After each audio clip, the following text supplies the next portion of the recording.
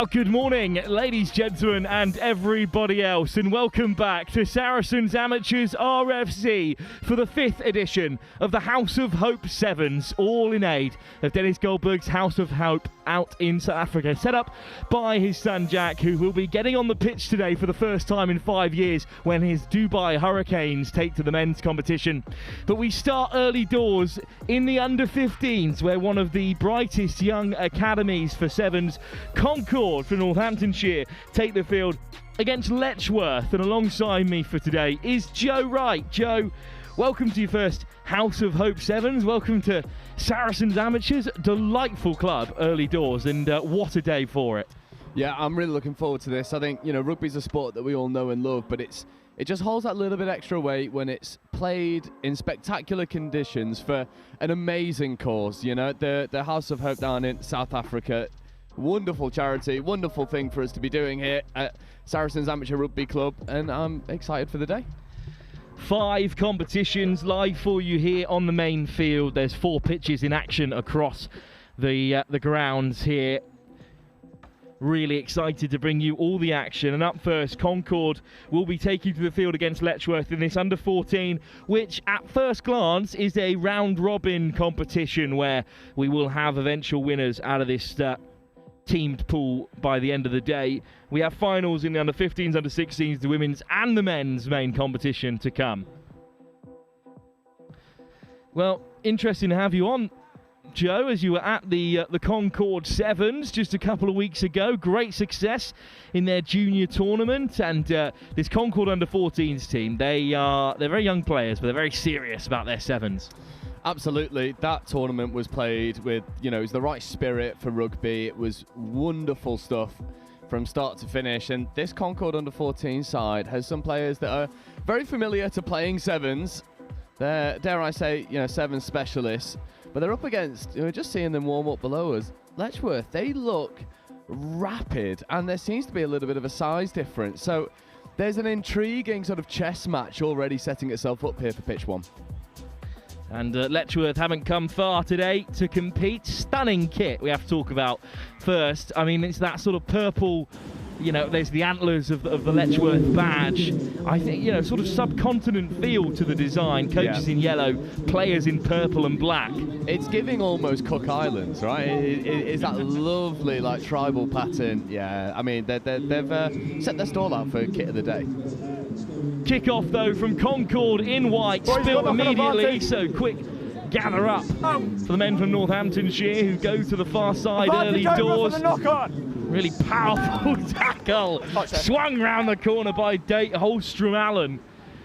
And that's going to be a line out for Letchworth. I mean, goodness, he's just completely lobbed him off the side of the field. Yeah, that is a proper way to make up for a mistake. He gave away the knock-on and just rags his opposite man into touch. So uncontested line-outs at under 14 level. The defence just have to stay put until the scrum half recollects it round the corner.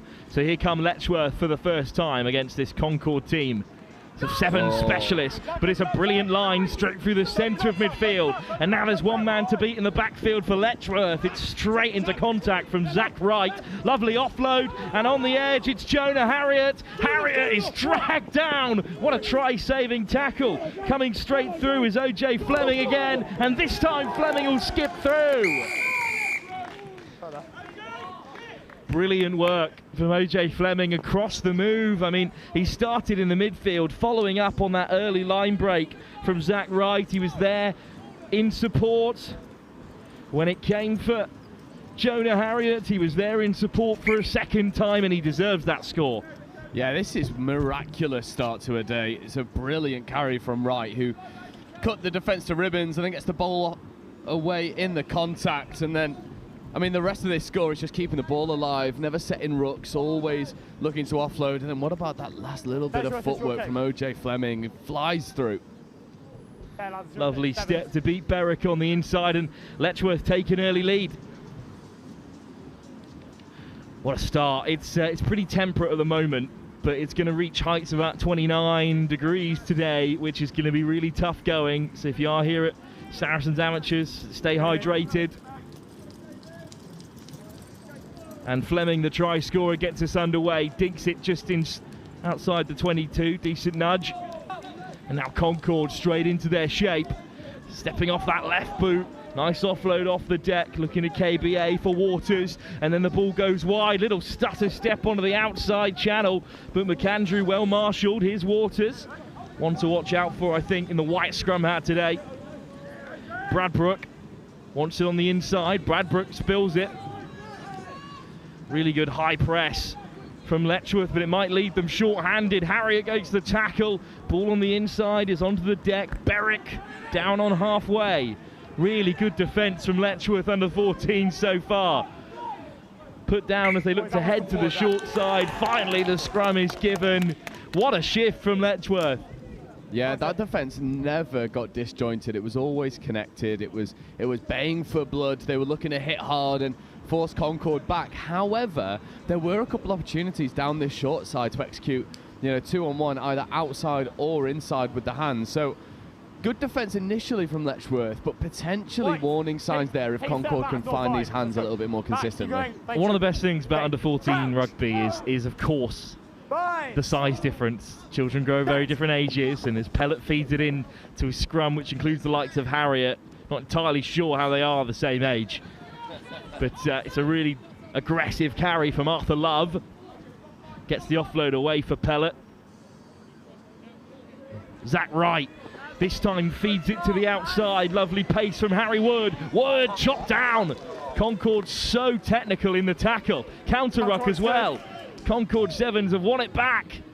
Really great work from them. I mean, they do make their tackles on the whole, Concorde. They are really competitive in that area. Yeah, the tackle technique is perfect as well. They're never going with soft shoulders or outstretched arms. It's always this aggressive hit.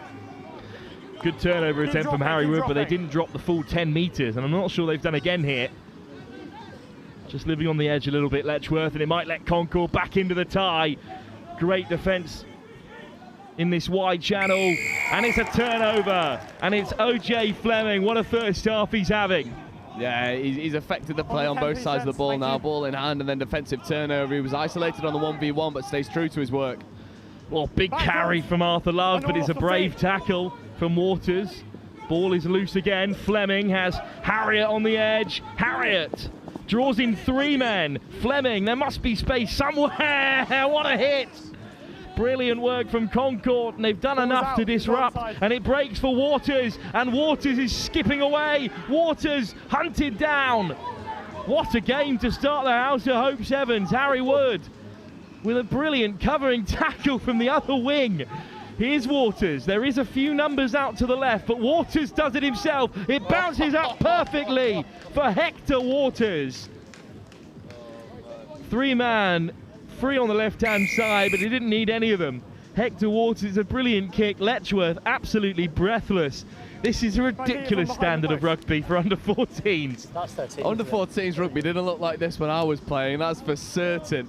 Concorde weathered the early storm, have come back with a vengeance, and that is a wondrous bit of magic from Waters. This little stab over the top. You thought that for a moment Concorde were isolated and there was a potential turnover, and then Waters just goes, no, there's nobody home except myself.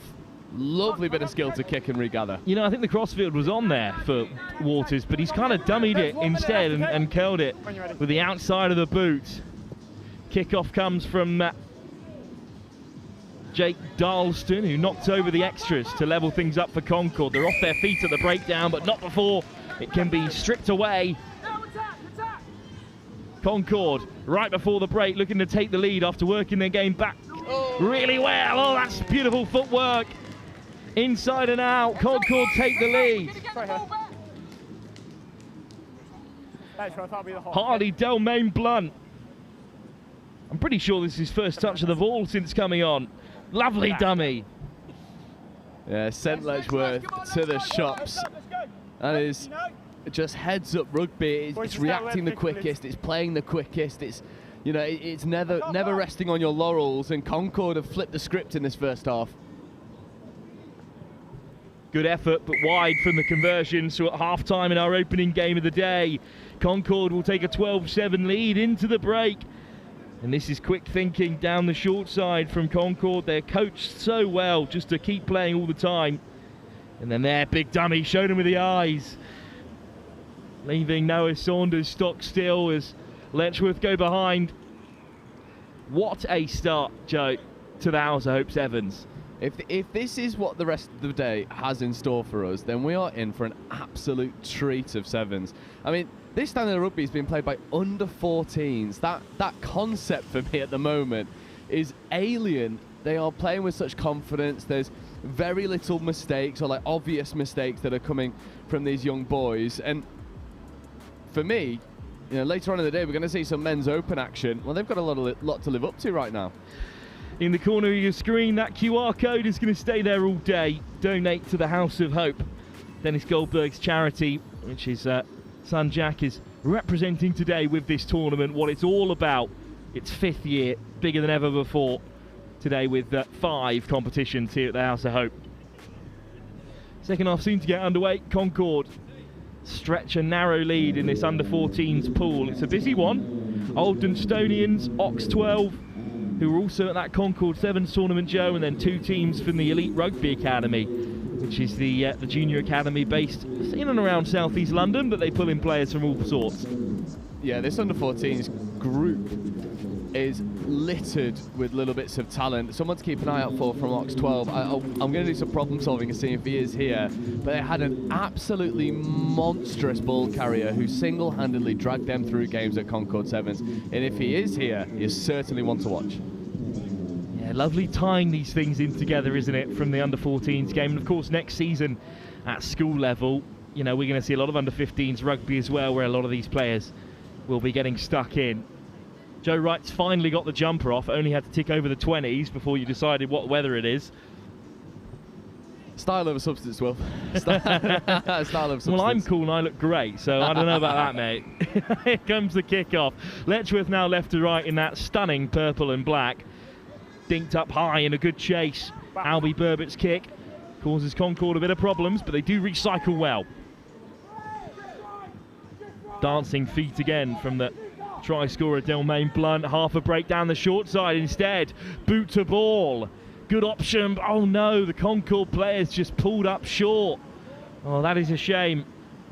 That's a hamstring if I've ever seen one, or a calf, unfortunately. So ball back with Letchworth, and the referee will call it to a close so Concorde can make changes. Not a bad option with the kick, but I think it might be DeMaid who just pulled up on the chase.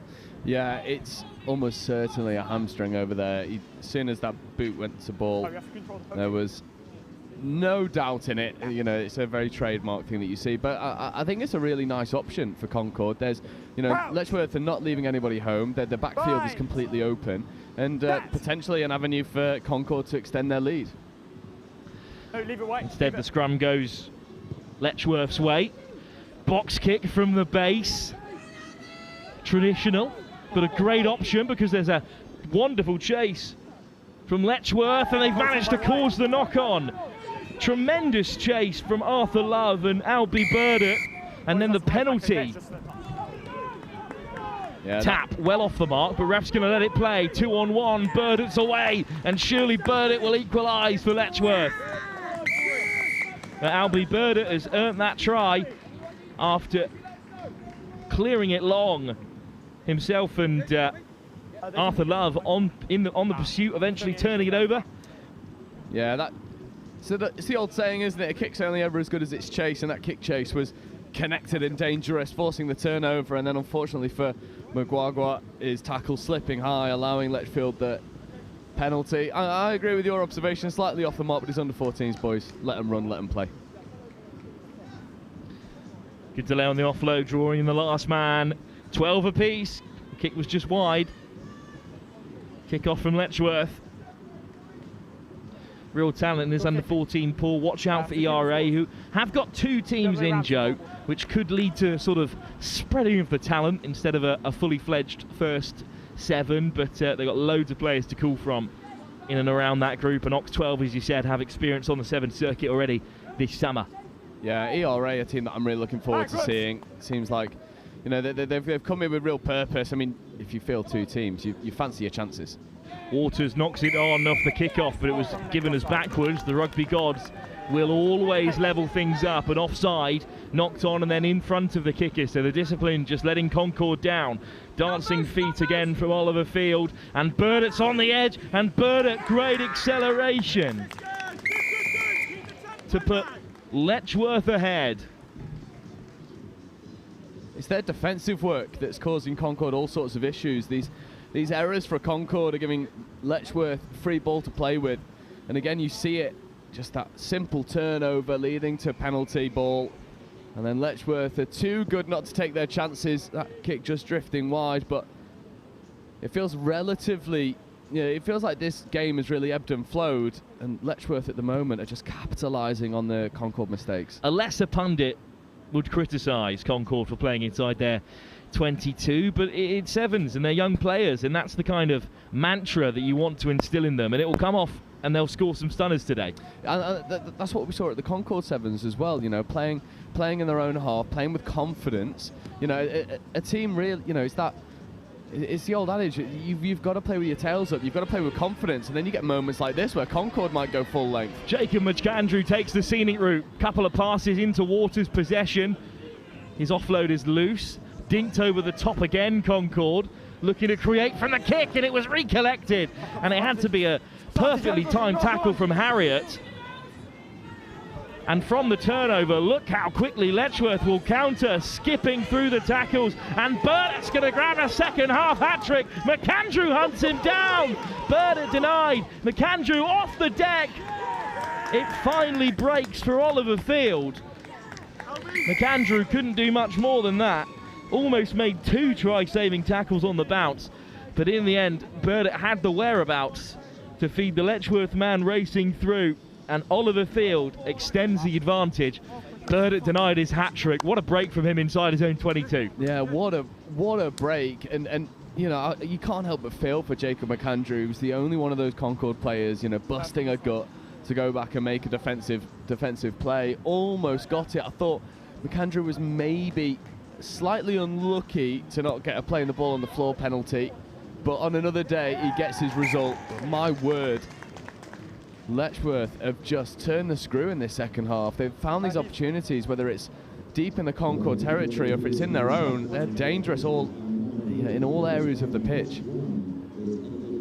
I agree. If he had started running, this offload is just lovely on the knees. And as you were saying, Wilf, it's a relatively straightforward finish from Oliver Finn, because the damage, well, it was already done by Albie Barnet.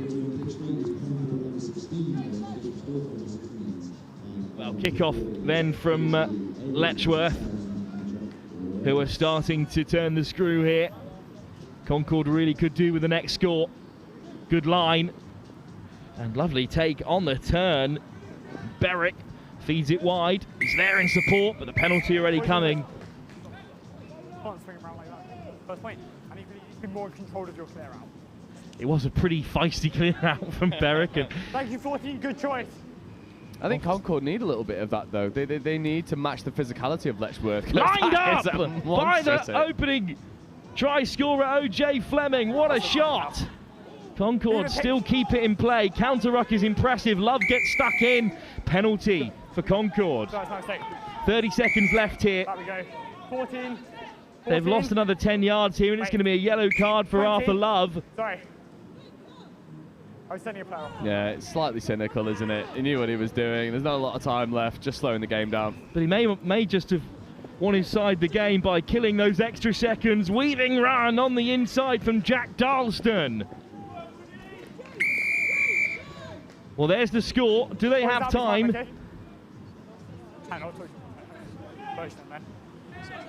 I'm just listening for the referee there, whether or not he said time up. I think he might have. Yeah, I think he did as well. I think he said that's time. And that means Concorde have fallen short in their opening game of the tournament. Very impressive stuff from Letchworth, who go 1 from 1 in the early days of this under-14s round robin. But the real story here, Joe, is the standard on show at under-14s level is quite remarkable. It is, it's phenomenal rugby. The core skills, the catch and pass, the hits. I mean, that absolutely disastrous hit that came in from Letchworth. I think it was his number 10 that just absolutely broke Concorde in half. And it was their ability to turn defence into attack consistently that just got them over the line, spearheaded by number 10 OJ Fleming, who got the opening score and then was just a wrecking ball in defence for Letchworth. Well, what a start to the House of Hope Sevens, donating the corner via the QR code on screen to the Dennis Goldberg House of Hope, what this tournament's all about. But stick with us, because up next, a bit of action from the under-16s competition. I'll leave you in the capable hands of Joe Wright.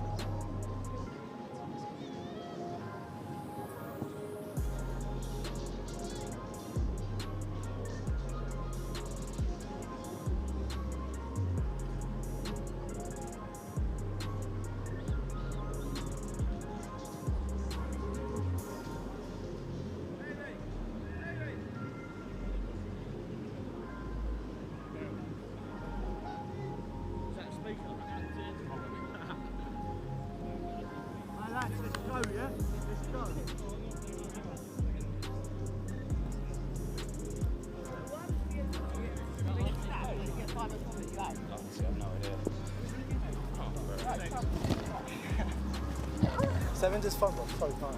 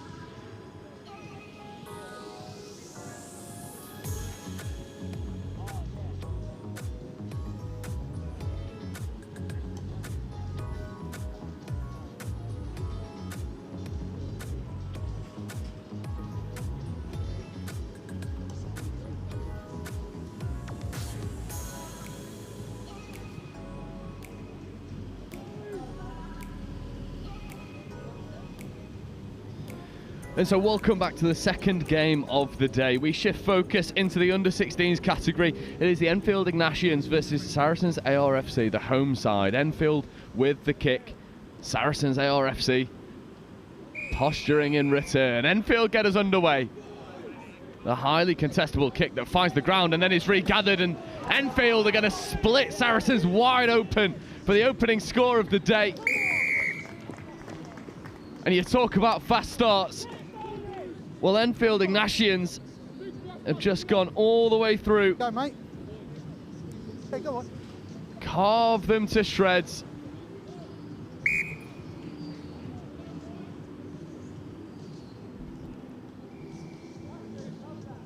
And this is Enfield Ignatians maybe catching Saracens napping.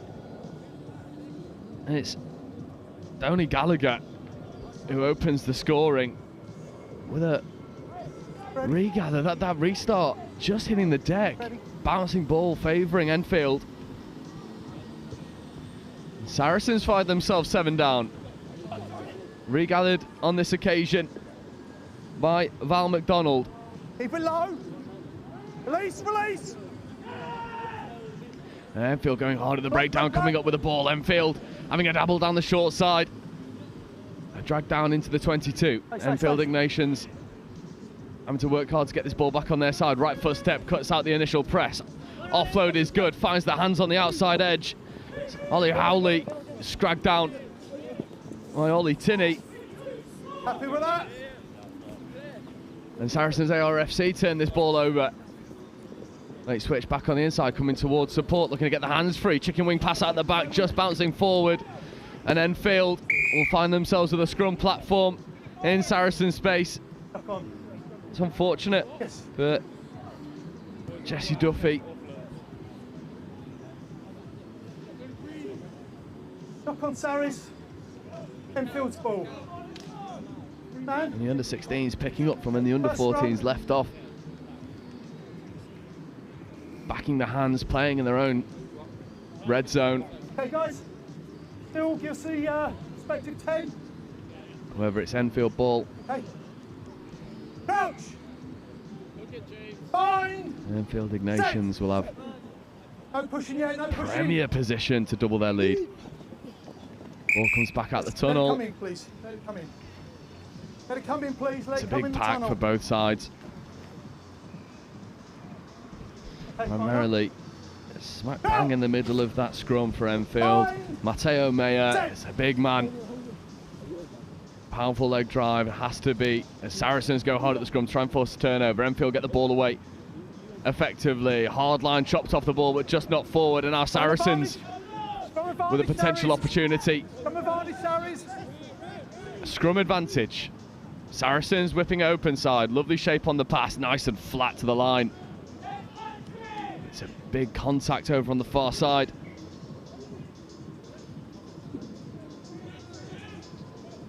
Patrick Corcoran it was with a big hit, but now Saracens are off to the races. Potential opportunity here. Give and go here. Mikhail Ery back on the inside. Saracens looking to nullify that Enfield score. Enfield falling off of tackles. The offload leaves a little bit to be desired from Ray Tartan. Saracens keep marauding their way down the short side. It's good.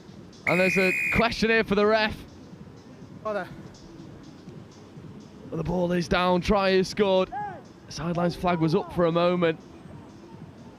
They just keep the ball alive effectively. And it's that man Val McDonald who skips over the tackle and then finishes in the corner. Sidelines, mate. A kick not converted from Saracens, so it remains 7-5. It was a marauding carry by Ray Tartan. The offload only finding the floor, but it's recycled by Tinney, finds McDonald, and McDonald skips out of one tackle and finishes in the corner. Kick, come on. Keep going.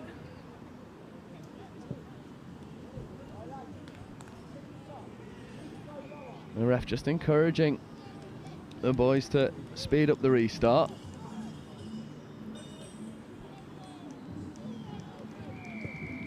And that one's never going 10. So it'll be Enfield free kick. Free kick. Bang on halfway. Enfield free kick. Big calls from the Enfield sub-box. Matteo Meyer gets off to the races. Big contact matched Tackle there, release. by Tinney. Right. His nice work. Skating his way back on the inside was Josh Jones. Play. However, stripped. Saracens with the ball back. Owusu answer it was, going hard at the breakdown, trying to cause issues, and now Saracens with a 2-on-1, just need to execute. The hands had to go. Opts to keep ball in hand. Dangerous back line waiting. Down your feet, Blue. Saracens conditioning these guards to stay nice and honest, but then potentially isolated, and our Saracens off feet. Play, play. Referee's happy with the clear out. Tinney. Feeding away to Cairo Pearson. Pearson with the extra pass. Starkin. Cairo Pearson wanted this ball back. Cairo Pearson's left isolated. Oh, lovely show and go, but the extra pass has to go. Knocked on. Okay, 22. And it'll be scrum platform for Blue. Enfield deep in their own half. And you've got to feel for him. 22, guys, come on. Ollie! Ollie! Try line was begging. Cairo Pearson was unmarked, ready to race away. Come on, guys, last 30. But not taken. The referee just wanting this restart to happen a little bit quicker than it currently is. It's knocked on by Mikhail Eri. Enfield coming down the short side. Cairo Pearson standing up well in the tackle. Donny Gallagher it was. With a nice carry for Enfield. Our lovely chicken wing pass out the back. 2-on-1 over on that far side. Now stepping back into the infield, making Saracens miss. Not once, not twice, but 3 times. And now looking to shift through the gears is Patrick Corcoran, dragged down into touch. It is a messy ruck. Enfield regather. No overlap on this occasion. And we are into the red zone, last play territory now, and Enfield will look to bookend their first off performance with another score. And they will get over Enfield Ignatians.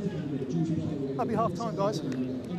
Get their score. They score 10 seconds into the first half, and now 40 seconds into overtime in the second. Enfield currently with a 7-point lead, kick to come. Kick not taken. But at the half, Enfield, half time. 7 points to the good. There's Ollie Smithson, who checked away. Find Liam Sweeney. Sweeney just went hard with the leg drive. Comes up with the goods. Our first look at under-16s rugby here at the House of Hope Sevens. And Enfield Ignatians have set their stall out early. They go in at half-time, 7 points to the good over Saracens ARFC.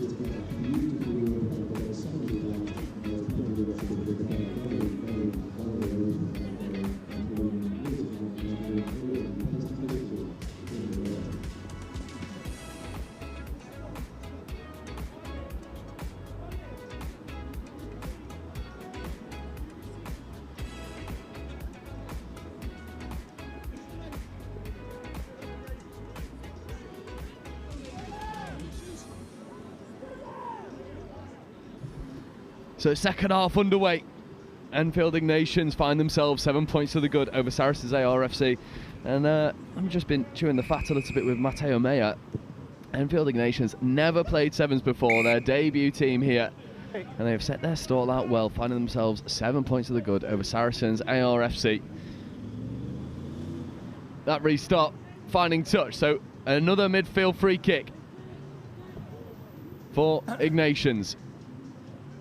Enfield just looking to condition these outside edges as starters quick in the second half as they did the first. Outside whites. Scragged down just side of the 22. The Ignatians trying to catch.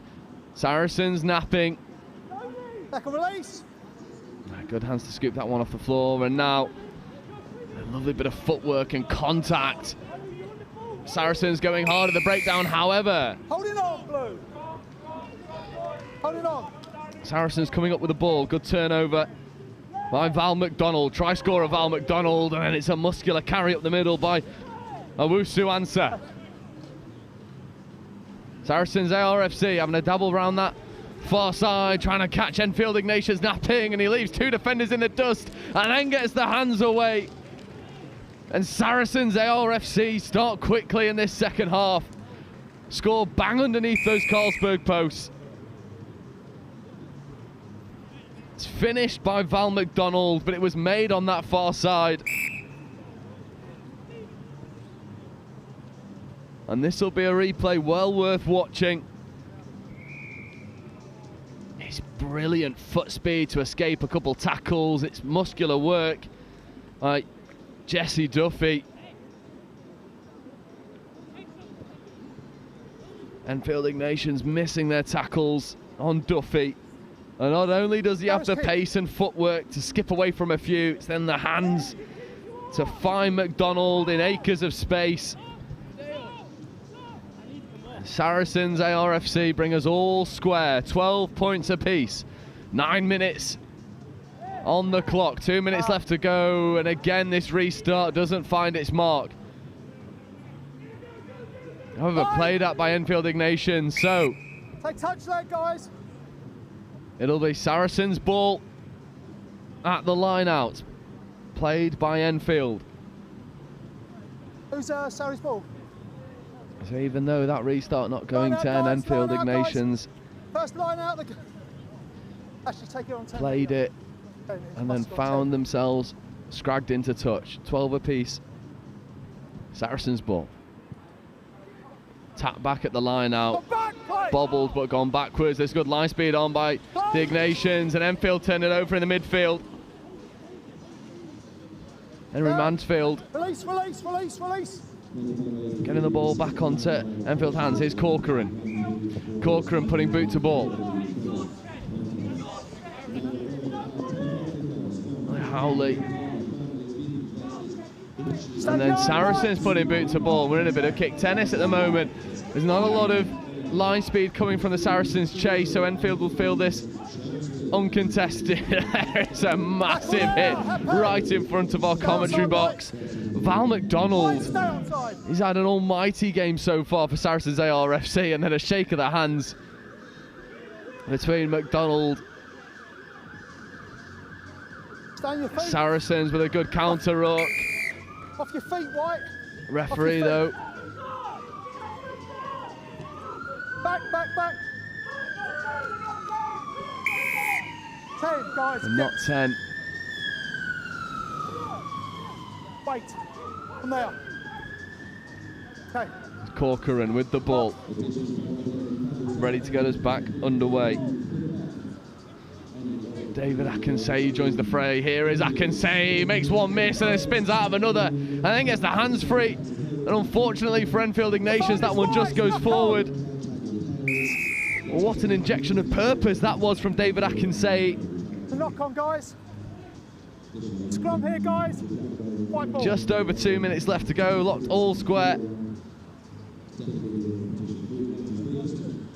And I tell you what we want to see. We want to see more of David Akinsey on the ball. But back, back, back, back, back. Back, back. Get your PG up back. Crouch. The Saracens with the scrum, bang on their 22. First and foremost, get out of dodge effectively and then maybe threaten this Enfield line. Lovely, massive contact coming in by the number 20, Jesse Duffy, who keeps going and gets the ball off the floor. The Saracens keep this one alive, stay dangerous. Judah Wusu-Ansah. The extra pass goes away. And the Cairo Pearson will hair away into the corner. And Saracens ARFC will be thanking Jesse Duffy for his muscular carry to create scoring opportunities, and then the combination of Owusu-Ansah and Cairo Pearson unpick the Enfield defence. 90 seconds left on the clock, conversion to come. 5 points of the good now, Saracens ARFC, in a game that is ebbed and flowed oh so lovely. Owusu-Ansah with a big carry. And then this time there's no mistake executing the 2-on-1, and Cairo Pearson skates away. Finishes underneath the post to make the conversion just that little bit easier. It's a real shame. 7, 19, 12, yes. A minute left on the clock, 19-12 to Saracens. And this time the Saracens restart is absolutely on the money. However, a potential knock-on, not called by the ref, at least. It's a knock-on, guys. It is eventually. Trying to catch. Scrum. 30 seconds left to go. Scrum platform here for Enfield Ignatians. This will be a miraculous finish to this game if Enfield can bring parity back to the scoreboard. Time is not on their side. And they'll be looking to keep this ball in hand. 7 points the difference. You can't help but feel like a try underneath the post is exactly what Enfield need at this moment. They're keeping the hands alive, not trying to capitalise on the 2-on-1 opportunity around the outside, and now there's a big pace mismatch, and Corcoran might do exactly that and finish underneath the post. Patrick Corcoran with a miraculous finish to this game. Apologies if you picked up any language that was less than savoury. But Enfield Ignatians, on their debut Sevens appearance, have a kick to bring it all square, clock in the red zone, last play, and the kick is converted. 19 apiece this one will finish between Enfield Ignatians and Saracens ARFC in a game that could have gone either way, but Enfield Ignatians, in their debut Sevens outing, find themselves finishing level with Saracens ARFC, who might be ruining those inaccurate restarts that surrendered possession back to Enfield. What a second game we've just had here, and our first look at under-16s action here at the House of Hope Sevens. Moving on to our next game, though, in about coming any moment now, our first look at men's action, and it is the Barnet Elizabethans, and they'll be playing Finchley RFC. I'll be with you in just 1 minute's time.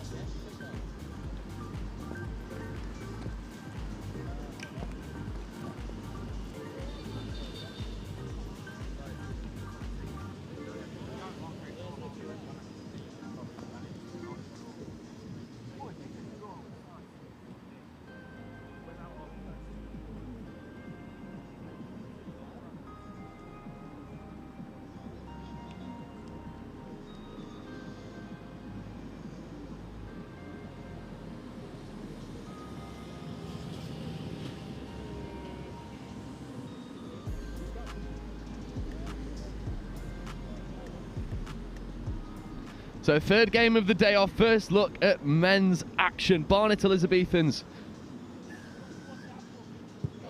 And Finchley with the restart. Play it, go over. It's fielded by Barnet Elizabethans, who look to go expansive early, coming back against the grain. Trying to expose a 2-on-1 here for Will Gargett.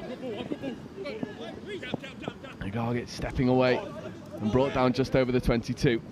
Finchley going hard at the breakdown, trying to force turnovers. It's all getting a little bit messy. Referee has the decision to make. Scrum platform for Barnet Elizabethans.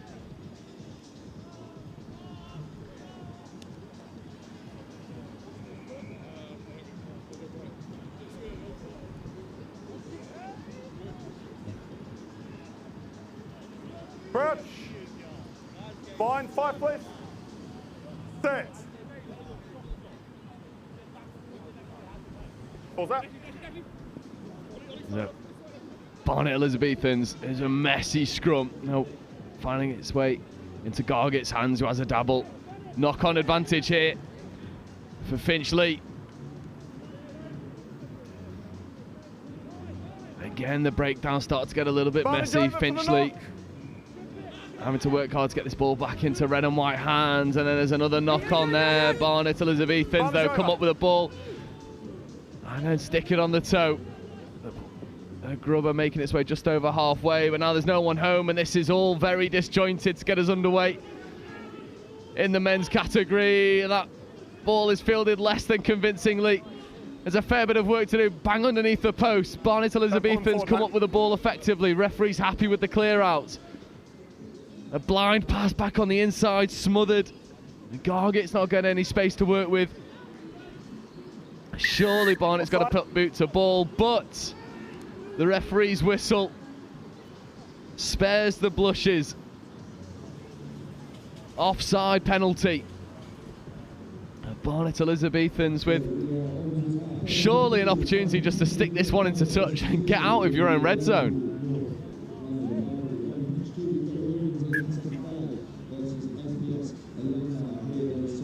And 2.5 minutes into our first men's open action, and this game has been played at a rare old pace that just lacks that little bit of quality through the hands. Both teams guilty of unforced errors, turnovers, knock-ons, penalties, holding on, offsides, whichever you'd like to pick. It's happened in these 2 minutes and 43 seconds. There you go. Potentially this line-out platform will give the Barnet Elizabethans Okay, time back on.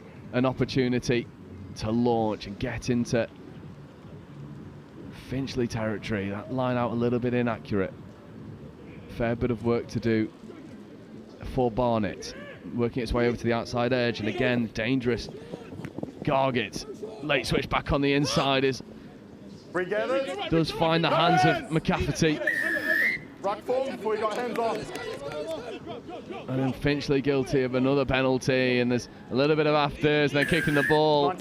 19 might go to the bin, and that is not the captain's contribution that Kieran Tomlinson would have liked for Finchley. The captain's gone to the bin for 2 minutes. 7v6.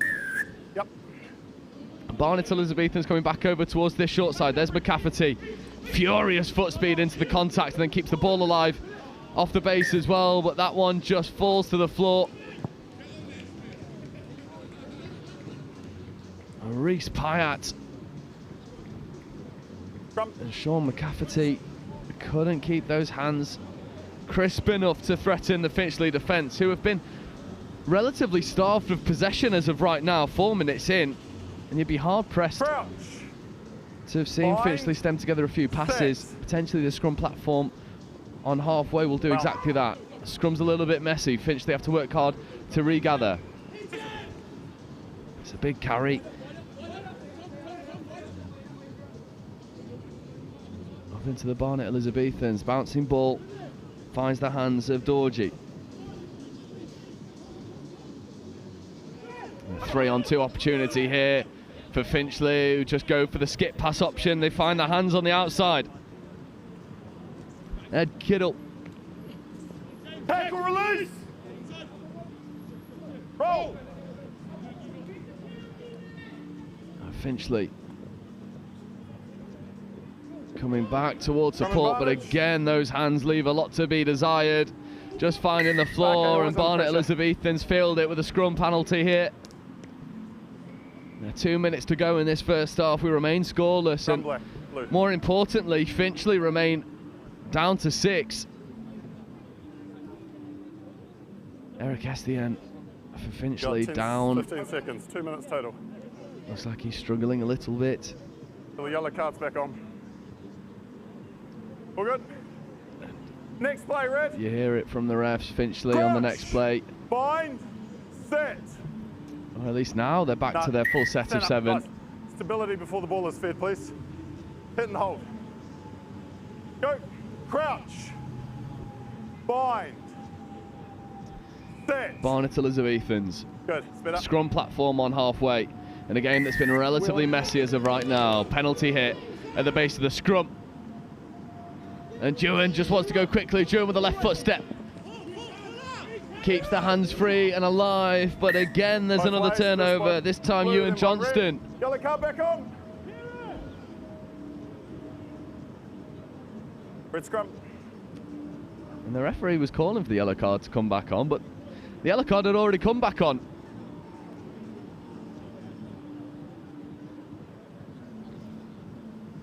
Crouch. Bind. Set. Ashbury with the feed. Now connects. Here's Ashbury on the wraparound. 2-on-1 opportunity, and Finbury will look to go full length here.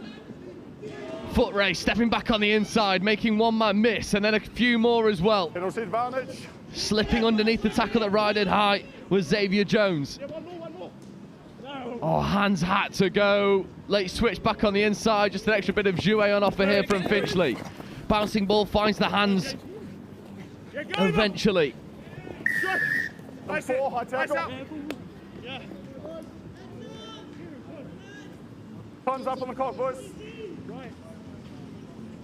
Last play. Will Finchley open the scoring here? Tomlinson, Captain Tomlinson, who went to the bin and now finds himself back. Xavier Jones with a left foot, right foot, trying to create scoring opportunities and mismatches. Again, the hands leave a bit to be desired. Tomlinson's pass only finding the floor, eventually bounces up into Finchley hands. Finchley only going backwards under the pressure of Barnet Elizabethans. And recycling back over towards that far side of Nevin. Nevin looking to get the hands free and go hard for a 2-on-1. However, Barnet Elizabethans turn it over. And will the Elizabethans show that little bit of class we've been looking for to open up the scoring? There's a foot race on offer here. Take it out, take it out, take it out. That one will just find its way into touch, and it'll bring up half-time in a cagey game where neither team's really started brighter. Both teams guilty of unforced errors, but it leaves us at the half. Barnet Elizabethans 0, Finchley 0.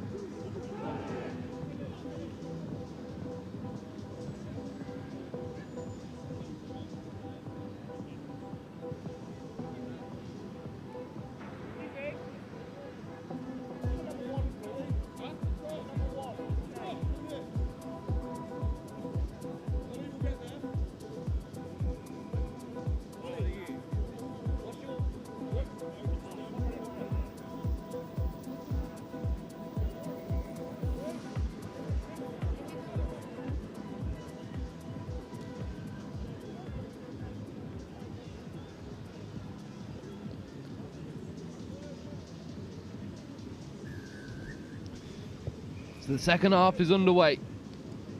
Jack Nash for Barnet Elizabethans with the restart that finds itself deep into Finchley territory. A left foot step, Finchley. Carrying hard, it's muscular work, but again the hands leave a fair bit to be desired. Nash trying to put on the pressure for Barnet. Finchley now coming back over towards the short side, just put the ball through the hands. It will surely do it. Offload back on the inside, but Xavier Jones is shot down. Over Dylan Jimney giving away the penalty. Restart here for Finchley. Ashbury bouncing around a couple would-be tacklers, and then penalty. 24. Intentional knockdown, mate. It's not a natural action. And Jimney goes to the bin. Wait, please, And the wait. Barnet Elizabethans have found themselves down to 6. Jimney, the referee deemed it to be an unnatural action. So we'll spend 2 minutes on the naughty step. Nice outside, out the back pass from Kieran Tomlinson, the captain, trying to create a moment of magic for his team. There's good line speed pressure coming on from Barnet Elizabethans. Heathcote now giving away the penalty of high tackles. Finchley, the ball's just got to go through the hands, find that little bit of accuracy that you've been looking for, and there has to be try-scoring opportunities on the far side. Another penalty advantage. High tackle. Keep them down, please, Blue. The referee just saying that the tackle height's got to find themselves to be a little bit lower. Finchley with a raid, potentially to open the scoring. Jones getting involved. It's a set defence for the Barnet Elizabethans. Look to just put on the nudge, and it's stripped. And Will Gargett. And Gargett keeps going. Contest, play on. Again, a little bit messy. Big clear out coming from Finchley. There's a contest for the ball on the floor. Finchley come up with the ball, but Barnet Elizabethans on the right side of the referee's whistle. Finchley diving on the ball on the floor. And it's all a little bit wayward at the moment. Use it now, please. Both teams guilty of errors.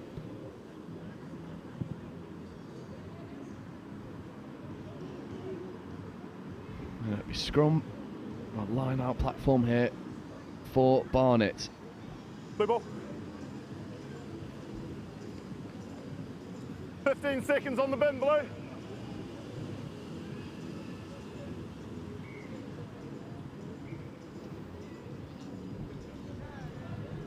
And as things stand, neither team will be taking advantage of their respective periods with a man advantage. It was Tomlinson in the bin for Finchley in the first half. It's Jimney in the bin for Barnet in the second half. And unfortunately, a game that's been littered with unforced errors and knock-ons and penalties. This time it's Finchley's turn to surrender, to regain possession. Surrendered to them by Barnet Elizabethans. On the 15, mate. On the 15. Yep.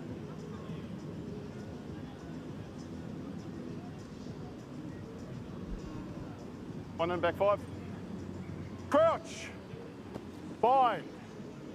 Set. Finchley with the platform. Barnet Elizabethans going hard at the scrum and coming up with a turnover as well.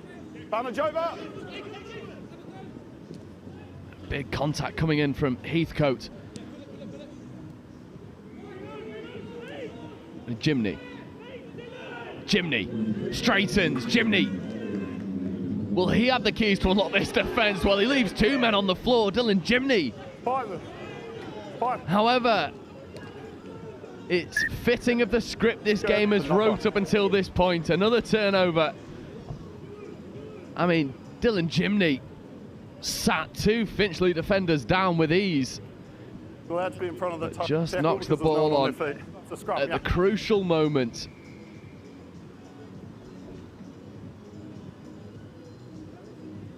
Go, boys.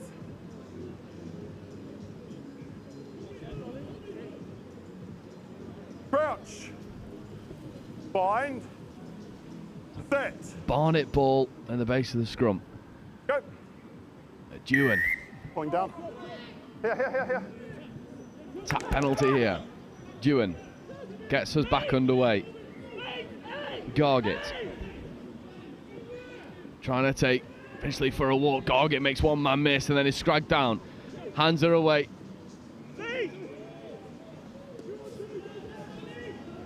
There's Jones, Sam Jones, late switches away, but again, a knock-on turnover. This time it's McCafferty. McCafferty tries to put the nudge on to rectify his mistake. And now Finchley, straighten and trying to create scoring opportunities of their own, capitalising on broken field defence. Surely Barnet's offside. They thought for all the money. Barnet defenders never hitting that onside line. Finchley trying to play expansive. There's a nice footwork coming on from Ashbury. Ashbury still with the ball. Matador stuff from the man in red and white. Checking away his potential hospital pass for Heinrich de Villiers.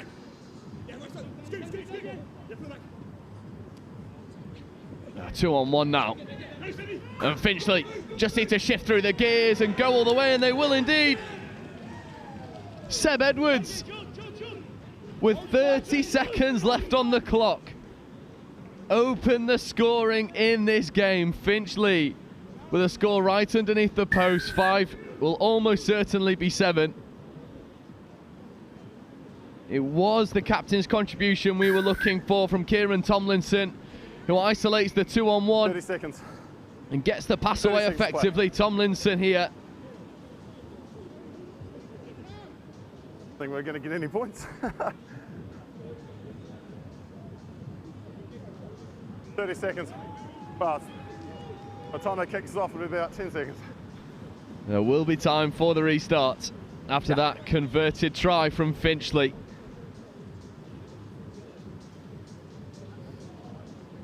Seb Edwards has just come up with that little bit of class that Finchley needed to get over the scoreline.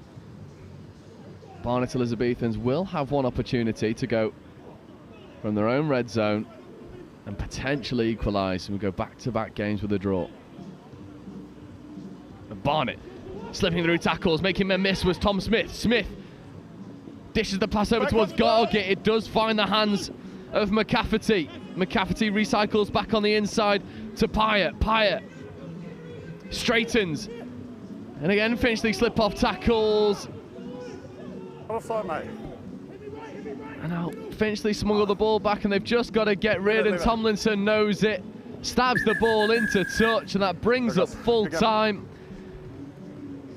It finishes Finchley 7, Barnet Elizabethans 0. Finchley just had that little bit of quality when they needed it. Seb Edwards with the finish. Our first look at men's open categories looked a little bit cagey, but then in the dying embers, Edwards comes up with the goods for Finchley.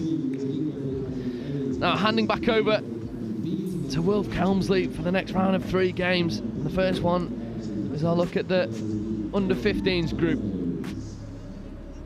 It's the women's Hackney Gladies, and they'll be taking on the Bath Rugby Women's.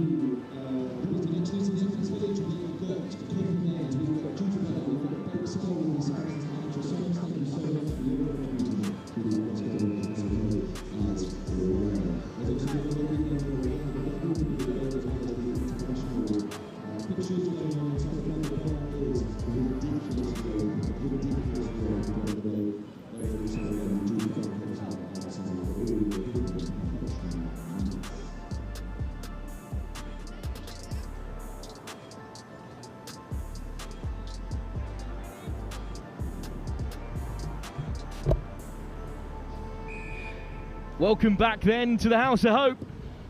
Our first game from the women's competition, just 3 teams competing in this one, but there will be a final later on for the top 2 out of the 3. Bath, the defending champions, favourites, have won back the kickoff and are sniping down the short side. Well, it didn't take long for Bath women's side to get off the mark. A growing programme, playing in the Women's Championship at the moment. Had good success on the Lit Super 7 series, jumping up into the Women's Elite competition. They are far and away the favourites here in this talented but rather cosy pool. Full set of 7 as well, it's been knocked over 4. Just some quick thinking by Alex McGuinness down the short side. Anya Small knocks over the extras.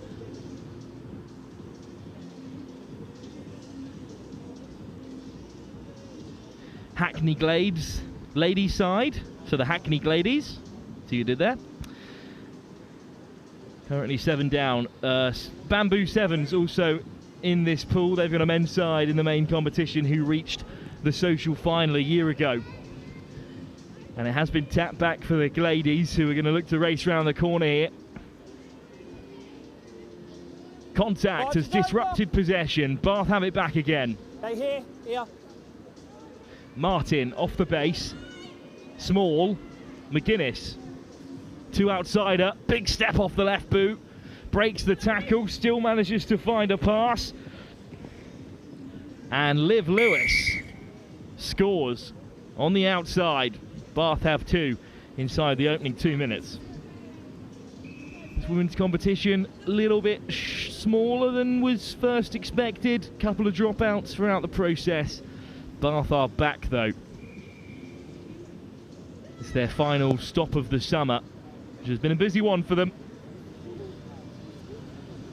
And they lead by 12. Yeah, it will be interested to see if anyone can come close to them. Bamboo bring an interesting team to these tournaments. Not every team's Bath. But not only is it a very talented Bath side, they've really gelled throughout the summer. A lot of familiar names from the Lit Super 7 side that competed in all 4 legs among the team sheet today. Kick off from Anya Small. Really decent chase. And they do just enough to disrupt their Bath. It's just knocked on. Outstretched. Right above her head, looking to regather once it bounced loose. Chance for the Hackney Gladies to play with a bit of ball in hand. Here's your mark. There, ladies.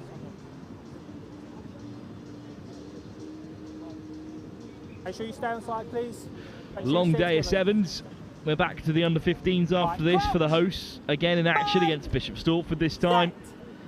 And then some more men's action at 11 when the Gotham City Ghosts take on Fulham Boys School's alumni side. Gladies managed to ship it out to the widest player, but Bath are really well covered in defence. Chop tackle from the try scorer Lewis and then ripped on the deck. And now Kira Martin looks to break. McGuinness feeds it on. It's a 2-on-1 out there. And Amy Guarini will eventually finish off the score rather simply. And this is going just as expected. Bath the heavy favourites here today, stamping their authority on the fixture early doors. Good finish from Guarini, but she had plenty of options.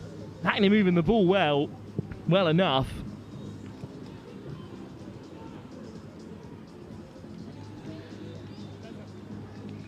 But they don't miss tackles, Bath. And then ripped away by Ellie Lewis. They know how to execute an overlap, but in fact there was another player out there as well, Anya Small, also on the edge. Good start for Bath. 17-0. Another great chase from Bath, and it bounces up unkindly and back into the possession of Laura Duncan. And Duncan takes the scenic route. There's 3 over in blue and white, but the ball is loose. That's a missed opportunity for Bath. Not sure they'll mind, considering how this is going so far. Just come in here where I am. Yeah, come across. There you go. Open that gap, please, ladies. Make sure you're 10. Yeah, you're fine there. Line out disrupted. There. There, hooker. Yeah, there and there. Good effort from Bath, but slapped straight back into touch.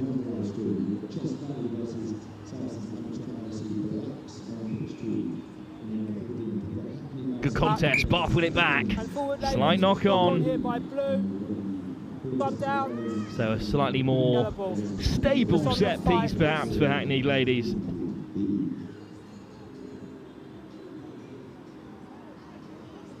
Right, crouch! Bang! Set! Gladies with the feed. Powerful scrum on that far side from the Hackney Gladies. Wheeling is the call though, it's the near side front rower from Bath who's penalised. But they just look so comfortable in defence. Tackle was complete, didn't go. And Carter made the shot and wins the penalty. And it's a quick tap and a quick break from Ellie Lewis up to the 5 metre. 2 on 1 here as Bath look to fade away. Ball in 2 hands from Iola Carter. That's half time now. Just does enough to bemuse the Gladies defence and score Bath's 4th before the break. When you keep it in 2 hands, they never know if you're going to play it wide or if you're going to go yourself. And that's what allowed the hole to open up. As it's a brilliant kick as well, curling in, but just wide from Katie Derrick. It was a good chop tackle, and then just got straight back to her feet, the Gladies lady. So Lewis with a quick tap, and then good acceleration, good ball movement, very well drilled this Bath side. And at half-time, they lead by 22 unanswered points as they look to reclaim their women's title here at the House of Hope Sevens.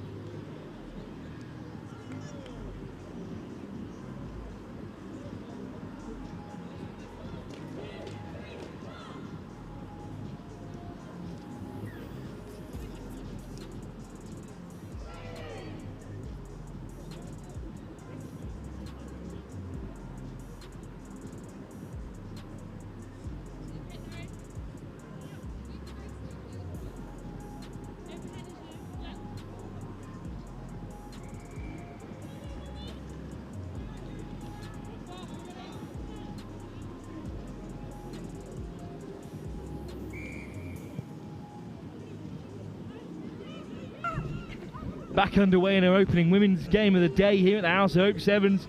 Deep kick-off from Hackney Gladies. And a nice weaving run from Laura Duncan to get us going. She was obstructing the clear out, she's offside. And it's a penalty and a quick tap. She loves to go quick, Ellie Lewis. And she's won a second penalty advantage, which is now over. So Bath will have to do one on their own. Into the forward pass. So good defence from the Hackney Gladies. Drifting across well, marking their women and making the tackles and forcing a knock on. Offside, you can go, okay? If you're not 10 and you're slowing the ball down, you'll go. Of course, that QR code in the corner is there for you to scan, so you can donate to the Dennis Gilbert House of Hope. Don't touch her. The House of Hope, based in Cape Town, South Africa, supporting children and families Got a set, go for it. from disadvantaged backgrounds. You're good with there, education Hackney. and Come much creative support. Set Right, up, you're of course, set, by right. Dennis Goldberg, whose son Jack is the founder of the House of Hope Sevens, former head coach here at Saracens Amateurs and Mill Hill School, just round the corner. Lovely line break from Lewis again, who draws a high tackle. Over shoulder, no hands now. 2 woman clear-outs every time for Bath, which secures the ball, and then one of them just drops off to play scrum half. So they've always got numbers, and look at the pace on Duncan. Laura Duncan races away. Bath have their first score of the second half. 5. Yes, 9, but once it's ball's played in, you can drop back if you want.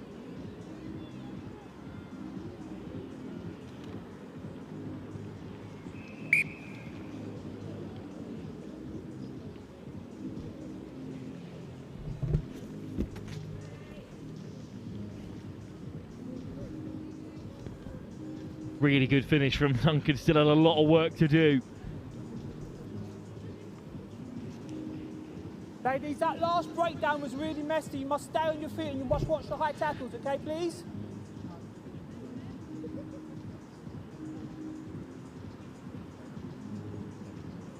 Stop now, winger, Kick off stop. from Bath, unfortunately just a little bit too keen there, Amy Guarini on the chase, but regardless it's been knocked on by the Hackney Gladies. So they have it straight back again. 29-0 as things stand after the conversion was nudged over. Must have a 9 here, please. Drop, after they pull the ball, you can drop back, but you must be here to start off, okay? All right, crouch! Bye! Set! What a scrum though from the Gladies. Out. Not the first time they've disrupted from this specific set piece, and really good work to get her knees to the deck as well and force Bath to release. Moving a little bit narrowly at the moment though, and after a calamitous coming together, it's been ripped away. I think it's Lewis again who's managed to smuggle an offload in. England on the edge. Oh, lovely footwork. Evie England with pace to burn.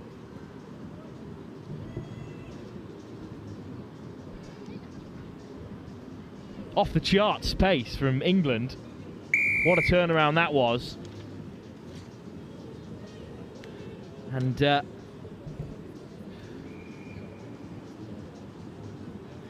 going to take Bath past the 35-point mark if this kick goes over.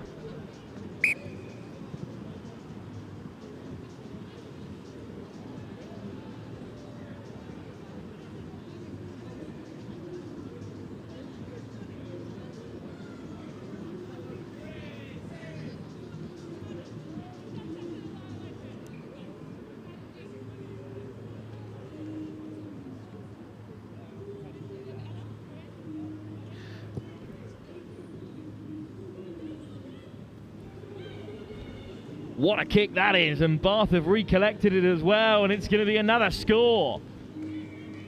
And the first of the day for Abby Knight. Brilliant nudge from Anya Small. Apologies, we've had a little bit of news through that some injuries elsewhere have caused a couple of delays in the junior competitions, so we're just having a bit of a schedule readjustment, but nothing for Bath to worry about as they score another try. And that takes them past the 40-point mark. It's a brilliant kickoff. It's just over the 10. It's wide. It's into that 15-metre channel. It's a great take from Abby Knight. Right, last minute, Hackney. 1 more minute. Tough for the Hackney Gladies when someone like Abby Knight is coming off the bench when you're already 30 points down. She's one of their best. Brilliant kickoff again from Anya Small. Knight almost able to wrap it up, but it's just beyond her this time.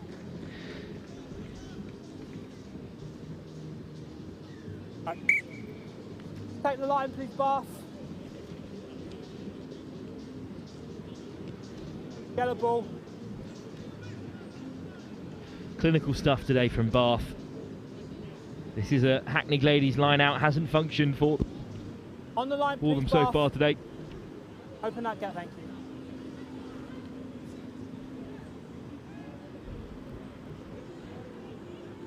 Great effort from Bath to disrupt, and they do have it back again.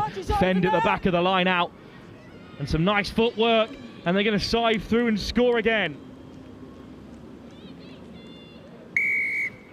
Right. That's time.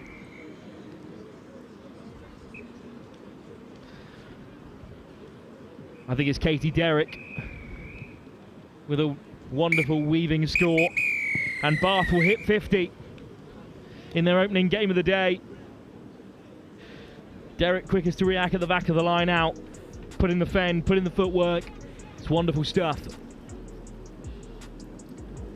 And Bath are storming through the House of Hope. One more win and they're into the final. Hackney Gladies 0, Bath 50. What a performance by this Women's Championship side. Well, we are due to have a bit of action from the under-15s division up next, but we'll get updates to you when we have them for a couple of delays elsewhere, live here at the House of Hope. We'll be back very shortly.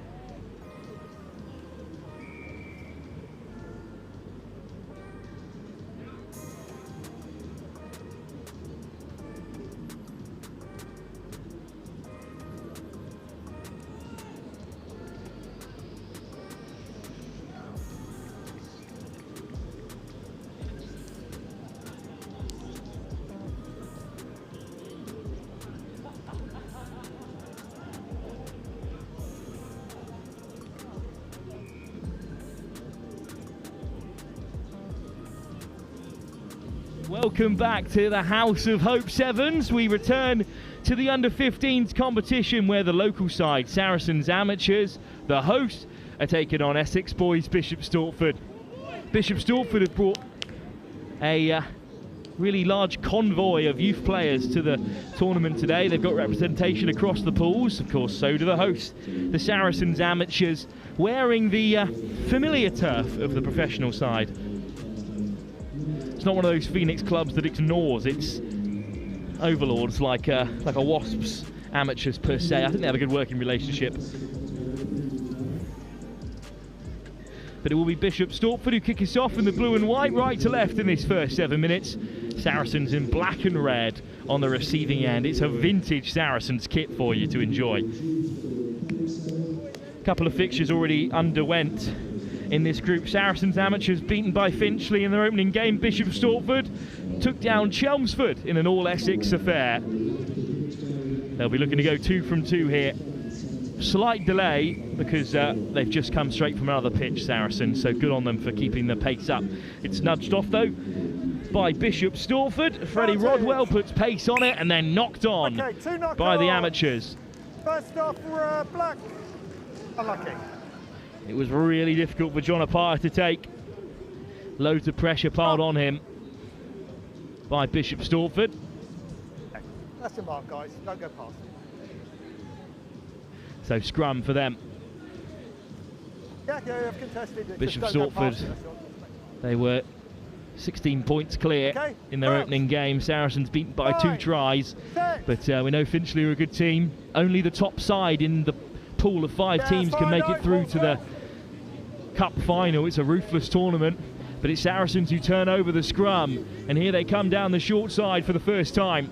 Nice dummy, looking to get the offload away. It's a great covering tackle. Great work from Ollie Thornton.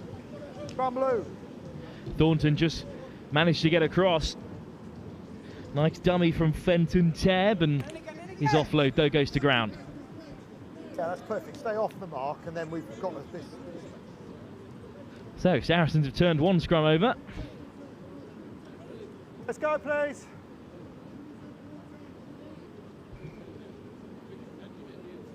Crouch.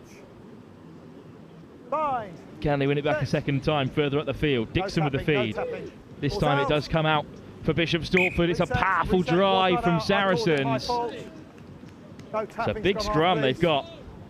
This is giving him an advantage. You can call it, you can't tap it.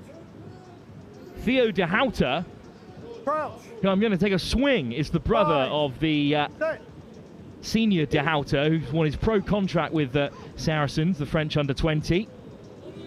But that offload on the inside from Stortford's a little loose, swept up by Shambrook. Dixon, and now the first chance to run in behind from the talented winger, Jimmy Asiru. And Asiru, with searing pace, races through to score.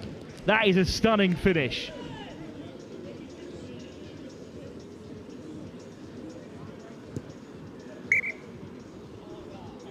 How about that for a score from Bishop Stortford?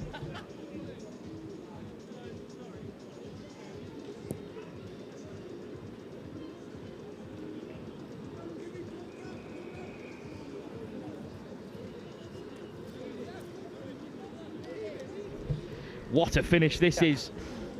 There's 2 Asirus out there, Femi and Jimmy, but that is Jimmy Asiru. Brilliant finish. What a try for Bishop Stortford. What a seriously young talent he is. Freddie Rodwell to get us back underway.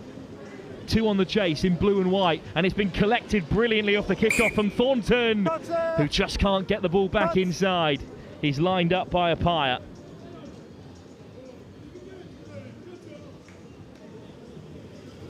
Second. Pour somebody on. Blue there, blue there. Yeah, every time I get a look at him, I'm moving closer and closer to the idea that Mattis de Houter's younger brother is wearing number 5 as the French international under 20 second row in Saracens colours, his senior. But all about Theo de Houter now from this line out to Houter. Good ball, round the corner they come. Great line speed, but it's been just about evaded by Lewis Giles, who gets the offload away. Big bump on Asiru, and to the outside they go. But Asiru gets back to make the shot. Femi Asiru this time looking to get over the ball. Saracens spreading it right to left very simply there. In comes the big fend from Giles. A pyre over in support, but Asiru off his feet. Penalty goes the way of the amateurs. Back you go, I want it harder, please. Not working hard enough to get back 10, I think, from the referee. A pyre. Nice soft hands. And Giles darting inside again. Offside. Moody. All the way onto the outside comes Ollie Ellis. Ellis with a good start to this half, gives the ball away. Beautiful footwork. Tell you what, Alex Dwyer did well to keep his feet. That was one for the crowd pleasers. Penalty to Houter with the tap. Nice footwork from the big man. How about that for a step? But we're still live here. And our line break for the Saracens amateurs over the 22. Good clear out from Apaya and company. Little pick and go, doesn't make the yards. Asiru over the ball. Penalty though. That's tough. Freddie Rodwell just not rolling away. There you go. And the referee's just given them another 10 yards here. And it should be an easy walk in for Saracens. Amateurs, great defence. Apaya driven off as he looked to pick it up. It's Apaya, inches short. Saracens making a mess of this. And then a swan dive over the line from Harry Moody.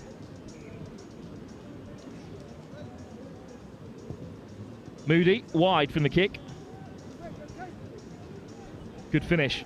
And Saracens amateurs back into this contest through the ill discipline of Bishop Stortford, really. Referee a little bit trigger happy, I'll be honest, in this opening few moments. That's twice Bishop Stortford have been sent back 10 for not an awful lot. They're doing well to keep their composure here. Let's go, guys, let's go, come on. Taking time out of the game, speed it up, please. Referee keen to get us underway. Behind the kicker. Saracens amateurs with the kick-off. They're down by 2. Dahouta, the clear man on the chase. Brilliant take right on the toes from Femi Asiru. And he's not the same player as his twin. He will go up the jumper and beat men. Nice soft hands from Bishop Stortford. Saracens a little stretch. Great offload, flung out wide. Dummy straight through the centre. Off comes the handbrake. Bishop Stortford score again. Freddie Rodwell, the playmaker, slips the net. And all the hard work of the Saracens amateurs undone through some excellent play in the midfield. There were players out wide that Saracens had to mark. Little show and go from Rodwell. And it's 14-5 at the break. This is a nice offload from Bothwell, just to keep the attack alive, but it's patient sevens really. Half time, yeah. Ollie Ellis came shooting out of the line looking for the intercept. His opposite number skipped inside him. And at the break, Saracens amateurs trailing by 14-5. Bishop Stortford on their way for their second win of the day in this under-15s competition.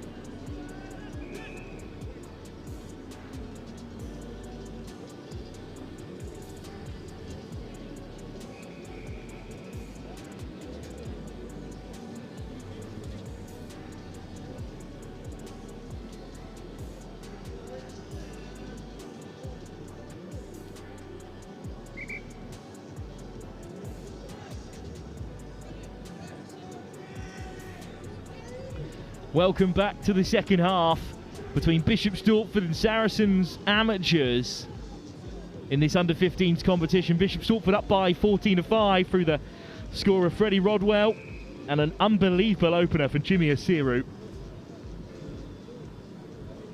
Saracens responded well. They were really made to work for it in the end.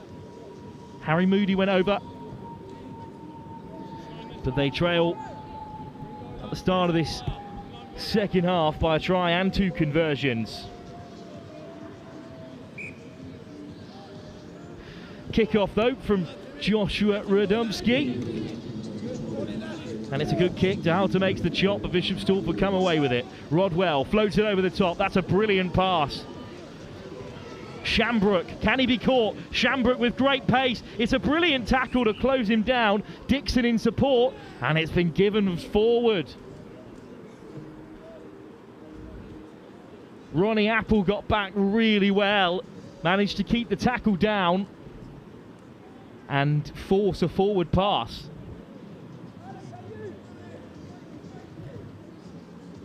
Sizable front row for Saracens with McKedgy on one side and Dahouta on the other. Just towering over Oliver Champion.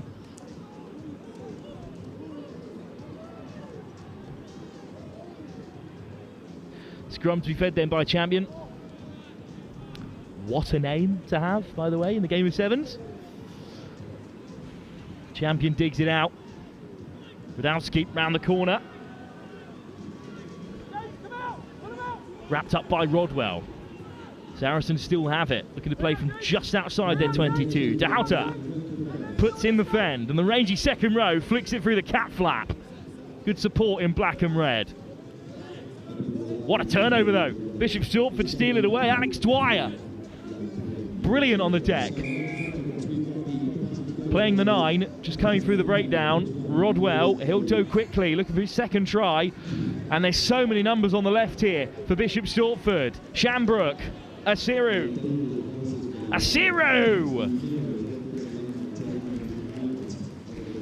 Well, he was limping a touch at the end of that first half. First chance really for him to break away with green grass ahead of him. Doesn't look out of touch. Yeah, there'll be familiar places amongst this side, with Bishop Stortford firmly within the Saracens catchment area. See Siru and Max Mukeji deep in convo.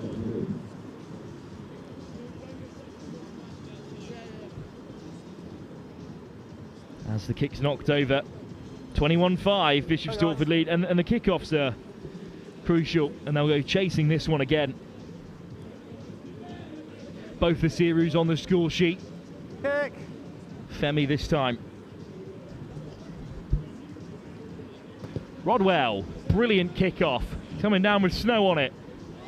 And the hosts are in trouble here. Lovely footwork and searing pace from Bishop Stortford here. Rodwell, hand should do it. Wide from Bothrill. Asiru, hitch kick, sticks out the stiff arm and dots it down. Apaya leaves one on him, but try scored. It's a hat-trick for Asiru. One from Jimmy, two from Femi. And they're going to win this game.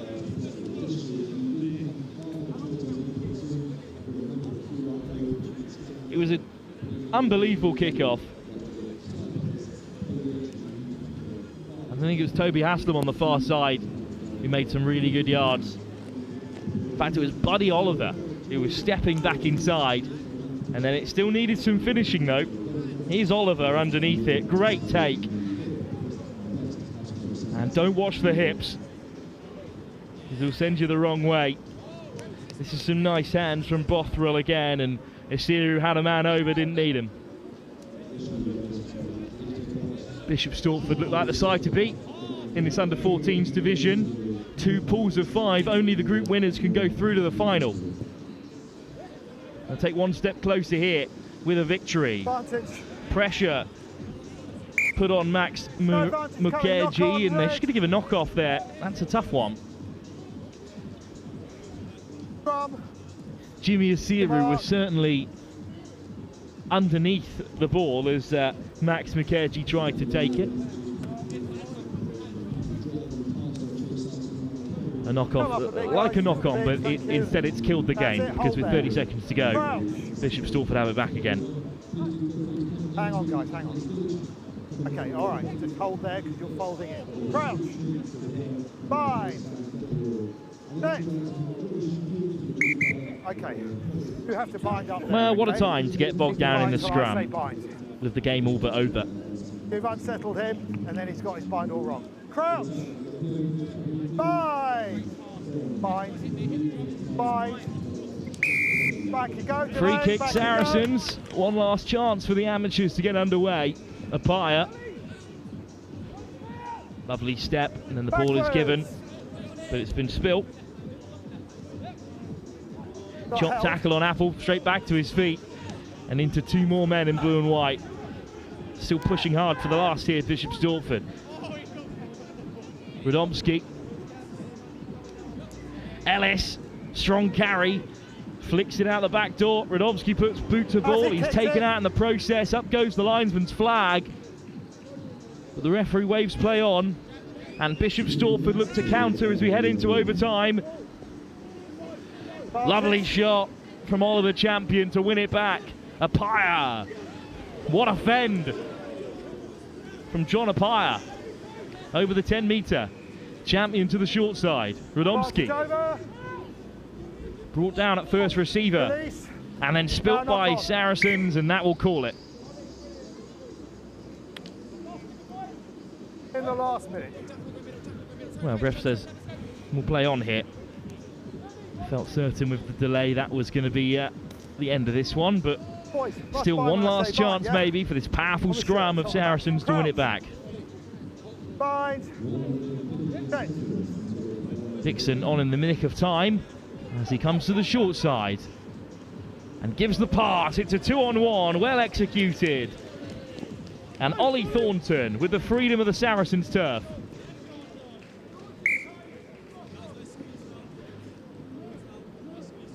And Bramley Road have been beaten. Bishop Stortford remain top of the tree in this under-15s pool.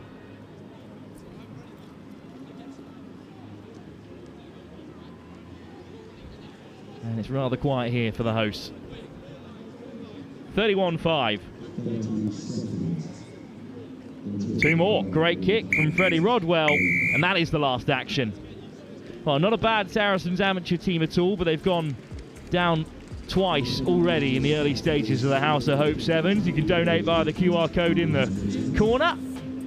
And you've been treated to some stunners here from Bishop Stortford, so why not support Dennis Goldberg's House of Hope in Cape Town, South Africa. Final score, 33-5, Bishop Stortford 2 from 2. And looking promising in this under-15s competition here on Bramley Road, the home of Saracens amateurs who have been all but eliminated with that second defeat. Well, we return to the men's competition up next. Fulham Boys School are in action against a side that about 20 minutes ago was still on the tube. So let's pray for both of these two. I hope the hamstrings hold up. Men's action to come here at the House of Hope in a few moments' time.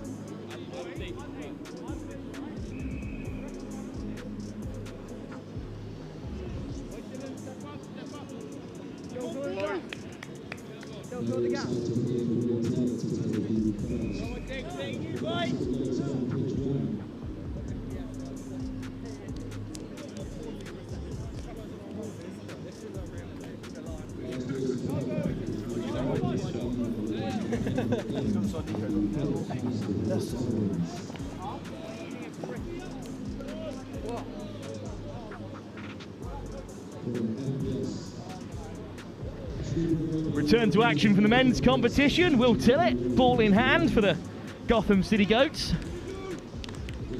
One of the fly halves to come out of St Joseph's College over the years.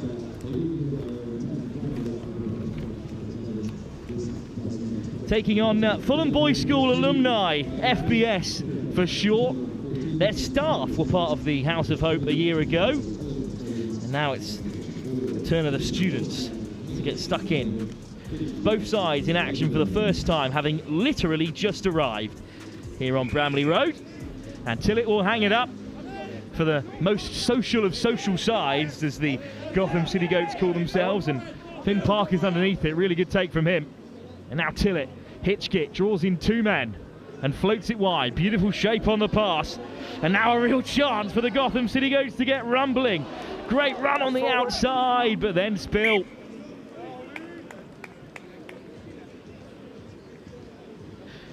Lovely first attack for the GCG. Just a slight knock on as it was put back onto the inside.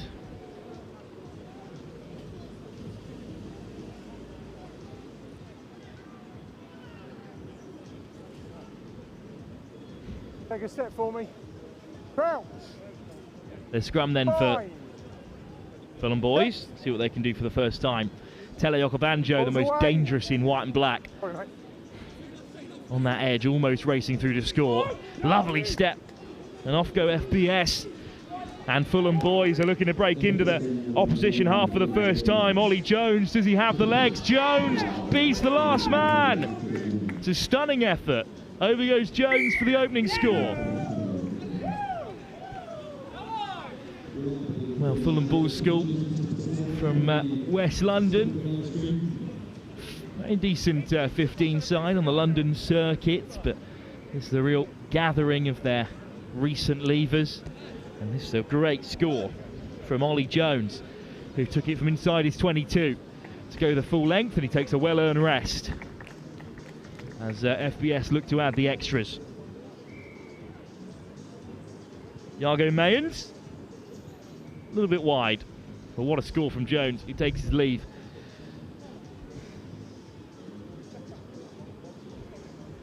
Nice step, nice footwork. Beats 4 men on the way through and then has to gas 2 more. Really good effort from Parker to get across.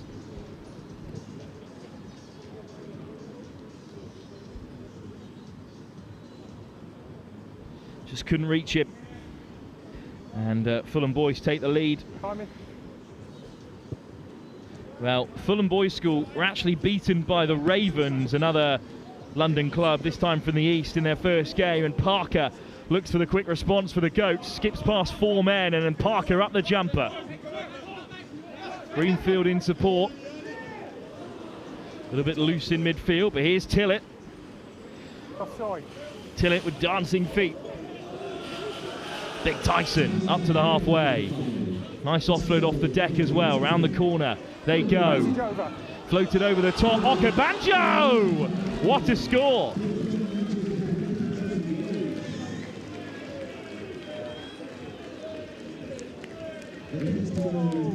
That is brilliant rugby, and a serious pill to free Okobanjo. And now Tillett has the chance to take the Gotham City Goats out in front. Oh, off the post. Well, it's actually harder to hit the post than it is to convert it, in fairness. So, real skill set on show from Will Tillett. Don't want to make things too easy for the Gotham City Goats. They went down by 3 tries to the Ravens, who are a pretty experienced side on the circuit. Finchley and the Barnet Elizabethans also in this group. We, of course, saw that really close game earlier in the day, which Finchley eventually won by just a single score. Rugby against Cancer and the likes of the Rum'ns Sevens, also your favourites to get good results in the other pool, with semi-finals in the offing for the top 2 sides in each of these groups. Flat, play on, flat! Flat is the call, so a chance for FBS to go the full length again. It's Bobby Druce. This time Okobanjo leathers in and has it back. Greenfield on the 10 metre, interception. Max Bartlett gets it back again, but then it's Tillett who rips it away. Not legally though, unfortunately. In fact, that time it was Parker over it. Perkins, little boot to ball by Iago Mayans. It's swept up by Zach Khan. Really lovely score from FBS. Jackal was really good, mate. He just didn't roll away. Not sure how much Mayans knew about the kick, but Khan was after it. Good exploitation of the space. No.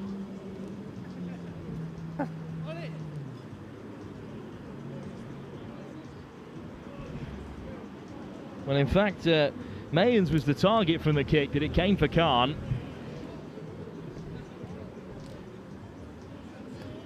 Lovely nudge through, in fact, by Digby Perkins, who has Fulham boys back in front. Ready.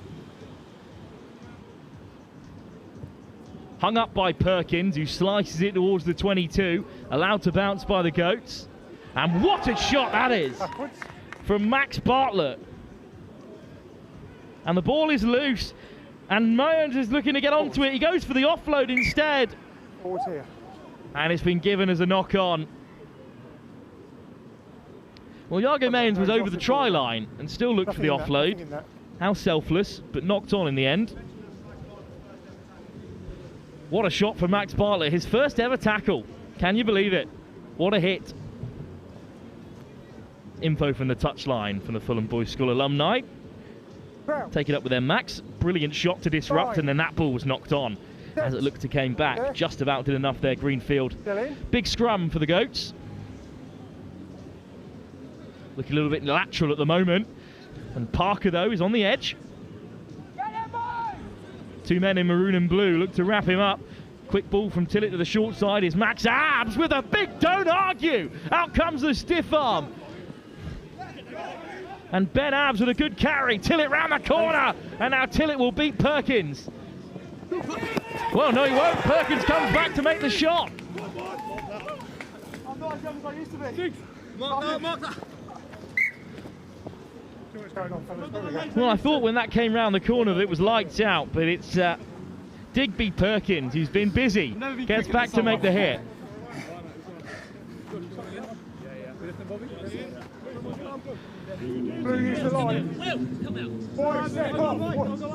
And they remain a try ahead, Fulham Boys School alumni. Step off the line. So what's the back? What's the back? Overthrown, recollected by the Goats. Nice step from the big man who puts out the handoff. Just a tackle at the moment. Well, they drive over to score, but there was an injury in the backfield here. Tillett was busy looking after here, so we're going to have to stop the play. And in fact, the crossing was the call at the very last.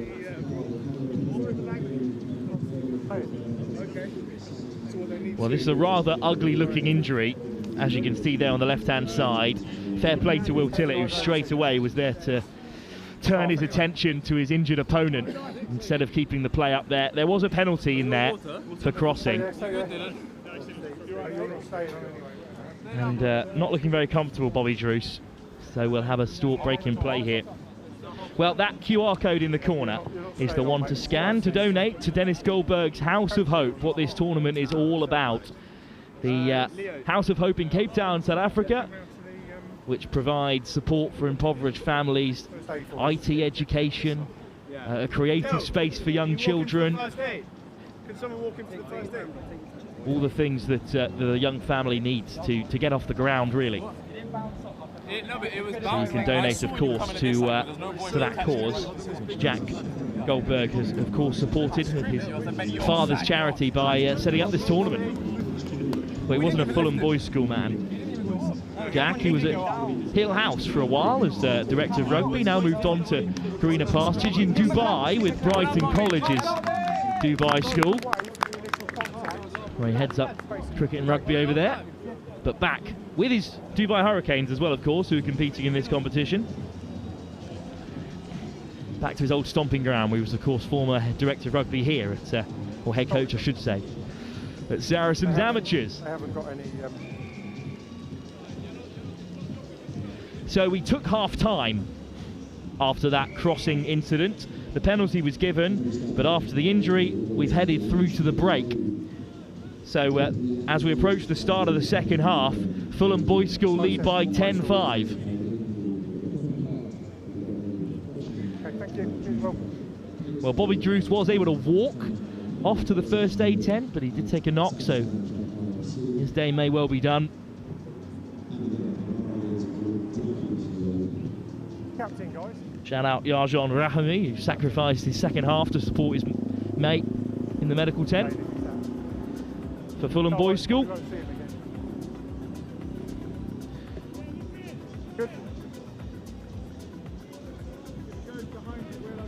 So, second half soon to get underway. Gotham City Goats, who open the scoring, trail by 10-5, but it's an offside straight from the kickoff that will hand them back possession again against Fulham Boys School alumni.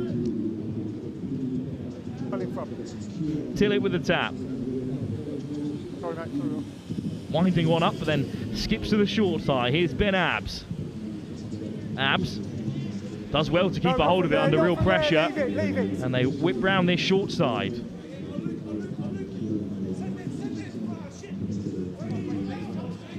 Well, strong carry on this near side, but there's plenty of FBS men around to force the turnover. Come down.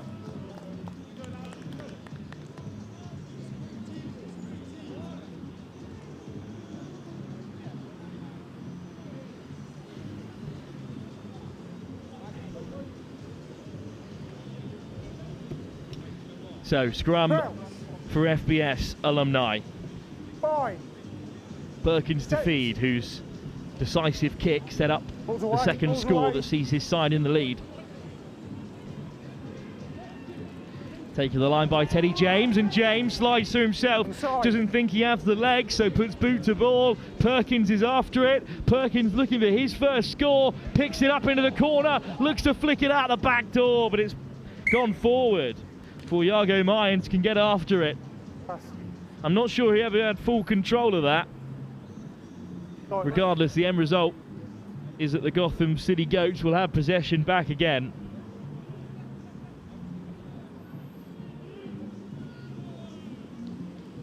Go, fellas.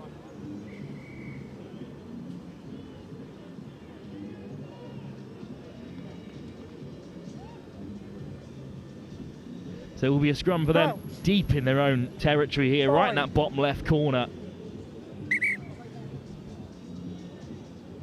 I know. So what's that? It's timing, fellas. Crouch. Bind. Set. Much better.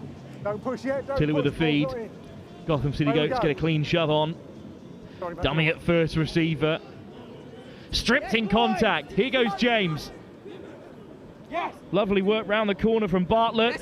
Popped over the top, and this should be the score that seals it. Ollie Jones with his second of the game. Yeah, boys. Anyone want to hop off? Stripped by Max Bartlett, his second major defensive contribution of the game. Floated over the top for Ollie Jones, and nudged over by Perkins. 17-5. It's a big lead now, 2 scores. I'm embarrassed now. Just ball in one hand.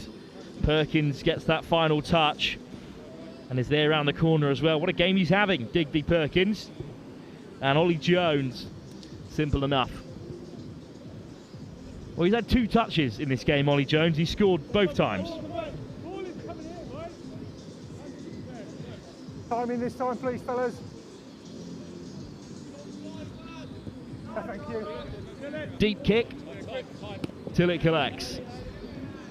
Tele Okabanjo. Goose step, through he goes. Okabanjo. Brilliant cover from Dylan Halliwell. And looks like FBS might have snaffled it away. No hands. No hands. He's on the floor still. Not cleanly, but they do have it back. Here's big Erdem. Leo Erdem. Jones on a hat-trick.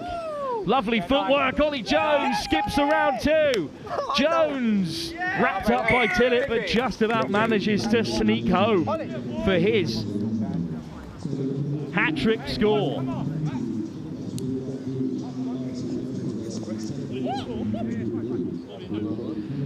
And that's the 3rd time he's had the ball in his hand in this fixture, and the 3rd time he's crossed the whitewash. So Fulham Boys School Alumni going to taste their first win at the House of Hope Sevens. They lead by 22-5 with not long to go.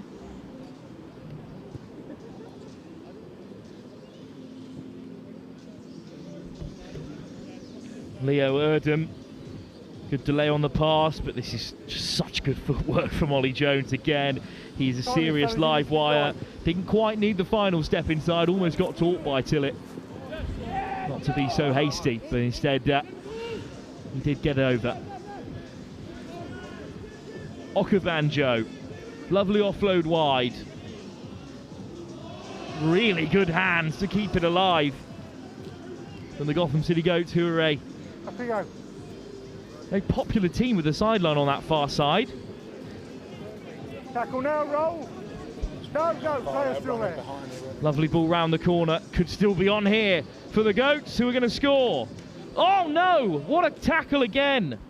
Backwards off white, backwards off white. It's the third time in this fixture that they've been clean and away and have just not been able to finish their chances. Okabanjo draws in the last man. Tillett for the corner. This time he'll back himself and this time he'll score. Will Tillett scores. Why, hey?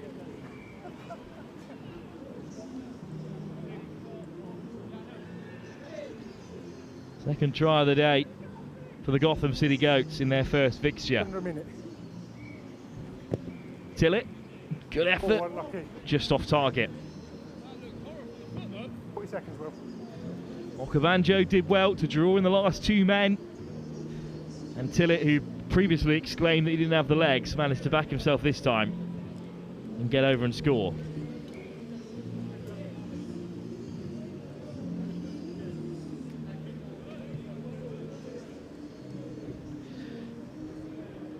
Perhaps a route back into this game. We'll wait and see. 10:22 at the minute. Next game at 11:20. It's the Hackney RFC Emperors taking on the Seven Dwarves in that men's competition.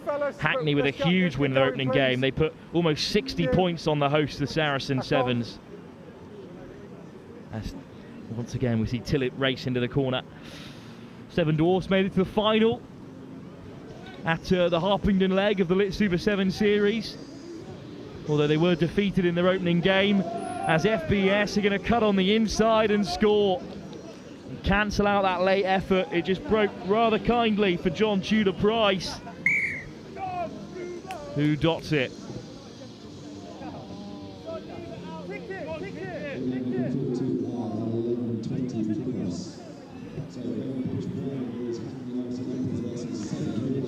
Just one little step on the inside, no one home for the GCG. Bringing the tea on, mate, if that's what you're asking.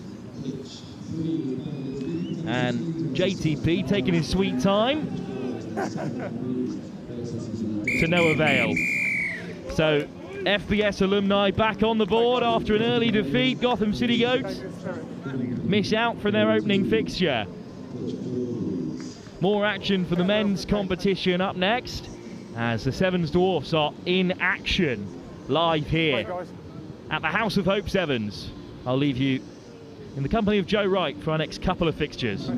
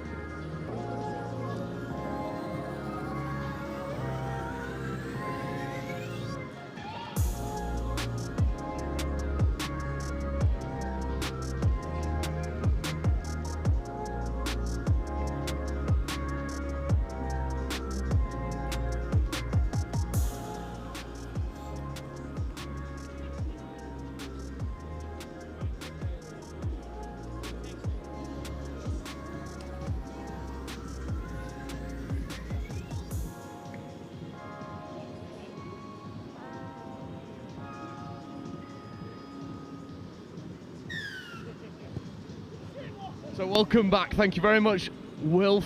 I'm Joe Wright. I'll be taking you through the next 3 games. We've got men's open action. Hackney Emperors versus the Seven Dwarfs, and Dwarfs with early possession. Bang on the Hackney 22. However, just as things started to look a little bit dangerous, Bothma leaves the ball behind. Come, please. Hackney Emperors with scrum platform here. We're outside. Wind up, please. Outside. Outside. Crouch. Point. Sit. Hold, Orange. Hold. First game of the tournament here for both teams. Hackney Emperors look to go expansive. Create a one-on-one foot race on the outside edge. Does exactly that for Lugat. Emperors straighten. Get up over halfway, but Seven Dwarfs come up with a ball.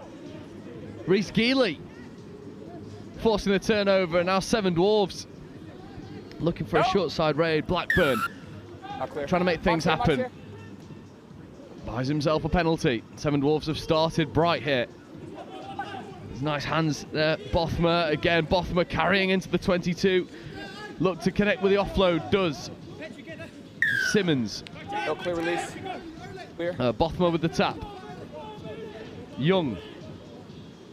Checking away to Geely. Geely. Accelerating. Coming oh so close. Young gets in at half.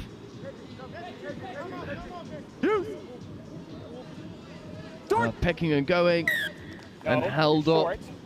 Short first, I'm not allowing that. And for Seven Dwarfs, a team that has, well, only 2 subs, they might be down to a single sub here. Perrin Bothma down with an injury just below us here at the sub box. It's not good news for a tournament that is only just gotten started here for the Seven Dwarfs, but Hackney Emperors having a go. That offload looked to drift forward. Backwards. However, referee's happy that that one's gone backwards, and it's almost picked off by Geely. Donnelly recycles back into the midfield.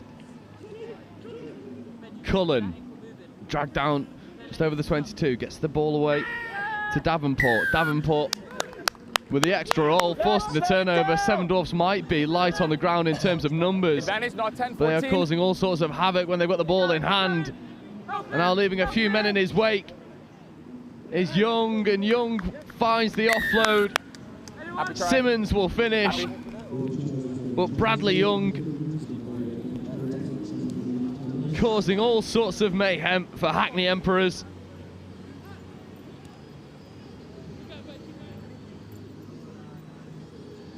Watch your head, Sir Gents. Conversion is not taken, so it will remain 5. But what about this carry from Bradley Young? They get the penalty. Can you hear me up there? Young finds himself on the outside edge with a little bit of space to work with. Young beats 1, beats 2. There's the 3rd. There's the 4th. There's the 5th.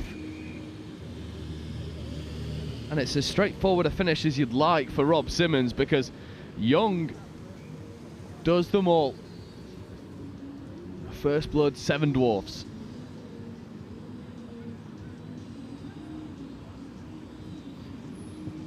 Hackney Emperors already with a victory here in this Group B.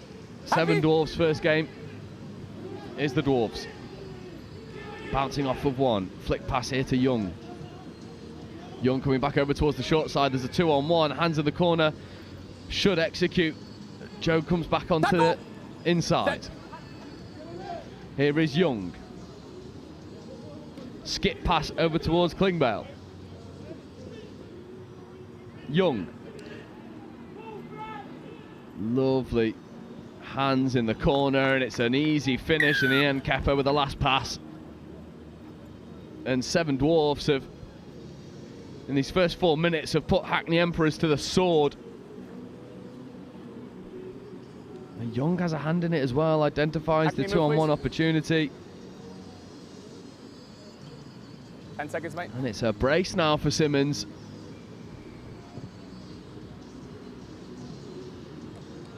And that conversion just falling short. So it will remain 10. 10-0, 10-0. Yep.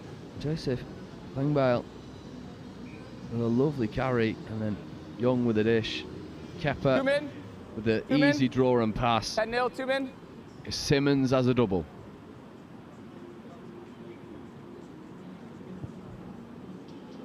Contestable restart, almost bang on that 10-metre line, taken by Hackney Emperors. And the Emperors, if they use the hands, it's danger signs here. 4 on 3. That pass just finding the floor, alleviating some pressure for a moment. Klingbeil gets up to try and make a dominant shot, shaken off the tackle by the Emperors.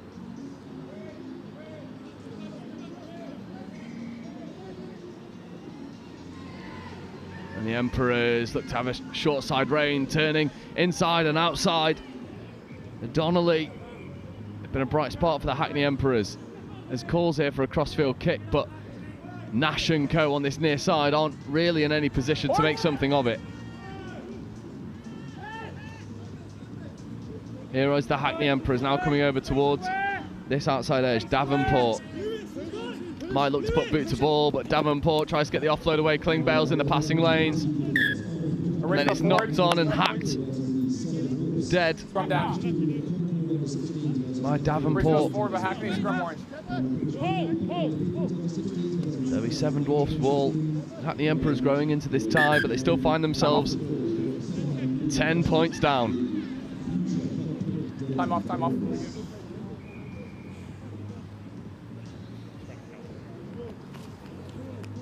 Good, gents. Time on. Both teams going through 30 their seconds, gentlemen, 30 changes. seconds. 30 seconds on the Ready? clock in this first half. Point. Good comms there from the referee. 7 Dwarfs ball. Ball's out. Solid scrum.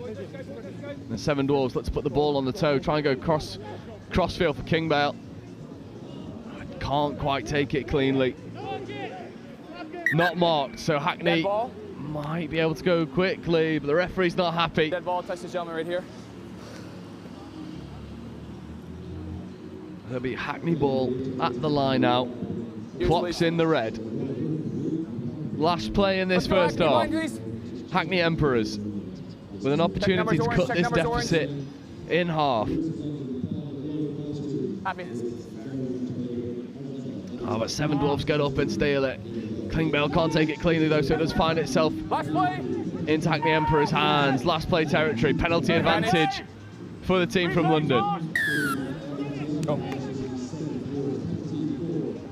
Box here. Hockenall, No clear release. Donnelly, Nash. Nash straightens and then dishes to Lugat. Lugat returns his favour. It's a 2-on-1. It's a good grab in the corner. Extra offload goes. Lugat has a fair bit of work to do. That's great work. Cullen. There's no attempt to roll, mate. Tap and go. And is held up over the line, so it's last gasp defending for the 7 Dwarfs. Oh, no, actually, that's it, mate. That's it. We'll bring up half-time. Hackney Emperors with an opportunity to cut the deficit in half.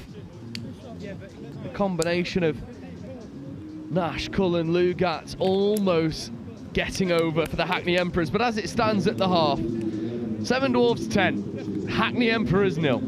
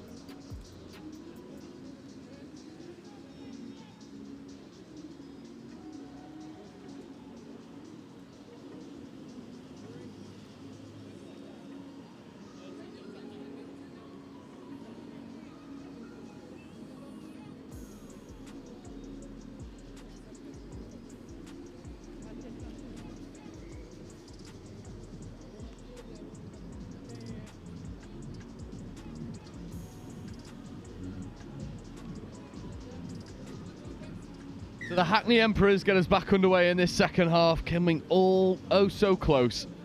At the end of the first, held up over the try line. Seven Dwarfs find themselves 10 points to the good and keeping Hackney to 0. Tackle! It's a big carry from Your angle. Joe. And a crossfield kick, potentially causing all sorts of danger for the Hackney Emperors, but it's well taken by Jacob Cole. And Cole's upended over on that far side. And Klingbeil going hard at the breakdown, try and force turnover. Klingbeil comes through with the ball. Out on orange, Hackney ball. The referee is It's out on deemed orange. It's a Hackney ball. Seven Dwarfs Marks here, set please. illegally going at that breakdown. Hackney penalty. Gentlemen, set the mark, let's go. The Hackney line Hackney, out you're on even. the tee. Hackney's on the tee. Orange, step off, please. Thank you. Okay, happy days. Hackney do complete their line out. It's well Nice ball, regathered mate. as well. Open side opportunity here for Davenport. Davenport spins it out to Lugat. Lugat recycling to Davenport. Nice interplay between the pair of them. Stab kick coming through. Klingbeil has a little bit of cleaning up to do. Does it well. And then the leg drive keeps him up and buys him time to offload to the double try scorer. Simmons straightens, Simmons accelerates, Rob Simmons might go all the way, he's got Lugat in pursuit who strags him down. The referee's happy with the contest at the breakdown, but Hackney coming up with a yellow card. I think Seven Dwarfs would rather have just gone quickly. Joe with the tap, 7 on 6. Sorry, buddy. Geely spinning out towards Young. Young back inside to Geely. Geely with a knock on. Hackney ball. From advantage over. A lofted pass. Playing on their own try line. Need to find a little bit of space. Late switches might be the recipe for that. Hackney coming over towards Cullen. Cullen dummying. Not really going forward. Just trying to capitalise on potential lazy tacklers of Seven Dwarfs. Cullen does well to take 2 men with him. But then Seven Dwarfs going hard at the breakdown. Almost coming up with the ball. Got blood, mate. Stab kick over the top. Now there's a foot race. Young is in the backfield trying to clean things up. It's well scragged down by Giovanni Alo. But now Hackney surely have just got to draw and pass. They opt to slow the play down for a moment. Hockenhull trying to pull strings in the midfield. Hockenhull again. There's Donnelly. Dummy switch, takes contact, offloads out of it. Cullen. Cullen again. Nash. This is nice interplay from Hackney. They've made their way from their own try line up into the halfway spot. And they need to find that extra bit of cutting edge for some try scoring opportunity. That offload from Davenport might do exactly that. However, Hackney wanted to go expansive and it's picked off. And Rhys Geely will walk his way underneath the post. You've got to feel for Hackney Emperors. There was such endeavour to try and break open the Seven Dwarfs defence. There was offload after offload. They'd done brilliantly to get up to halfway from their own try line. But such is the way of Sevens. One missed offload can undo all of your good work. And Geely got it, mate. Give Seven Dwarfs their third try and the conversion. 17-0. You see it here. It's Davenport with an offload. And Scott wanted to return the favour, but the bouncing ball favours the Seven Dwarfs. And Rhys Geely with probably the easiest finish he'll ever have. Hey, mate. That's a good read. Seven Dwarfs 17. Hackney Emperors 0. 2 minutes on the clock. 17, 4 remaining.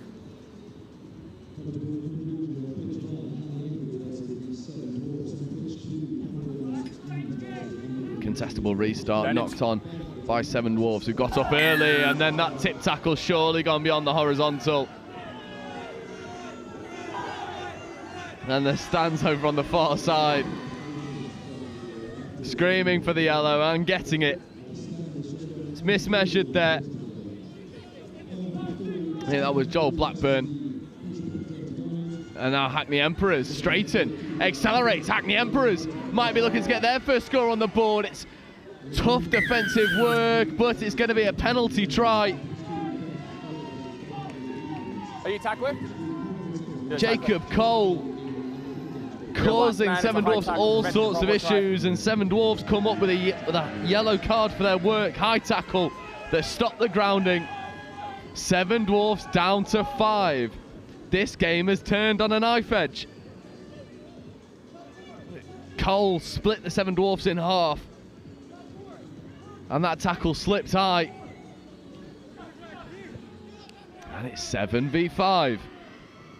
Potentially enough time on the clock for Hackney to come back into it. Speculative flick pass finds the hands of Geely. Geely with Klingbeil on his left. Comes over towards Klingbeil. Joseph Klingbeil might look to be a one-man wrecking machine. However, isolated. Hackney going hard at the breakdown.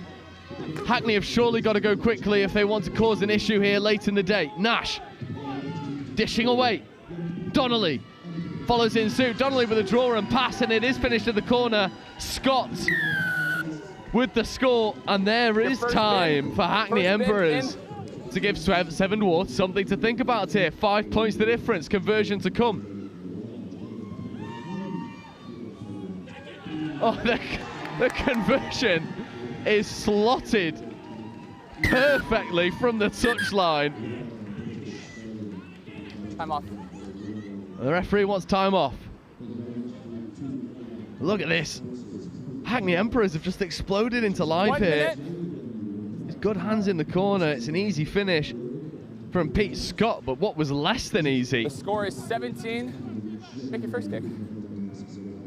14. was the conversion that has taken them to 2 points 17, in it. 14, 1 minute remaining. 1 minute left on the clock. Hackney Emperors could maybe smuggle one over the Seven Dwarfs here, who have been masterminds of their own downfall with their lack of discipline. However, Seven Dwarfs, short side raid, ball on the toe.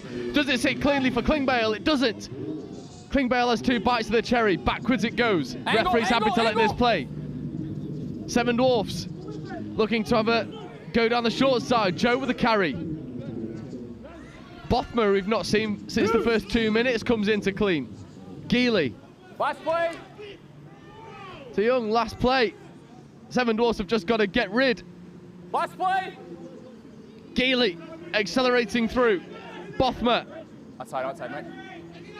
just kicks it up towards the comms box. They'll take the victory because it was anything but smooth in the end, finding themselves down to 5. Giving Hackney Emperors an opportunity to come back and run this one close. As it stands, Seven Dwarfs do come out the victors. But testament to Hackney Emperors, who stayed in the fight and ran it oh so close. It looked to be easy stuff for Seven Dwarfs. It turned out to be anything but. Full time, Seven Dwarfs 17, Hackney Emperors 14.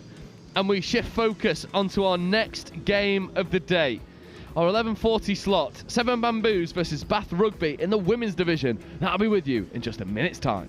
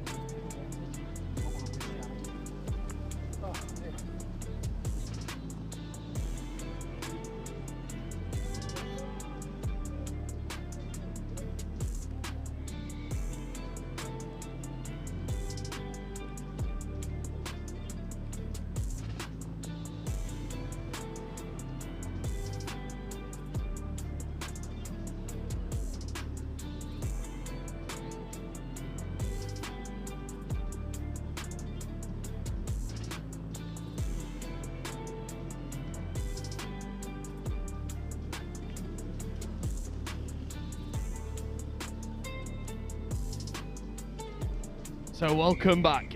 House of Hope Sevens. We've gone from 7 Dwarves to 7 Bamboos. And they'll be taking on Bath in the women's division. Bobbling restart here. Bath looking to pounce on the loose ball. And they do exactly that. Early Bath possession deep in the 22. However, 7 Bamboos pick it off in the midfield. It's wonderfully read. Over on this near side, and then the offload matches the intervention. And 7 Bamboos looking to start brightly. There's Summer Chick. And then the offload finds the hands, but just bobbles forward. Rigawa almost coming up with the goods. And if Bath thought this was going to be easy, the 7 Bamboos came out firing. A wonderful interception on this near side. On blue. I believe it was Lisa Permetla. There's 2 number 7s here on the Bamboos team sheet, so we'll up you come, please. Wait for figure that one out. Thank you. Both teams, right? Hold the bind. Bath scrum. Crouch. Ellie Lewis with the feed. Set.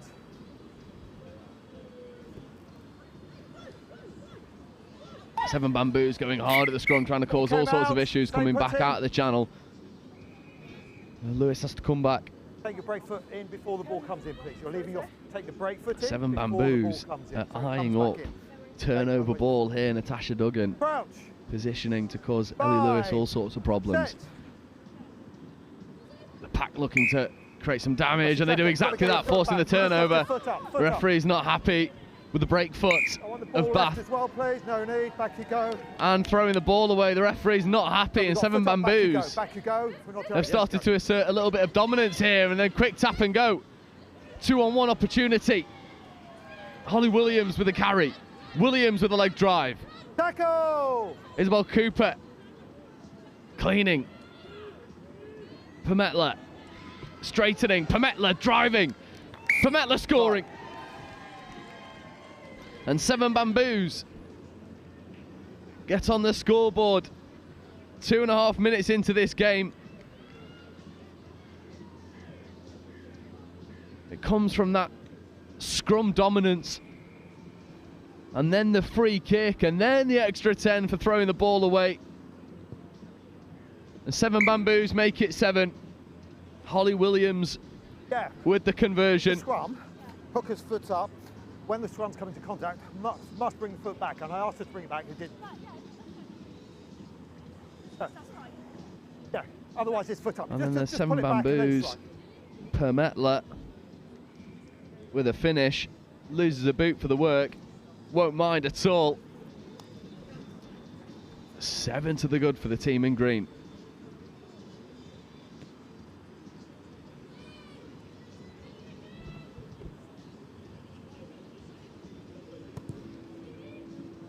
Restart a little bit too flat to be contested, finds itself into Bath hands. That's a lovely offload over the top by Evie England, and then it's picked off, and 7 Bamboos are causing Bath all sorts of problems. Well, there's 7 problems here for Bamboos, and a potential foot race round the outside, accelerating through the gears, shifting through. Ade Napper finishes underneath the post, and what about the speed on offer? And we saw Bath absolutely cruise through their first game, and 7 Bamboos have stunned Bath into silence in these first 4 minutes. And it's 7 again off the upright. But Ade Dapper, they just identify the pace mismatch on the outside edge, and Ade Dapper just shifts through the gears, leaves players in her wake, and finishes bang underneath the post. Bath have got some problem solving here to do, because the 7 Bamboos have just, well, they've started at a furious pace, and they've not taken their foot off the gas, capitalising on Bath mistakes to perfection. Their run rate is electric, conversion percentage is 100. Bath need to find their feet here. It's good footwork. Stepping back on the inside was McGuinness. McGuinness with the extra pass. Again, Pametla puts on the defensive pressure for the Bamboos, but the skip pass over the top cuts her out altogether. Bamboos going hard at the breakdown, trying to make things a little bit messy. There's calls for a high tackle, and they get it. Tap penalty. Bath go quickly. Offside defenders, and defenders falling off the tackles, and the offload goes. And what a game we are in for here. Anya Small with a finish. If I had players between me, I couldn't see anything. I would have given it if I'd seen it, but you got the try. And the referee just stamping his mark. There was calls for a high tackle. I thought it was high. But the ref, with very clear comms, didn't see it, would have given it if he had, but they come up with the score anyway. The world has a way of levelling itself out. But Bath Rugby needed a reply. They needed something to stop the flow of scores going against them. And it's Ellie Lewis who gets the offload away to Anya Small. And Bath Rugby find themselves Low tackles, with a score please. on the board. 9 down, 40 seconds left to go in this first half. A first half that has delivered some superb rugby. Fielded well by the Bamboos. And Bamboos straightening, carrying, trying to take defenders with her, but Bathing going hard in the breakdown, and then coming up with the ball. McGuinness making things happen for Bath, and then dishing open side. Guerini. Oh, Bath are running expansive rugby. Bethan Thomas now. Offloading away is McGuinness, who gives the extra pass. And McGuinness has a bit of cleaning up to do. There's try line beckoning. There's Lewis. Lewis comes back over the top. And Bath will finish. Abby Knight. And Bath keeping the ball alive at all costs. Ade Dapper for the 7 Bamboos almost smuggled Knight into touch to bring up half-time. But the offload back on the inside keeps the threat alive. That conversion just drifting to the right. So 7 Bamboos will go into the half. 4 points to the good. This offload from Knight just keeps the ball alive. And then McGuinness fields, checks over towards Ellie Lewis. Lewis back to Knight. Who says you need 7 when you've got 3 who can do damage like that? At the half, 7 Bamboos 14, Bath Rugby Women's 10.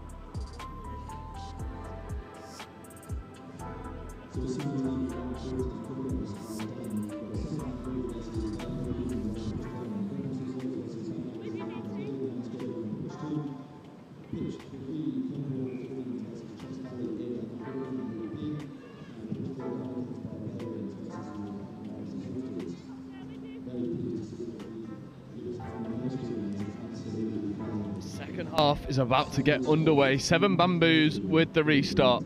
They find themselves 4 points to the good over Bath Rugby Women's. A contestable restart, bang on the 10, but just finds its way into touch. Touch the van, no quick ones, no quick ones, no quick ones, touch the van, thank you. So Bath Rugby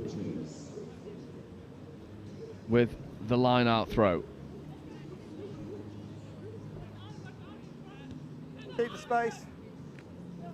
Bath execute to perfection and now look to move the ball open side. McGuinness straightens, gives the 2-on-1, there's a foot race, but Ade Dapper's anything but slow, and Dapper fronts up well in the contact. McGuinness recycling back into the inside, left foot step from Bath Rugby, but it's picked off by Pametla. Need to get back on side, please. There's a tackle there, 7 offside. But Pametla finds herself in offside position.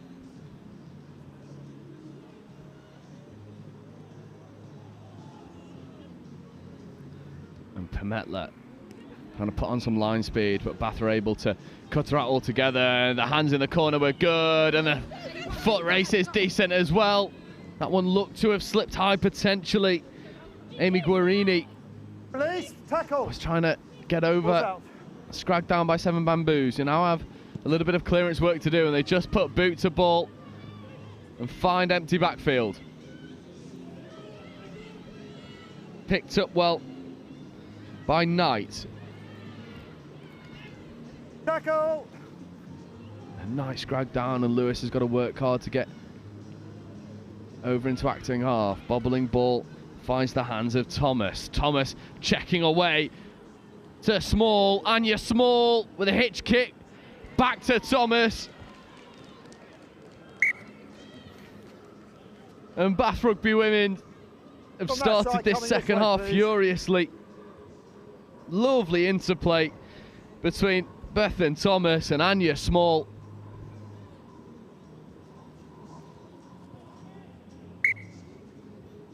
Small kicks the extras as well. A loose pass initially fielded by Thomas, and then feeds to Small, and Small takes all of the space in front of her. Hitch kick step to try and get around Pametla. Pametla does her best, but the only supporting player is Bethan Thomas. And now Bath 3 points to the good have turned the tide in their favour after a furious start from the 7 Bamboos, but that restart hasn't gone 10. It'll be a midfield free kick for the 7 Bamboos. Still plenty of time on the clock here, 4 minutes plus. Plenty of time for the 7 Bamboos to re-establish some dominance that they found. Late wrap away, creating an overlap for the 7 Bamboos. Tackle, release blue. Thank you, good. The Bamboos have a player down injured, and Bath Rugby Women going extremely hard at the breakdown. Alex Duggan working hard to get the ball off the floor. There is Duggan again. A furious hand fight over there as well, trying to avoid contact. Again, Duggan does some good work, and then Ade Dapper sets off. Ade Dapper might go, but the ball just comes loose, and Ade Dapper is certainly a player to keep an eye out on for the 7 Bamboos. She already got 1 score to her name, was looking to add another. Right, yeah, stop. At the point of contact, pull whoever's a hooker, pull your foot back in, then you strike. Yeah, otherwise you leave your foot up, so that's what you need to do, okay? Crouch!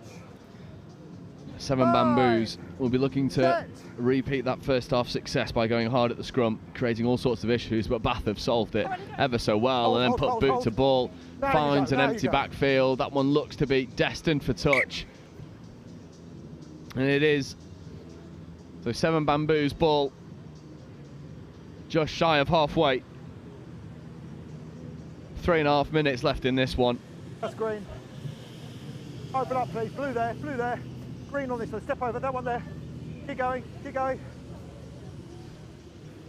7 Bamboos feed. The dangerous Ade Dapper hugging this near side. Back you go, back. Bath offside, penalty. And then offside. Relatively easy penalty there, well spotted from the referee. I think it was Katie Derrick who started to encroach a little bit too early. Skip pass over the top, finds the hands of Carter. There's Carter once more. Lovely recycling of the ball from the Seven Bamboos, who are trying to manufacture an open side opportunity. But a big hit comes in. Seven Bamboos wasting no time. And Bath not back 10.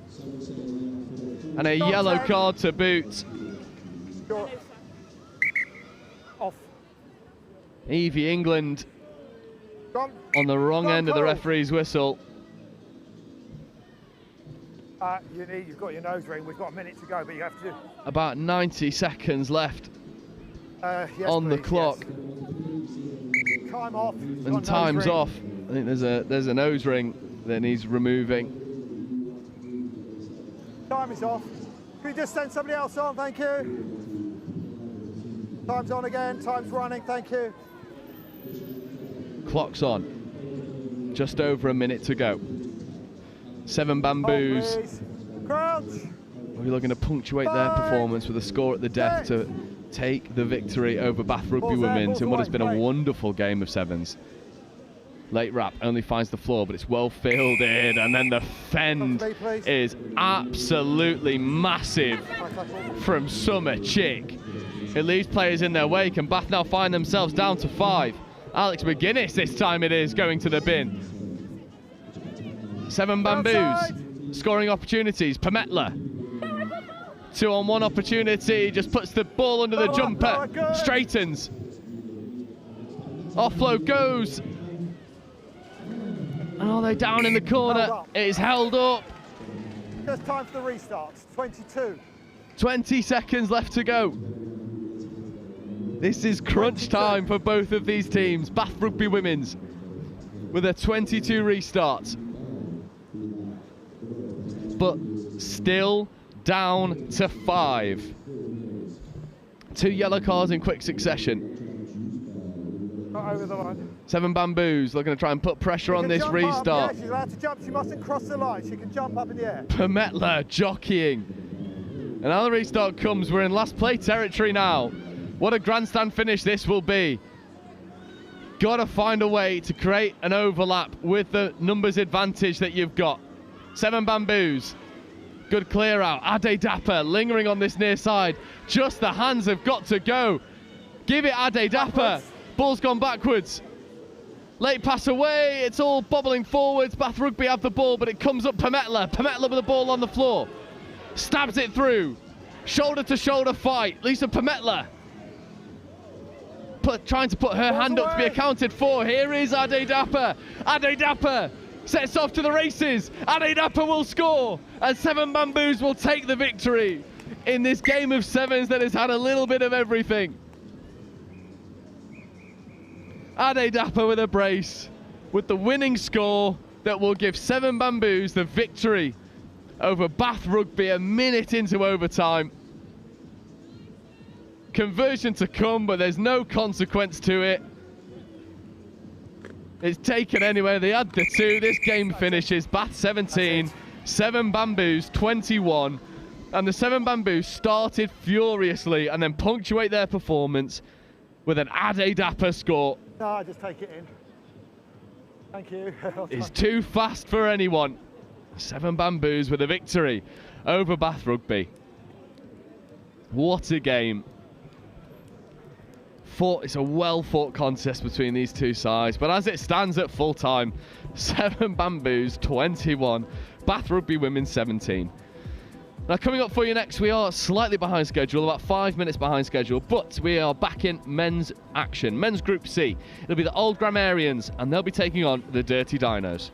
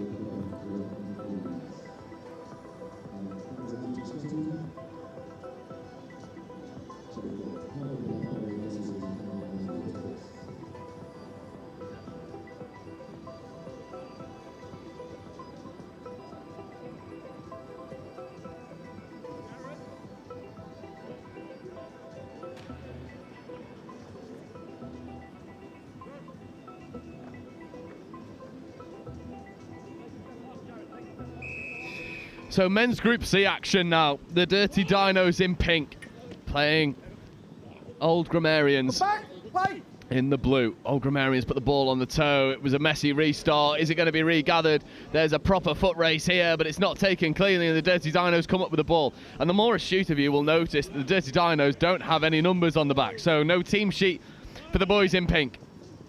However, for the boys in blue, plenty of them. Dirty Dinos going hard in the breakdown, coming up with the ball.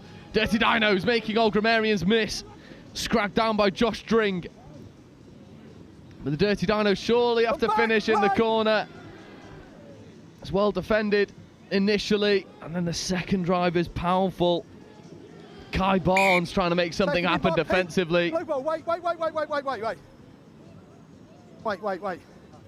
Okay, that's Mark. And Barnes and Grammarians do just enough to nullify the threat. There's your mark. Old Grammarians ball. That's your mark. Straight up, please.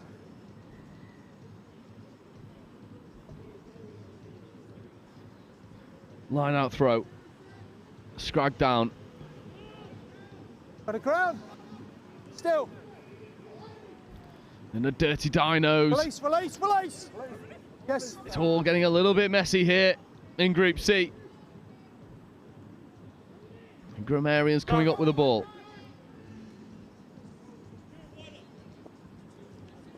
And you can hear the calls from Old Grammarians looking to go wider, but there's no support out there. However, the ball does make its way wide. And the little left foot step will do the damage, and it'll just shift through the gears.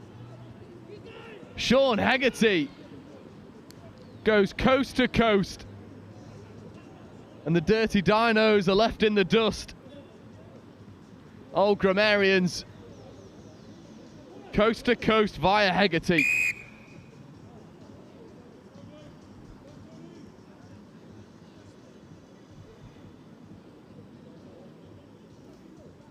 And Hegarty cleans up the mess that was on their own try line. Comes up with the 5, and the 7 is also good. Hegarty receives this on his own 5-metre line, left foot step, and then there was never any doubt with who was winning this race. Sean Hegarty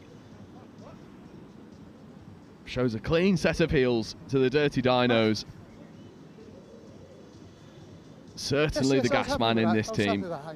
And we've seen it all day, most notably in the last game, Ade Dapper for the 7 Bamboos. Game-breaking player with game-breaking pace.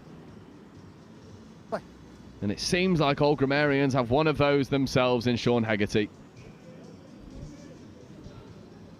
Dinos filled this restart. Off the knee! Play! It's all a little bit messy. Again, referee's happy just to let this play. Dinos trying to clean up the mess.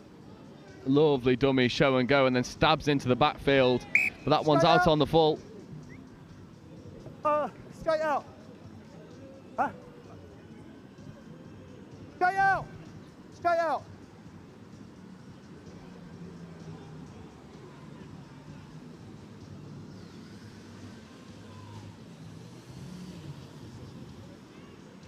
There's a centre, guys. That's the centre. Blues, that's the centre. Move across, please, Pink. Move across, move across, move across. That's your mark. Wait, wait, wait.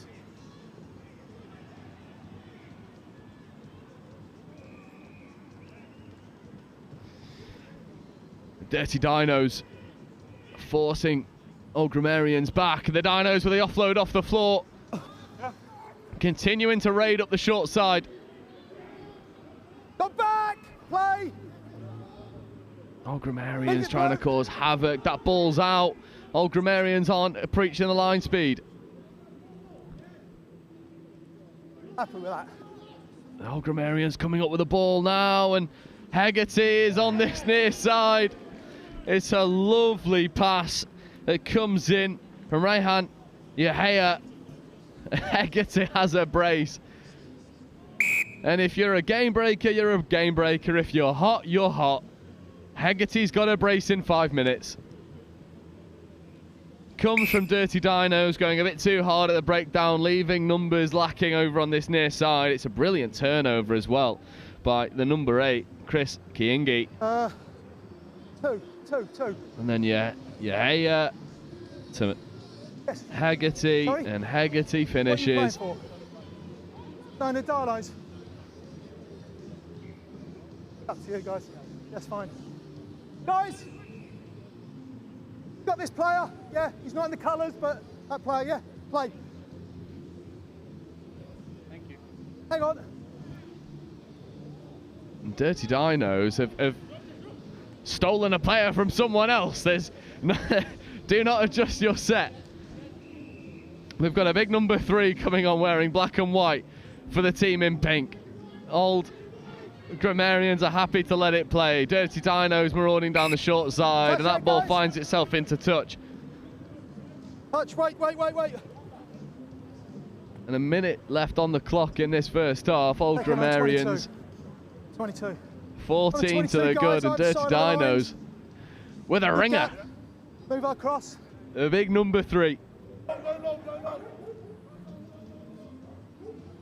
Oh, don't we love 7s? Don't we love 7s? Old Grammarians coming up with the ball. Dring straightens. Yahya has to go hard at the breakdown to try and smuggle this ball back over. This is all a bit messy, and it's coming up. Dirty Dinos. Dinos with a knock on, surely. And again, the big man is causing all sorts of problems. Captain Chris Kiingi. Just an absolute menace at the breakdown, doing his best impression of Tom Curry right now. Every single breakdown, Chris Kiingi has his hands on the ball, causing issues, and the Dirty Dinos can't deal with the big number 8. Crouch, bind, set. Grammarians ball. Oh, defensive spacing's way too open. And Rehan Yahya accelerates over. There is someone coming to put pressure on, but to no consequence. And maybe Chris Kiingi was occupying the minds of the Dirty Dinos, because it seemed like everyone forgot about the threats of the number 9, Rehan Yahya. You see it here. Yahya with the ball at the base of the scrum, and it seems like everyone's too focused on Kiingi. They forget about Yahya, shifts through the gears, and gets the 3rd score on the board for Old Grammarians. At the half, Old Grammarians 21, Dirty Dinos 0.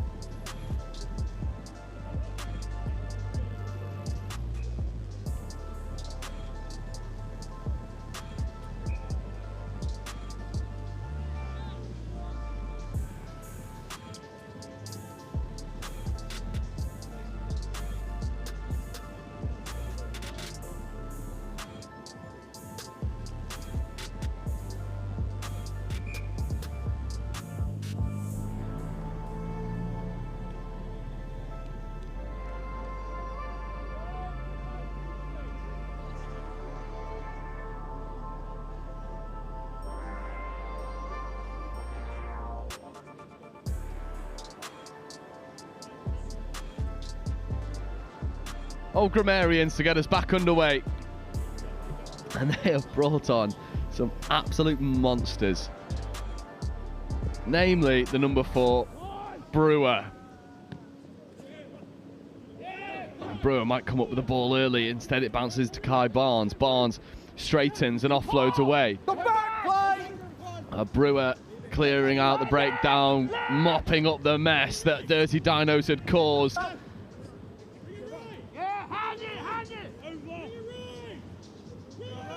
Old Grammarians keep marauding forward, trying to make things happen. It's a lovely left foot step from Barnes.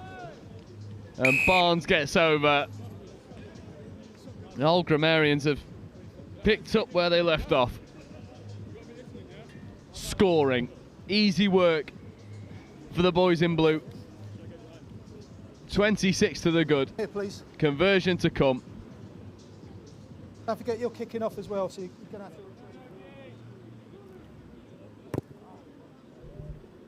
Not taken on this occasion.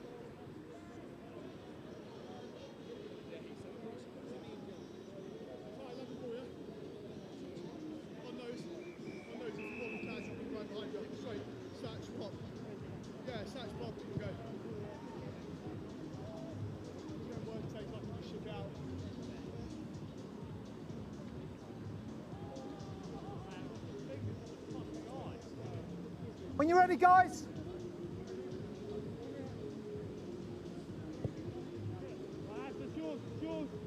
Back underway. Old Grammarians with a restart.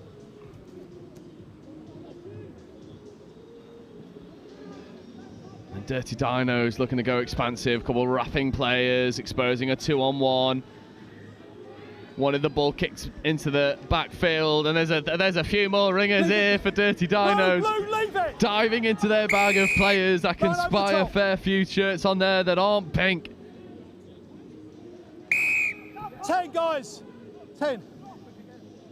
They get double penalty, not 10. Oh, geez, on the line! That's happy. On the line, geez! Old Grammarians fronting up well. Charlie Warwick with a hit. Dirty Dinos getting into Grammarians 22. Rare territory here for the Dirty Dinos. Lovely chop tackle from Barnes, but the 2-on-1. Oh, the left foot step leaves players on the floor. And not recovering well. It looks to be an Achilles problem. And they'll just air away into the corner, coming onto that injured player, and it's well finished in the end. But the job made a little bit easier. Tyrese Henry looks to have done his ankle. And there's good sportsmanship from the Dirty Dinos, making sure Tyrese Henry is okay. This is the sport we know and love. You see Henry there on the replay, on the floor in a fair bit of discomfort. It is commendable work for him to get back up, limping on one leg. Bad injury, bad injury. Dirty Dinos. Twist or break? Finish. Twist. Clock's off. You hear the referee there asking the question, is it a twist or a break? Thank you. From Henry, are you on 13? Seems to be just a twist. So Thankfully. We've got 7. But the clock's off. Clock is off at the moment. And Clock we'll is off. wait to see. For an injury. We'll hope that Tyrese Henry gets the help he needs. Clock is on. Take kick. Ref wants the Dirty Dinos to take the kick, and it is not slotted. 5. No. Just drifts wide from the Dirty Dinos. And Tyrese Henry is up and moving, but less than fluidly. So we'll hope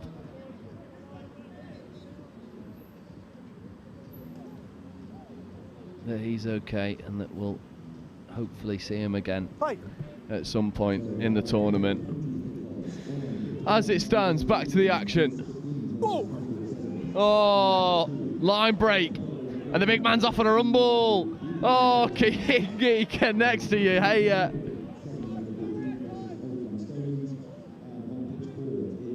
and the big man was on a rampage. Dirty Dinos falling off him. No completed tackles, and it's selfless stuff from Yahya, feeding to Josh Dring. And Dring ends up finishing, but it all comes from the captain's contribution. Chris Keyingy flies through the Dirty Dinos defence. And what about the left-handed offload to Yahya? And Yahya sees Dring and says, "Here you are, pal. You have this one." Hamish, just over 2 minutes. Old Grammarians Over 2 minutes, just over. have played with such fluidity, such purpose. That restart just dying short of the 10. Free kick. And Dirty Dinos with 2 minutes on the clock will have an opportunity to get more scores on the board. Well, for my money, Old Grammarians have just been too good. And the Dirty Dinos off on a run, skip pass, finds the floor, is eventually gathered over on that far side, looked to step his way out of the contact for a moment.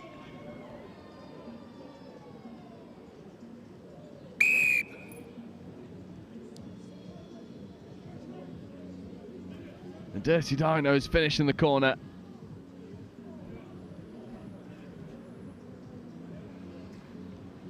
Five metre, pal. And it's been anything but comfortable 5 metre. work for the Dirty Dinos. They've been up against a formidable opponent in Old Grammarians.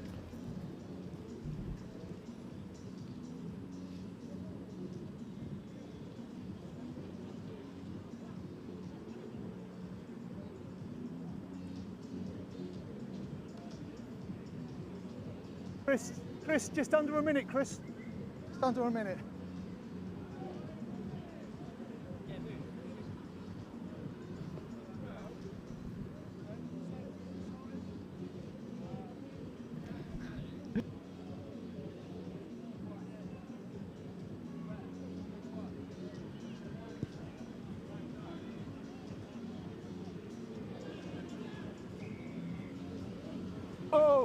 Oh, potential turnover. I think the referee might side with the Dirty Dinos. It seemed to be a little bit cynical. Playing within, he tapped it through. Play. Ref is happy, Play however, it does bring up the penalty. Tapping through. Old Grammarians with a tap. Keyingy's off on a rampage again, and then there's another left-hand offload, this time connecting with Barnes. Barnes scragged down to the floor. Dring straightens. Dring. A nice offload. Old Fullerians, well, Grammarians are playing with some freedom about them, and he'll go for his hat-trick, Hegarty.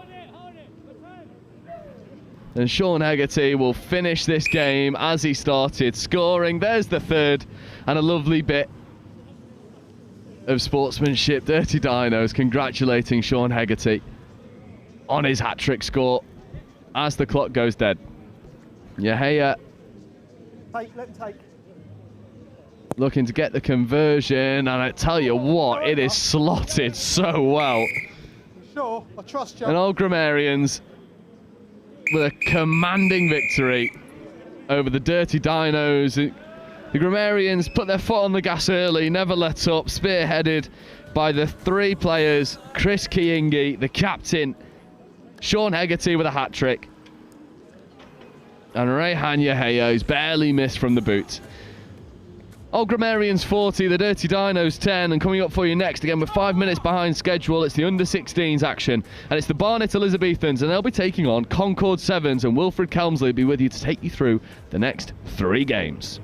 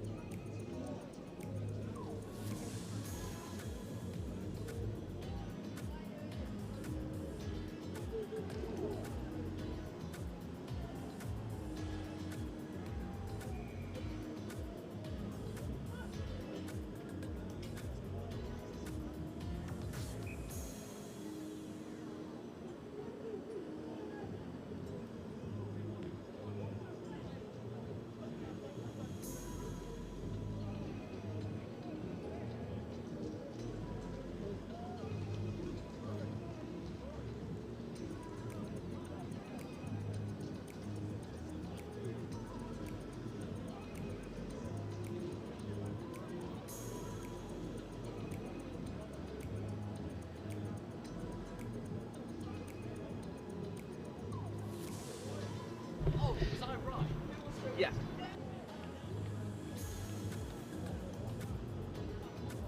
Welcome back then to the Under-16s competition here at the House of Hope. Barnet Elizabethans taking on Concorde Sevens, who hail from Northamptonshire. Concorde in the white and black cow print, kicking off left to right here to the Elizabethans in pink and blue.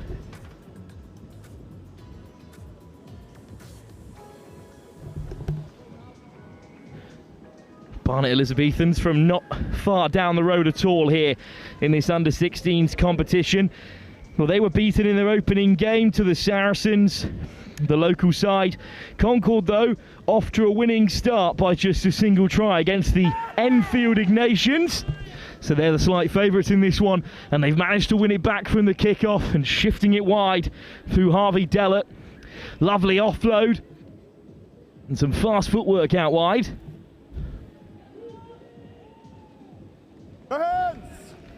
Oh, no hands, says the referee, but a strong counter ruck will do. And away come the Barnet Elizabethans, stripped in the tackle. Backwards is the call. So away comes the Elizabethans again here. And then it's loose. This is a scrappy start. No more advantage coming. It's let loose again out the back door. Here's Welsh. Switch on the inside from Ollie Howe. But then knocked on as it was taken into contact. And eventually a high tackle from Alfie Butler. A bit of frustration from him after losing out. Just knocked it on there, and then that is a high shot. So Elizabethans, who have yet to exit their own half, still dancing away as the sun comes out once more. Lovely delay on the pass, but there's two men in white there to make the shot. It's a meaty hit. And he's straight back to his feet again, Ashton Rendell. Elizabethans recycling well. High press from Concorde. Out comes Butler. This time he's low enough. Looking to make a mess of things. Lifted off the deck for White round the corner. Over the ball go Concorde. It's a fantastic defensive set. First to drive them back and then to win the penalty. And here's the quick tap. And there's a 2-on-1 out there if they can execute. It's Butler who throws the dummy and slides through himself to score. And Concorde's most senior side looking like the most threatening. Hasn't all gone their way today. They were beaten this morning by Bishop Stortford's under-16s, who look really strong. But then they've managed to pull it back with a win against the Enfield Ignatians by 14 points to 0. They do need to push on here because in this pretty brutal under-16 competition, only the top two in the pool of 5 can make it through to that final. Done him with the eyes there. Show and go. And through go Concorde. Yep.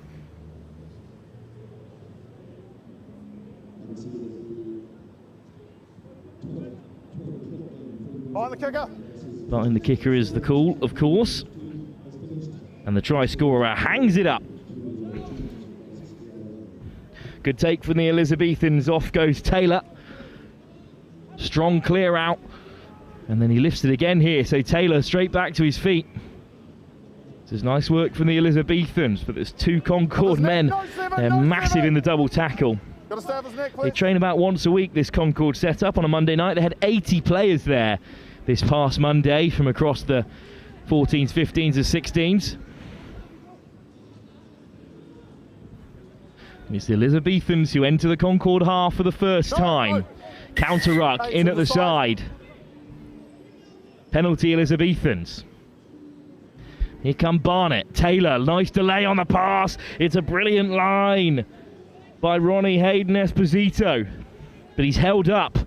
Can Esposito get to deck? Knee to ground, so they have to release. Good line speed from Concorde. Well, too quick for the referee's liking. Just let it go, it's fine. 10 please on the 5. Big penalty for Barnet. They need to get back into this game. Nice offload. Here's Charlie White. High tackle is the call as White driven himself over. Try given. Charlie White rides the high tackle and dots down to equalise for Barnet Elizabethans. Still searching for their first win of the day. In this their second game.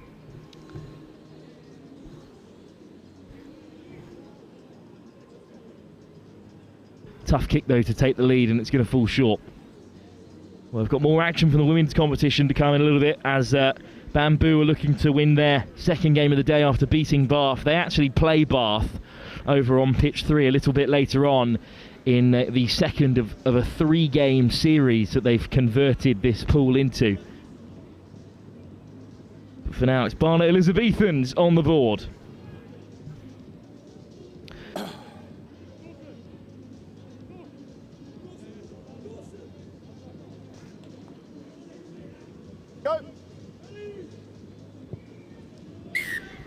Kick off, but offside. Really good shot out there for the Elizabethans, in vain because they were too quick off the mark. Couple of unforced error from both teams. On the kicker.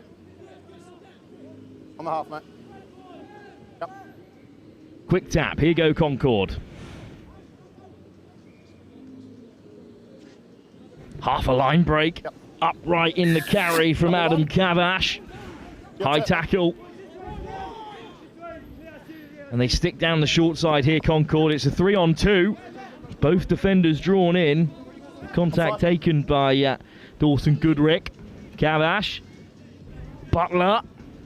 Lovely ball over the top, but it's been spilt. And Elizabethans put boot to ball. Back comes Butler. And then it's put down by Taylor. But the referee's going to wave play on. Let the boys play here.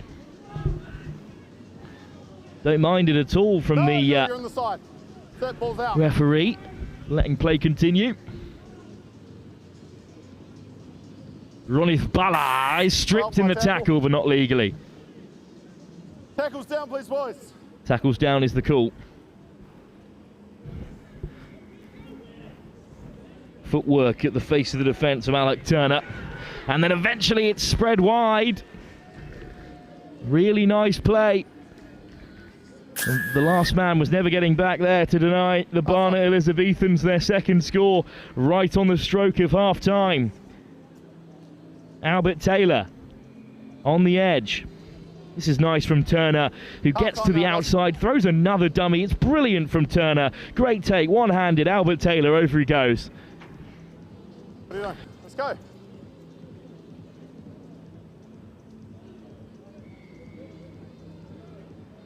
Really impressive performance.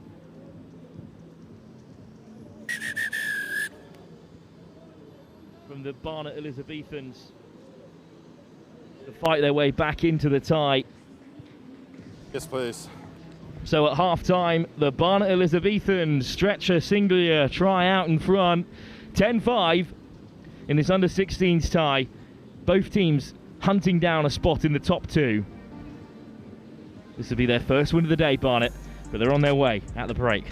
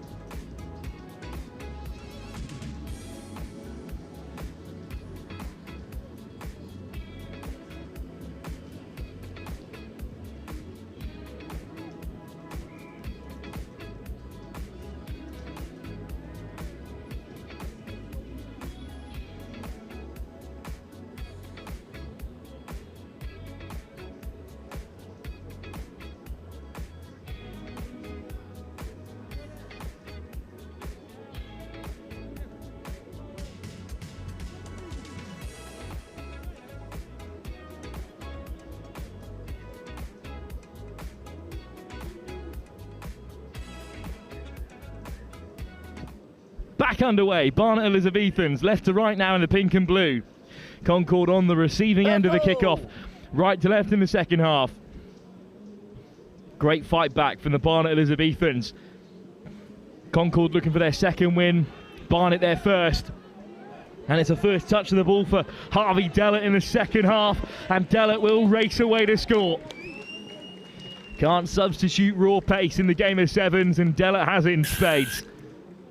A very brief entrance to the game in Act 1. Now in the second half, starting to stamp his authority on the fixture, and that conversion from Dellett will put Concorde ahead. Pretty simple. Good ball in two hands to draw in that last defender. Just narrow enough for Dellett to arc his way onto the outside channel. British F1's on at the moment. And there's some real British pace for you from Dellett on the outside. Taken on the 22 and swung in field by the Barnet Elizabethans. Hayden Esposito on this near side, a real danger. But speaking of danger, they've popped up possession and eventually recovered Barnet. I'm not sure how they've kept on to that, but they're slow to react here. And George Powell does just enough to force a forward pass. Not sure how they got themselves into this original mess.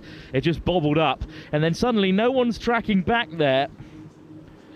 Borkham and Hayden Esposito just caught lacking. And Concorde, a side of this quality, will punish you for that.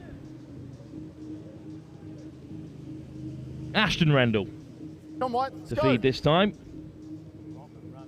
Crouch. Adam Cavash on the left-hand side. Sit.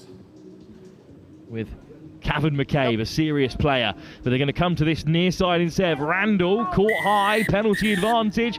I think it might be a yellow card here. High tackle. And that's as much about the vicinity of the high tackle than it is for the actual tackle itself, denying a try-scoring opportunity. So down to 6, the Barnet Elizabethans. Cavan McCabe, towering figure, but with fast feet. McCabe bumps through 2, looks for the offload. It's good cover from the Barnet Elizabethans, and there's no ruck, there's no slap down, which McCabe is after, but there's still 2 men away on this near side. McCabe forcing it over himself. Well, with 2 men free, Cavan McCabe would have been in real trouble if he didn't dot that one down. They've got a huge game at 4 o'clock against the local side, the Saracens amateurs, as they push for a place in the final at 6:20. If they can hang on here.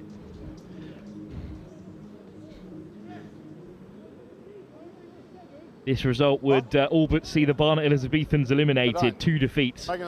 Probably too much deficit to come back from. Hey, they're just making us up. Yeah, that's fine. So Concorde in the driver's seat. Yep, behind. 19-10 they lead. And still just 6 on the field for Barnet Elizabethans. Hunted down well off the kickoff. Cavash straight over the ball, and he's turned it over for Concorde. Tackle. Slow ball for Concorde, and that's playing the 9. Penalty. Ashton Rendell to the open side. Popped over the top for Cavash, who ships it on, but in between 2 men. Good recovery by Concorde. Cavash, he left it late to give the pass, and it was just out in front of his supporting man. You don't, you're on the bin, mate. Still down to 6 here, the Barnet Elizabethans. Can they keep out Concorde? What a Herculean effort it would be if they can. But 1 pass over the top leaves Concorde 1-on-1. Yellow card back on. Nice ball over the top here. Goodrick keen to go quickly. There's 2 minutes to play. Dawson Goodrick with the tap. Barnet looked to swarm, but he still gets it away. And out comes the handoff to see Concorde over. Dawson Goodrick, one of the bountiful Northampton School for Boys players in and around this Concorde setup. But the try was scored by Ollie Howe, who takes this game beyond the Barnet Elizabethans. 14 points is asking a lot in the next 2 minutes. From the side under pressure, good take on the kickoff, but immediately Lucas Bridges is swarmed again by Concorde.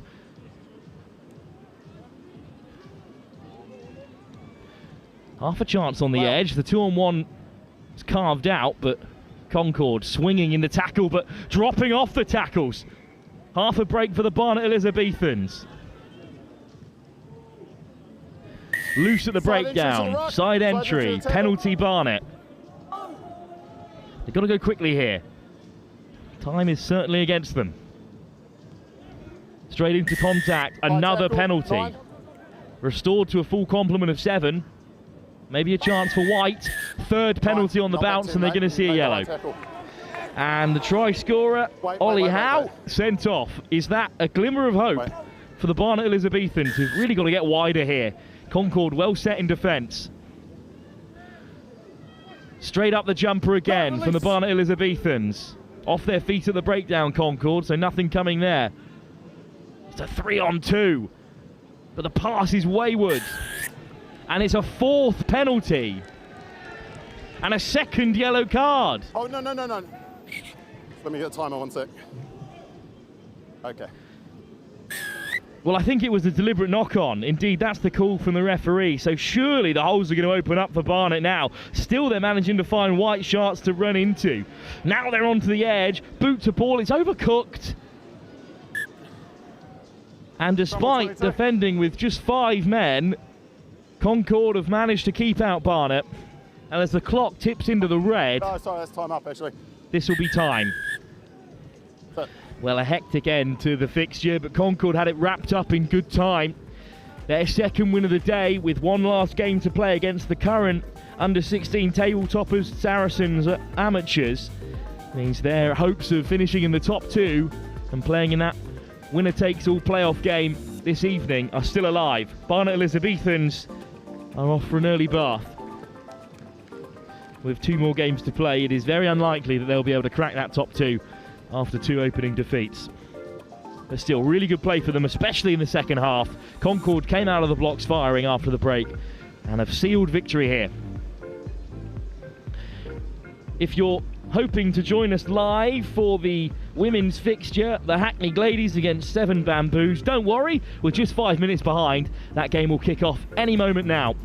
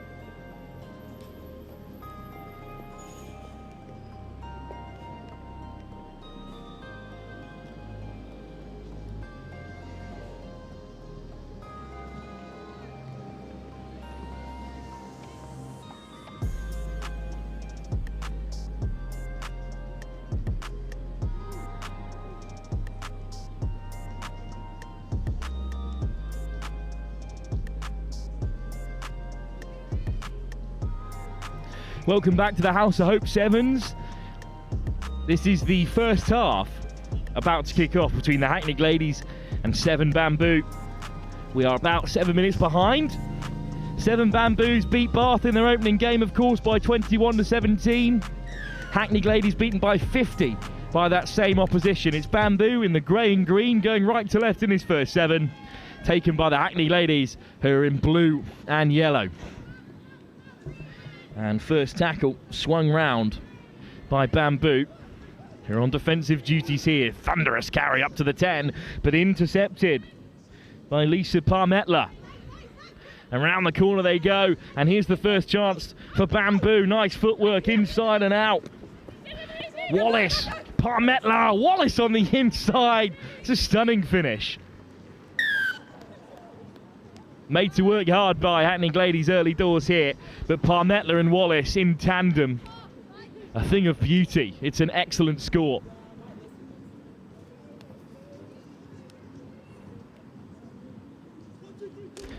Izzy Wallace, the scorer. It's a really talented 7 Bamboo side with experience up and down the circuit.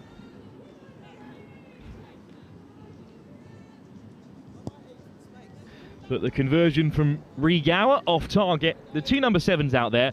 This could Regower's wearing her own shirt, born and paid for, and has a name on the back as well, wouldn't you believe it? Some really nice hands in the build-up to this one. Wallace, Parmetla, back on the inside again.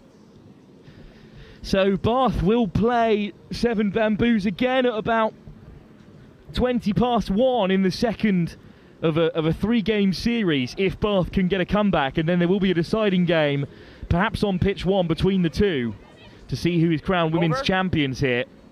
7 Bamboo have also got a men's team in the comp who are supporting the ladies. And it's a lovely line and a good fend, and slipping through go Bamboo again. It's Natasha Duggan, always right up to the 5 and lays it back. Surely they're going to score from here. Hand should do it. It's Wallace again looking for her second. Parmetla, steps 2, steps 3, gives the offload again. Finally over they are. It's Alex Duggan. Lisa Parmetla, what a start to the game. Drew in 4 defenders. Had the whereabouts to find Duggan on the hard line after Natasha Duggan made all the yards. And the Bamboos up by 2 scores early here, and nudged over for a full set of 7. It was only the conversions that separated themselves and Bath, so that second game, which will be over on pitch 3, will be a cracker and will hopefully set up a decider here on pitch 1. All Bamboos will beat them, and that'll be lights out.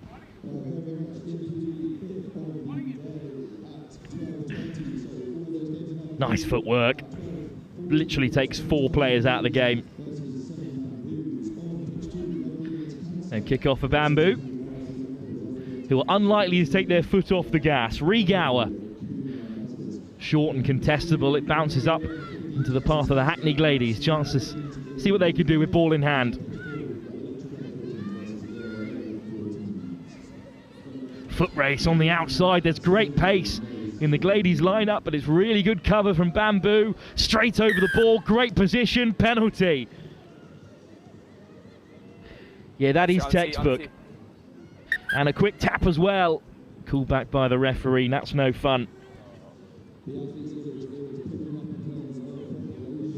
Natasha Duggan with a brilliant turnover. And they're really set deep here, Bamboo, but they're still going to have a strike through the centre. Let it go, please. It's so on down this left-hand side. They've got 5 players stacked over. Great line speed from the Hackney Ladies.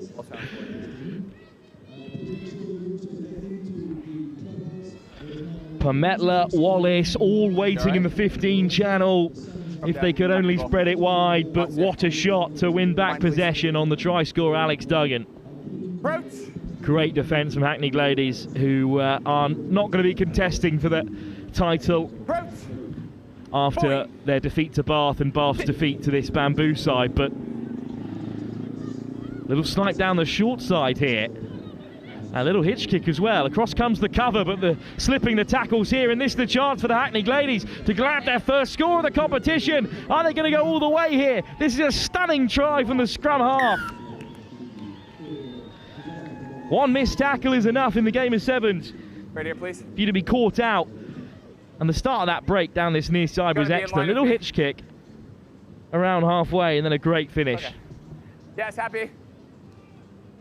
And option's yours, right? The Gladies have not produced a team sheet, unfortunately, but the number 8 with a try to remember.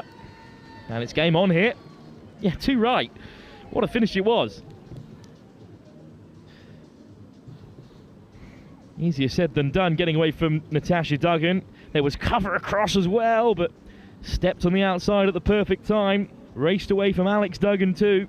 1 minute, 1 minute. Maybe a third Duggan, and then they'll catch her. 10-7, 10-7. Got your kick. 12-7. Game back on again, really. Bamboos can't afford to mess up here. It would leave the door open for Bath. Oh, nice shot. Certainly imbue them with confidence after they took the sword to this Hackney Gladies team. Collected by Duggan. And comes the handoff and the step. Some good yards up to the 10. Duggan, big dummy, straight through. How about that for a response? Alex Duggan up to the 22, and she will not be caught. The protection of the post to dot it down dead centre. And 10-point gap restored with the kick still to come. Yeah, we'll take it. Regower will look to nudge this over. Nice work. As we head towards half-time. So at the break, 19-7. Bamboo lead against Hackney Gladies. Not quite the size of the scoreline we could have seen. Gladies have battled well to try and contain this talented Bamboo side. But at the break, they're up by 19-7, and the game is in their hands.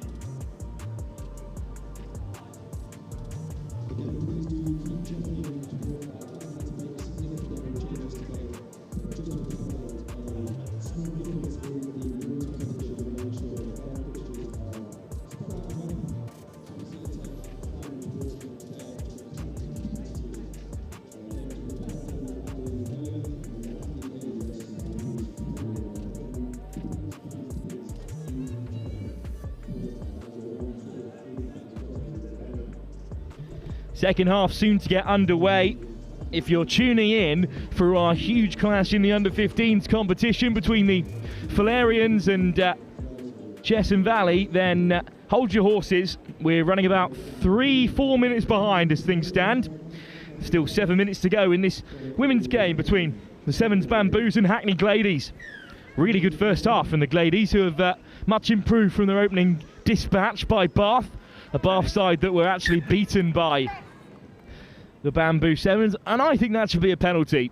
spilled into the path of Lisa Parmetler, who then did get a toe on it, and she was in front of where the knock-on was, so penalty in my books. Approach. Hackney Gladies will settle for a scrum. Fine. And their scrum was very impressive against Bath. Back, please. And indeed, they get a brilliant shove on here. Back into traffic, though. Well, swerving onto the outside well here. Just backing herself all the way. What a finish this will be. Across come Bamboo to put in the shot, but then tap down. Big fly hack from Permetla. Really good defence on that far side for Bamboo. Glady still driving on. There's the try score into contact. Good communication in defence for Bamboo. You can see them barking orders, and I think it's just been snaffled up. And the grey and green have it back, and they've got a 3-on-2, but it's been spilt.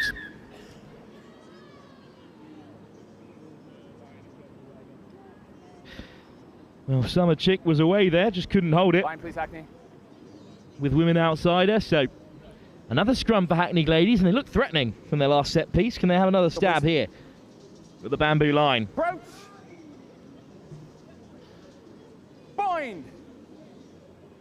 Set. Hold. Again, direct at first receiver, and now to the edge. Here's the try scorer, once again pulling out the hitch kick and breaking tackles. What a carry!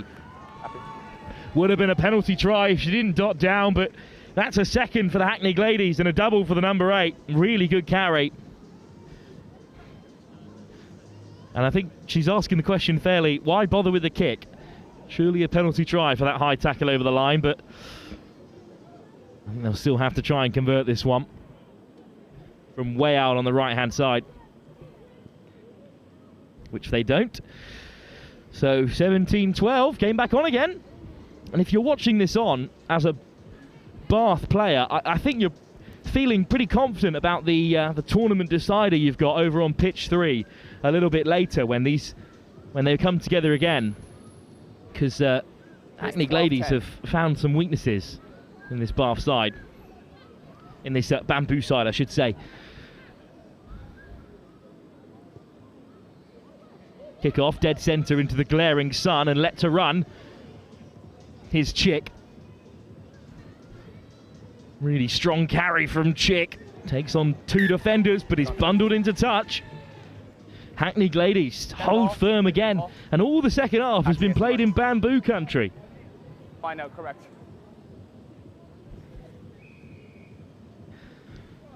Big line out for the Hackney Gladies. Green, step off, please. I imagine Bamboo will have a decent lift in here. Green, step off, please. And the line out did not function for the Gladies in their opening game against Bath. And indeed, it's gone awry here. It's just been picked off. No jump needed. And off comes the handbrake. And then back on again to cut against the grain. Nice offload. It's on here on the right-hand side. There's 3 players free. Here's Chick with a woman outsider. Yemena Adedapa. And Adedapa back amongst the scorers again.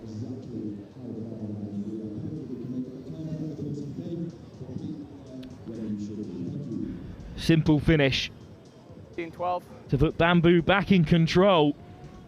What a pick, though, from the line-out initially there. And then Yumedo Adedapa, one of the best finishers here in the women's competition. Can't give her that much space out wide. Kick off target, so 22-12 it will remain. 15-12, 2 minutes. Really good work at the line-out. This is good hands, too, to free it out of the tackle. And then Carter spins it wide. Beautiful shape on that pass. Chick does the job well. And you're not catching Yumedo Adedapa from there.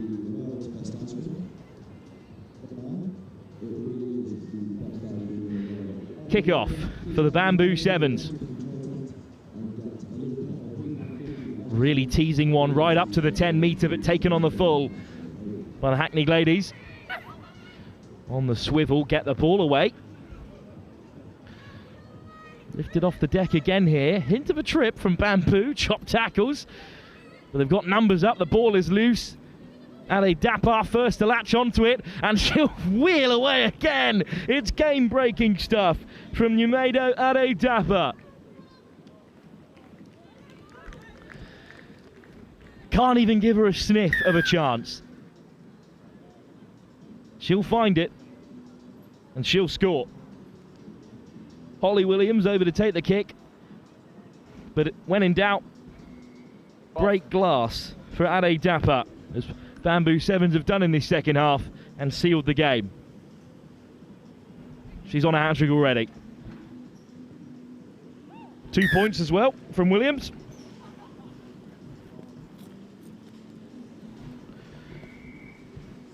Just popped up in front of her, and she still had 2 players to beat on the outside. About a minute to go. If you're joining us for the 1 o'clock fixture in the under-15s between the Fullerians and Chesham Valley, don't worry, that will kick off as soon as this game comes to its conclusion. Williams has just booted it straight into the path of the referee, who is, in fairness, kick clashing massively with Bamboo. So you can't really blame her. Although it is Summer Chick who'll retake the kick, and this time the referee will stay onside.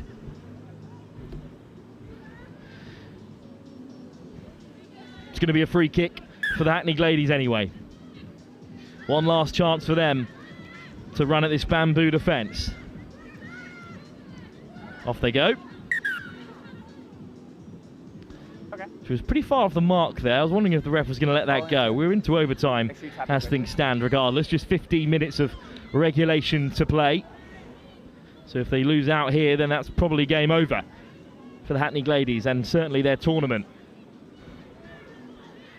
Darting run from the Gladies up to the 10. You know, they're going to be offered the chance to play Bath again, the Hackney Gladies, and I reckon they should take it because they've been much improved in this game. That's a high shot. Penalty coming. What a hit! Still the advantage, though, for the Gladies. The physicality's just been ramped up. Permetler with a big shot. I'm here. That was a thunderous hit.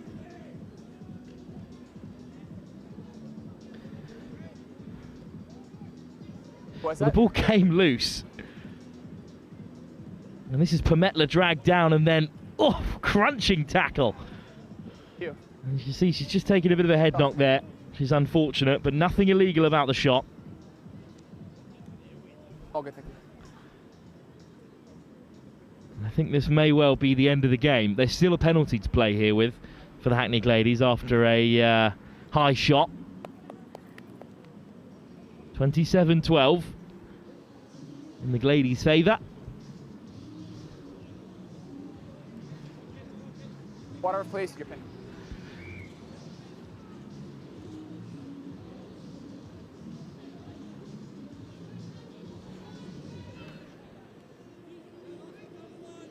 So one last chance for Hackney Gladies. We're into overtime again here at the House of Hope Sevens. Scan that QR code in the corner of your screens to donate to Dennis Goldberg's House of Hope in Cape Town. Lovely hands to the edge. But you're going to have to be real fast to get on the outside of Ade Dapper. And then upright in the tackle. Real physicality on show from Carter. Counter ruck. It's Ade Dapper who wraps it up. Knocked on by the Gladies in attack. Ade Dapper to the short side. Lovely step. This time she's caught. Still playing here, a minute and a half into overtime. Carter gets the offload away. Cooper. Carter. Still going for more. Carter here. Cutting on the inside. Big stiff arm. Down on the 22. Bamboo looking for more. Offside by some way. And we're still going to play here, almost 16 minutes into the game. Quick tap. Duggan driving over, and that'll be all she wrote. Great result for Bamboo in the end, who are comfortable in their victory. What a second half for them, although Hackney Gladies much improved from their first performance, as we said. And that will be the game. So Hackney Gladies have lost 2 from 2 against strong opposition. Bamboo undefeated with Bath to play in the second game of their women's series that this tournament has ended up turning into. Up next If you're joining us for the 1 o'clock game between Chess Valley and Fullerians, don't worry, it's on the way in just a moment's time. A top of the table clash in the under-15s competition.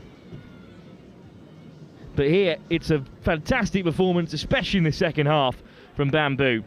34-12, the victors.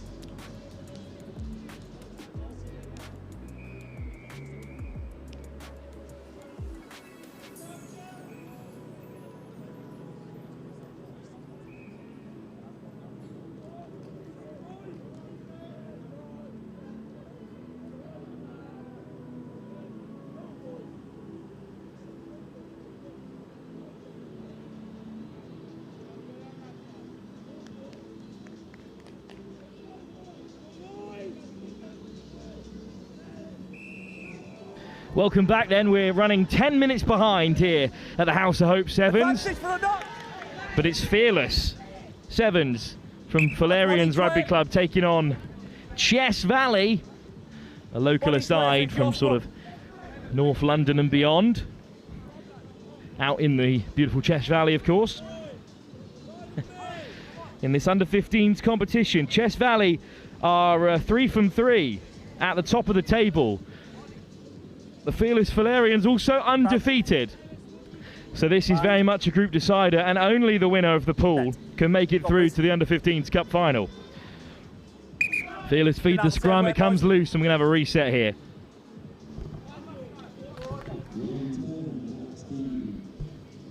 Back still again, boys. Ball. Ready, boys? Crouch. Bind. Set. Scrum for Fullerians, reset here. Swung away by Tom. By Callan, and then loose. Back to the short side come Fullerians. Good looking attack for them. It's just popped up a little bit short though for Lucas Powder, and it's come back the way of the Chess Valley men. Chess Valley low into contact. Hassel, really good leg drive. Hassel's still going. Brilliant work at the breakdown, and Fullerians are short-handed on the left-hand side.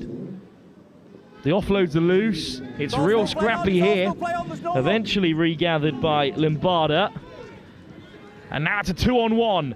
No look pass over the top, but it finds its way to the widest man. And Al Tanik's going to run home. Great finish from Tanik in the end. Scrappy in the midfield from both sides. But eventually Chess Valley get over.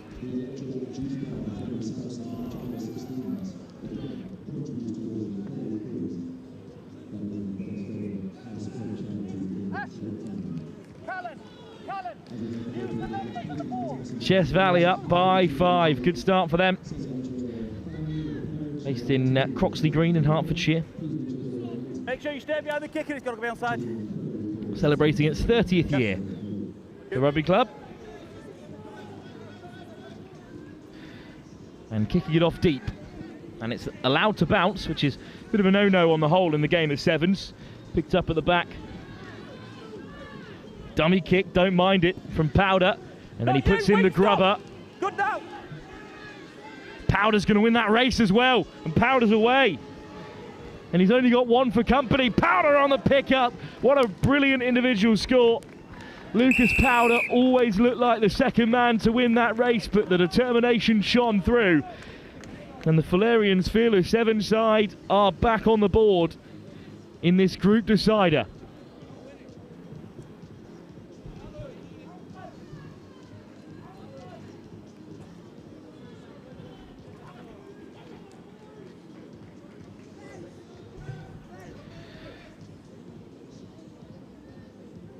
So after this game, Chess Valley are done and dusted, having already won their opening 3. The Fullerians still have the host Saracens to play, which will not be an easy game, given the pressure, even though Saracens are bottom of the pool as things stand, but you expect them to win that. So this really is a shootout for that final spot.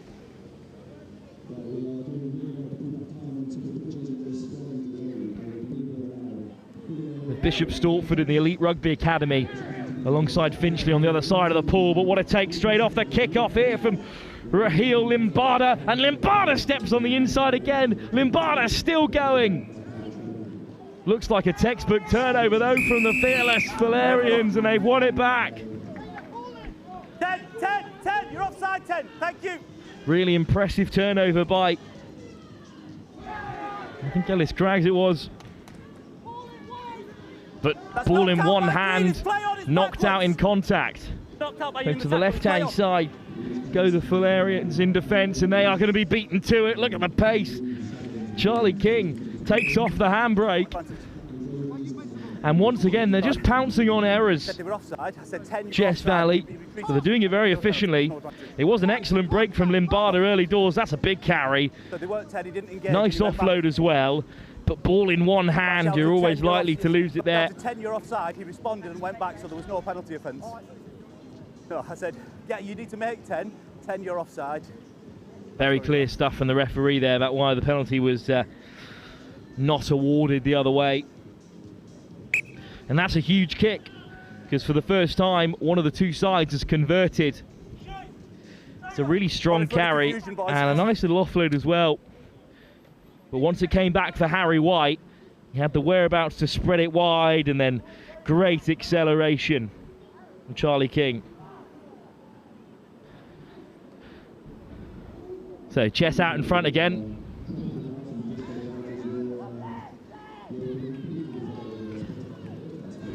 Off go the Fullerians.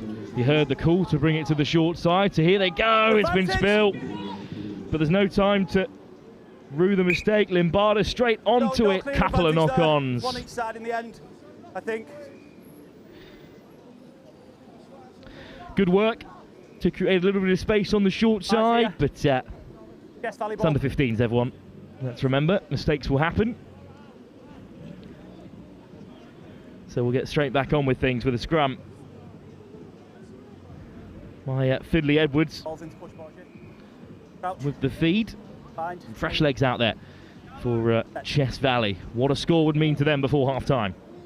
Good scrum from Fullerians, but it's away from Edwards, who's wrapped up early. Just bounces up for Taplin, who goes hard at the line. Edwards round the corner. One back, though, by the fearless Fullerians. Cutting back in, but still finding an offload. Little dink over the top's a lovely move. Read by White, and White just about regathers. Lovely work on the spin from Harry White. Limbarda. No, release was the call, but the ball goes loose, and it's back with the Fullerians. Last play of the tie.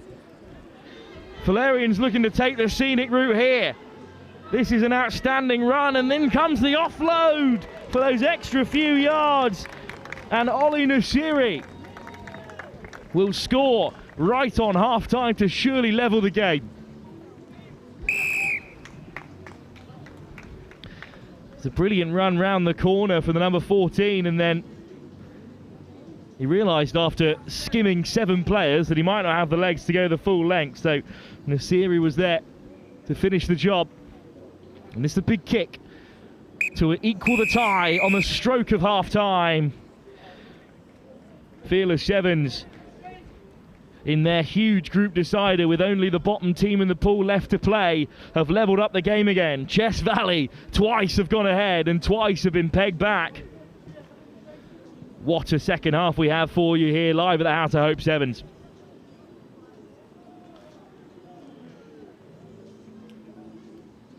Well, if you've just joined us hoping to watch the Hurricanes from Dubai face off against Bamboo's men's side, you've still got 7 minutes or so to wait, because we've got a huge group decider still to unfold here in the under-15s competition. We'll be back in just a few moments' time. 12 all at the break.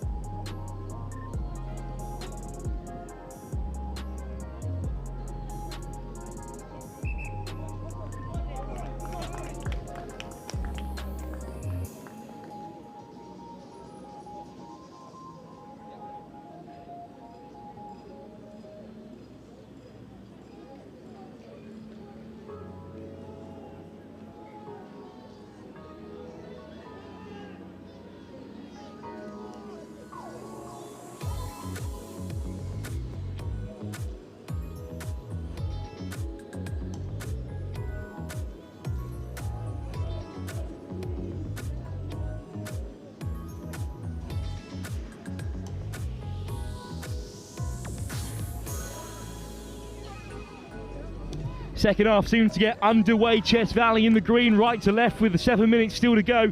Twice they went ahead against the Fullerians' Fearless Sevens team. Twice they were pegged back with an equaliser right on half-time. The winner of this is almost certain to top the pool. Taken cleanly off the kick-off by Fullerians' Fearless Sevens. Just about held in one hand. Great work from Powder. Score in the first half. Out comes the handoff.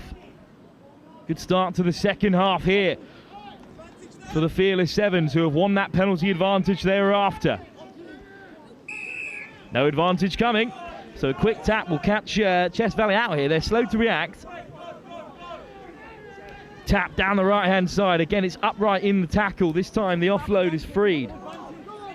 And there's 3 men outside, but they won't need them. Taylor Evans will scoot over and score himself. Well, he was going to be in trouble if he didn't dot that down with 3 men free to his left-hand side, but Evans had the pace, and the Fearless Sevens side take the lead for the first time in the game.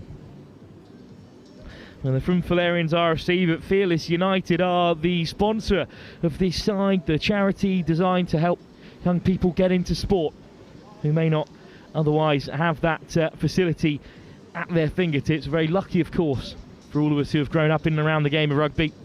We all know what it can do for community, for young players, and Fearless United, that's what they're all about. Your tackle's really high. Helping young people get into sport, and it's a brilliant sponsor for this Fullerian side to have, and they've taken the lead for the first time after a really excellent finish. Still under pressure. It was a great chase from Charlie King. Sorry. But Evans always the favourite to win the race. And with the defeat here, these two sides will be level on 9 points apiece in the pool stage, but Fullerians still have a game to play. So Chess Valley, unless they can turn this around, will be asking the host Saracens to do them a massive favour. Good handoff, but the ball had to go a little earlier, you feel. White on the edge, and White will stretch his long legs for the first time in the second half. Bumps off another man, but his pass is loose. Advantage those coming for Chess Valley. Again. High tackle by first half try scorer in the series. 10 metres, please, 10 metres. Go on the back. Daniel Hassel. Yeah, let's go. Will get us going. You're not marking anyone there, Ashton. Move, Ashton. Good line speed by Fearless Sevens. And that's King's turn to go rolling himself. What a carry from King. Good recovery though from the Fullerians. Counter ruck as well, and they're happy to play with it. Turnover. And the Fearless Sevens have won it back. That offload bounces up well. Nasiri's free on the edge. Here's Nasiri, who pins back his ears again. Great covering tackle, but the support is there, and Powder's going to crash over. Instead, he gets another offload away. Eventually, they score. Or do they? It's a penalty for Chess Valley. Well, once the Nasiri was away, I didn't think anyone would catch him, and then Powder was there. Great support line from the number 2. He found Ashton, who's been done for double movement. Last-ditch defending of a seriously high quality from James Taplin, who may well have just kept Chess Valley in the game.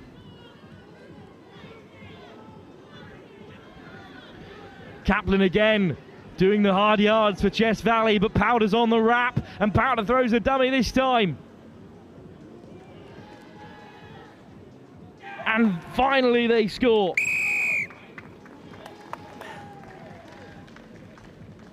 Well, hands on heads for Chess Valley. They've had to work so hard in the last couple of moments or so, but the Fullerians' Fearless Seven side are turning the screw now.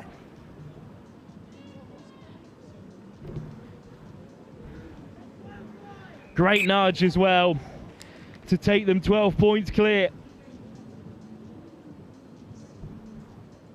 Boys, what's your last name, Al? Archie Fisher races over in the end. Last little step. Thanks, sir. To draw in that man, and then it's leg drive to get away from King. What a defensive shift from him in Chess Valley colours. But unable to keep out the Fullerians here. Go, no time wasting, please. Just pinged for time wasting with 2 minutes to go. Great take straight off the kickoff. Chess Valley know the next score has to be theirs. Always makes plenty of yards down this left-hand side, Harry White, and he puts boot to ball this time, but there's cover there.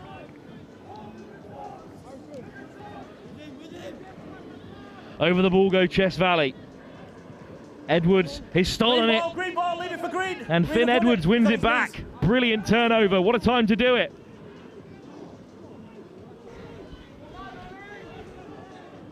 Fullerians line up their men. Carol Domagala. Into it, that's fine. Over the ball this time are Fearless. Penalty.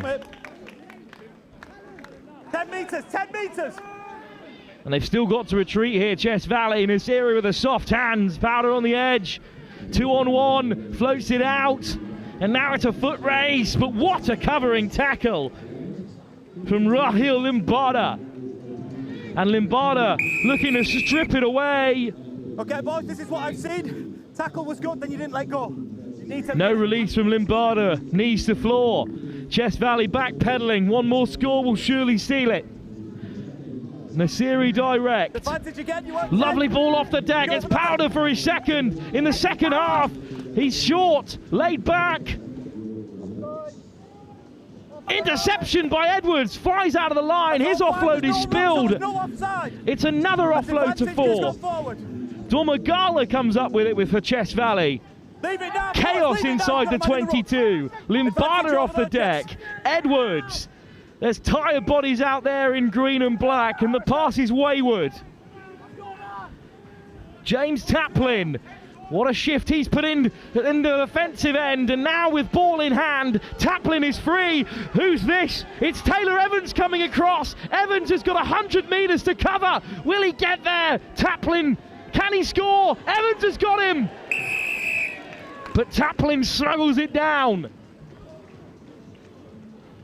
Well, Taylor Evans has just gone corner to corner to try and make that shot. He almost held up his man, but Taplin just had enough. You see, he's lagging here. It's almost 30 degrees out at Bramley Road. And he somehow manages to get it down. Oh, he's close. He's really close, Evans, to kicking that away. What a game. We're back on here if the kick goes over. Oh, it's just wide. Time up. The Fullerians, Fearless Sevens, have just about snuck through against the group leaders, Chess Valley, who are falling into second place as things stand. Still one more game to go for the Fullerians. They've got to take down the host, the Saracens Amateurs, but if they do, they will top this pool and head through to the semi-finals. What a moment for them. The Fullerians, Fearless Sevens, repping Fearless United, of course, their headline charity sponsor today. What a tournament so far for them. One more step to go, and then we'll see them in the semis. Well, what a bit of drama for you here.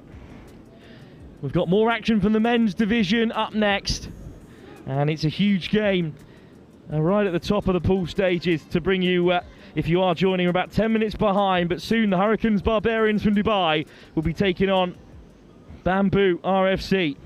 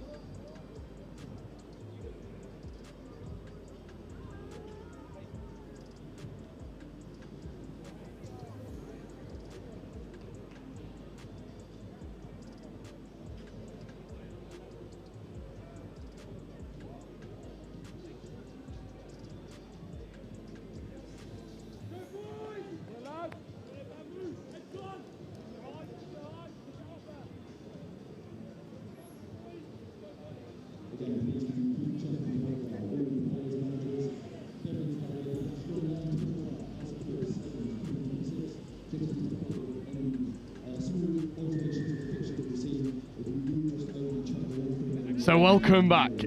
Thank you, Wilf. I'm Joe Wright, bringing you through the next three games. This is the Hurricanes Barbarians versus Bamboo Sevens in men's Group C. Bamboo in the white and green. Hurricanes in the yellow. Team out of Dubai, Emirates plastered on their chest. Line up ball.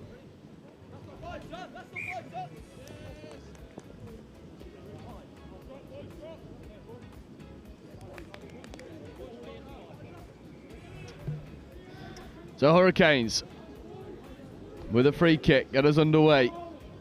Shaping to attack that outside edge, coming back into the midfield.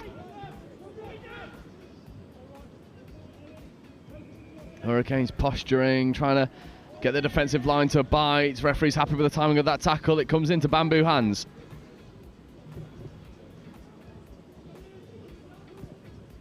And a stab through as well. There's another foot race on offer. And the ball didn't quite sit kindly enough for Bamboo Sevens,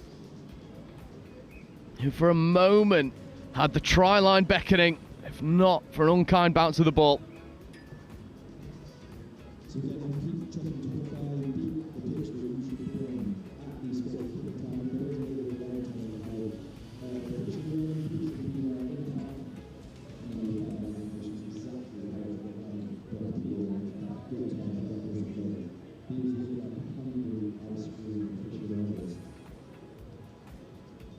So scrum platform here for the Hurricanes, and the PSA, no team sheets for either of these teams as of yet. But if these two teams do make their way into the latter stages, we will endeavour to give you team sheets. But this is 1v2. Bamboos are currently topping their group. However, they played one more than the Hurricanes. Hurricanes have played 1-1-1. And Bamboo pounce on the bouncing ball as it stabbed through, not once, not twice, but 3 times now. And the ball again doesn't sit kindly for the Bamboos on another day. There's 2 scores already for the team in white, but they will get a penalty and platform to go quickly if they want to. Surely the Hurricanes haven't gone back 10. Calls of offside from the pitch. It's well taken. And Bamboo make their way onto the 22. Show and go, tacking down the short side. He is stopped with authority and then turned over, but the referee's not happy with the contest at the breakdown.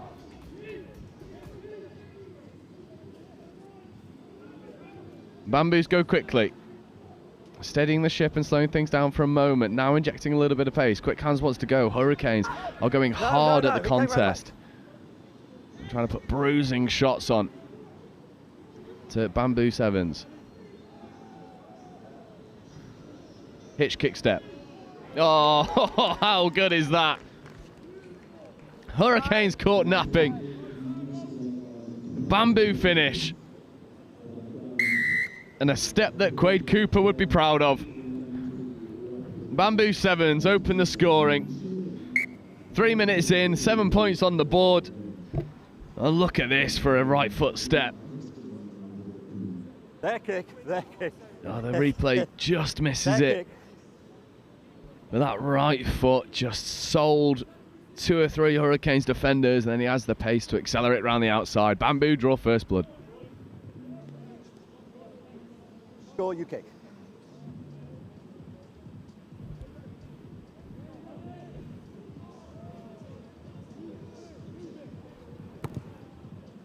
A Bamboo restart. That is taken beautifully over on the far side, and Hurricanes might go in. There is covering defenders, but they seem to be slowing up. And Hurricanes bang off the restart. A restart that was taken superbly. Accelerate over. And look at this for a take. I mean, he has the pace to get over. But this try was all about that take from the restart. Conversion's good. We're at 7 points apiece. Thank you.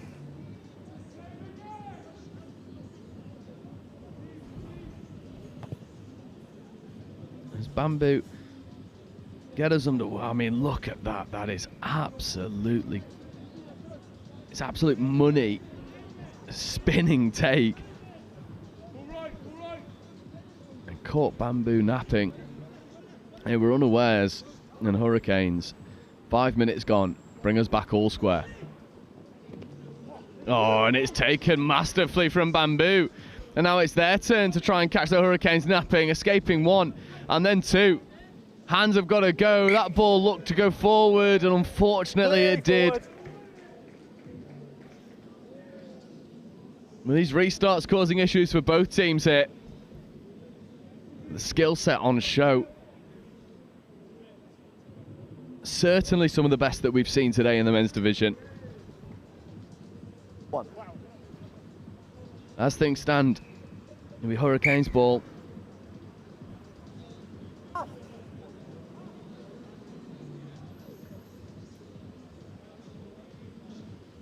things just slow down.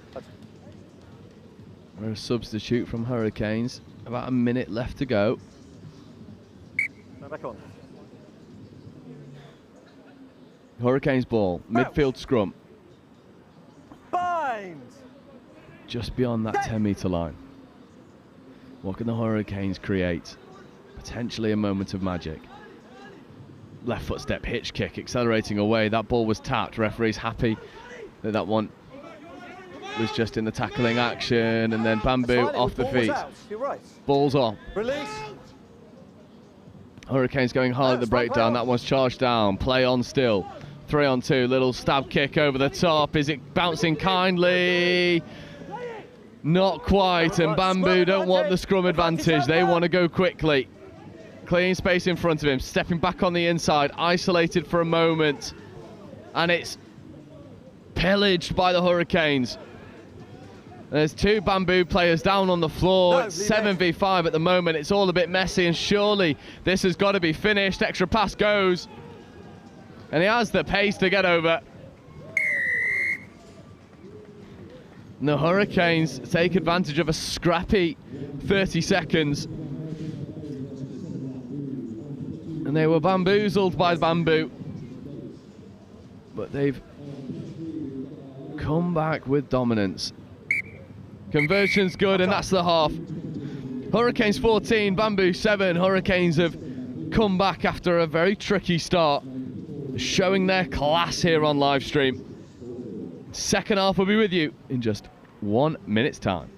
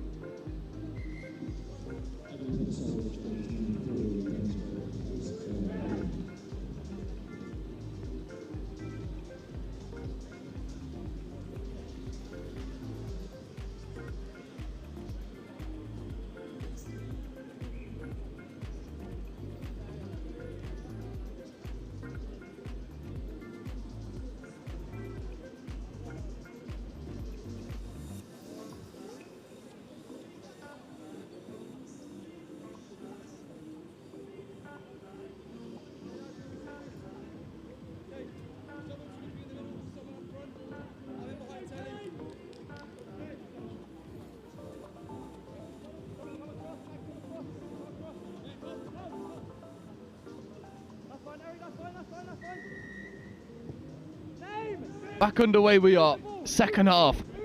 Bamboo kicking to the Hurricanes. Hurricanes find themselves in the driver's seat. Converted try to the good. Oh, unless Bamboo will hair away. Hurricanes try to go expansive over on that far side. And Bamboo say no thank you. Interception picked off. And raced away into the corner. It's a difficult kick, so it might only be 5. But they won't mind one bit. A remarkable bit of individual play. And that kick does die short. The Hurricanes wanted to go expansive. You see here this wrapping player, and then it's just picked off. You can't throw a blind pass if there's someone in the lane. And Bamboo bring themselves to within 2.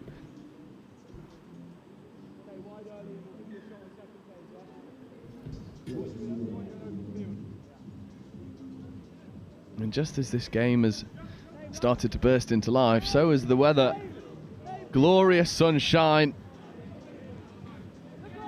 Players playing in the heat.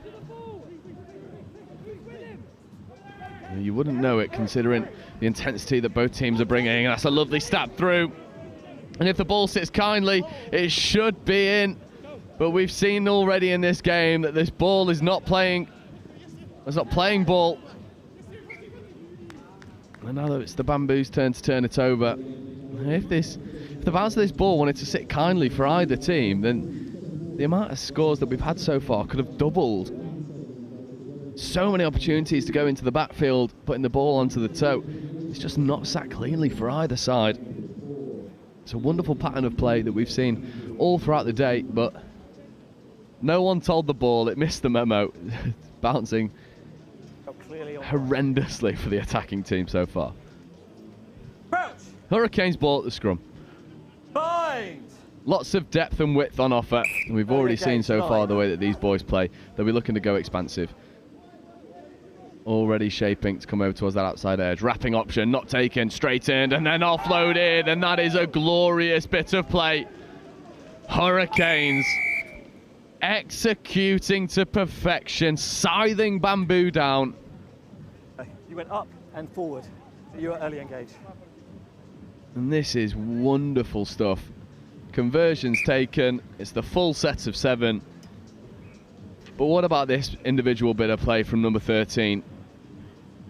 Free kick at the scrum. Early engage. And then we're away, and look at this. Just holds the pass, delays, and then the offload. Magical stuff on display from the Hurricanes Barbarians.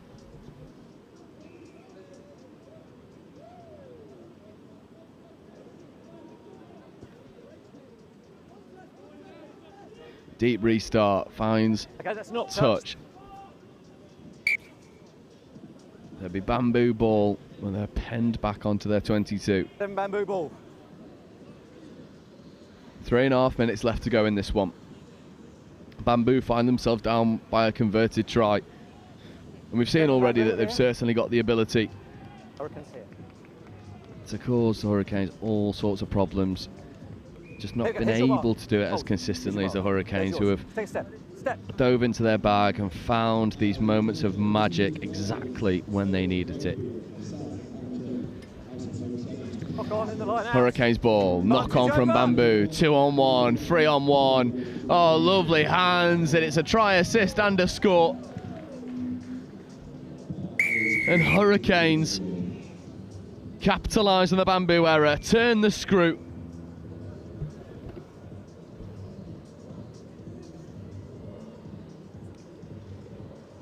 And the Hurricane Barbarians are blowing Bamboo over, uprooting the team in green. They're down by 2 converted tries now. You see this error, the line out, knock-on advantage, and then Hurricanes look for all the money that they were going to score. Simple draw and pass. There was a 3-on-1 on the outside edge.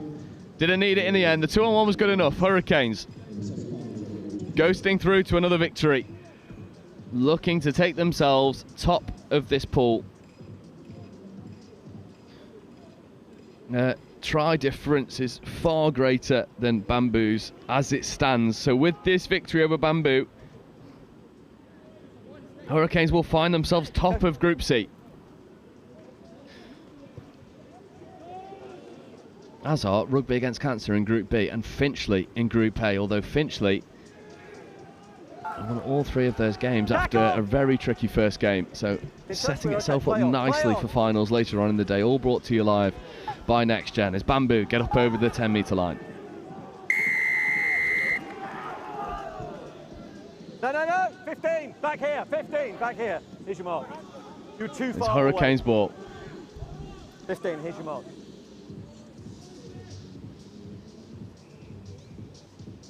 Shot called.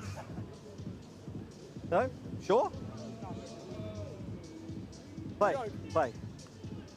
Just a bit of a jest in the midfield where Hurricanes threatened to go for the 3 points of the conversion, and the referee said, "Are you sure?" And he said, "No, sir."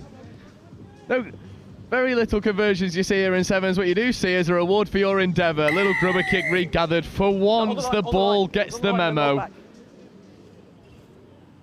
No, it touched the line and then it rolled back. Yeah. And regathers. However, come here. Okay. Please don't talk to me like that. We're going to restart with a penalty against you. Step back. oh, and Bamboo guilty of letting their frustrations be told a little bit too much. Ball touched the line and rolled back. It's fine. So it's a penalty against 9.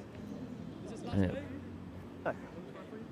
Is it would be a penalty against the Bamboo number 9 for chat against the ref. That restart just hooking left, never really had the legs. The Hurricanes not too bothered. You see it here on the replay. Just nice hands again, lovely shape of the pass. A little bit of footwork to create some overlaps. And then Bamboo falling off tackles, lovely stab through and regather. Easy score in the end, but it was made to look easier than it should have been. The class of the Hurricanes Barbarians really on display. Scrag down over the 10. And then Bamboo come up with the penalty, holding on. And Bamboo will look to finish this game with another score on the board for them. Big dummy, not bought, and then a really big contact that comes in just shy of the 10-metre line. Hurricanes going hard at the breakdown to cause some issues. There's a little bit of afters happening here on the floor. Hurricanes and Bamboo need to be careful. There's a bit of a squabble happening, and it's ugly scenes developing behind us as Bamboo maraud up. I think the sub-box is saying, "Sir, keep an eye on this." Play on. And now other people are threatening to come and get involved. And this just needs to boil down. Full time needs to be blown.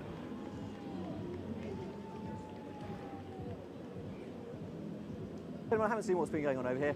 Obviously TV's got it. The spectators have got it. Let's play on, okay? And referee just stamping his authority down. It is time, but we have the pen for holding on.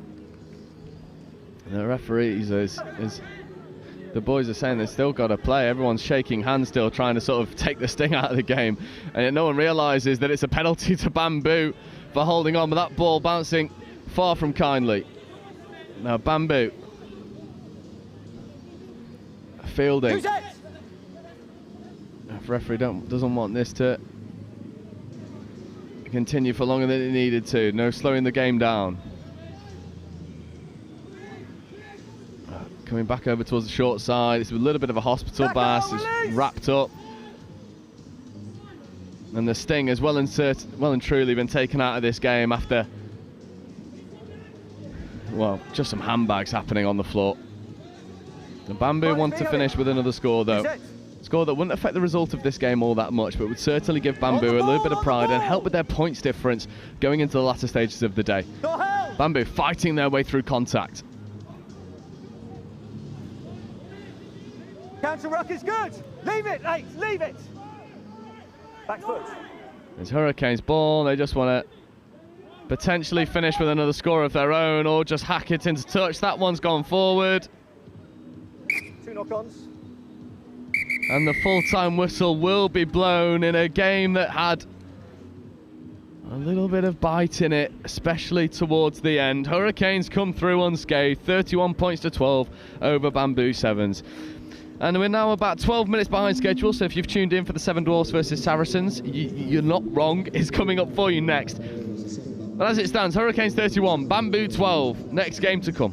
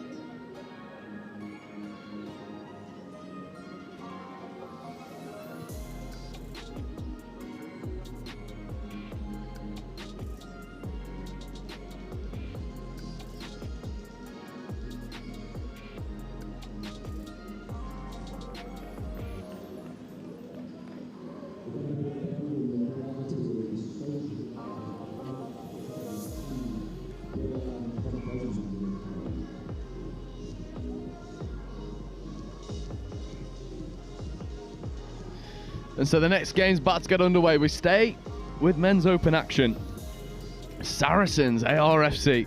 We saw a couple of their players have a run out for the Dirty Dinos earlier on. Versus the Seven Dwarfs in orange, a team that doesn't have a full set of players. No. And an early yellow card. Let them leave the field. 9. For Bothma, who goes to the bin early doors. Intentional knock on. 20 seconds gone in this game. Saracen Sevens. Saracens ARFC. Looking to create a bit of magic, and then that one's hacked away. Knock on. They'll come for scrum down. Save it, unfortunately. Seven Dwarf ball.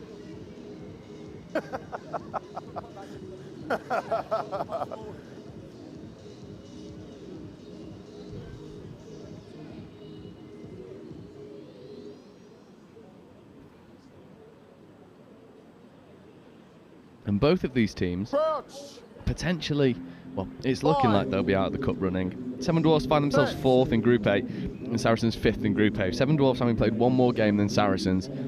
Saracens only playing one, but unfortunately losing. As we see, oh, that's a hamstring injury if ever I've seen it. Giovanni Alo, who's just hobbled off the side of the pitch, hamstring injury. Play on. Referee's happy for this to play on. Saracens look to go quickly and capitalise on the, well, briefly, 2-man advantage. There's a big shot that comes in from Simmons' hat-trick in his previous game here on live stream. And the Saracens looking to have a go down the outside, but the footwork only befuddling himself. And then the penalty for Seven Dwarfs. Yes. Oh, lovely line carved off the ball. As easy as you like for Brad Young. The opening score. 10 seconds. And Seven Dwarfs might be down to 6. But when you've got big men crashing lines off the ball like that, Brad Young gets over and will convert his own score. 7 to the good. You? Yeah, all right. No, I'll go time off for a sec.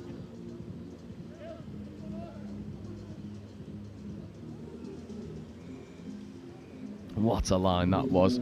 It's good interplay. And Young, we highlighted him on the previous game.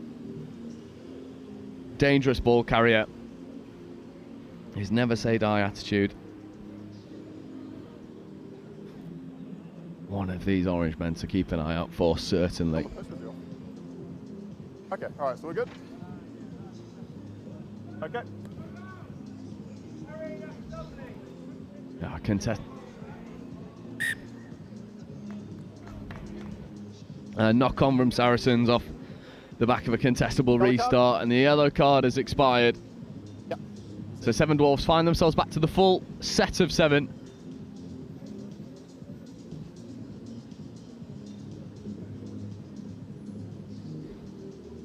Crouch. Take a step. Scrum platform here. Bothma joins the fray. You've got Geely, Simmons, and Klingbeil. Scrum advantage. Both ways. Unfortunately, that one again knocked on, so both sets of hands leaving a fair bit to be desired. We're back at a scrum platform, this time Saracens ball. Can we reset these scrums a bit quicker, please? Here.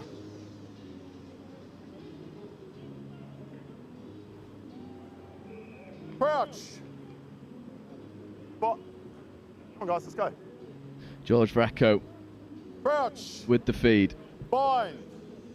Set. 3.5 minutes gone. Vrecko, muscular figure there, acting at half. There's a lovely line carved off the ball as well, and Saracens keep rolling forward, but Simmons brings that one to a close. Vrecko gets involved again. Didn't touch it, play on. These hands now find their way over towards Johnson. Johnson with a left foot step, accelerating through one, but then knock on scrum advantage and then penalty advantage for tackle off the ball.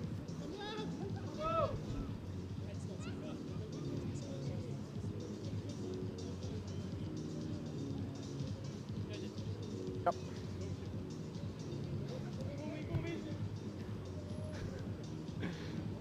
Young dishing away. Oh, lovely foot speed. And Blackburn leaves defenders in his wake. Joel Blackburn underneath the post. 5 should be 7. Blackburn will take his time under no real pressure. Johnson's coming to ensure he gets the ball down and doesn't take too much time away. Now, this score is all about Joel Blackburn. And it's not 7. That kick just drifting underneath the crossbar. Well, what about this? Again, Young to Blackburn, and then Blackburn just accelerates through and leaves defenders grasping at his shadow. And the 7 Dwarfs are enjoying their time here on pitch 1. Come on,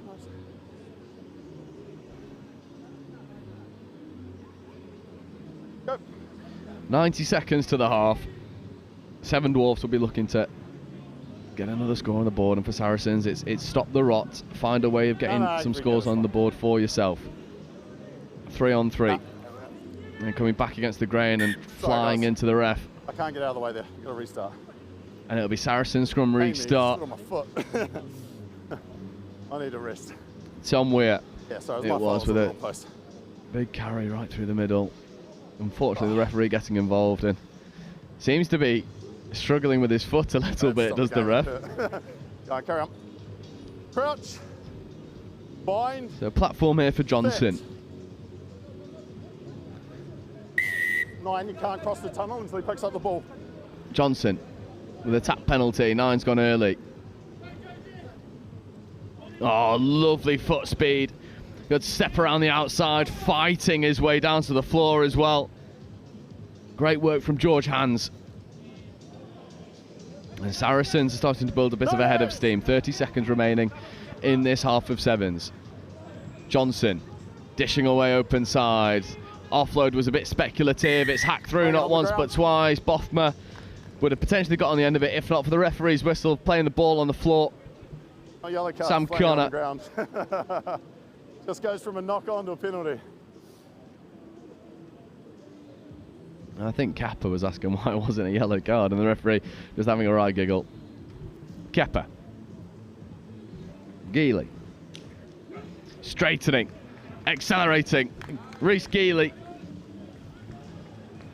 will ghost his way over, completely untouched. Defenders missing tackles, getting their spacing all wrong for Saracens. And Rob Geely says thank you very much. Half time now. 3rd score on the board for the 7 Dwarfs.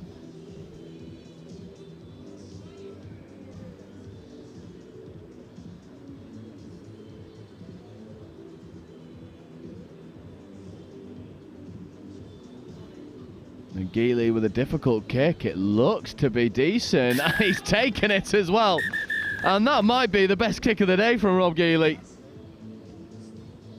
From an almost impossible angle, slots the extra 2. You see it here, Reece Geely. Left foot step, accelerates round, pace mismatch, fixes defenders. The rest of his score is relatively straightforward, but the kick is absolutely miraculous from Rhys Geely. At the half, Seven Dwarfs with utter dominance, 19 points to 0 over Saracens.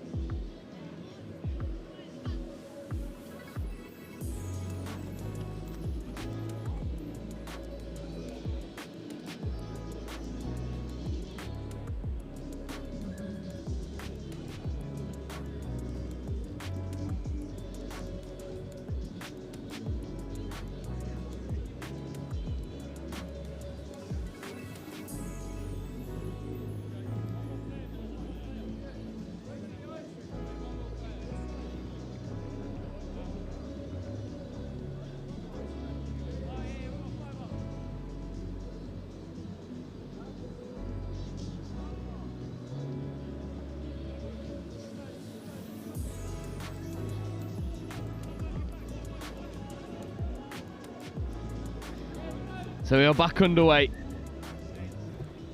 Saracens with a restart. Unfortunately, that one not going 10. So midfield, free kick here for the Seven Dwarfs.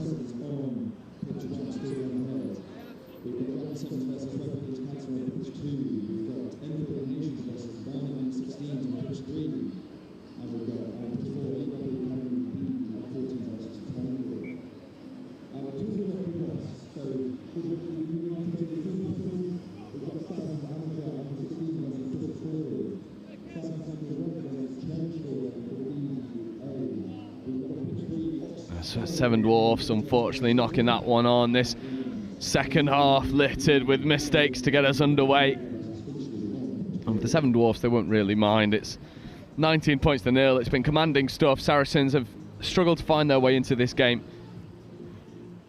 And the clock is firmly on Seven Dwarfs' side. Crouch. Bind. Yep. Not binding fast enough, Orange. Saracens free kick. Seven Dwarfs slowing things down a little bit too much. Connor recycling back on into the infield. Connor comes in, practice half as well, Extra but roll. Seven Dwarfs going hard at the breakdown and coming up with the money.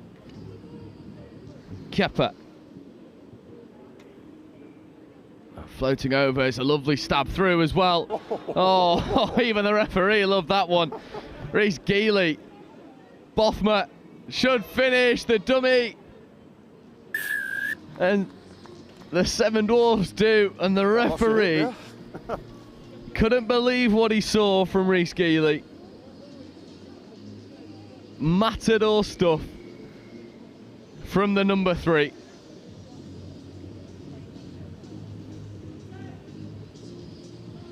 Geely will come and take the kick as well. We've seen already just how accurate he is.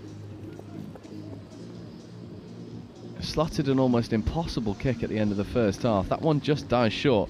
But I am absolutely raring to see this replay. And Kepper with the tap. Finds Geely. Geely with a lovely kick over the top, and then he has absolutely no right to do this and make 2 defenders miss. Leaves one on the floor. Bothma has to go basketball. Little tweener. There's the dummy as well. And it's an easy, straightforward finish. With that try, and a little bit of Seven Dwarfs magic involved with it. 24-0 over Saracens. well regathered at the restart. Gets the hands free. The offload just does not quite have the legs to connect with Tate Ashcroft. Bothman wanted to go as well. I'm in the way. Sorry. I think he would have dived on it, but I was in the way preventing access, so we're going to go white scrum. The Saracens scrum. Could have got to it. Again, it's great chat here from the referee, recognising he was accidentally influencing play. Saracens ball at the scrum. Crouch. Bind. Set. Just reset. It's gone out the tunnel. 7 Dwarfs wanted that one. Kev is happy and celebrating. Shoots us the double shear roll to the camera. Crouch. Bind. Just over 3 minutes left to go in this one. Result seems all but decided. And Saracens will be looking to get scores on the board anyway. Connor, again recycling, dummy switch. There's a little bit of afters happening in the midfield. And Kepper. Doesn't matter, we can play on. Trying to go hard at the breakdown, not taken. Saracens accelerating their way away. Saracens with a leg drive. It's powerful stuff from Nico Motta. Now Connor steadying the ship, coming back over towards Motta, but Geely picks it off. And Rhys Geely will accelerate all the way over, and Geely has had his hand in everything wonderful for 7 Dwarfs.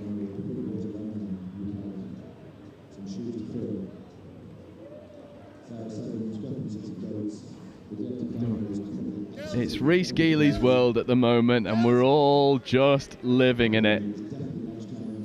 Slotted an impossible kick at the end of the first half. Matador movements to make 2 defenders miss in the second for his score, and then picks off the intercept masterfully. Less said about that conversion, the better, especially given the standards that he set himself. With this heads-up play, a bit of a hospital pass coming from Connor, and then stabs it with the right, collects with the left, and then shifts through the gears. Rhys Geely's earned his rest. 1.5. 1.5.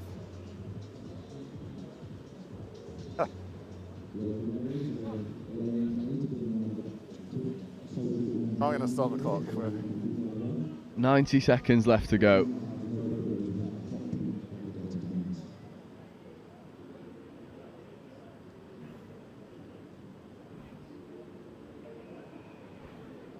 $29-0 in favour of the 7 Dwarfs, and that restart was perfect, but Joel Blackburn did himself a kipper.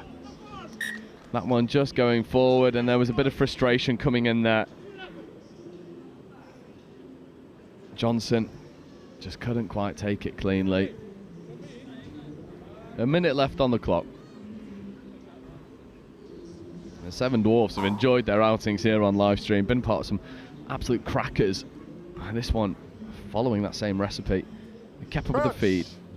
5. Set. Simmons at first receiver. There's Kepper to Simmons. Simmons, crash ball line, absolutely flew through the defensive line. No whites. Too long. Oh, a little stab through. Is this ball going to sit kindly? It's a bit of a fight for the ball, and the referee's erring on the side of Joe. A yellow card for the Saracens defender. Thumbs up. Starts with that crash line from Joseph Klingbeil. Kepper with the right foot step. Big fend. Kepper will finish underneath the post. Come on, mate. Time's up. Let's play it. Trying to pass some time with a smile on his face. And the Saracens player gives him a hug, almost to say, "You cheeky rascal." 6 tries now for 7 Dwarfs. It's time up. Brad Young will be looking to add the 2 and take it to 31. And he does. That brings us to full time. 7 Dwarfs 31, Saracens 0. Bookended by a score from Kepper. And 7 Dwarfs, once they got out in front, never looked like they were going to take their foot off the gas.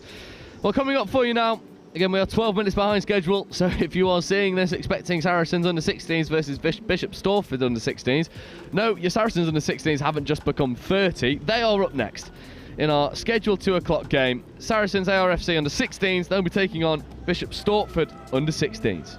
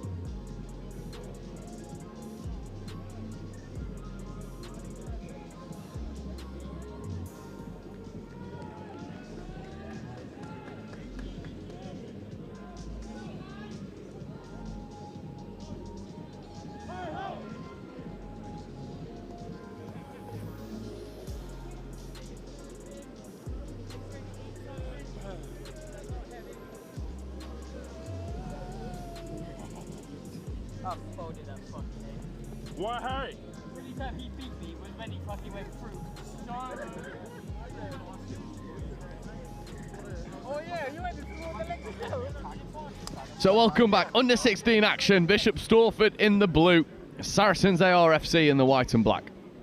And these under 16s for Saracens ARFC will be looking to avoid the same fate that just befell their men's team. A scoreless performance against a very talented 7 dwarf side. Saracens under 16s with scrum platform already. And we've seen just how dangerous some of these players can be. Namely, Owusu Ansah, wearing 14. Jesse Duffy, wearing 20, who is a destroyer of a ball carrier. Cairo Pearson, wearing 19. These are some very talented young lads. Nice open side play here, making its way over towards Pearson. Recycling. Back into the infield. Powerful leg drive by Saracens, but then fought backwards from Bishop Stortford. Chicken wing offload, accelerating through. Can he get the ball down cleanly? Short. Release now, Blue. It's held up short of the try line. Hands have got to go here. And they do get over. Mikhail Eri opens the scoring for Saracens under 16s. Eri setting his stall out early. And Bishop Stortford off the back of that knock on never looked like they were recovering effectively. It's nice open field work again. Val McDonald always involved. And it was Owusu Answer who was almost used as a little bit of a decoy to allow Mikhail Eri to bulldoze his way over the line. Your kick, boys. Boys, your kick. 2 minutes on the clock. Kick not converted. Stays 5.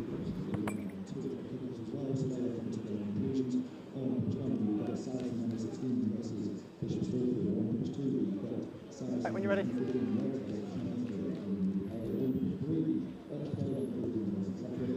Saracens with a restart that comes down with a bit of dew on it from the clouds, held up beautifully, nicely contested as well. Bishop Stortford having to work really hard to get this ball back on their side. They do eventually. Flat pass going hard at the line, trying to commit defenders, trying to get the hands free as well, and they do. And Riok. Penalty advantage blue, high tackle. This is way just shy of the 10-metre line, but the penalty advantage was always coming. Don't need to tell me. Nasira. Okay, that went forwards, playing advantage. Got 10 at that last penalty. If you just, yeah, you're good.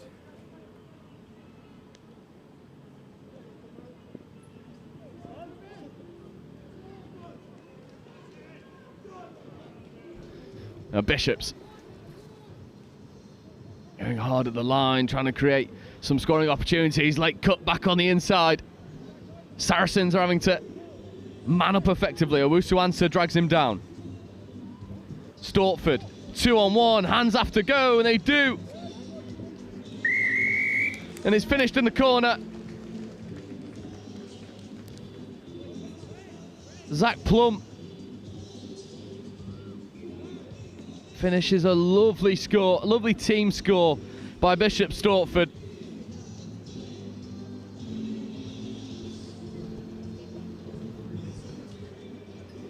It'll be on Tom Appleby to add the 2, just pulls it slightly to the left. This was excellent work by the under-16s. Gatland with that late switch back on the inside. And then from this moment on, it was just hands. Spring identifies, feeds over towards Wilson. Wilson to Crosby, and then Crosby to Plum. No scoring team. And Plum's on the money. We're locked all square. 4.5 minutes gone. Hey, when you're ready.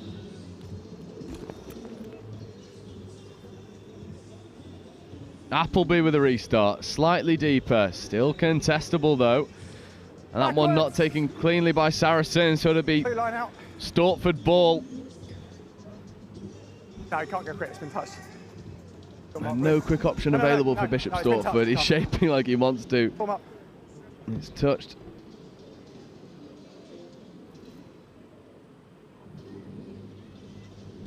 Try scorer Plum is providing lots of width out here. Stortford.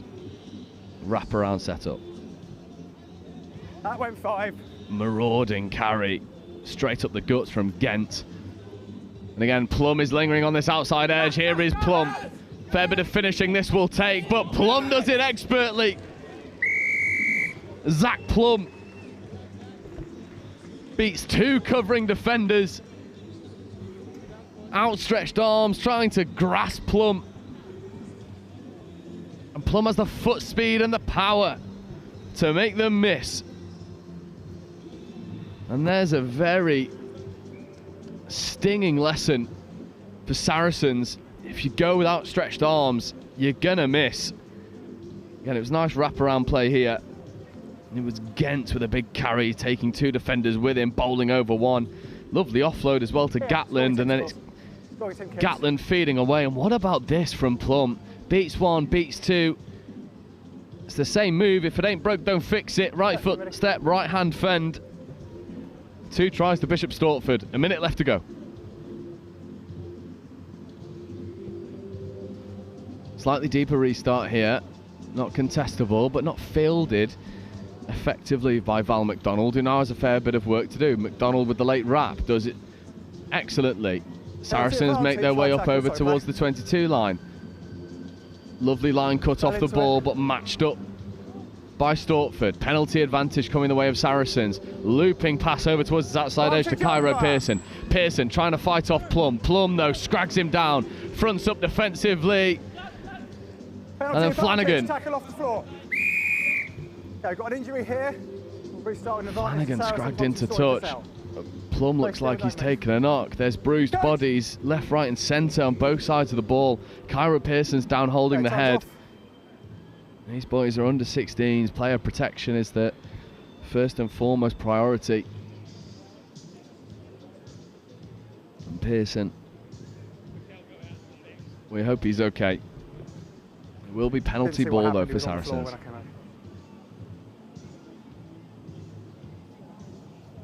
That'll be a penalty for you.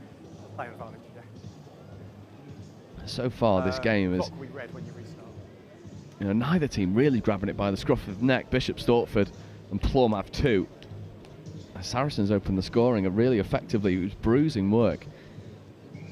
Perfect. Thanks, coach. And Cairo Pearson is up. Not moving too freely, but is up and seems to be in relatively decent shape. Gives the thumbs up to his coach. Pearson's up and moving. Penalty now for Saracens. Next stoppage. Next stop is half time. If you kick it straight out, you'll get the line out. They're looking for this line out ball. No, they're not. They're coming back in towards the infield. Saracens want to make their mark. Ollie Flanagan dishing off for the good carry. Matched in suit by Starken. Now that ball potentially going loose and does. Knock on. Half time. The Saracens, well, they've not found themselves lacking in endeavour, always looking to threaten this Bishop Stortford line. But the only real difference maker so far is the number 17, Zach Plum, who has touched the ball twice and scored twice at the half. Bishop Stortford 10, Saracens ARFC 5.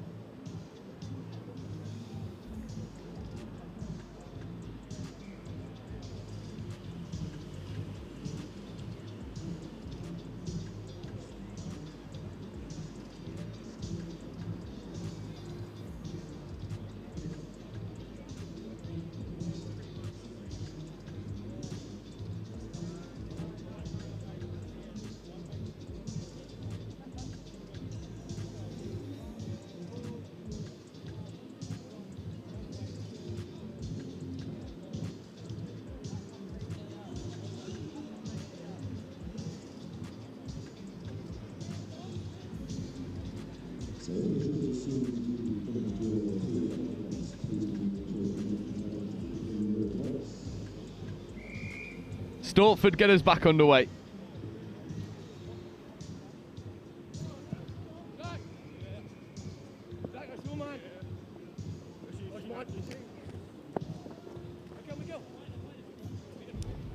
Saracens fielding the restart well, carried by Churcher.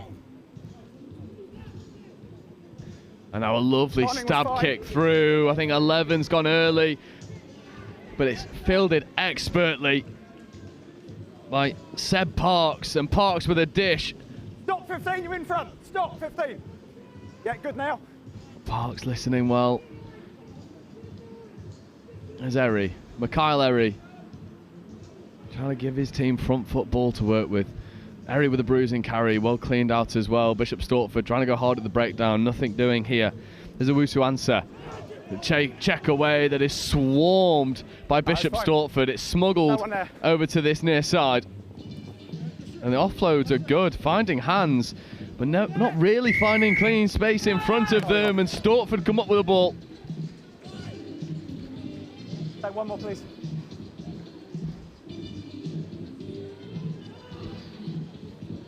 Parks accelerating, trying to get through a Wusu answer and almost connects with the hands.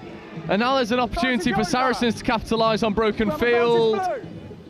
But Erry leaves that one behind. Out there. Go on, please scrum. And Saracens may look back on this and rue these missed opportunities, these small passes and errors that have undone a lot of their good work. No, scrum. Gone down, knocked on. Play an advantage, your ball. There was at least one forward in there. Go, Mark's there. Sit, you're good. Bishop ball. Take a step wide, please. One step. Thank you. Crouch. Bind. Not a lot of depth on offer here for Bishop Stortford. I wonder if they're going to go to the boot, or they might just ask the 9 to pick and go around the outside. Leg drive gets him just shy of the try line. In fact, it's held up. 5 metre scrum.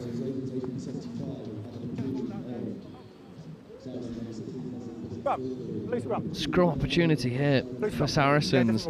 You can't help but feel like Saracens just need a little bit of that front football. Held up over the line is a scrum to the attack. Breaking the gain line consistently. As of right now, they've struggled with that momentum. Bishop Stortford have stayed valiant in their defence. Not bending, not breaking. Brute force opposition for Saracens. Bind. Set. Bishop ball. Oh, this is danger. It's a bruising carry from Ben Bourne, who gets up just shy of the try line. There's a 2-on-1 here. Hands just need to go, and Stortford will finish. And it's done so by Gibson McEwen. And Bishop Stortford have just turned the screw after that opening Saracen score.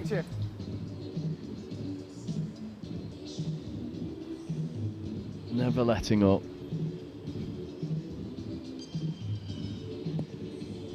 Oh, and the kick's taken wonderfully as well. Held up over the line is an attacking scrum in sevens. Indeed. I mean, check it.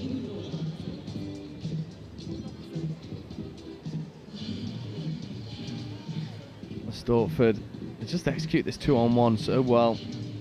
And take nothing away from Seb Parks. That simple, well, what looks simple, that just catch and pass early release, is a skill that's honed over what you'd like to think is years of experience. But these under-16s boys have it in spades. Erry, right foot step, accelerates away from 1. There's a left foot step, accelerates away from 2, then 3, and then connects with the offload. And this is a marauding carry. He needs to get the hands free, and does. Dangerous stuff here. Flanagan straight in. Flanagan shifting through the gears, needs to find some support. That has to be a penalty. It is, and it could be more, considering he was the last defender. Flanagan wants to go quickly. Tap penalty here. Advantage not 10, number 10. Has Erry on his left-hand side, connects with Mikhail Erry. And Saracens brought on the big men to do some bruising damage. Jesse Duffy with the initial carry, offloading to Flanagan. Flanagan back on the inside, gets the penalty for a high shot, which was certainly high. And then Mikhail Erry finishes. Here's really good endeavour from Flanagan. And then skips out Duffy, finds Mikhail Erry. And Erry finds the whitewash. We're back in a game here in this under-16s action. Bishop Stortford have stalled over the last couple of minutes. 5 points the difference, but that restart is going to do anything but help Saracens' cause. Free kick to Bishop Stortford, bang in the midfield, a minute left on the clock.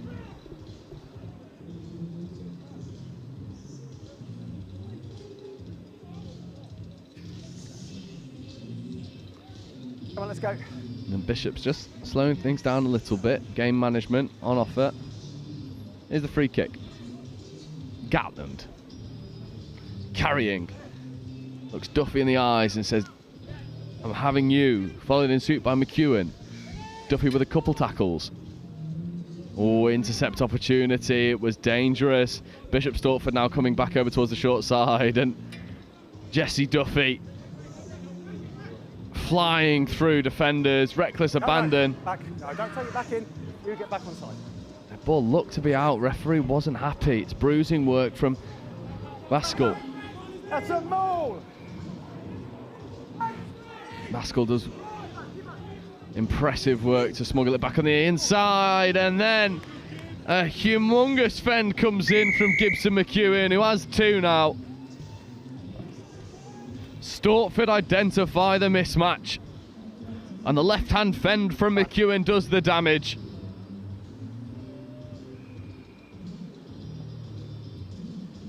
Clock's in the red. Stortford a 10 to the good. It'll be on Appleby to get the extra 2. Points difference might play a factor. That one just drifting to the right, and that is full time. Bishop Stortford 22, Saracens 12. Saracens just struggling to find their gear, as we've seen them do already here on live stream. But for Bishop Stortford, a marauded forward, spearheaded by that first half brace from Zach Plums. And we're shifting focus once more. And the next game coming up for you. And just a reminder, we are about 12 minutes behind schedule here. So if you're keeping an eye out for the next game, it is coming up for you in a moment. It is men's Group A action. It is Barnet Elizabethans. And they'll be taking on the Ravens 80-75. And I will leave you in the more capable hands of Wilfred Kelmsley.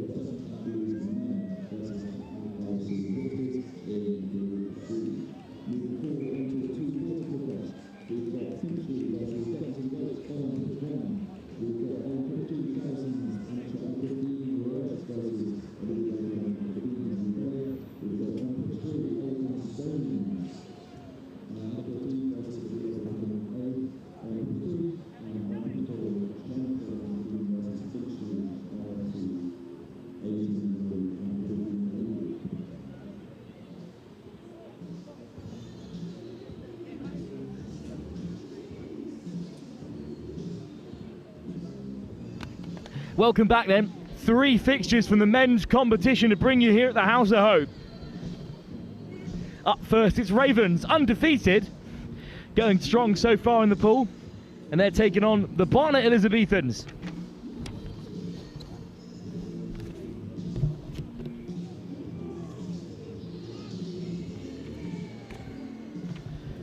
New kit today for the Ravens, first time out in the yellow and black. Elizabethans in club colours.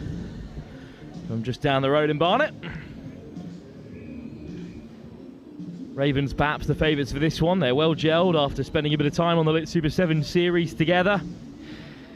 They're currently second in the pool, level with this Barnet Elizabethan side.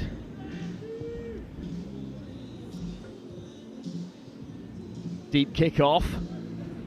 And a thundering carry from the Elizabethans. Well, actually, a score update to bring you.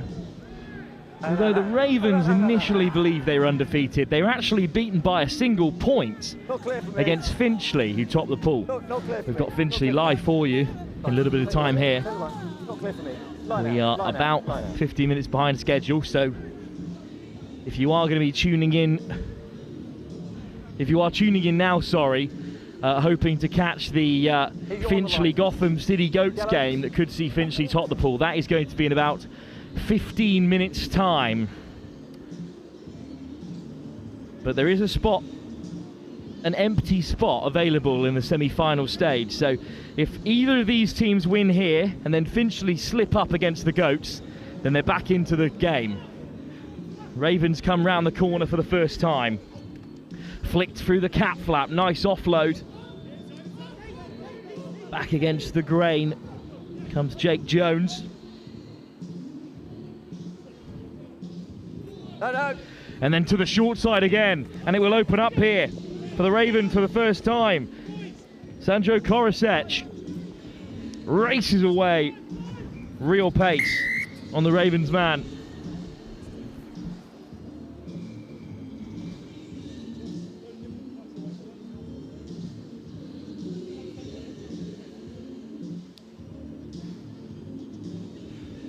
And knocked over for the full set of 7. Good start for the Ravens.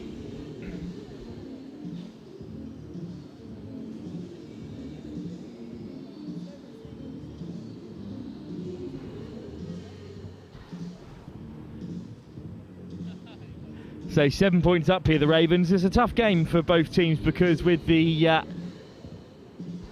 group leaders to play next, it's all sort of in vain if they do pick up a win, as expected. But they'll press on here. Kick off from Ravens towards that right-hand side. Really good pick-up. And away come the Elizabethans again. Driven towards touch by Jake Jones. Hard line, stopped right on the gain line here. Garrett takes it to the gain line himself, a bundling carry. Nash looks to dig it out. Eventually he's put under pressure and he's swung away. Tom Smith. Well, here's Garrett. Really good carry by Dylan Jimney a second ago, but Garrett on the switch. Oh, sniper in the trees, takes down the Barnet Elizabethan man. Still they have possession though, it's Jimney. Bounces away from him for Garrett. Garrett puts his foot down. Over goes the try scorer who sweeps it up, Korosec with the turnover, and then it's loose. And Reese Pyatt, half a hole, flicks it off the deck. Jake Nash through the gap up to the 22. And he's not a tall man. Wait. But he's been hit high, and it's a yellow card. Arm around the shoulder. No. And it's Jake Jones who's been sent to the bin for the Ravens. Big chance for the Elizabethans here. A little bit domestic from the tap, and then they drive. And are they going to be held up here? Brilliant work to play it loose. Here's Jimney. Gets low in the carry. Dylan Jimney over to score. Just dipped into the contact. Shoulder to shoulder, really powerful here. Look how low he gets. Lads, you need to get the ball. And he powers his way to his opposite number. You need to put someone behind. Oh. Okay. Lads, when you kick, put someone behind, yeah? And that'll level the game. Good start to this crucial fixture for both these two.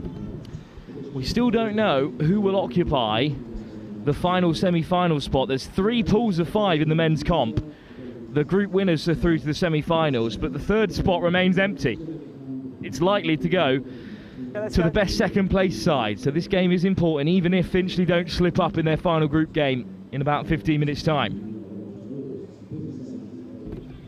Taken out the sky by the Ravens and driven in.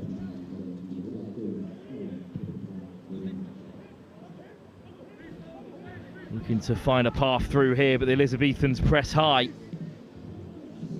Oh, lovely swivel. And that's how to break the tackles here. Winger has to bite in, and it's a forward pass. Sandro Korosec away for his second, but the pass was forward. Well, Heathcote had to bite in there, and that led Korosec to be free. But the pass was forward. Well, let's have another look at this.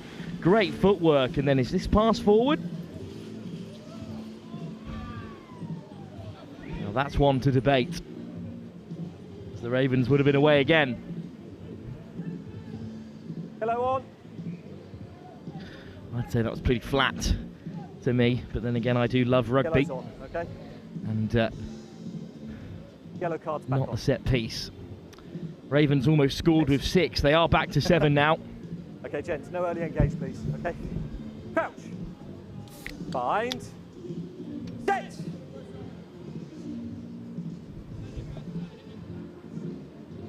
Early is the call. Elizabethans look to go wide. And it is Heathcote on the edge. Doesn't back himself to go the length. Heathcote Tackle almost release. held up.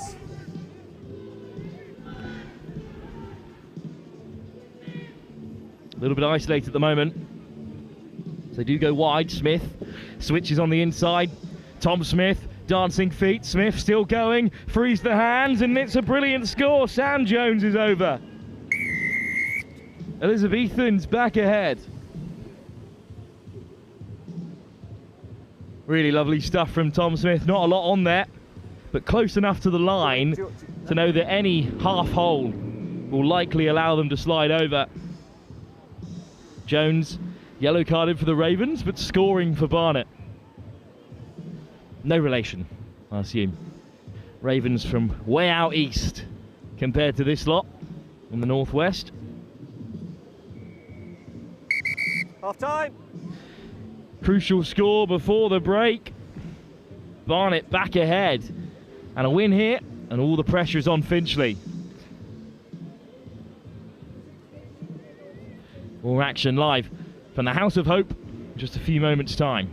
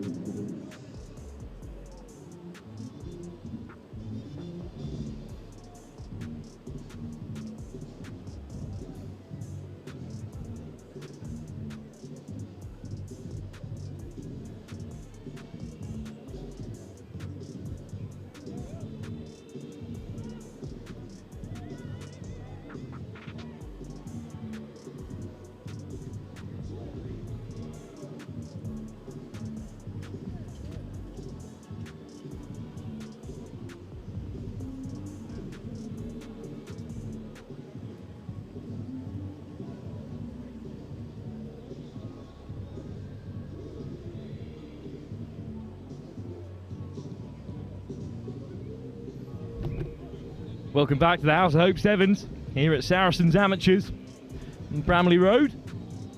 Second half still to come here between the Ravens and the Barnet Elizabethans. We're a little bit behind. If you're tuning in to catch Finchley's big group decider, don't worry, it's on the way. Ravens in yellow and black.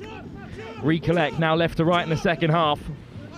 Back to 7 after going down to 6 just before the break when they conceded. Korisech on the inside. Penalty, high tackle. And he's dragged back his man there, so he's going to see yellow. 8. Well, I'm shocked that isn't a card, because it is cynical to the nth degree. It's a lucky man, Tommy Lang. Nice ball on the inside. Korisech, the hard runner, sticks out the stiff arm, and Ravens will score. Sandro Korisech with a great finish. Nice little set play from the Ravens. Just in line here, lads. Put a kick in, go back, kick in.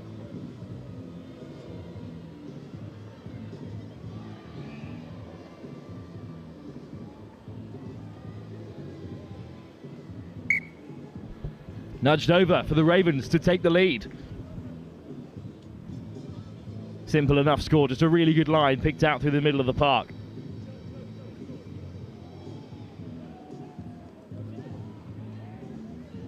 Footwork to draw the inside man. Hard line to break the tackle. Ravens in front by 2. Both these sides have superior points differences to Finchley. So although they'll be level on points, they'll top the group, whoever wins this game. No. Hint of a high shot, impressive counter ruck. That's it. But this time it is a 69, second you're part of the ruck. tackle. You're part of the ruck. As you heard from the referee, can't get stuck in as part of the man on the ruck. Weaving the way through the contact, Barnet Elizabethans up to halfway. Quick ball, but then change of direction here. It's 2-on-2 as things stand. And then some good acceleration creates the 2-on-1. Good cover across from Appleyard, and the knock on is the call. Powerful intervention.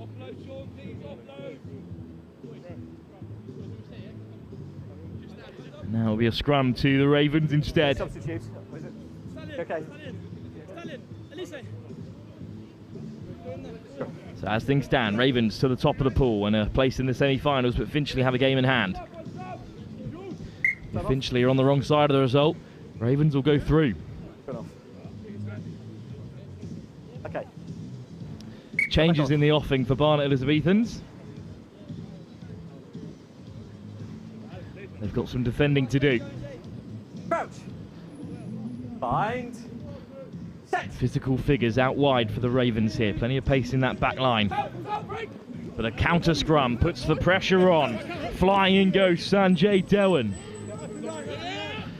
And now the Ravens under pressure. 7 on feet for the Barnet Elizabethans. Touched in flight. But there's no one home. Well, this is a serious foot race. Dylan Jimney just about gets back, but he's lost out. Sanjay Dewan dives onto it. Jimney with the counter ruck, but it's ripped away by the Ravens, who have possession on the 22. Off feet, leave it! Forced to leave. There's 4 men away to the left-hand side here. Oh, it's a forward pass. I'm here. Appleyard denied. Went over the line. It's a second forward pass call to deny the Ravens. And Barnet Elizabethans are on the right side of the law at the moment. We're going to have to see that one again as well. It's floated wide for Appleyard. He's the right option out there. Scrum, Barnet ball. That's his on mark. Goodness, what a moment. End-to-end stuff here. Barnet Elizabethans unable to defend the kick in behind. They did have a man in the backfield, but it was Sean McCafferty leaving the field. Set. Jack Nash will feed this scrum. Barnet down by 2. They need a win to rescue their tournament. Dylan Jimney breaks the first tackle. Bumps off the second. Jimney, what a carry. Can he go the length? They're slowing down their pursuit. They know that it's a one-way race. And Dylan Jimney, with all the time in the world, scores a cracking try. Brushed off the first man. I thought, there's the chance now to spray it wide. Never mind all that. Jimney bumps through 2. Get in line with me, And now the Ravens are behind again, with a kick still to come. 140. 3-point game. Nash with the nudge. Wouldn't have made much difference regardless, because the Ravens need another score. 17, Denied 14. On the 22, forward past the call. Well, that's a tough one to take for the Ravens. A 7-point swing in the last few moments or so. About a minute and a half to play. Barnet Elizabethans are going to keep their tournament alive and go to the top of the pool. With Finchley still to play. That game is in just a few moments' time. Due to kick off 12 minutes ago. Nash just puts plenty of distance on it. Appleyard will let it run. Minute to go. Line out for the Ravens. Okay, inside the 22, Barnet take the line.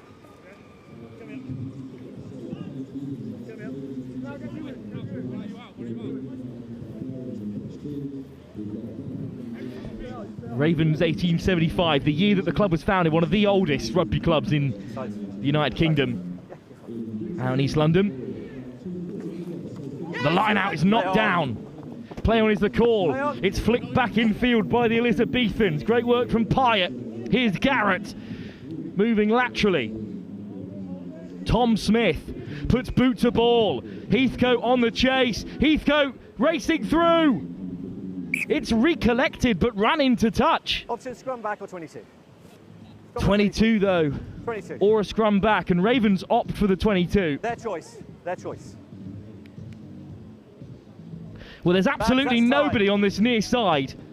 So this cross-field kick could find its mark. Ravens could have it all, but the bounce is so unkind for the men in yellow and black. It comes back for the Elizabethans here. Nash, Garrett, all they need is a victory with a superior points difference to sieve their way into contention. Heathcote in support. He pulls his way through. Can he get it down? Oh, he dropped it. Referee takes his time. Knock on is the call.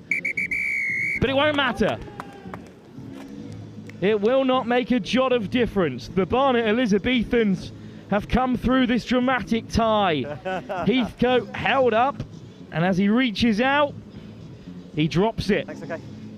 But the knock-on brings the tie to a close, and the Barnet Elizabethans go to the top of the pool, but will they stay there? We'll know the answer in 14 minutes' time. If you've hung on in there waiting for Finchley to take to the field, now's your moment to enjoy it. The group leaders are back in action. The undefeated Finchley have one game to secure their spot. They're taking on the Gotham City Goats. That's live for you here at the House of Hope Sevens. Check out the QR code in the corner of your screen to donate to Dennis Goldberg's House of Hope in Cape Town now. We're back in just a moment's time.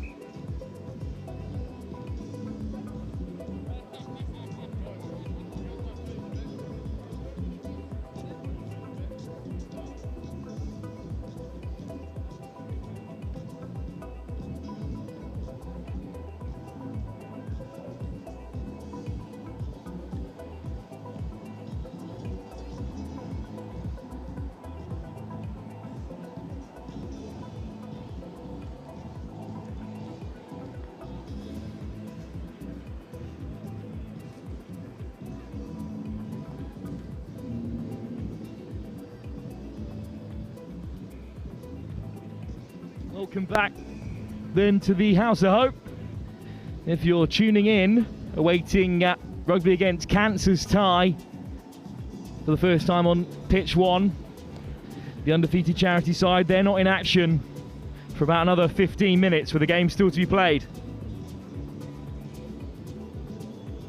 It's Will Tillett, captain of the Gotham City Goats, originally formed out of alumni from Leeds University, taking on Finchley, the rugby club from just up the road. Finchley undefeated so far, but a loss here, and they may well go crashing out of the tournament with the superior goal difference, points difference I should say, the Barnet Elizabethans putting them top of the table as things stand. But Gotham City, a little bit understaffed today, and a social team that meets only a couple of times a year. Well, they're certainly not the favourites. Let's see what they have in store for Finchley in the red and white, right to left in this first half against the Gotham City Goats in a combination of black and white of various proportions on the attack here for the first time.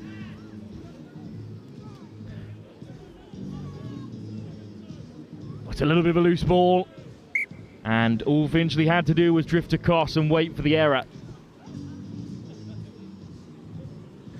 So now it's Finchley in possession for the first time today.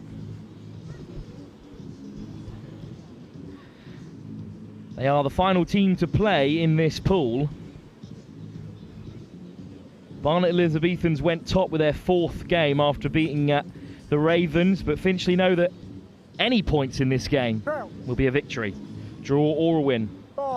Rugby against Cancer in action up next, over on this pitch against the host Saracens, who have had a tough day so far. but Finchley come away with it. Here's Coughlin. Nice switch. Finchley still play. They make it to the edge. It should be a walk home for Seb Edwards. One little step to see off the last man. Edwards is over. Finchley in front.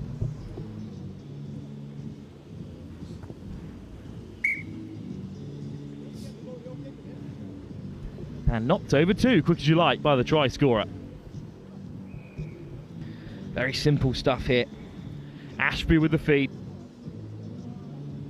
And then just taking the ball to the line, drawing in defenders. Dummy switch, good work from Coughlin.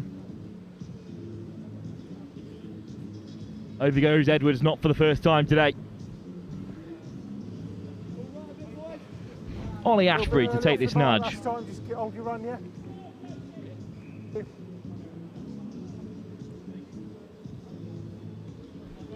Dinked up towards the skipper, Kieran Tomlinson. And it's allowed to bounce, and they'll get their way now. Nice ball over the top of Tomlinson. Finchley have it. Ashbury steps on the inside. Ashbury, another step off the left boot, and a third jump. He's beaten 3 men. Flicked out the back door. It might bounce up for Finchley. 2-on-1. Crashing over themselves. They score.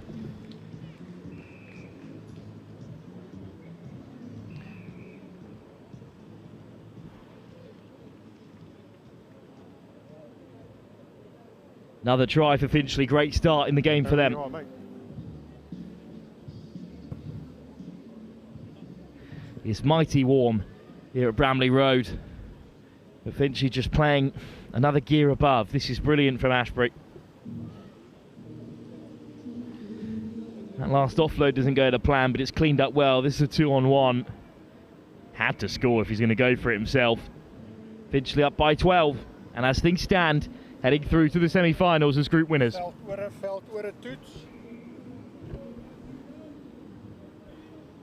Ashbury. Really good kick-off, but well taken by Parks. Well, that time it was Parks on the return here. Parks under pressure, comes away with it. Oh, good tap tackle to shut it down. And now GCG under a bit of pressure. Tillett. There is a man in the backfield, so there should be a little bit of space out wide perhaps for the Gotham City Goats, playing with fire here, but they do manage to spread it to the edge. Is Parks. Waits for the man on the inside and plays the pass, and this is excellent rugby from the Gotham City Goats.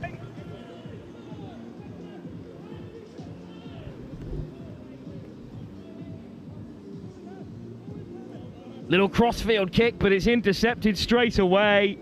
Hasn't gone to plan. Alex Coughlin will punish them. It's late in the day for a Gotham City Goat side who essentially have 8 or 9 players at their disposal. And that was a tired effort, unfortunately, for Angus Briggs.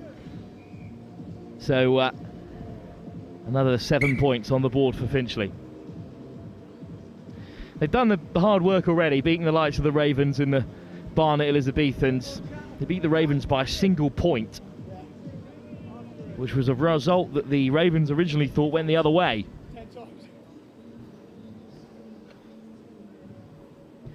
Who will they face in the semi-finals? That's the big question. Grubbard short, right option against tired legs. Ashbury to the outside. This is looking threatening again here. Lovely step. Round the corner come Finchley. Brushing off the last man. Eric Estienne into the corner. Finchley have another before half time.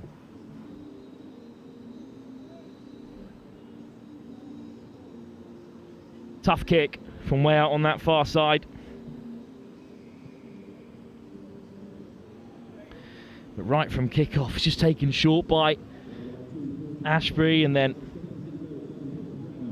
it's actually Namka Dorji who comes round the corner, and Dorji slips off the last man and scores for Finchley. It's Game just getting away from the Gotham City Goats. They are a more social side within this House of Hope men's organisation. They did not come here expecting to go undefeated, and that has certainly not been the case. They've had some good performances today. Now, fellas, leave it down. Till it. Greenfield spreads it wide. Nice footwork on the edge. This could be a chance for the Gotham City Goats. There's red and white racing back. Physical into touch. Subbed off right away, but an impact beforehand. What a shot. The big man.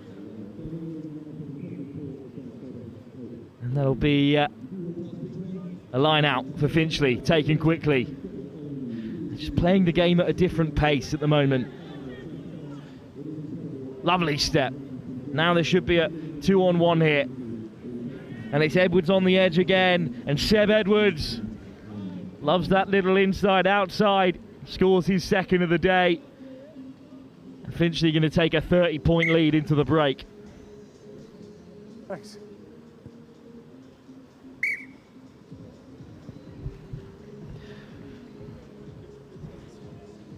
Well, if you're joining us for Rugby against Cancer's tie, first of the day on pitch 1, we're running about 10 minutes behind here, so don't worry, that is coming.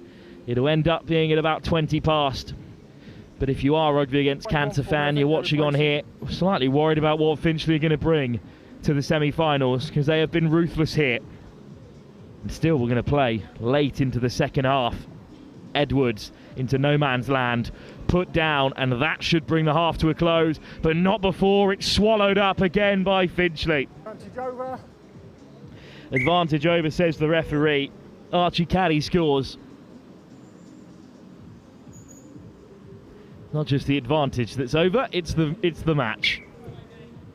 Could do with saving a bit of time today.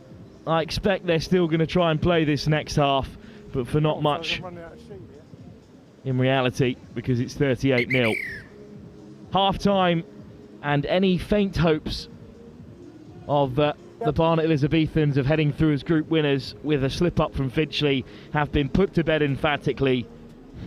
It is 38-0. And it is half-time. 7 minutes still to come here. Finchley against the Gotham City Goats. More men's action on the way. Rugby Against Cancer in about 10 minutes' time. Just a little bit delayed here at the House of Hope Sevens at Saracens Amateurs. But all that means is more rugby for us to enjoy later in this beautiful evening here at Barnet Road.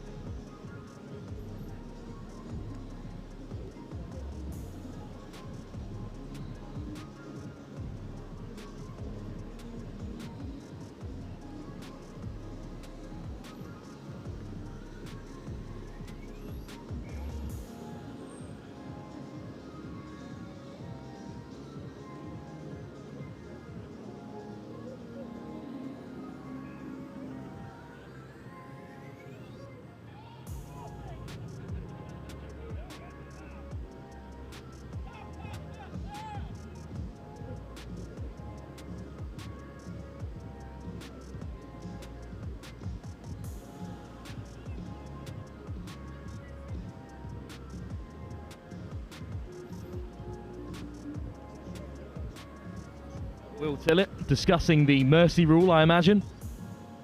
This could get rather one-sided if it isn't already. And that shan't help. Tap back, looking to play it. The Finchley RFC lads, but I think we will come back for the free kick.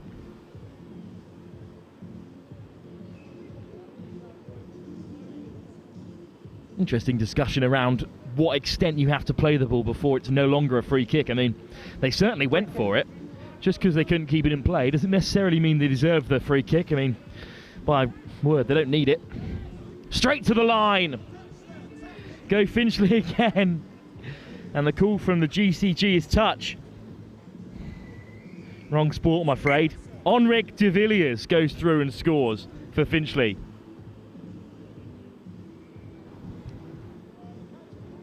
No. And 2 points added by the South African.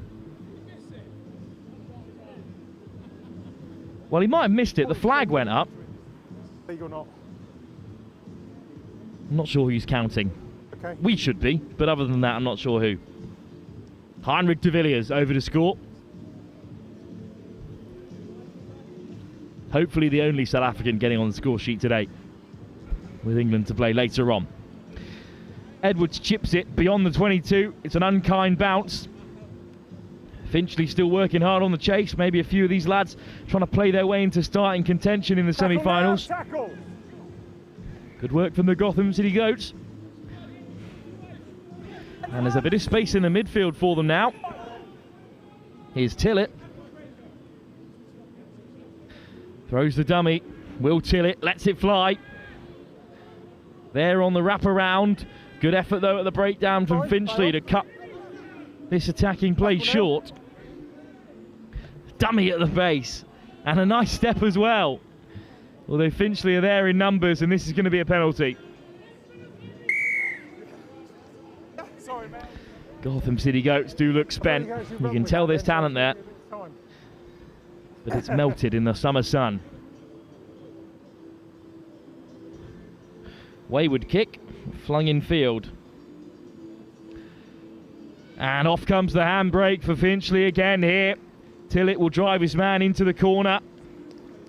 But Xavier Jones is over. 50 up for Finchley.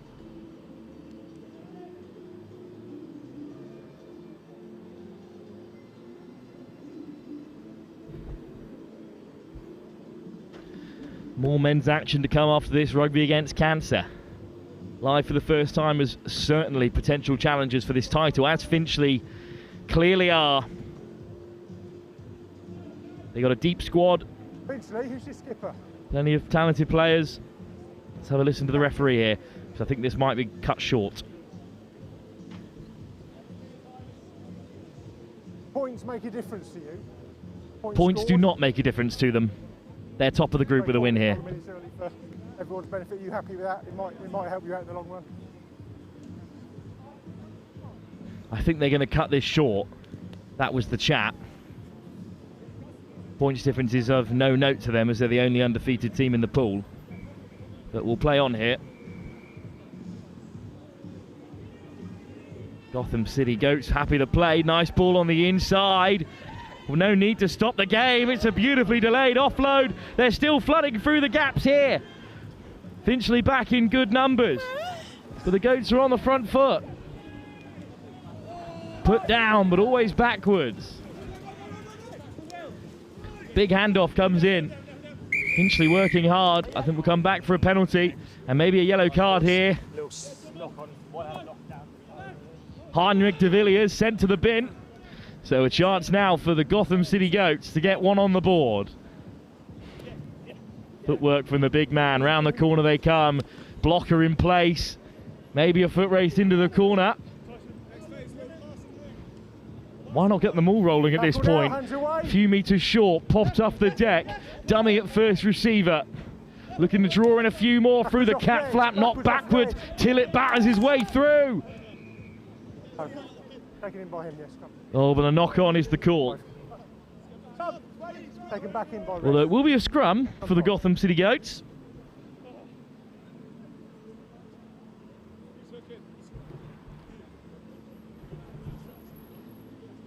$50-0, Finchley lead. One last chance for some points on the board at the end of the day for GCG. Rounds. Take a step, fellas. Take a step. Off. Fine. Taking their sweet time here, but they have got the more physical of the front row. Stay there, 9. Should be clean ball for Tillett. Tillett throws a dummy and sells his man. And against 6 men, GCG are over. Will Tillett on the board for the final time. The captain scores. Great dummy. About a minute left. Yeah. Could sell sand in the desert, this boy. Beautiful work from Will Tillett. Okay, that's fine. Good, that's good. 55 it'll be. There's the point from Tillett too, letting him know how it's done. Still a minute on the clock. If you're awaiting our next tie in the men's competition, which was due to start at 3 o'clock. And that will kick off in just a few moments' time at the conclusion of this one. Don't worry, we are exactly one game slot behind, as it's going to be a hat-trick for Edwards, and the 6 men of Finchley look to score. Tillett's going to hunt him down to the last, but Seb Edwards has a hat-trick.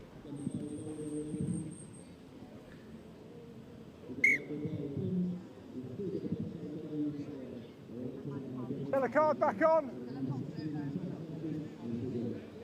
Look, I mean, we're playing for the love of the game at this point. There's not a lot of intensity out there. This one's done and dusted, certainly. There is more to play for in the men's competition across the pools. Finchley go top, they're through. Yellow card back on. Over in the other pool, Bamboos and Hurricane Barbarians are at the moment at the top. If the Hurricanes get one more win, then they're secured as group winners. Rugby against Cancer, 2 from 2 as things stand. There's a bit of skill on show. Well, we've ticked into overtime here. It's still the Goats looking to play.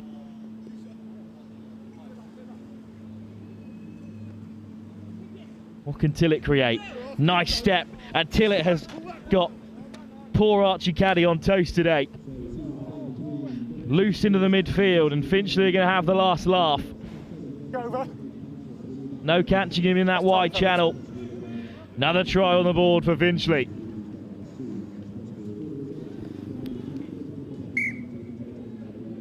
And 2 minutes into overtime, and with 62 points on the board, if the ref doesn't call it here, well, thank the Lord for that. Finchley through as top of the group. What a depressing watch for the Barnet Elizabethans, who have been knocked out, hoping that this side were going to slip up. Up next, the undefeated Rugby against Cancer in action. And they too are the favourites against the winless Saracens Amateurs home side. Next game is live for you in just a few moments' time, exactly 20 minutes behind.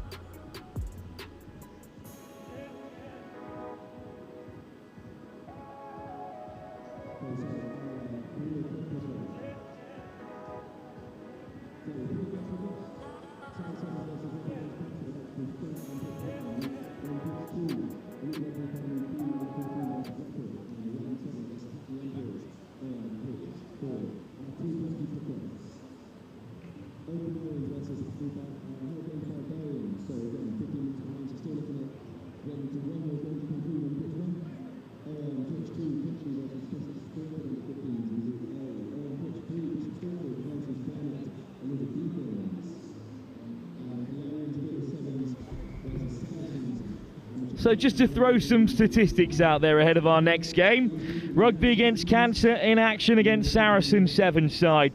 The Hackney Emperors put 57 points past Saracens. That's a Hackney side that Rugby against Cancer beat 36-0. So we're looking for an in-play deficit of over 90 points. Good luck to the hosts in this one. Rugby against Cancer all but through to the semi-final with a win here. Their last group game against the 7 Dwarves would have been a real playoff contest if the 7 Dwarfs themselves hadn't slipped up earlier to Rum'ns Sevens in the opening game of the day. So points on the board, and Rack's social side are through. But Rugby Against Cancer's most social side, that'll be the coldest day in the Sahara. Not much to separate them there. Saracens will kick us off, going right to left in this first period of 7 in the black and white. The pink and white of Rack on the receiving end.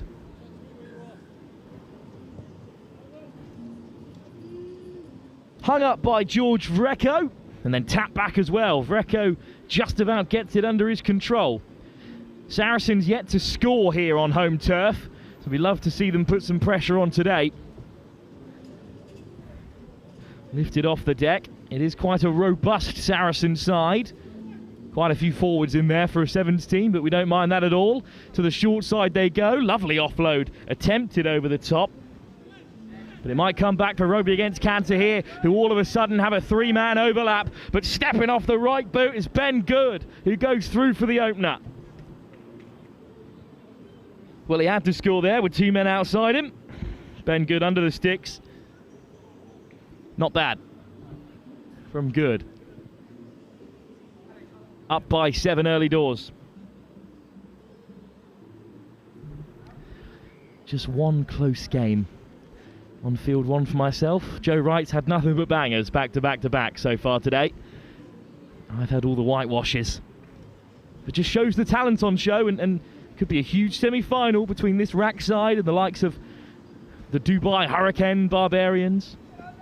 Really good kick-off and almost gathered up by Alex Robinson, but a slight knock-on, hands it back to Vrecko, and Saracens amateurs. Put down in midfield. And with no advantage coming, we'll set up for the scrum. Rugby Against Cancer, the latest starters today. They were, of course, in action at the British Elite a few weeks ago, as well as on the last couple legs of the Lit Super 7 series.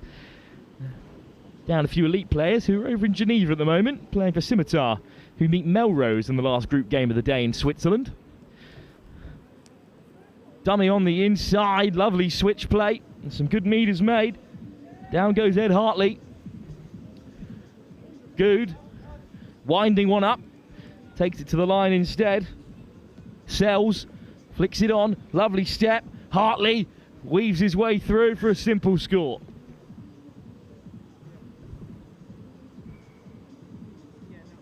Well, in fact, it's Alex Robertson who goes over in the end.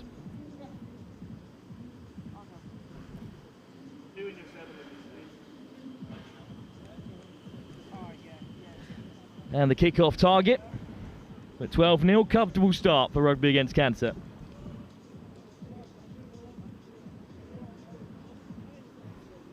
Really good carry from Ed Hartley on the far side.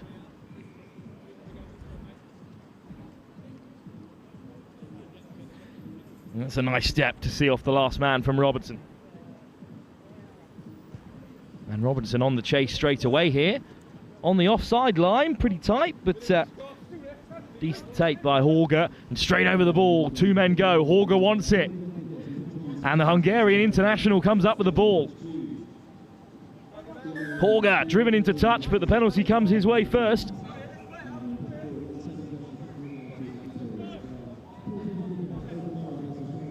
Robinson with the tap.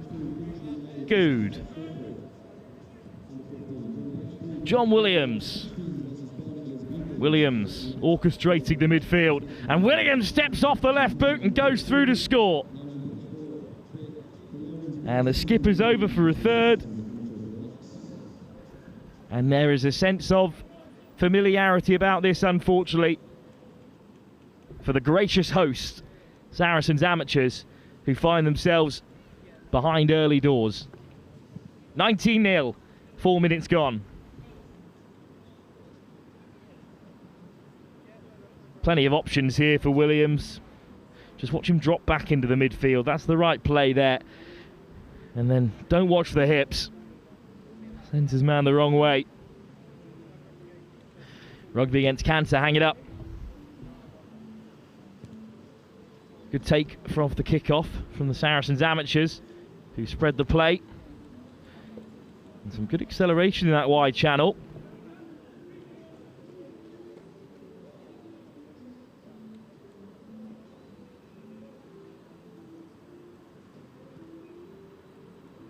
Still the amateurs looking to operate his Vreco.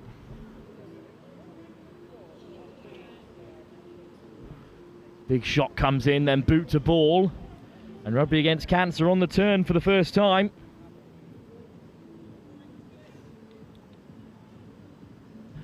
But in the end it rolls into touch. Well, if you're joining us live here at the House of Hope Sevens and you're wondering where the 3 fixture between Old Grammarians and the Hurricanes is, massive game in the men's group stage, then don't worry. The Hurricanes Barbarians will be on after this fixture in about 10 minutes time. Just running a little bit behind here at the House of Hope on Bramley Road. Clean line out for Rugby Against Cancer. Give it is the call from the sideline. But instead there's a line break on and surely another score. Ed Hartley this time does cross the line. Hunted down well by Tate Ashcroft.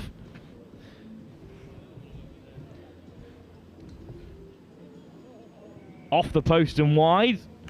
That's a fine. I'm not sure it'll make much of a difference though in the end result. Coast to coast. Had a man outside. Ball in one hand though. Always heading direct, Ed Hartley. And Rugby Against Cancer have sealed this before the break.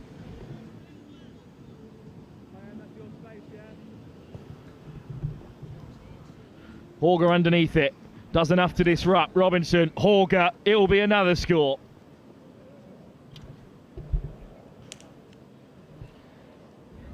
Top work from RAC.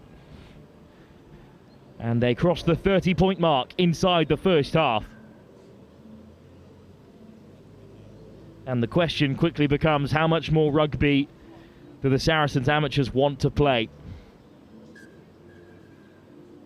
Half-time, Rugby Against Cancer lead by 31 unanswered points. They brought a really strong side here to the House of Hope Sevens. And now they're on track to reach the semi-finals with just a game to play after this. Huge game to come in the men's competition up next after this next half of rugby. The Hurricanes in action, looking to top their pool by beating the Old Grammarians, who still have a chance of making the semi-finals. But here on pitch one at the moment, still 7 minutes to play between Saracen Sevens and Rugby Against Cancer, and RAC are up by 31.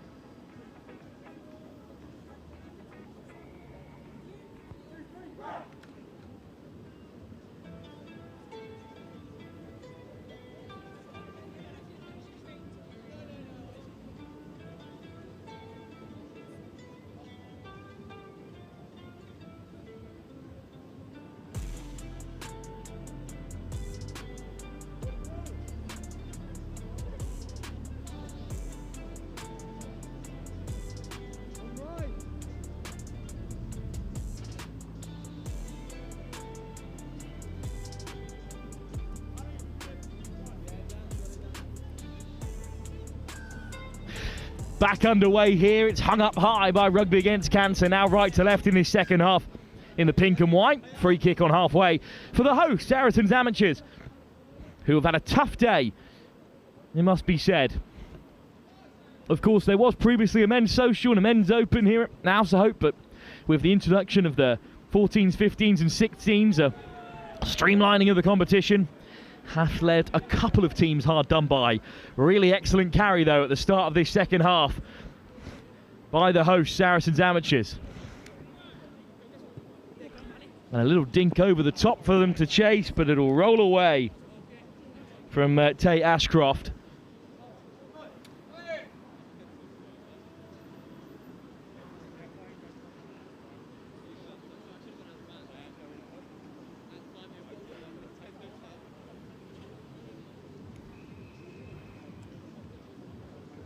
Line out, rack, tap back just about, but swept up by the Saracens Amateurs, who score their opening try of the day.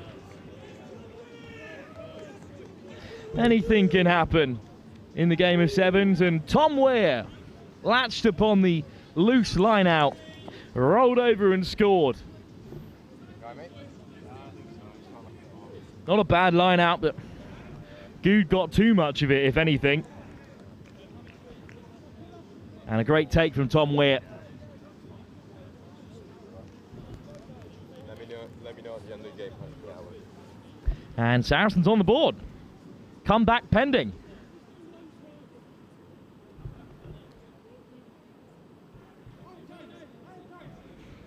Five points up for Saracens.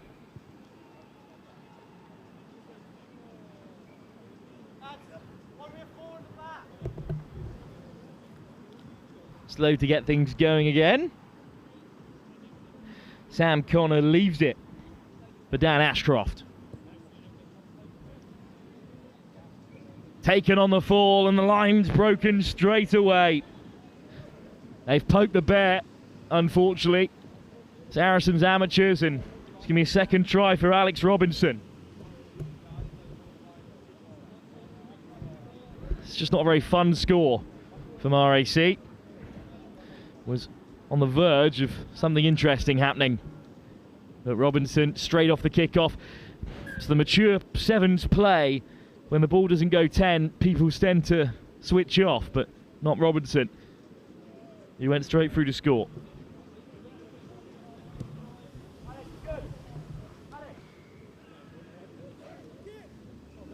Clean finish. Taken on the full, didn't break stride. What a kickoff as well. Hung up, Ashcroft gets away from him. Taken on the full by Malachi Abadou. Abadou lays it back on the 22.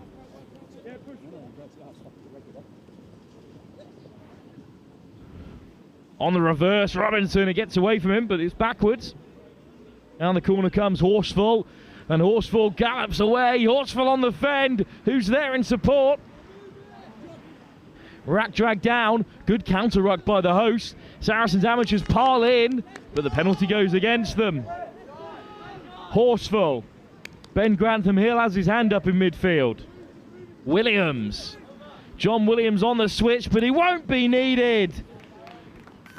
Aaron Nuttall through to score. Too many options out there for RAC when they hit that 22. Well, that 5 metre line. 43 points up for RAC with the conversion added, 45-5. Ashcroft sort of half caught by the man sweeping around and by some lovely footwork from Aaron Nuttall.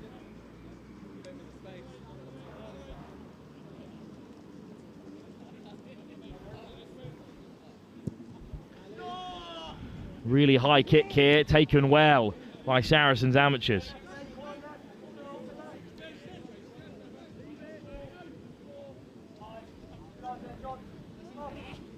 A little bit loose out wide. Recollected by the hosts. Ashcroft offloads round the corner. Nice offload inside. Down goes Connor. Quick play from the try scorer Tate. Well, Tom Weir, sorry it is. Through the legs, still works out. Don't mind it at all from Pedro de Sousa Santos. Laid back to Sousa Santos. Round the corner it goes. Half a missed tackle. Sousa Santos flicks it away. It's a nice offload, but it is forward. A chorus of boos from the far side. Everyone loves an underdog.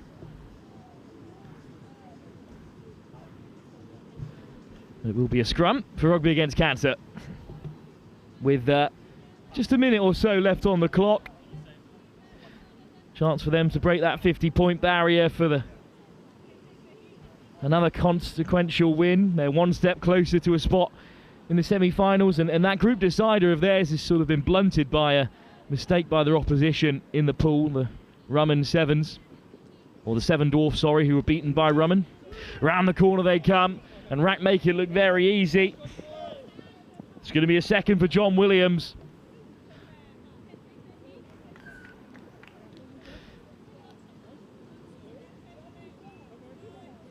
Now, beautifully played by John Williams, weaving his way through.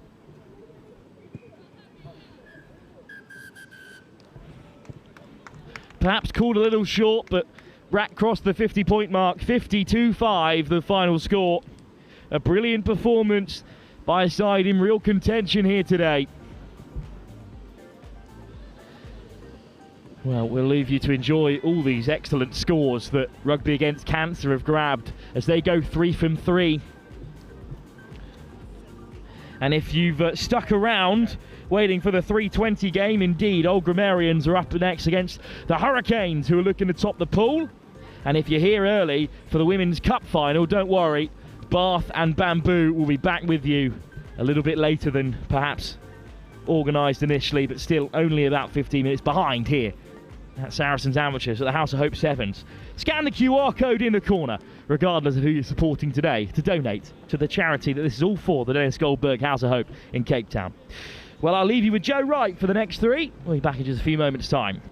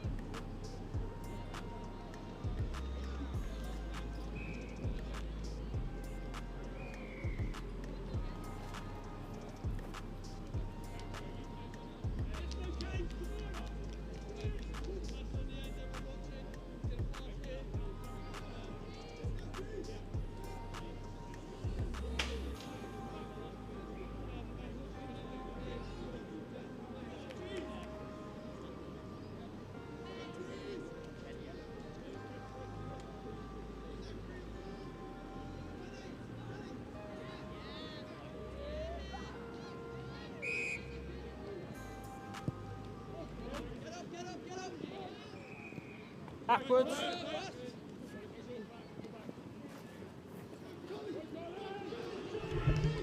And so welcome back, and Old Grammarians are wasting no time in opening their accounts.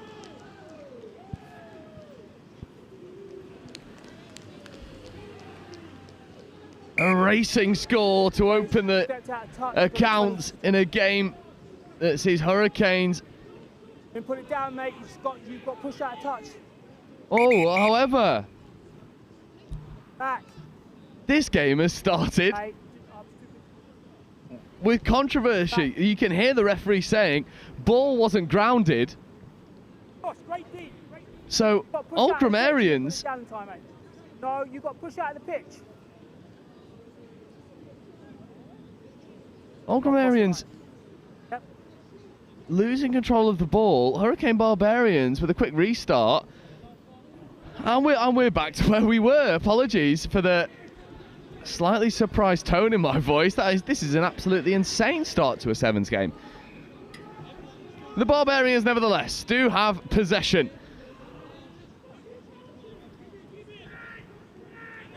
And that ball just squirting loose, and now it is the dangerous and rapid Hegarty. Hegarty coming back on the inside, checking away. Oh, miraculous offload, and the captain returns the favour. Does Hegarty have the pace to get over? Not quite, looking for the offload. Off the leg, don't touch it. And that one Try. is given. This game has started frantic, and it's left Hurricanes scratching their heads a little bit. I think it's left everyone scratching their heads. And nevertheless, Rehan Yahya has a kick to go 7 to the good.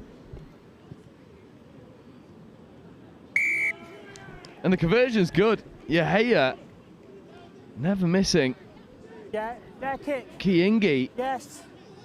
straightens, and then Hegarty's dragged down a metre short of the try line, looking for the offload, gets the offload away, and it's come off the knee of the... Now the referee's happy, so we're happy. It's Walsh who finishes, and that kick leaves a little bit to be desired from Rehan Yahya. To the Hurricanes. Midfield free kick, bang on halfway. Looking to create a bit of go forward after, well, I imagine they'll just try and settle themselves back into this game. Offloading away, keeping things alive in the tackle, recycling now. Cahill. Aregba straightens, drives through 1, drives through 2. And Cahill Aregba gets underneath the post. And this game has started in a crazy fashion. Old Grammarians probably should have had 2, only end up with 1. And then they take their eye off the ball for just a moment. And before you know it, Cahill Aregba straightens, makes men miss. Toys with 1, toys with another, straightens, gets through the covering defence of 2. Cahill Aregba is beaten 4 old Grammarians on his way to the try line.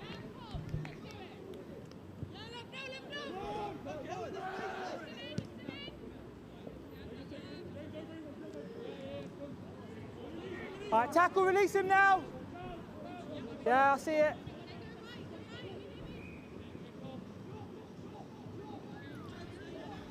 Play on. Oh, Grammarians straighten and accelerate. And there's an opportunity to throw the offload back on the inside. No. Not taken from Drink. Yeah, you. And there's a few blasts of the referee's whistle. It'll be penalty ball. And Yahya wants to go quickly. Oh, the captain drives through the middle, Chris Kiingi. Unfortunately gets the ball stripped. And Hegarty can't quite make the tackle, and we're off to the races. There is a covering defender, but does he have the pace to go all the way? Charlie Gray is scragged down by Yahya. Blind offload over the top from Gray. Crossfield kick is absolutely audacious and will nestle in the grateful hands of Noah Edwards.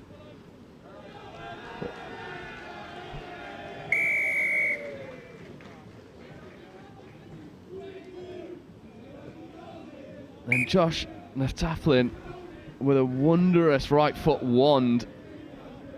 Gray was driving around the outside, blind offload over the top. And then what about this for a good bit of skill from Naftaflin? And it nestles in the hands of Noah Edwards.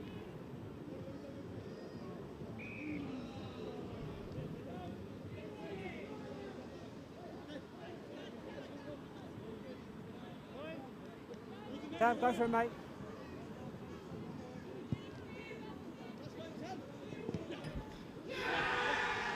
Dominant shot coming in. Old Grammarians struggling to maintain a bit of forward momentum, but that penalty from Cahill Aregba alleviates some pressure. And now Old Grammarians looking to drive hard, but it's upended with authority. Thank you. Yes, it is.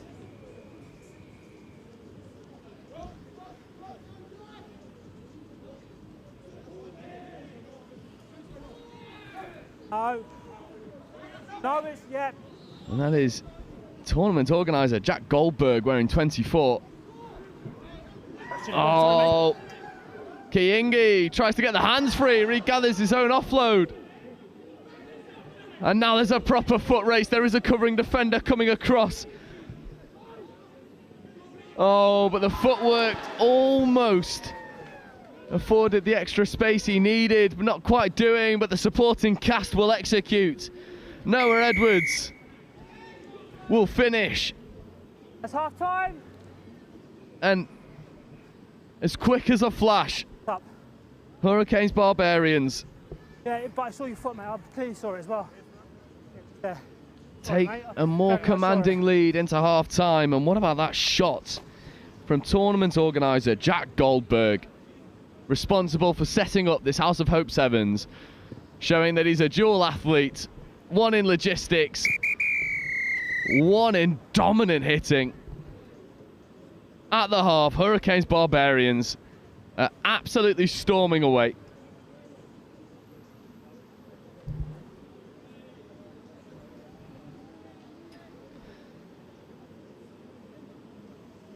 It was a line break initially by Tele Ogbunjo, and then finished gratefully by Noah Edwards. This game, well, this half of rugby has had a little bit of everything.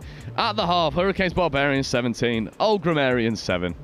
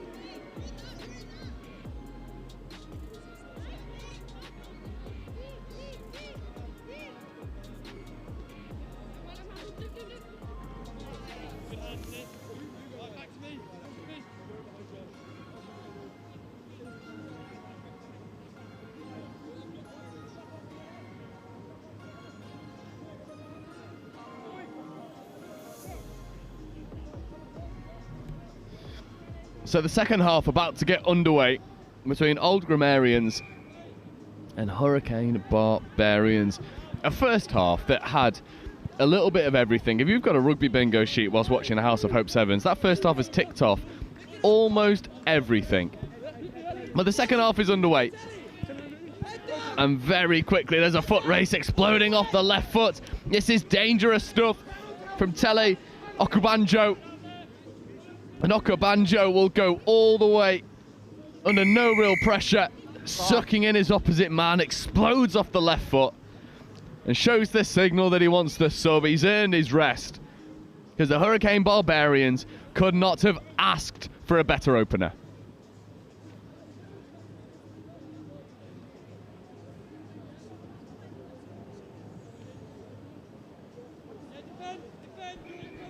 Okabanjo converts his own try. It's the full accompaniment.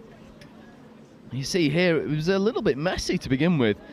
But then when in doubt, you give the ball to Okabanjo, who says, "See you later." turns on the afterburners, breezes past his covering defender. And from an old Grammarians perspective, you're thankful he subbed himself off because he's got game-breaking pace.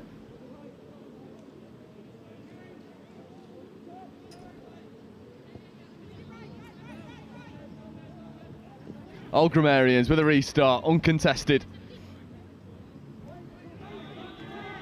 And now Hurricane Barbarians going hard. Right, penalty advantage. Right. Penalties always come in for the high shots. Offside, yellow 11. Right. Not 10. Go. No. On you. Not 10. So further penalties on offer here for old Grammarians, who will almost certainly be looking towards their captain to give them a bit of front football. The number 8, Chris Kiyingi, who has been remarkable all day for the team in blue. Straightening, late offload coming, not quite taken, and then it's hacked through. There's bodies left on the floor. This ball might bounce favourably for the Hurricane Barbarians, and it will. And the right-hand fend will do enough damage. Josh Levenstein. I'm going to blow time off to score. And we're going to get time off from the referee. It's good chat. Got to play it down. There's an old Grammarians player left sprawling on the 10-metre line.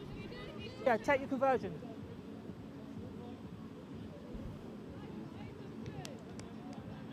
Conversion's good. So it is the full 7. And there was like a hack through that I think caught the Grammarians player, but then as soon as the ball bounced, there was only ever going to be one winner. Josh Levenstein. Right hand fend. Nice back on. Getting over, and the Hurricane Barbarians conceded the first score and then since have been absolutely magnificent. 5 tries to 7. No, 5 tries to 1, 31 points to 7.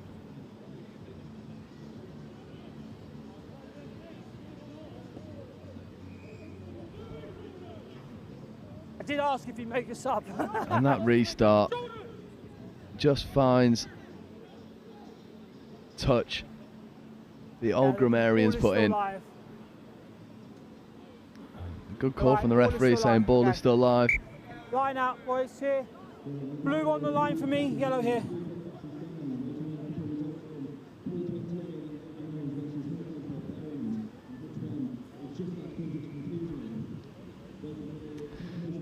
Yeah, you got a penalty advantage. No, you had to force the load of the ball in. Old Grammarians. Oh, show and go. Now they give it to the gas on the outside. Doesn't quite back himself, does Tyrese Henry, who we saw go off injured in the first game, and now it's a maul formed. Henry's got to work hard to get the ball back on his side. The ball is visible. You've gone straight off your feet and it's on the side. It's a really good call from the referee, because Toby Raukin never even thought about trying to play that ball, just flopped over it. Here's Kiyingi, Chris Kiyingi fighting off 2. And taking a further 2 with him, but Hurricane Barbarians going hard at the breakdown and coming up with a ball. 2 minutes left to go on the clock. Hurricane Barbarians might have an opportunity to go full length, inside and out, coming back on the infield. There's no support with him. Has the pace to get through and will go over to finish. Simeon Raukin with an individual score to remember. Inside and out. Had his opposite number chasing shadows. Snaked his way through the old Grammarians defence. And as soon as he gets the ball here, he has the pace to take on 1. And then he's 1-on-1 with Kai Barnes. And the into out, and then the hitch kick step to accelerate over. Simeon Raukin with 1 to remember. And that ball went down, and you went straight off your feet. Yeah, that'd be fine, but you went off your feet, and then, yeah. Literally dove off your feet. And in from the side, buddy. A minute left to go. Yeah, I'm not standing here, mate. As long as Aragba with the restart. Yeah, It's finely measured that pens old Grammarians into an awkward spot. Kai Barnes has a little bit of work to do to get out of dodge. Does it well initially. The counter ruck is potentially coming in. Here is Kiingi. Lovely late pass away. Old Grammarians trying to keep the ball alive. Little stab through. This lovely bit of endeavour. McManus. Oh, yeah. Positioning back into acting hard, but Hurricane Barbarians going hard at the breakdown, and the counter ruck is good. But the penalty offside, yellow provides 15. possession back to Old Grammarians. Last play. Last play territory for Old Grammarians. Result is beyond reach, but they'll be looking for something for pride, especially this man, Chris Kiingi, who's not stopped running all day. Late pass goes, and back on the inside. And Kai Barnes is absolutely smothered by Toby Raukin. And now Yehaya coming back over towards Barnes. Kai Barnes straightens, tries to get the hands free, but again, 2-0 Toby Raukin. Another penalty coming, and this will be a yellow as well. Easy decision there. And great. Gone to the bin. Late check away. Gives Alex Brewer an opportunity to go forward, but Hurricane Barbarians come up with a turnover. And they might look to just kick this into touch, or I imagine they'll look to give Raukin another opportunity to go all the way. And no one will stop him. There is a valiant chase coming, but to no real consequence. And the Hurricane Barbarians punctuate this performance with another score, their 7th of the game. It is as commanding as you like, and the double post will deny the conversion. Full-time, Hurricane Barbarians 43. Old Grammarians 7, in what is one of the more complete performances we've seen here on live stream as of yet. Phenomenal work from the Hurricane Barbarians. And coming up for you next, we are about 15 minutes behind schedule. So if you tuned in for the women's final and you were quite surprised to see the boys in yellow and blue out here, do not worry, it's coming up for you in a moment, where it will be the Bamboo Sevens taking on Bath Rugby Women.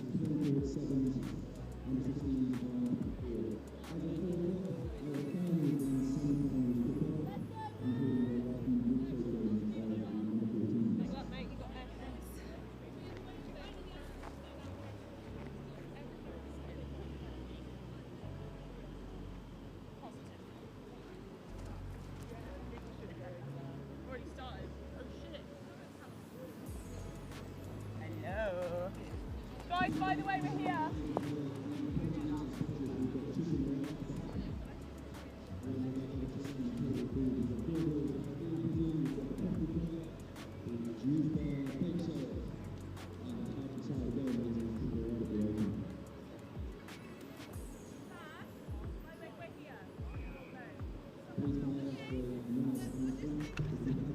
Welcome back to the House of Hope. Sevens here at Saracens Amateurs. We have nothing but knockouts and finals for you for the rest of the day. And our first is the women's final. And it's the third test between Bath and Bamboo Sevens. Bath, the defending champions. They were beaten by 21-17 here on pitch 1. But then after a decent performance by the Hackney Gladies, who really challenged Bamboo Sevens, Bath went away and claimed a huge victory over on pitch 3 to leave us level at 1 win apiece in this women's elite competition. So the victor here will be crowned champion of the House of Hope Sevens. Alongside me is Joe Wright. Joe, you've seen Bamboo, you've seen Bath, you've seen them play each other. Yeah. I've seen lots of Bath on the Lit Super 7 series. I think they've hit the heights early and then gone away and beaten Bamboo. I think they're the favourites here, but what are your thoughts? You'd be hard-pressed to say that Bath aren't the favourites, but Bamboo, they have got some game-breaking players. I mean, the one that comes to mind almost immediately is number 2, Ade Dapper, who is absolutely rapid. On top of that, Lisa Pametla, who was absolutely destroying line speed for Bath. You'd be very brave to say that Bamboo couldn't go and do this one. And Pametla with a take straight off the kickoff. Release and regather as well for Lisa Pametla. Bamboo in green and grey, going left to right in this first half. Bath in black and white. Really high press there on this near side from Amy Guirini. Hoping to shut down the space. Into contact for the first time goes Williams. Ade Dapper takes it to the line but is well marshalled. Scored the winning try in the end for Bamboo in their last meeting here on pitch 1, but it was Bath who took the second game. Cooper, well met. Bath are so stable in defence here. Dummy from Carter and a nice offload. Williams with the stiff arm. Just about held by Nyamedo Ade Dapper. It seems like Amy Guarini has been told, get up high in the passing lane and shut out the passing option to Ade Dapper. It seems like she's going man-on-man press with her opposite number. But now Ade Dapper takes the scenic route. Ade Dapper all the way to the outside. She's well marshalled by Abby Knight. She's one to beat. Big Fen from Summer Chick. Driven towards touch by Bath. Chick releases, intercepted by Beth and Thomas. And the advantage is with Bath as they look to set their first attack of the game. But in goes Nyamedo Ade Dapper to win it back and shut it down. But what a defensive shift from Bath. Yeah, they know who the danger man is. They know who the game-breaking player is. It is Nyamedo Ade Dapper. Every time they work this ball to the outside edge, Guarini and co are fanning up. It's South African-like. It's that pinching defence that we've seen from South Africa for so many years. Bath are employing that, and it seems to just shut out the service to Ade Dapper. Scrum for Bath. First chance for the women's championship side to play with ball in hand. What a 7th season it's been for them, but the free kick goes against them. Big chance for Bamboo Sevens here. Depth is the call from the sideline. They'll go direct for now. Brilliant handoff. In comes the fend. Carter goes tumbling through, dislodged in the tackle. And now Abby Knight with space to play. Knight looks to take her on the outside. Easier said than done when Ade Dapper is defending. Knight to ground. Good effort at the breakdown, but swung away by Bath. Looking to play from inside their 22. Can they pick the lock here?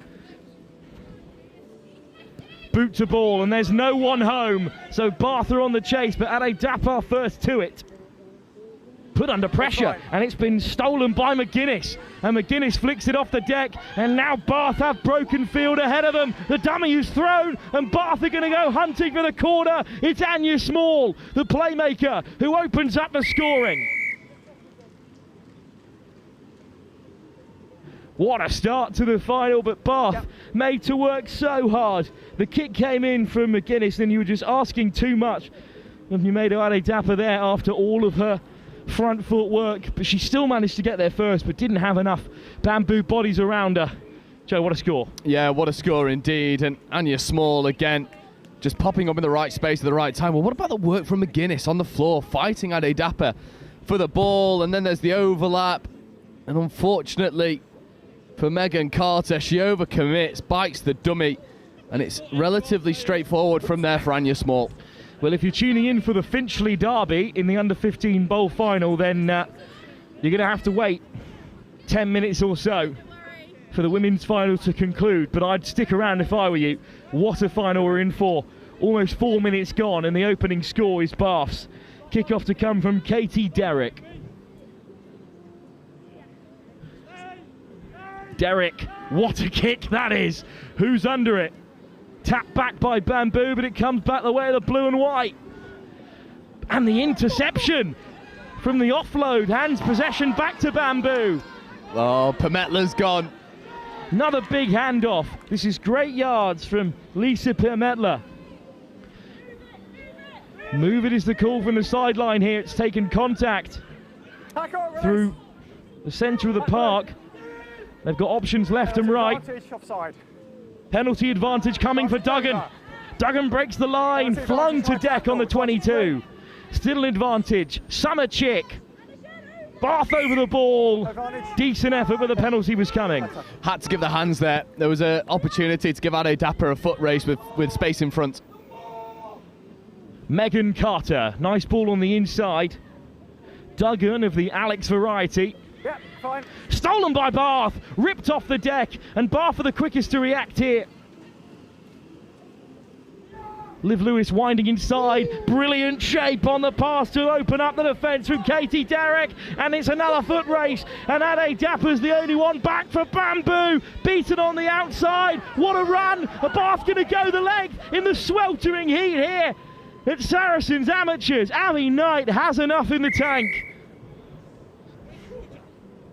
My word, you've got to be fast in sevens, and Abby Knight shifted through the gears with ease. Who says that these women have been playing a day of rugby sevens? You would not be able to tell. Abby Knight has enough gas in the tank. And in the third test of this great sevens rivalry here at the House of Hope, it is all going Bath's way. After being beaten earlier by Bamboo Sevens, they turn the tide in game 2, and in game 3 they are in the driver's seat, and it's Abby Knight who's played a blinder on both sides of the ball so far. Yeah, she's certainly putting her hand up to be accounted for, and you need that, especially with finals rugby. 40 seconds left on the clock. Didn't even go back that far, but what a pill from Derek as well. He's about to take the kick off. I imagine that people watching the stream would have been able to hear me go, well, just exclaim at the shape of the pill. It was absolutely gorgeous. Left hand rip 30 yards. It's easier said than done. It was a stunning pass. The Bath have certainly problem solved their areas from their first game against Bamboo, where they looked a little bit soft at the scrum and they weren't necessarily competing hard at the breakdown, whereas this game has been, well, completely different. Good kick from Derek as well into a dangerous area, but it has come back for Bamboo, and Carter straight into traffic. Not a lot of space to operate in that wide channel. It's really physical. Need a little bit more depth here, Bamboo. Great offload from Carter.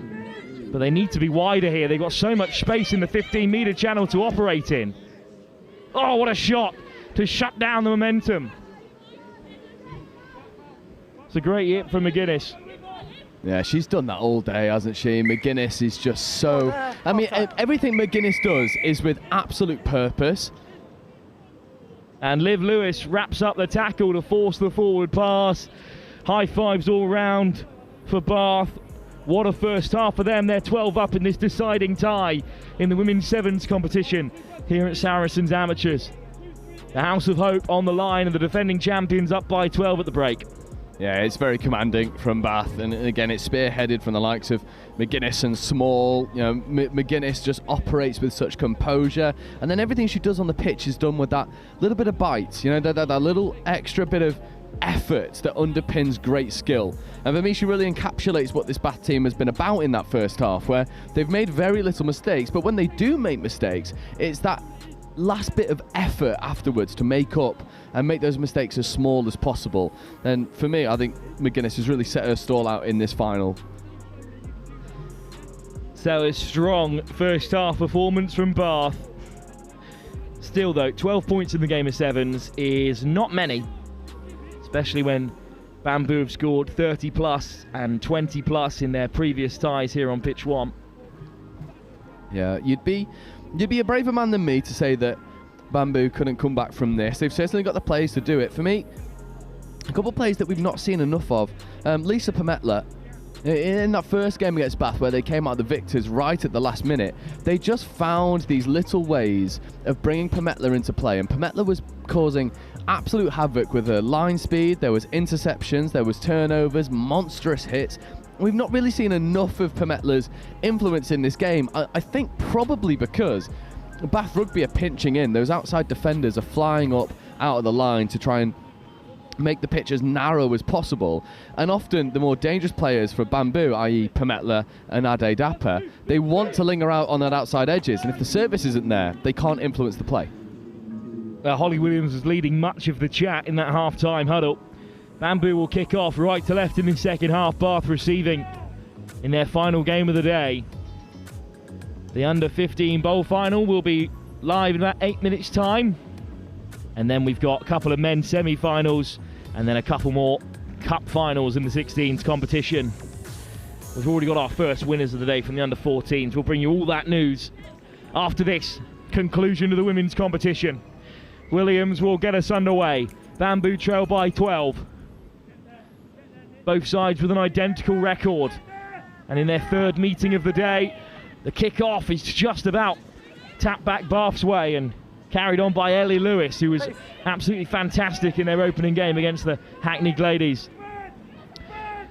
And Bath put so much pace on the ball out wide, and then rip-roaring round the edge is Anya Small, and Anya Small puts it on the inside this time, just a sweep and a beat. Out comes the handoff, and Bath score early. Amy Guarini goes over, but it's Anya Small again. Such an influence on this side. Yeah, defensively, Bamboo are not taking a leaf out of Bath's book. They are allowing these outside, the wide spaces to be exploited, and Bath have the hands to go and execute and create opportunities in those wide channels. And as you say, you give Anya Small fresh, clear grass in front of her. She will drive through and cause all sorts of havoc, and Guarini's just running that lovely support line as you need in sevens. Might well have been Abby Knight who got over for a second try, actually. The 4 and the 3 scrunched up on that Bath shirt. Not the easiest to read. Beautiful strip, as of course, the Bath colours. But great performance by Bath, and they've started the second half as they ended the first.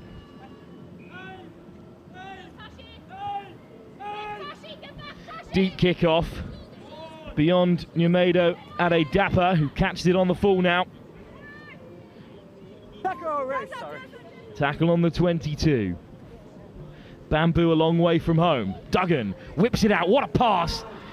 And now a chance to stretch their legs out wide, but great defence from Bath. Ruthless defence. Hey, worried about this player? Time off. Time off because the Bamboo player's just been swung into touch. Good. Vicious defence from Bath. Yeah, it's unrelenting from Bath. They line up tackles and they're very rarely slipping off them. And it's a big difference to their opening game against Bamboo. Good line out. The ball into midfield is loose. Small. Good carry. Chick makes the chop and they're quickest over there. Bamboo, great turnover. Quick tap by Carter, brilliant from her. Cooper. Carter winds it up. Miss pass. Duggan puts it down and it's hit hard, but it comes back for Chick. And it's been snaffled up by Bath, and Small racing through the hole, knocks it on. Williams. Another thunderous hit from Bath. First scrum advantage. Williams on the deck. Duggan, Cooper, a little bit too readable for Bath. Yeah. So no advantage coming for the knock-on. Yeah, we've got the Bamboo subs right below us, and they are screaming give it every single time. That they're looking to give Ade Dapper a one-on-one, which she's not had yet. 10 minutes into this game, you've got to play with game-breaking pace, and I think the subs below us know it, and I think they're barking orders to say, give it, just give her a chance. And so far, Bath's defensive work are just taking all of the time away from Bamboo. Duggan, missed pass, doesn't pop up kindly for Bamboo. Just a tap on from Summer Chick, but Small steps off the right. Well marshalled by Ade Dapper. Guarini. Martin looks for the offload. It's released, so Martin back with it. Lovely pace from Martin. Gets in the fend. Martin's still going. What a carry. Through the cat flap. Still finds his target. Another loose ball, this time from Lewis. What a pass, and will they tumble over? Knocked on, inches short. Great covering defence from Bamboo. Oh my word. There was 3 or 4 moments of pure skill in that attacking set from Bath, and just at the last moment, the crucial moment, the try line is beckoning. The bread basket falls apart, and the ball finds the floor. It just is dislodged. It's such a shame, because that would have been a shout for try of the tournament. I think it's Duggan who gets in to make the final shot, the scrum half. Bind. Set.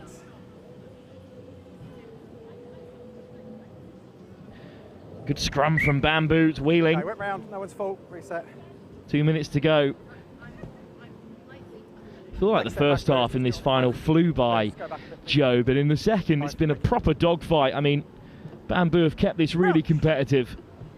Yeah, they've just shored up some of these problem areas, these outside edges that they were affording Bath a little bit too frequently. And you're right, it has become a bit of a dogfight. We want to see this in finals. You don't want to leave a final feeling like you could have done more. Good clearance kick, but only just outside the 22. It will be a line out for Bath, an area they've excelled in today. Minute and a half to go in the women's competition. Bath are hoping to be the first defending champions of the day. Yeah, and they'd be good money for their victory. Their performance so far has been immaculate. Oh, there, no closer. No compete. Another clean line out. Taken in at first receiver. Lewis over the ball. Martin wants it wide. Is Ellie Lewis. Into the 2-on-1 here. It's Martin. Brought down. And great work over the ball again from Bamboo. What a second half they've had defensively. Under pressure the whole way through. But once again they've kept out Bath. Yeah, they've come up with these last gasp moments that have just stemmed the tide of the flow that's going against them. And they've yet to find that clinical attacking edge that we know they've got. Williams, ball on the inside for Carter. Duggan slow to her feet. Bamboo, a little flat hit. Duggan manages to get it away for Chick. Let go, let go. Summer Chick takes in Troom. Popped off the duck. Yamedo had a dapper on the outside, and Yamedo had a dapper will of course get on the score sheet again. Guarini on the chase, but it's been dotted down by Ade Dapper.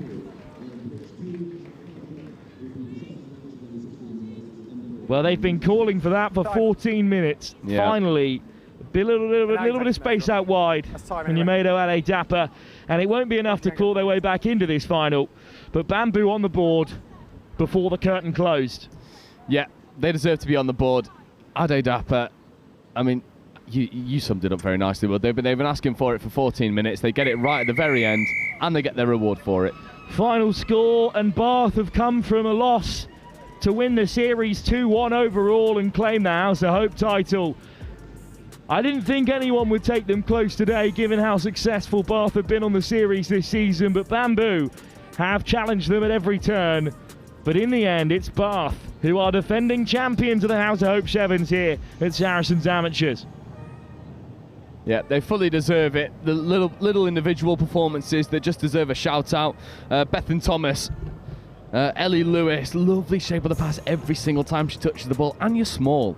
Who has that little bit of game-breaking pace, but then also the core skills to underpin it. And then the number one, for me, the pick of the bunch, Alex McGuinness, who in every time I've seen Bath today, has just put a 9 out of 10 performance in, barely any mistakes, hits like a freight train, and with hands as soft as silk. That is a complete player. Bath fully deserve the victory.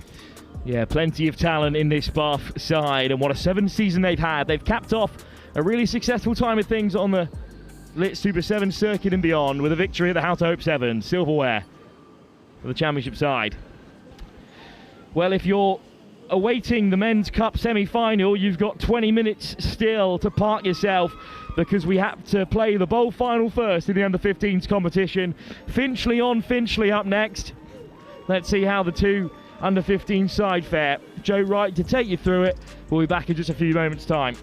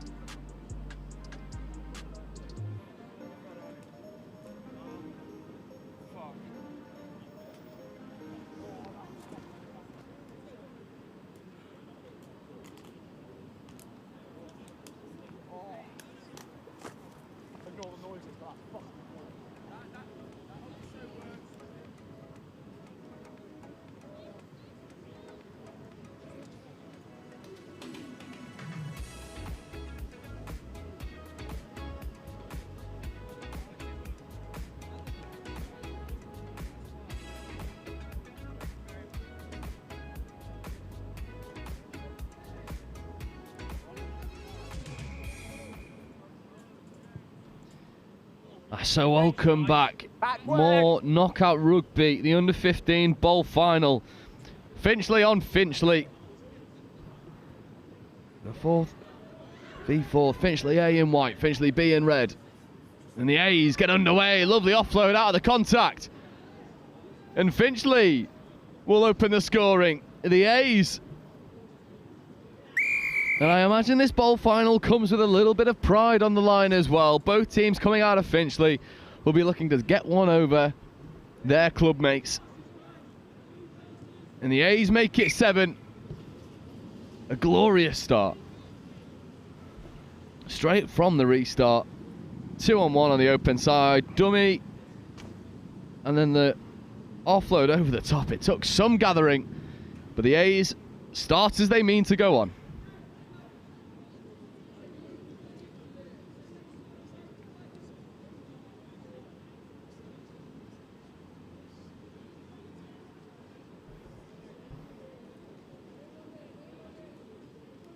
Then Finchley A's is back underway.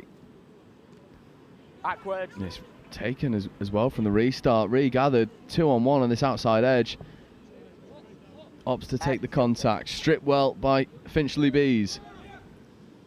And Finchley B's just baying for blood, trying to carry directly. And takes 2 men to stop him. Dragged down over the halfway line. Stripped by the A's. Tackle. Turnover after turnover, and then penalty for Finchley A's.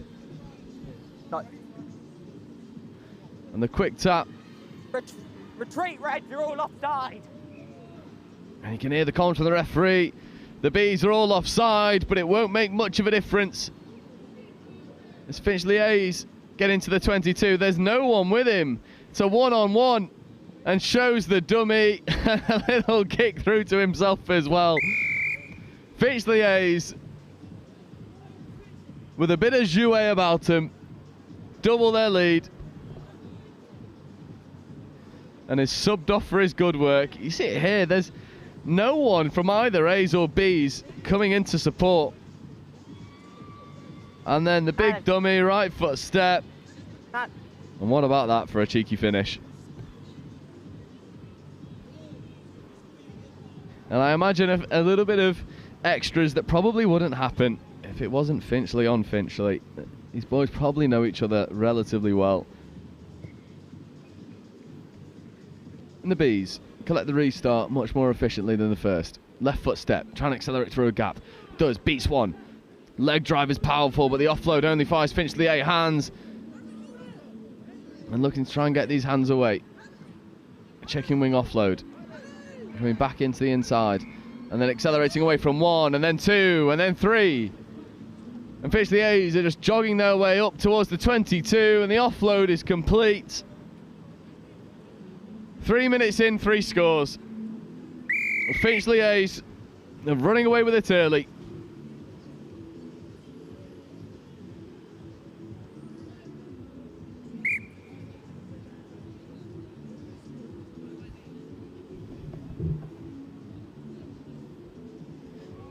It's just jogging through with an air of sheer confidence about them. Finchley A's looking to get one over their club mates, and so far they are doing exactly that. Commanding stuff. 4 minutes on the clock, 19 points to 0. Finchley A's dominating. The restart not gathered cleanly as well. It is mopped up eventually, but dragged down on his 22. And then the offload goes, and Finchley A's have turned defence into attack. Opting to come back on the inside. Crossfield kick attempt for Finchley A's. Is it taken? It is. It just has to get the ball down. Finchley A's, it seems like they don't want to score. Going width to width. Late check over the top. And he might look to put it on the boot again. Dummy switch. Dummy switch. Jogging. Stab kick through. And Finchley B's are looking relatively tired. Finchley A still haven't scored. They're going crossfield to crossfield. It's gathered.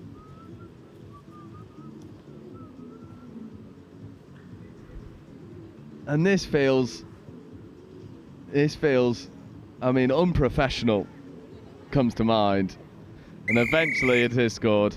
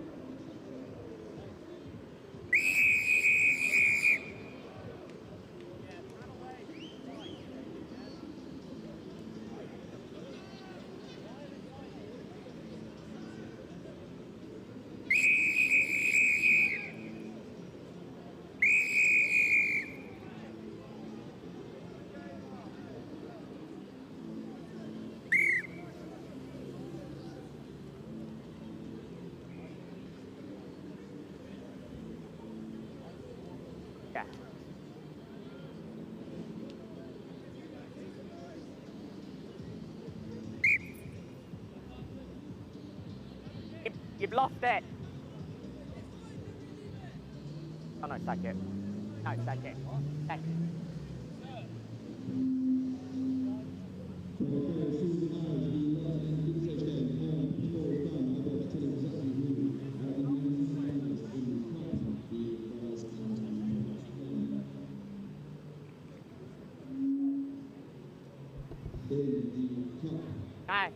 Line out there.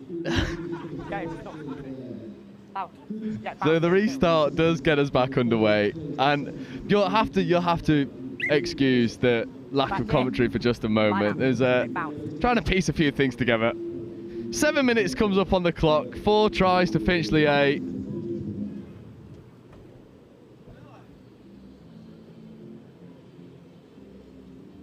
Finchley B with a feed at the line out. Go.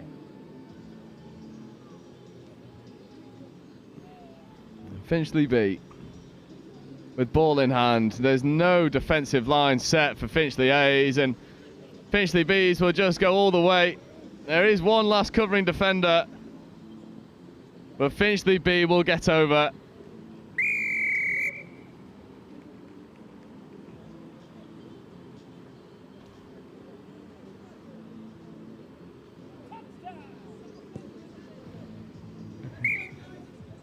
Converted, and half time, where this all Finchley derby has, well, maybe had a little bit of everything. At the half, Finchley A in a commanding position.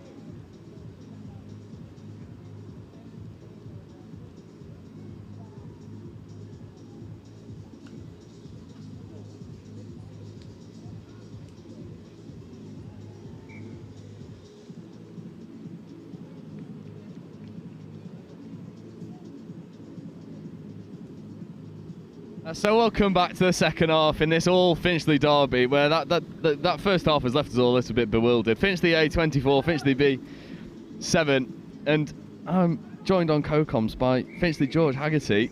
George, it's an all Finchley derby. What do we make of it so far? Well, this just seems like a normal training session for these lot. If you've watched them to some extent, which I have, it's kind of normal. Back we go. And for both Finchley teams to make a bowl final is pretty good. They'll be relatively happy with it. But then also the men's are in the cup semi-final as well afterwards. So pretty good day all round for Finchley.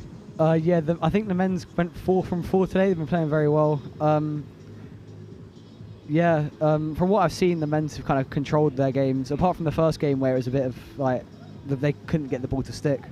Yeah, that first game was a bit of it was a proper dogfight, and neither team really put their hands up to be accounted for all that much. But is there anyone out here that we should keep an eye on? Because it seems like this is one of them for the Finchley A's who is driving through. The Finchley A's, they don't actually have numbers, so I can't tell you, to be honest. Their shirts are inside out. Yeah, they're never normally in white. The Finchley A's looking to turn the screw. I mean, we saw in the first half, maybe you can shine a light on it, about 8 attempted crossfield kicks from the Finchley A's. What's all that about? Well, from what I heard on the pitch, they were saying one of their players said we could put like as many tries as we want, but we may as well try and make them look cool. So I think they're just trying to score like nice clips. I mean, fair enough, especially when you're on live stream. Why not? I mean, that's a lovely bit of skill, to be fair, from the Finchley A's, and then it is dotted down. You're offside. But offside penalty is the call. There you are. And so I assume that all of these boys know each other, right? Am I right in assuming that? Yeah, they play together every week. They train together at least once a week. They all know each other very well. And Finchley A's find themselves in defence. And Yeah, just to touch on the following game, that cup semi-final with Finchley in it. Is there, what do you make of those semi-final opportunities? Do you reckon Finchley have a good chance of going all the way? From what I've seen so far, I think we can definitely win the whole thing, or at least get to the final. It just depends on whether we can execute our moves and get the ball to stick. And what do you think is going to play a big factor in that? Obviously, it's been a long day. The heat has come. Do you think Finchley sort of have the gas to go against teams that maybe have a little bit more depth on show? Well, we've got some players who can create something out of nothing. So as long as, I mean, if needed, they can just take control of the game. But even then, our forwards can like run as hard as they like at some people. So I think we should be all good. Yeah, but they're up against some quite staunch opposition as we see the Finchley Bees go over for their second score. I imagine that the Finchley A's will be looking to keep this one, well, firmly in their favour. But as things stand, Finchley Bees are, not lying down to take it. That's for certain. And then the men's semi-final spot. I mean, for me, is it's an interesting proposition to see Finchley. I saw them in their first game. I commentated their first game, and the hands weren't really working for them, and they found themselves in a real dogfight, and they couldn't really generate any front foot ball. Whereas what we've seen recently, I mean, they put like 70 points on, against lesser opposition. So we know that they are clinical. Is that something that you reckon they've just pieced together throughout the day? I think the first game was just a bit of rustiness. Like, some of these boys haven't played with the seniors before, so they were just trying to learn how to play with each other. Where as they've gone together throughout the day, they've started to create the chances and actually score them this time. So I think if they can continue to create the chances, they can put a lot of points on the board. Is there? I'm going to put you on the spot a little bit here. Have you got any score predictions for us going into that semi-final? Are you going to be brave? I don't actually know who we're playing, so stand by. As we see the Finchley A's set what looks like scrum formation in front of the post, and then opt for the drop goal. And the Finchley A's are they're enjoying themselves out there, and I suppose you'd expect nothing less for these boys' final game of the day. Yeah, from what I heard, it just both teams said if we're going to play, then we may as well make it enjoyable for both sides. So I think that's what they're trying to do. So, to answer your question, the Finchley in their semi-final will be playing Rugby against Cancer, the team that have been largely unscathed throughout this tournament. What do we think of that match-up, first of all, and then we'll come on to maybe a bit of a score prediction? Well, I haven't seen much of Rugby against Cancer so far today. I've mainly been watching Finchley. I'll give you some insights. Finchley played 12 points, 104, 77 goal difference, pretty good. Rugby against Cancer played 104 again on 12, but 123 points difference. I do have trust in the Finchley defence, but if Rugby against Cancer can be clinical, then I'm sure they can put some points on the board. But if Finchley defend like they have most of the day so far, then I think they can keep them to close to nil. Yeah, and I think Finchley as well, they're quite... They've got a lot of pride in their defence, right? Like, we've seen monstrous hits come in, and we've also seen them stay really connected. So for me, it's certainly a game, well, it has me and Will flicking our lips a little bit, because we think it's going to be, like, stylistically, a very good matchup between both sides. Rugby against Cancer may want to play a little bit more free-flowing, whereas Finchley, for lack of a better word, they're a little bit more old school, where it's punch forward and then go wide. So physically, it's going to be interesting how people match up to that. So we see Finchley A's and Finchley B's set up for scrum platform. And the very rare drop goal in sevens was the latest points to go over. 4 tries to 2 in favour of Finchley A's, who I imagine at half-time got a bit of a talking to from their coaching staff. Finchley A's, scrum's wheeled, comes out onto B side. It's hacked through and then cannoned off a couple people. And then there's a little bit of football on display from Finchley A's. They know it's World Cup season. And this is, you can tell this is a game played between club mates, because they're trying things that otherwise they wouldn't.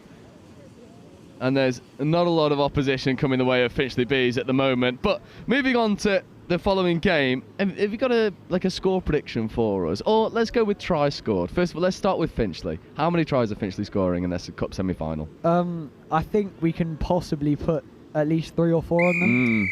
But then again, it depends if we can actually get our attack to stick like we have in the latter games instead of the first. We'll find out. Well, I suppose that's the worry, right? You know, if you have a game like your first game of the day, then it's going to be quite tricky work. But if you have a game like your last game of the day, then it's going to be a really tasty affair. George, thank you so much for joining us. Finchley A's take the victory in a game that was played with a fair bit of spirit about it as well. It was two groups of boys playing together, enjoying the time, nice and relaxed. Coming up for you next, we have Finchley in the men's division, and they'll be playing Rugby against Cancer. And it'll be myself and Wilf Kelmsley to take you through that one.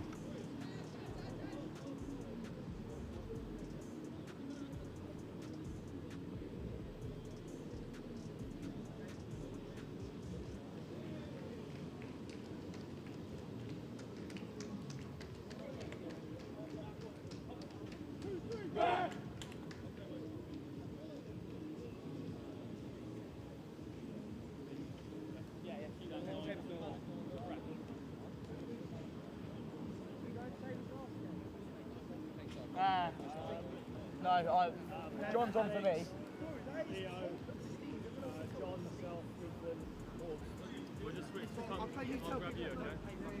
I'll tell him, and if he doesn't rate it, then fine, I'll go on your side. So I'm paying for Barnet.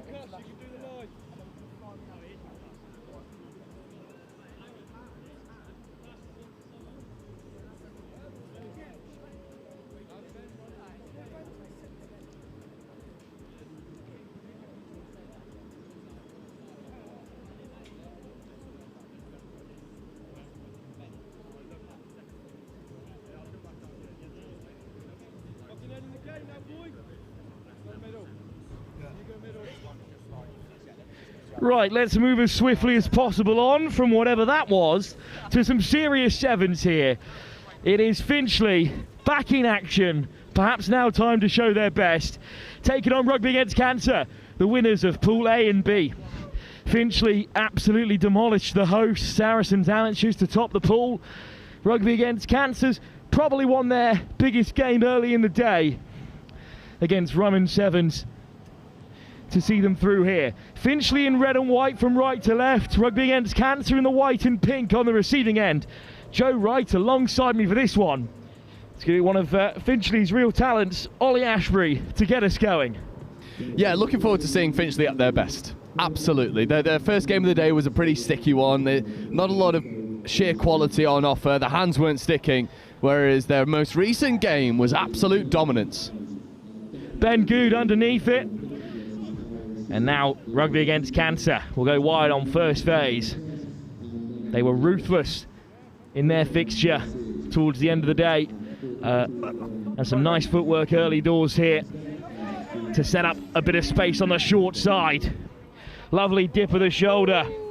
And it's brilliant pace. It's rip-roaring pace once again from Alex Horga, who steps around the man. Well, that's what he's been tearing up on Rugby Europe with for Hungary as an international. Alex Horga with great play. Yeah, this is just speed to burn, game-breaking speed. When you're hot, you're hot. And Horga with the opening score. I mean, he could maybe have another life as a 200-metre runner. He's that quick. Still had 2 men outside him at this point. But it's this final bit of play that is the most impressive. Lovely step. Finchley behind for the first time in this campaign. Yeah, it'd be interesting to see how they respond to that, because there is the first shot that found its mark from Rugby against Cancer. And now Finchley have got a little bit of problem solving to do. Mentality-wise, they'll be in a place that they've not been in so far in the House of Hope Sevens. Well, I think that's come off of a Finchley man. Great work from Horga again to win this line out. Alex Robinson lets it run for the captain, John Williams. John Williams, the fly half, the conductor, if you will, of this Rugby against Cancer side.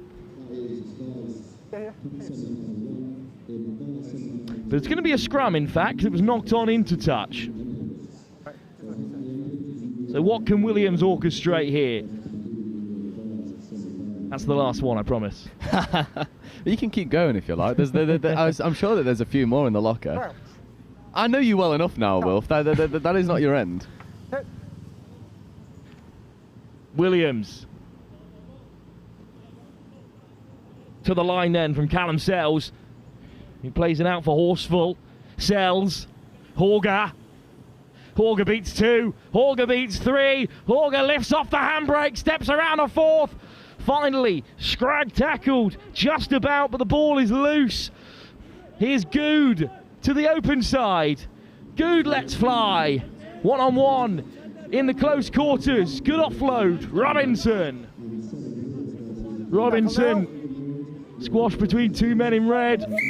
Penalty. Quick tap. Finchley on the counter. Good just gets back 10 to make a huge shot. Second penalty in quick succession.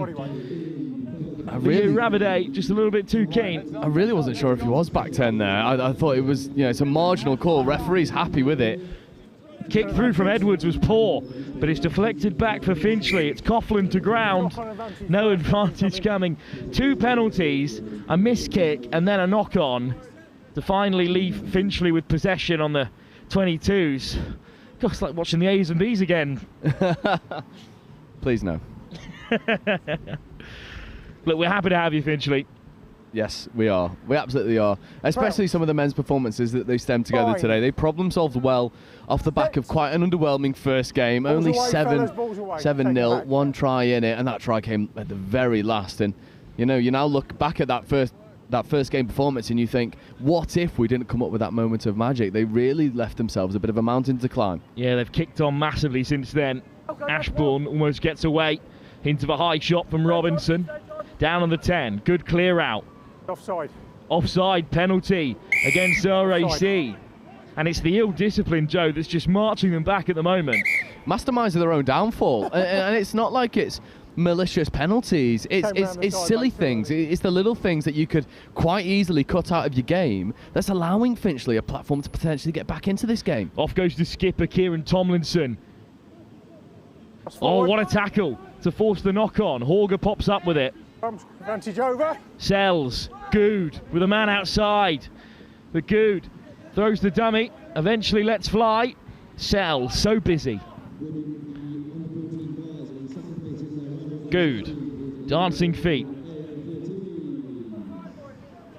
Time is the call from the touchline. Here's Williams. Hitch kick. Williams inside. Dislodged in the tackle. And Finchley have it back. On red. On red. Such a bright start to this final. It has dulled since then, Joe, a little bit. Just a bit scrappy in this middle third. Yeah, I completely agree. I also think that Finchley have done a really good job at swarming RAC. They're not allowing Rugby Against Cancer any time on the ball. And that's when Rugby Against Cancer do their best work. They're able to pick holes. They're able to orchestrate some very lovely attacking set pieces.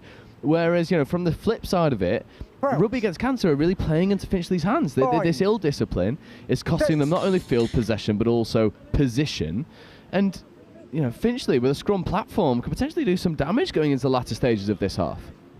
No lift. Good clear out from Finchley, but the ball was out. Sells comes round the corner, but it pops up so kindly for Finchley. Whistle goes. Yeah, they may be lucky to get away with that just being a penalty. I'll be honest. I wonder if we could. I'd love to see that again because it seemed like the ball was out. I think it was number 15 for Rugby Against Cancer, Callum Sells, whipped round the corner, tried to get the ball out the base of the ruck, and then a man on the floor played the ball to stop Sells from picking it up. For me, that's a yellow card all day. Sells dinks it over the top. It bounces kindly for Finchley, but Sells grapples his man, looking to drag him towards touch. Good release from Finchley to keep the ball in play. No hands, that's a ruck. Dorji. Good pressure in midfield from Good. Dummy switch, lovely play.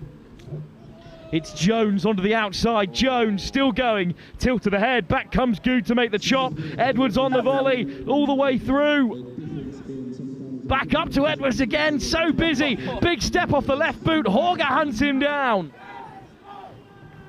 Nothing there, no. No lift. Tomlinson kicks it in behind, there's 2 on the chase. Who will it bounce for here? Backwards. Oh, it's so unkind for Rugby against Cancer, No, but he's fine. eventually He doesn't have to swept let up him by out. Ravaday. Over the ball go Finchley. Play it. The ball was out. Tomlinson was busy complaining, but it was loose. Henrik de Villiers drops onto the ball and knocks it on as he does so. This is breathless stuff to take us through to half I time. didn't see it, I saw yours. Yeah, it's disjointed, isn't it? It's neither team really putting their hand up to be accounted for. And I think the way things lie at the moment, it favours Finchley over Rugby against Cancer. Finchley want a little bit of a dogfight. They want a game that's scrappy, that's not as free-flowing. Rugby against Cancer have obviously got a little bit of a speed advantage. So the more breakdowns there are, the more disjointed this game becomes, the more it favours Finchley. But I feel this might come down to depth, with 5 fresh and ready to go on the bench for Rugby against Cancer. Whereas they're missing a couple of boys from early on, Finchley, in this searing heat here at Saracens Amateurs. At the break, Rugby against Cancer lead by 7, but it was ill discipline, a bit of good graft, a bit of real scrap from Finchley that's managed to force themselves back into this tie, but they couldn't get on the board. Half time in this men's cup semi-final. It's Rugby against Cancer 7, Finchley 0.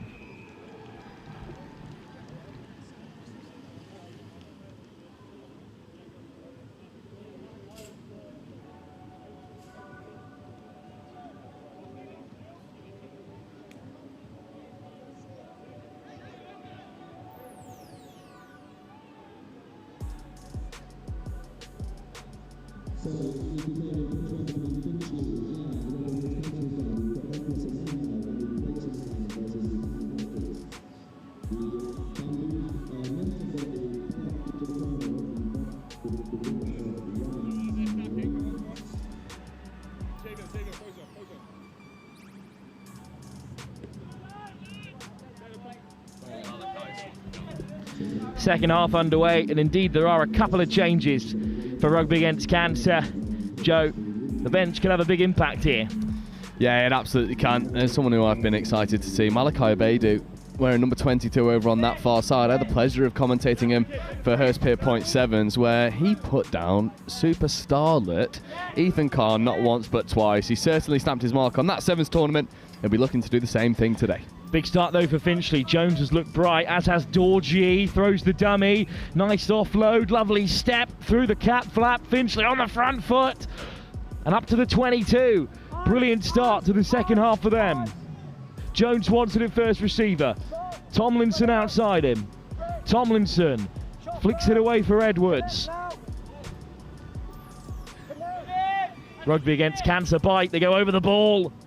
Stolen by Rugby against Cancer, and then counter-ruck, stolen back again, and then stolen by Good. 3 turnovers in the same breakdown, and soon they spread it wide. Alex Robinson through, Robinson gets his big legs pumping, and Rugby against Cancer draw blood in the second half.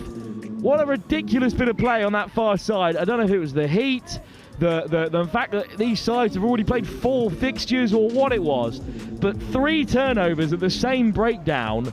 Eventually Good whipped it away, and it was as if no one was ready for that ball to hit the 15th channel except for Alex Robinson.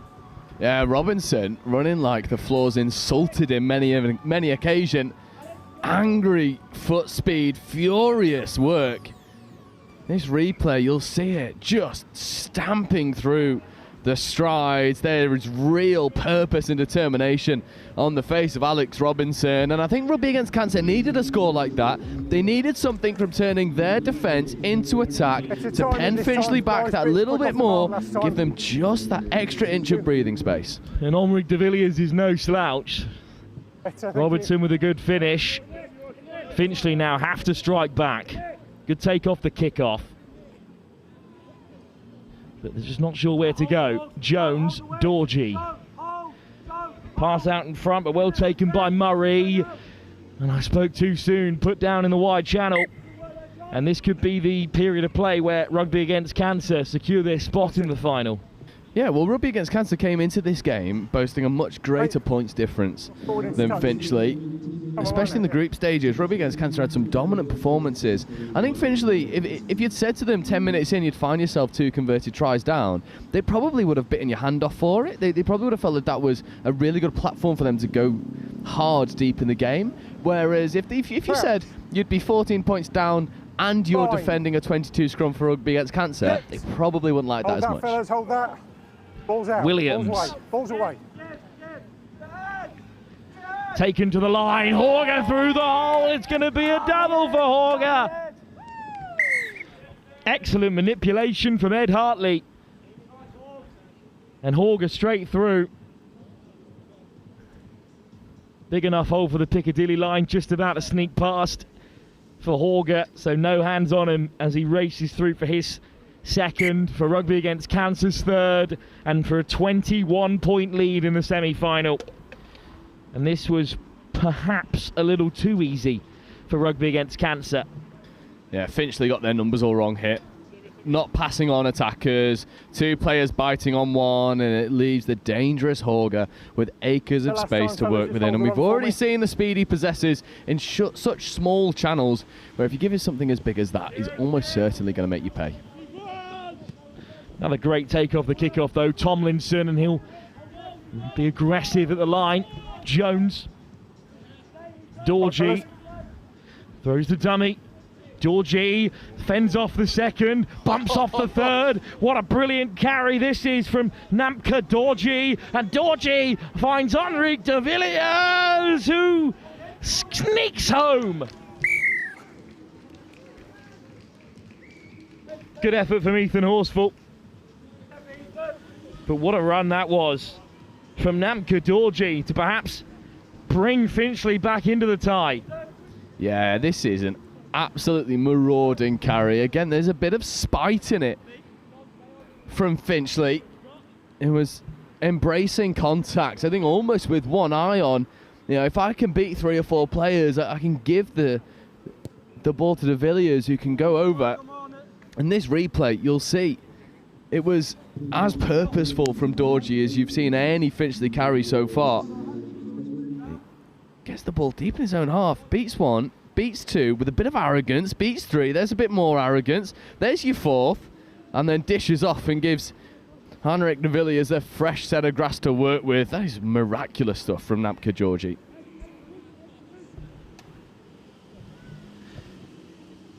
Jones's kickoff leaves a little to be desired, about 5 metres in fact. And it'll come back for a free kick on halfway, and that missed conversion as well. I mean, it was an awfully tough one. Still leaves them 3 scores behind. Yeah, it might be all she wrote for Finchley. Rugby Against Cancer, I think, just have a little bit too much class. And from this position, I feel like it's a relatively safe bet to see Rugby Against Cancer in the final. Good shot from Dorji. Finchley over the ball. Brilliant turnover. And that's going to be a yellow card. What on earth is he doing?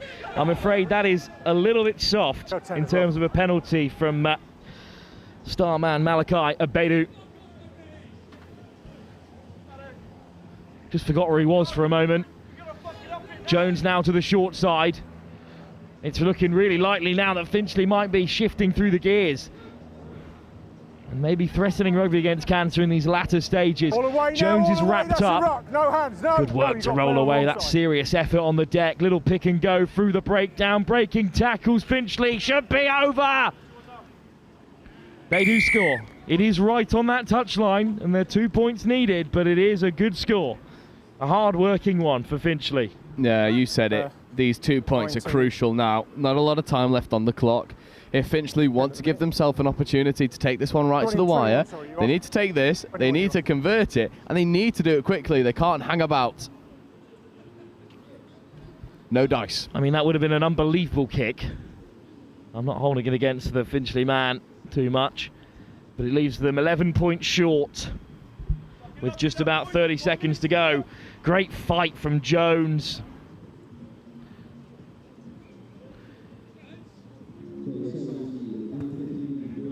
Eric Estienne, the scorer. Good take from the rack.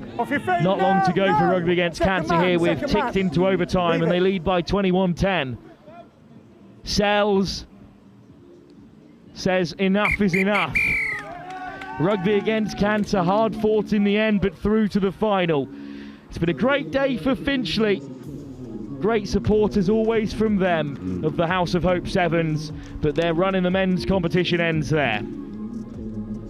Yeah, they came up against a very well-drilled side. They came up against a side that boasts some unreal talent. I mean, first and foremost, if you talk about Rugby against Cancer at the House of Hope Sevens, you've got to talk about Alex Horger. Game-breaking pace, game-breaking ability. Not only that, but the way he manipulates space. He doesn't just run for run's sake. It's purposeful. It's rugby-coded, and that attracts FBS every year.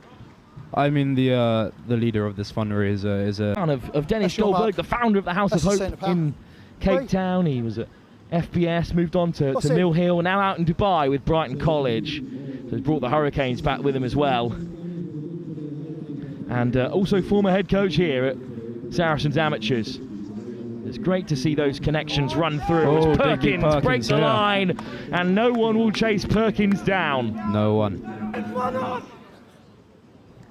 Classic call of man on from the touchline below us, but I think Perkins is in the clear. Will he take his time here? Well, he has certainly got time as we head towards the break. This kick to go 7 points clear, and after a really scrappy half, Jack, you'll take 7 points at half time. We definitely will. Yeah, there it goes. Now 14-7. At the break then, FBS Alumni up by 7 in this plate semi-final. The plate final will not be live for you here, so one last chance for these two to get on the board in front of the live stream here at the House of Hope. We do, of course, have a under 16s and under 15s finals still to come. Don't worry, those are still live. We're just a little bit behind here. 7 minutes still to play in our plate semi-final. FBS 14, Hackney 7.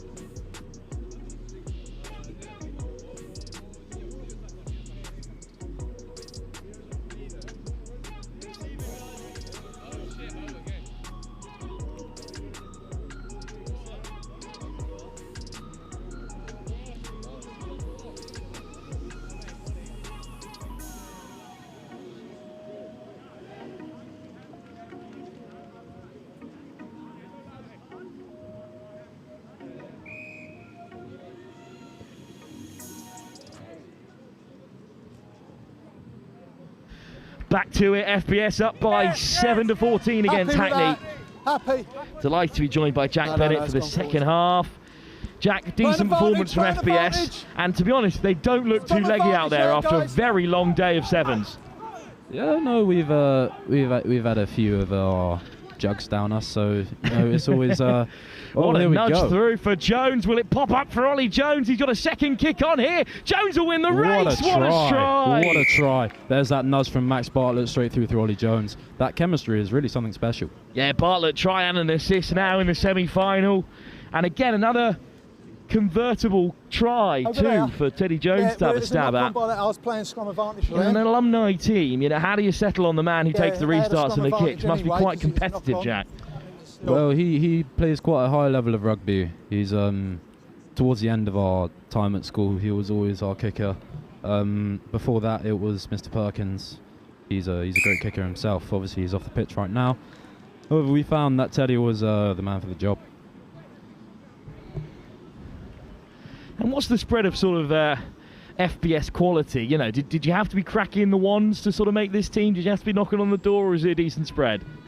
I mean, we're always very inclusive as a school. We try to be as inclusive as possible, but you know, if you haven't got the quality, you're not really going to play. Play, boy.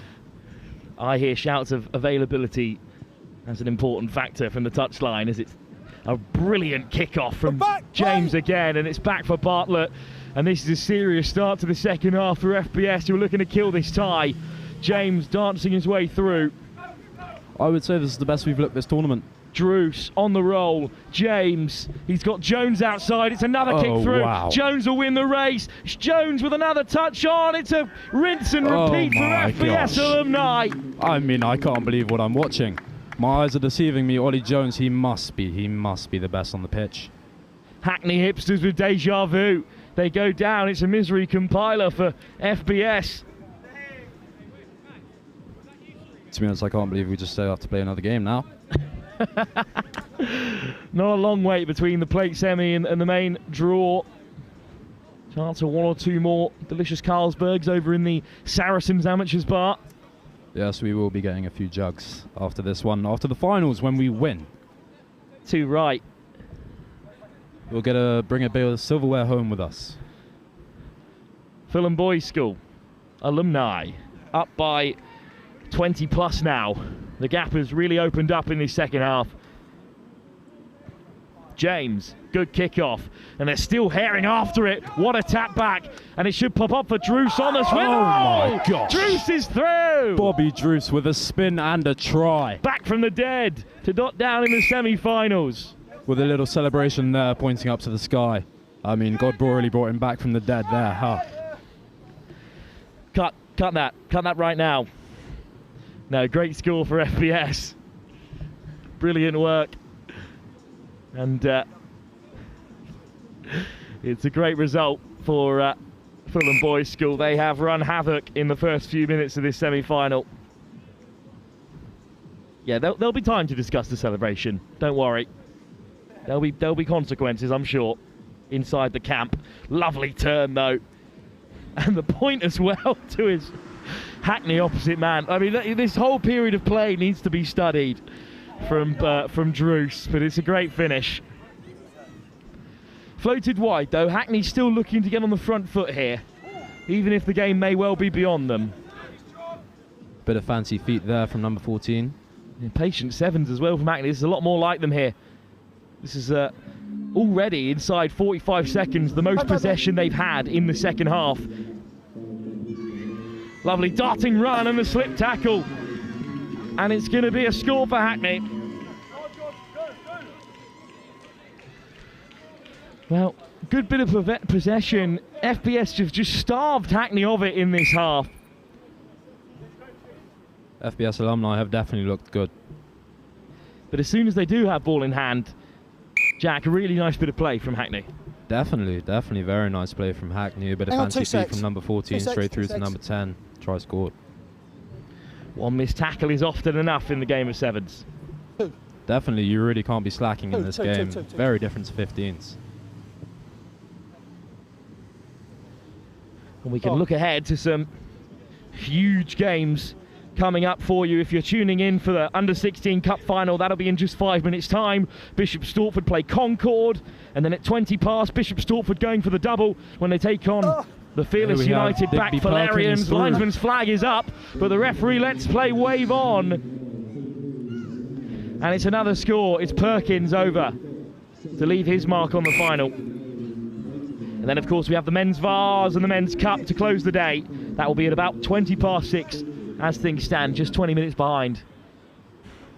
Which isn't bad going at all with all the moving parts today at the House Hope Sevens.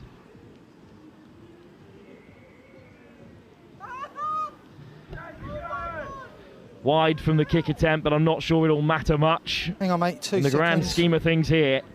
Minute. 1 minute, boys. Let's go. Minute too long. Well, still one more game to go. But after such a great performance in the semi-final, they're going to have enough in the tank to make it through, Jack, to that final game. I'm unsure. We were huffing and puffing, but we had a nice 2-hour break in between the group stage and the semi-finals. A few beers for the boys, and we're back on it. Great contest, and I think it's going to come back the way of Fulham Boys School alumni again. I'll go Mayans does well. Hackney Swarm, double shot, they need to get knees to ground. Stripped. Great work again from that 14. It's been bright in the second half. Physical carry. Back. Shot made by Dylan Halliwell. Lovely work round the corner. Oh, wow. Oh, that's box office from Hackney. That's flair. That is flair. It may come too little, too late, but it may well be try of the day for the Hackney hipsters. Yeah, that is special. And look at his face. He's delighted. That's on camera. What a bit of play to seal the semi-final. FBS are through. Hackney, the great entertainers. I mean, Jack, what do you make of this? I'm very happy that we've won. However, that try there, you know, you go on camera, you go on pitch one, you always want to do something like that, and he has done it. Well done, boys. Well done. Jack, thank you so much for joining us. It's been great to have you. Thank you very much for having me. As we look ahead here for our run of cup finals. Up first, if you're here for the under-15 cup final, you've got 20 minutes to wait. It's the 16s onto the floor. It's Bishop Stortford against Concorde in just a few moments' time. Congratulations to Fulham through to the plate final, 38-21.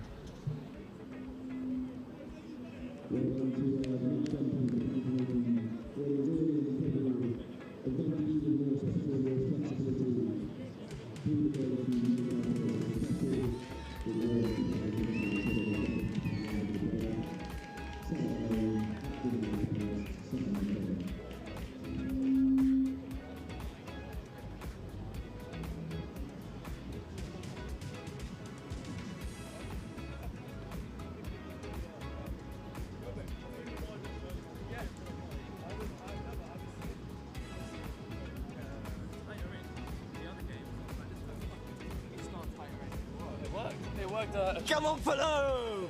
It worked 3 times even. That last time I didn't get it. I didn't get it off the hand.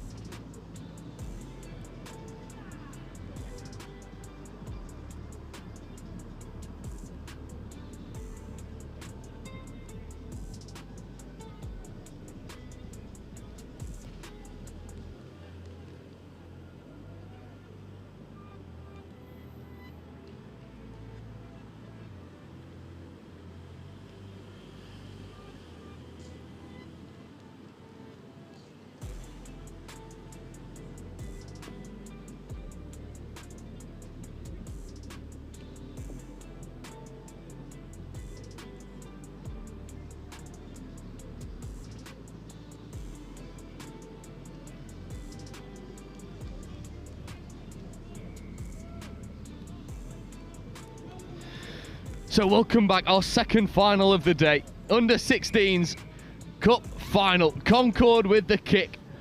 Bishop Stortford receiving. Joe Wright alongside by Wilf Kelmsley. We've seen a fair bit of these, and Bishop Stortford get underway. And it's their dangerous number 17, Zach Plums. He had a brace earlier, and he started where he left off. Plums has pace to burn, but he's knocked the ball over the line. Try-saving tackle. I'll come through the dead ball. Wilf, that is a box office start in his 16th final. I mean, what a shot. Never say die, eh? It's an unbelievable chase. Yeah, 22 drop What a tackle that is. 22. Yeah, that is unbelievable work. It's an under-16s final, and yet the determination there. That is the thing with Concorde, because they have such a professional air about them. You know, they train every week. They've got a good coaching staff up and down the side, you know, the civil family so involved. They are so determined to succeed in these tournaments. It means a lot to them, despite not being, you know, a side representing your club like Bishop Stortford are, and that just shows why. What a tackle.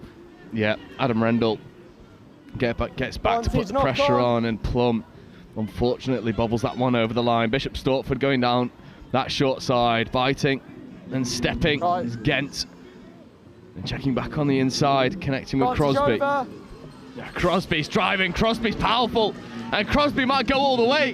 And there's no mistake with the grounding this time. Bishop Stortford coughed up the first opportunity, executes the second. It's clinical.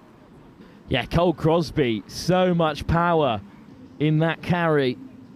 I think you can see the players who have had a little bit more experience perhaps up at that next level, you know, the under-18 level, the pinnacle of junior rugby, because they do have that physicality about their game. And, you know, Crosby's someone who is not going to struggle stepping up from 16s next season. Look at this for leg drive. I mean, it's a long old day, so there's some weary bodies out there. It's a brilliant carry.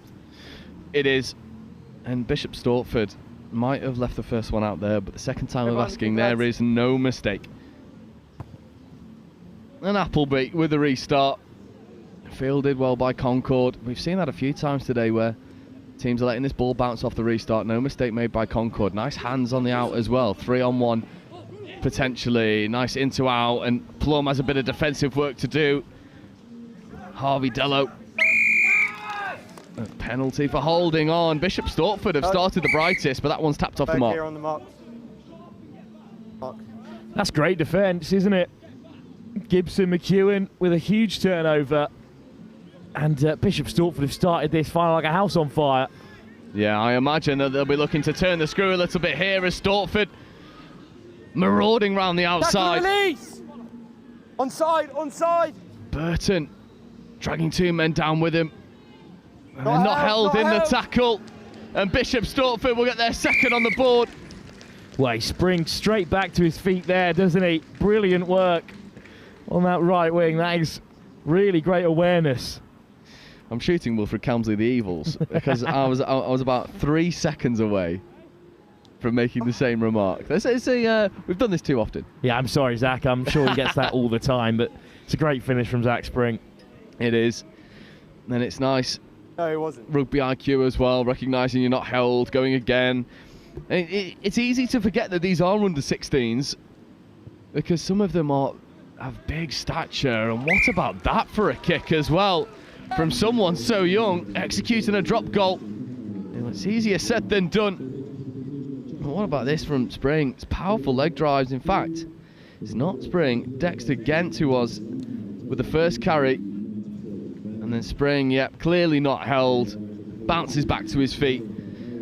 Bishop Stortford have they've started like they've been shot out of a cannon. Yeah, we know Concorde have got some experience on the Sevens Circuit, hosting their own tournament, of course, but this is really impressive stuff. And they were a little short-handed today, Concorde. They were planning to have two sides in every age group, but then, you know, school holidays, injuries, and life gets in the way. So only one side in each competition, but that did sort of condense the quality they had on offer, and it's led them to this final.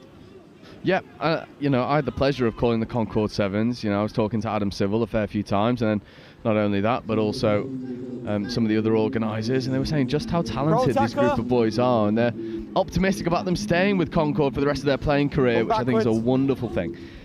But Powell straightens, gets up onto the 22, upended. No hands! And that should be penalty for Concorde. Instead, it's advantage, and they just react the quickest. Dawson Godric. Yeah, it's over for Concorde's opening score. And again, it's this tale of the attacking team reacting the quickest. It was Spring who bounced up for Bishop Stortford. This time it's Godric. And it's much needed work from Concorde because they needed that little bit of go forward. They needed a moment to kick them into life. And that was probably just that. I actually feel for McEwen. He's been really good on the floor. And I'm not sure he was miles off turning that one over. Really good work. But yeah, Goodrick, mainstay in this side, really talented player for under 16 level. He'll be another who's stepping up to first team next year for your NSBs, and that's pretty special. Oh, speaking of special, what about the right foot step on offer? And Bishop Stortford and Kieran Wilson will go all the way, leaving defenders in the dust. And we talk about players playing beyond their years. Well, Kieran Wilson says, don't forget about me. 3 or 4 steps in a row. And Wilson with a single-handed score to give Bishop Stortford a more comfortable lead in this final. Oh, tough to take.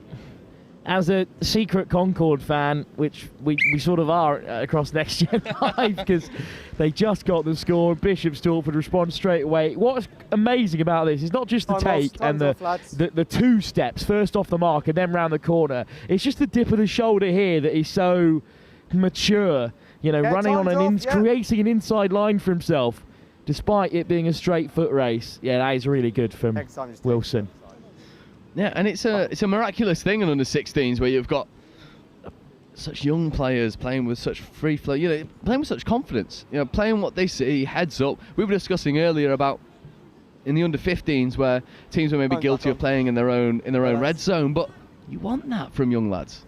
Yeah, and I think 15s and 14s, you know, the physical development of kids is a big impact on really how much you can challenge.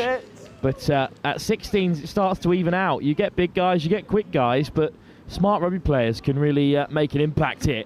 Oh, what a dominant carry that is. If the hands got free, they were looking, but the try line all ends up. Harvey Delow trying to make things happen. Bishop Stortford told to leave it. Delow comes back in to get the ball away. A lovely line carved off the ball. Away. No hands, no from hands. Butler. Yeah, that's fine. Open, now it's out, now it's out. 13, you've come off from offside there. Leave it. Well, that's really scrappy. Spring in the end gives the penalty away. 13. It was a decent line, but not enough support there. Yeah, not 10. And what a fend that is, goodness me. My word, Goodrick has really grabbed this game by the scruff of the neck from a Concorde perspective. He's the player that they're looking to make something happen. McCabe checking away to Butler. Butler once more. Over. Concorde coming back on the inside. Offload away to Alfie Butler with the ash splash to finish. And Concorde, 1 minute and 20 seconds into the red, potentially bring this one back to one try in it. Yeah. What a time to score. We're 1.5 minutes into overtime at the end of the first half, so it was do or die really for Concorde. And a 7-point gap is nothing in the game of sevens, nothing at all. This is a really important kick though, after what is a fine finish. And it's the try scorer who's got to nudge it over. But yeah, really brilliant support, which is a facet of his game really, Alfie Butler. And the conversion to boot. So it is one converted try in it. And what about the work from Ashton Rendell as well? Getting those hands free, offloading off the floor, looking for these opportunities. We've seen it a few times from Concorde where maybe on another day those offloads start to connect and they get over the try line a little bit more consistently. As it stands at the half, one converted try down. They won't be feeling like they're down and out in this game. No, not at all. I mean, a 9-minute half as well for Bishop Stortford. They probably dominated the first 7 minutes of it, and then what a fight back it was.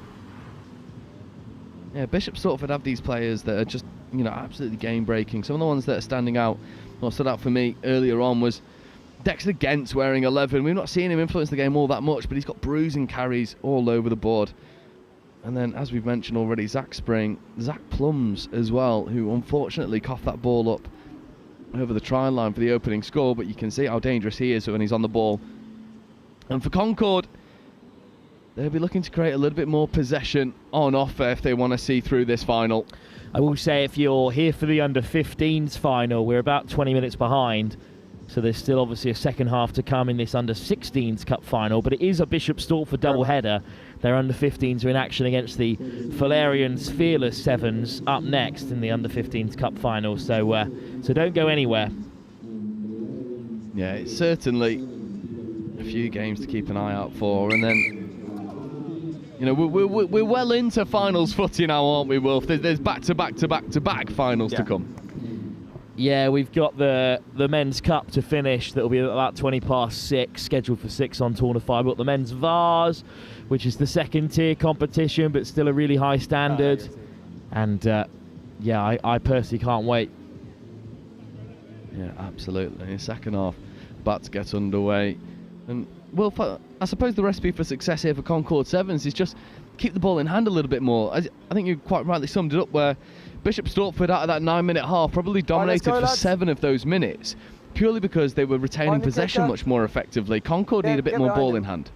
Yeah, definitely. Every time Concorde have had it, they look dangerous, but someone like McHugh in the big number 7, he's been so good on the deck.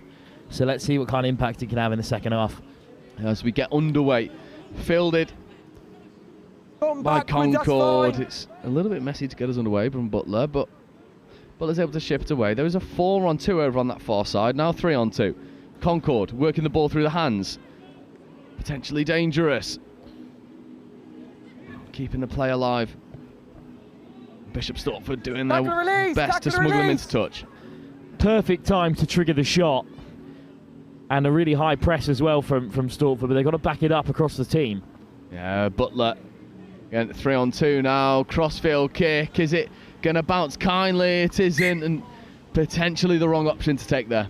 I actually think it was the right option because you saw one man shoot for Bishop Stortford and then the 2 outside for Bishop Stortford panicked. They were like, oh no, we're supposed to be 10 yards ahead. So they rushed up. And that did create a bit of extra space, but the kick was just overdone. It's the execution, not the idea, really, that was wrong there, and that's fine. They're under 16s. Yeah, back 10, it was a good decision. One-man lineup though for Bishop Stortford. Not sure how I feel about that. Yeah, let's have a look. Concorde are going to try and contest this, and Concorde do smuggle it back. Mystic Wolf has been reading the tea leaves effectively. He wasn't sure about the decision. Well, we weren't sure about the execution. Powell with a carry. Down, release, I get it, because under 14s are uncontested, under 15s you can lift, but they're still not contested. Under 16s they are, and yeah, they've missed out there, Bishop Stortford. They could be punished for it. Yeah, and I think these are looking like dangerous times for Bishop Stortford, who have started slowly in the second half, but Concorde have started rapid. It's Cavan McCabe getting underneath the post with an almighty roar. That is exactly the start that Concorde needed. And the conversion cannons off the upright. And they'll remain 2 points down, but they've certainly got their tails up here. Yeah, he's a big guy, McCabe. He's 0 to 60 very quick. And you see here, as soon as it opens up, there he's off. And he is rapid when he gets going. Time's off, lads. Yeah, and what about the fend as well? You know, there was a little bit of, maybe for lack of a better word, well, there was swagger about it. There was authority with the fend. It was complete self-belief, and Concorde need a little bit more of that. They're level on tries, only that missed conversion proving the difference. And Bishop Stortford look like a completely different team in the opening phases of this second half. Yeah, we'll not hark on about it, but I mean, if that crossbar comes back to bite Concorde, I'll be so disappointed on their behalf. Oh, danger. Absolute danger. Seb Parks might look to go all the way. Offloads to Plum, but Plum is wrapped up in the 22. Concorde scrambling to get back. Ball is out. Stortford recycle it, trying to retain a little bit of structure. Bishop Stortford with the right foot, left foot. And Cole Crosby finishes underneath the post. And maybe that crossbar won't come into contention because Cole Crosby grabs his team by the scruff of the neck for the second time in this final and drags them over the try line. Look, Basketball was screaming for it. Basketball on the near side was free as a bird, but I mean, if you can step like that in close quarters as a big guy, which Cole Crosby is at under 16 level, then why not have a crack? I don't think Concorde knew what to do with him when he came herring at them. He's a standing start here, and he winds up. Yeah, that is so good. It's absolute. 3 minutes. Oh, it's brilliant skill from Cole Crosby. Again, I think you summed it up well. Standing start. And then as soon as he got ahead of steam, it almost seemed like Concorde were rolling a little bit in their defence, sort of hoping for the extra pass, not defending the initial man first. And Bishop Stortford now find themselves 9 points to the good over Concorde. It's well fielded by Harvey Delote. Yeah, Delos had to wear one there, but Concorde still have it, and that's what matters. Yeah, they'll be looking to Go edge to edge. That one's hacked through on the volley. Unfortunately, finds someone's touch, but the referee will come back for a forward pass. Bishop Stortford scrum. This is dangerous times here for Concorde, isn't it? As we see, unfortunately for Concorde, Harvey DeLoe is down in a fair bit of discomfort on this near side. Yeah, I think if you do have to volley it from out in front of you, then the pass was probably forward. DeLoe's fuming because he feels like he was hit late. In the end, that the tackle was being made as he made the offload. Perhaps the Bishop Stortford bad didn't mean to then pile drive him into the floor, but I mean, you know, pulling out of there is just as dangerous. Yeah, absolutely. I remember being told by a coach once, the moment you go into something half-hearted is the moment you get hurt. So Bishop Stortford taking a leaf out of that book. There you are, Chris Pemberton, by the way. You can, if you're watching or if ever you watch this back. Let's go, lads, come on. Shout out to you, son. Bishop Stortford scrum. That scoreline at this stage does look pretty tough, but if Concorde go the length here, then we are game on again. Yeah, this feels like a dangerous point of the game. A game that has ebbed and flowed, but this feels like it bears a fair bit of weight. Plum waiting for the bounce of the ball. There's space opening up in front of Plum. That can roll away. Down on the 5. And penalty for Concorde, coming up with the ball. And quick tap for Concorde here. I wonder if Stortford have actually retreated 10. The referee's happy, and then Stortford come up with a ball. Concorde maybe appealing for the not 10. When he was back 10, he hit him. And not looking after the ball. Allows Bishop Stortford an opportunity to really establish themselves in this final. And who else but Crosby with a right foot step, diving over. Well, Cole Crosby's really been the pick of the bunch in this final. He's been nigh on unplayable. Every time he builds up a head of steam, he's causing havoc. And Concorde don't know what to do with him, but Cole Crosby with a hat-trick. But that try's all about Green, the number 1. He's just come onto the field. He's got the best trim in North London. And his first action is to get straight over the ball and turn it over. But, you know, that was the chance for Concorde. That was their moment to go the length and then to set up this really nervy finish. But instead, he popped up with the ball there with the mullet in the backfield. And once that penalty goes, you know, the life drains out of Concorde, to be fair to them. And fair play to Crosby grabbing his hat-trick. He'll have the headlines. But shout out to Big Guy getting it done on the Sevens field. Yeah, completely agree. Reece Green coming up with the goods when Bishop Stortford needed it. And there's seconds remaining on the clock. That is a big hit. On the shoulder is fine. Baskell Knock on advantage. Coming in and putting a dominant shot on McCabe, and McCabe's wearing it a little bit. Advantage. Scrum down, blue ball. It's been tough work here for Concorde, but they've stayed in the fight right to the very end. Yeah, it's been a good final, actually. It's been closer than we thought. I mean, it was 21-19 at the start of this second half. Let's not forget. It's just the scores from Bishop Stortford have all been converted. But, you know, Bishop Stortford, it's a great club. Plays a really high standard of rugby. Really important to development of players from the Essex region, and I'm glad they're doing well. Absolutely. As we see McCabe, unfortunately, just have to come off after that. Humongous hit from Baskell. Bind. Net. Stortford looking to punctuate their final performance with another score on the board. Spring sets off, shot out of a cannon, coiled and ready to go, and Spring will finish.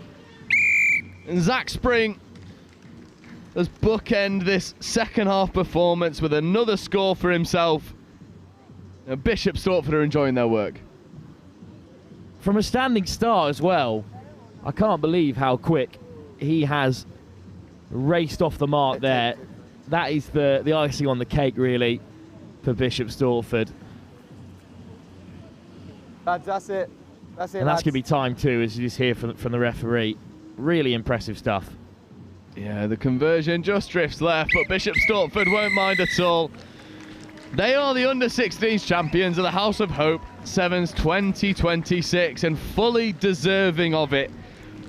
Shout out Zach Spring, Seb Parks, and then probably, I'm sure you'll agree with me, Wilf, the pick of the bunch in that final, Cole Crosby.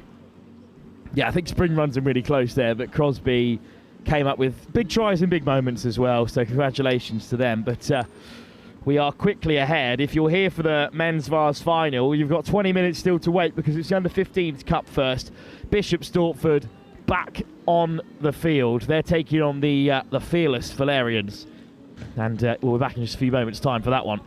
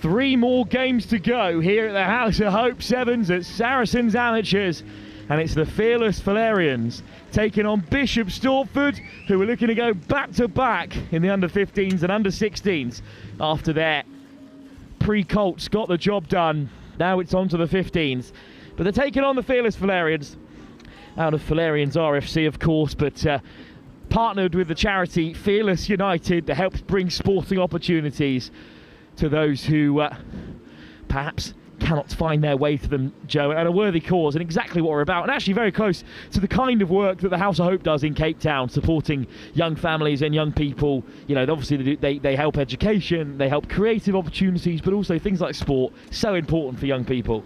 Absolutely. Everyone needs an outlet, everyone needs something to really commit themselves for. I know I can speak personally that sport gave me a lot of purpose and a lot of design when I most needed it growing up. So two causes that are very close to my heart that I think are well worth shouting about. That's Fearless United backing the Fullerians, who'll be kicking us off in the purple and green, left to right at the start of this first half. You all know Bishop Stortford by now in the blue and white, and it's taken cleanly off the kick-off. And we're underway. If you're here for the Vars final in the men's competition, that's the second tier men's senior comp. That's in 20 minutes' time. We're going to stick with the 15s for now, and the first chance of the game will come down the left wing for Bishop Stortford. Aidan Shambrook will just about get away from Austin Turner.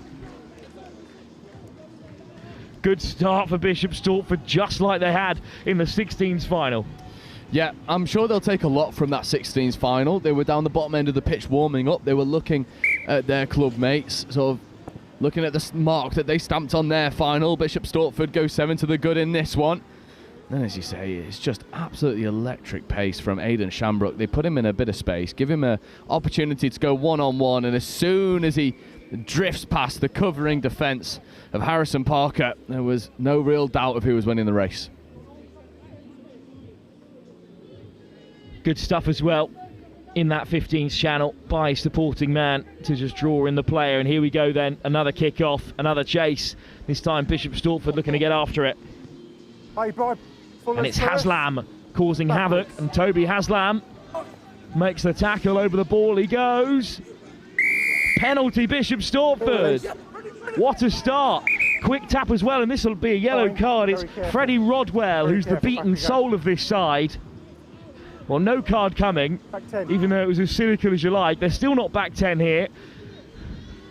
Still a chance here for Bishop Stortford. Skipping away goes Ollie Thornton. Now, big players step up in big moments, and Freddie Rodwell certainly had a day of it for Bishop Stortford. Just think in a couple of years, when this side are a Colts team together with the 16s and 15s they've got on show, Bishop Stortford have got a golden gem coming through. They've been impressive today, and that's a great finish from Thornton. It is, and it's just lovely core skills on display again. And the kick just drifts left, but these core skills from Bishop Stortford are so impressive. As you say, Freddie Rodwell wanted to go early. And you can see there on the replay, he's telling his teammates where to go. He knows where the space is. He knows where the scoring opportunity is. There's no messing around from Thornton. He sees the space. He sees the pace mismatch.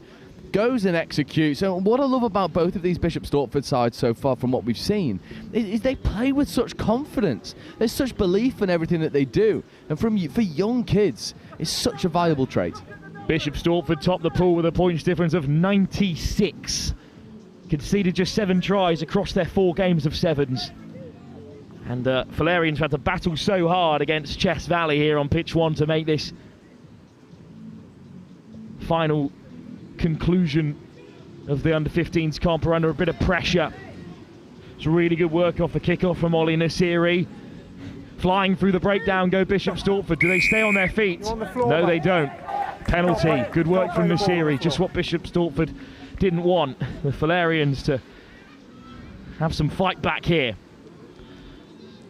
Good offloads all over the park. Soft hands from Nasiri. O'Sullivan is caught by Rodwell, makes it to ground.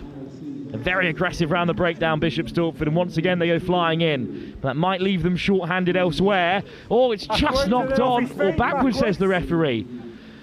So it's a good pickup in the end from Toby Haslam. Or from Buddy Oliver, sorry, I should say. Here's Femi Asiru. Asiru! Straight through! Wasn't long until the Asiru twins were going to pop up in this final. And it's Femi who fights back first after a bit of Fullerians possession. And he makes the breakthrough there with relative ease. Sorry, are you saying there's 2 of them? There's 2 of these boys this big, this powerful, playing under 15s. Interestingly, if you look at the number 9 on the far side, Joe, I'll introduce you to Jimmy Asiru, who's a different build. He is absolutely lightning on that outside, whereas Femi Asiru is more of your head down, run it straight type. My word. What a family connection that is. That is a terrifying thing for anyone who lines up against them. It sort of reminds me of the Curry twins, but you're like, oh, why does it feel like there's 2 of them on the pitch? Because there is. Reminds me more of the Treacy brothers, Connor and Declan. Current England under 20 and England under 18 captain at number 8 and 13. Shout. Absolute shout. Here goes the little chip through from Rodwell, and a great pace on the chase from Asiru. Asiru drives his man back. Nasiri over the dead ball, and then dotted down by that man, Jimmy Asiru. I think the try's been given. So Nasiri did really well to contain the kick, but Asiru drove him over the line, and then as he laid it back, Asiru just got up and dotted it down. You've got to gamble sometimes. Yep. And this time the referee was on his side. Yeah. It's almost like he looked his brother dead in the eyes and said, okay, I see your score. I will raise you another. They must be both near the top end of that scoring chart for Bishop Stortford today. It's a nice kick through from Rodwell. What a creative presence in the middle of the park. Yeah, but then, as you say, I mean, it's great work initially. And then, yeah, gets up for the jackal. Unfortunately for Fearless Sevens, they just cough the ball up, and Asiru gets over to execute. And dangerous stuff here for the Fullerian Fearless Sevens. Big handoff, and it's out the cap flap as well. Not once, but twice. And O'Sullivan back on the inside. They're just a little bit too central at the moment, even though the offloads are still coming in. Rafe Ponting. Driven back. I mean, this is really good play from the Fearless Fullerians, but they're still unable to find a way through. Maybe it's out wide. Powder gets the offload again away. Flicked over the top. Dummy switch. Almost through Nasiri.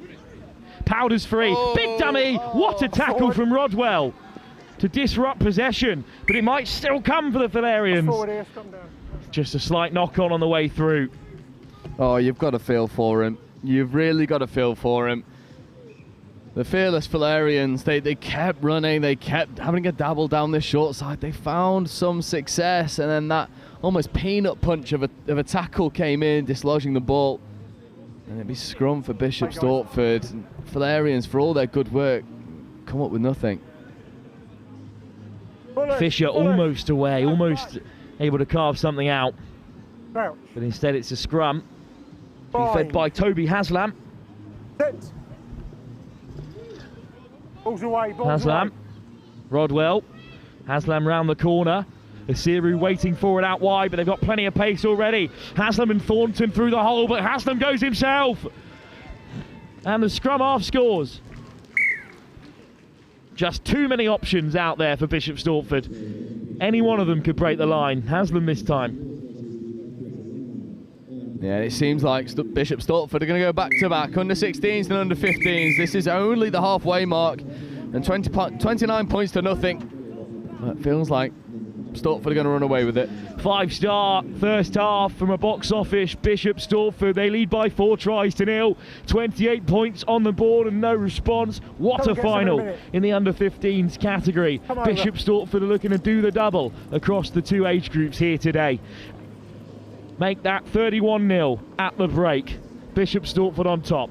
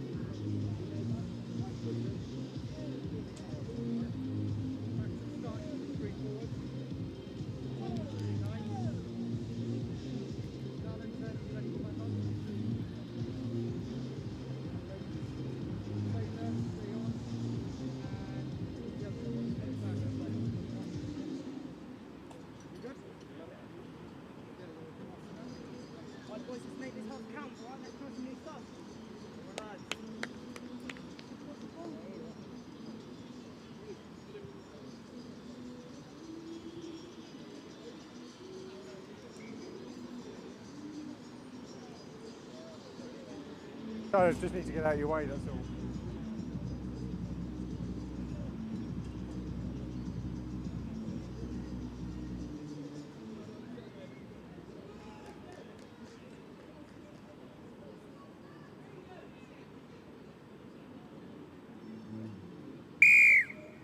Timing.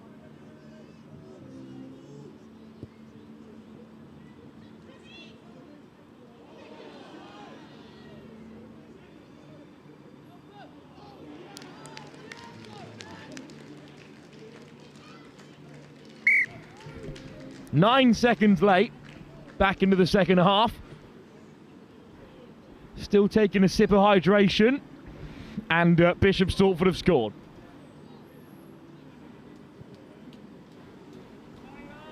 An unbelievable work from Ollie Thornton on the supporting line. The kick-off from Rodwell, obscene for an under 15. Excellent chase from Wesley Rioch. Over the top. It's Buddy Oliver who scores.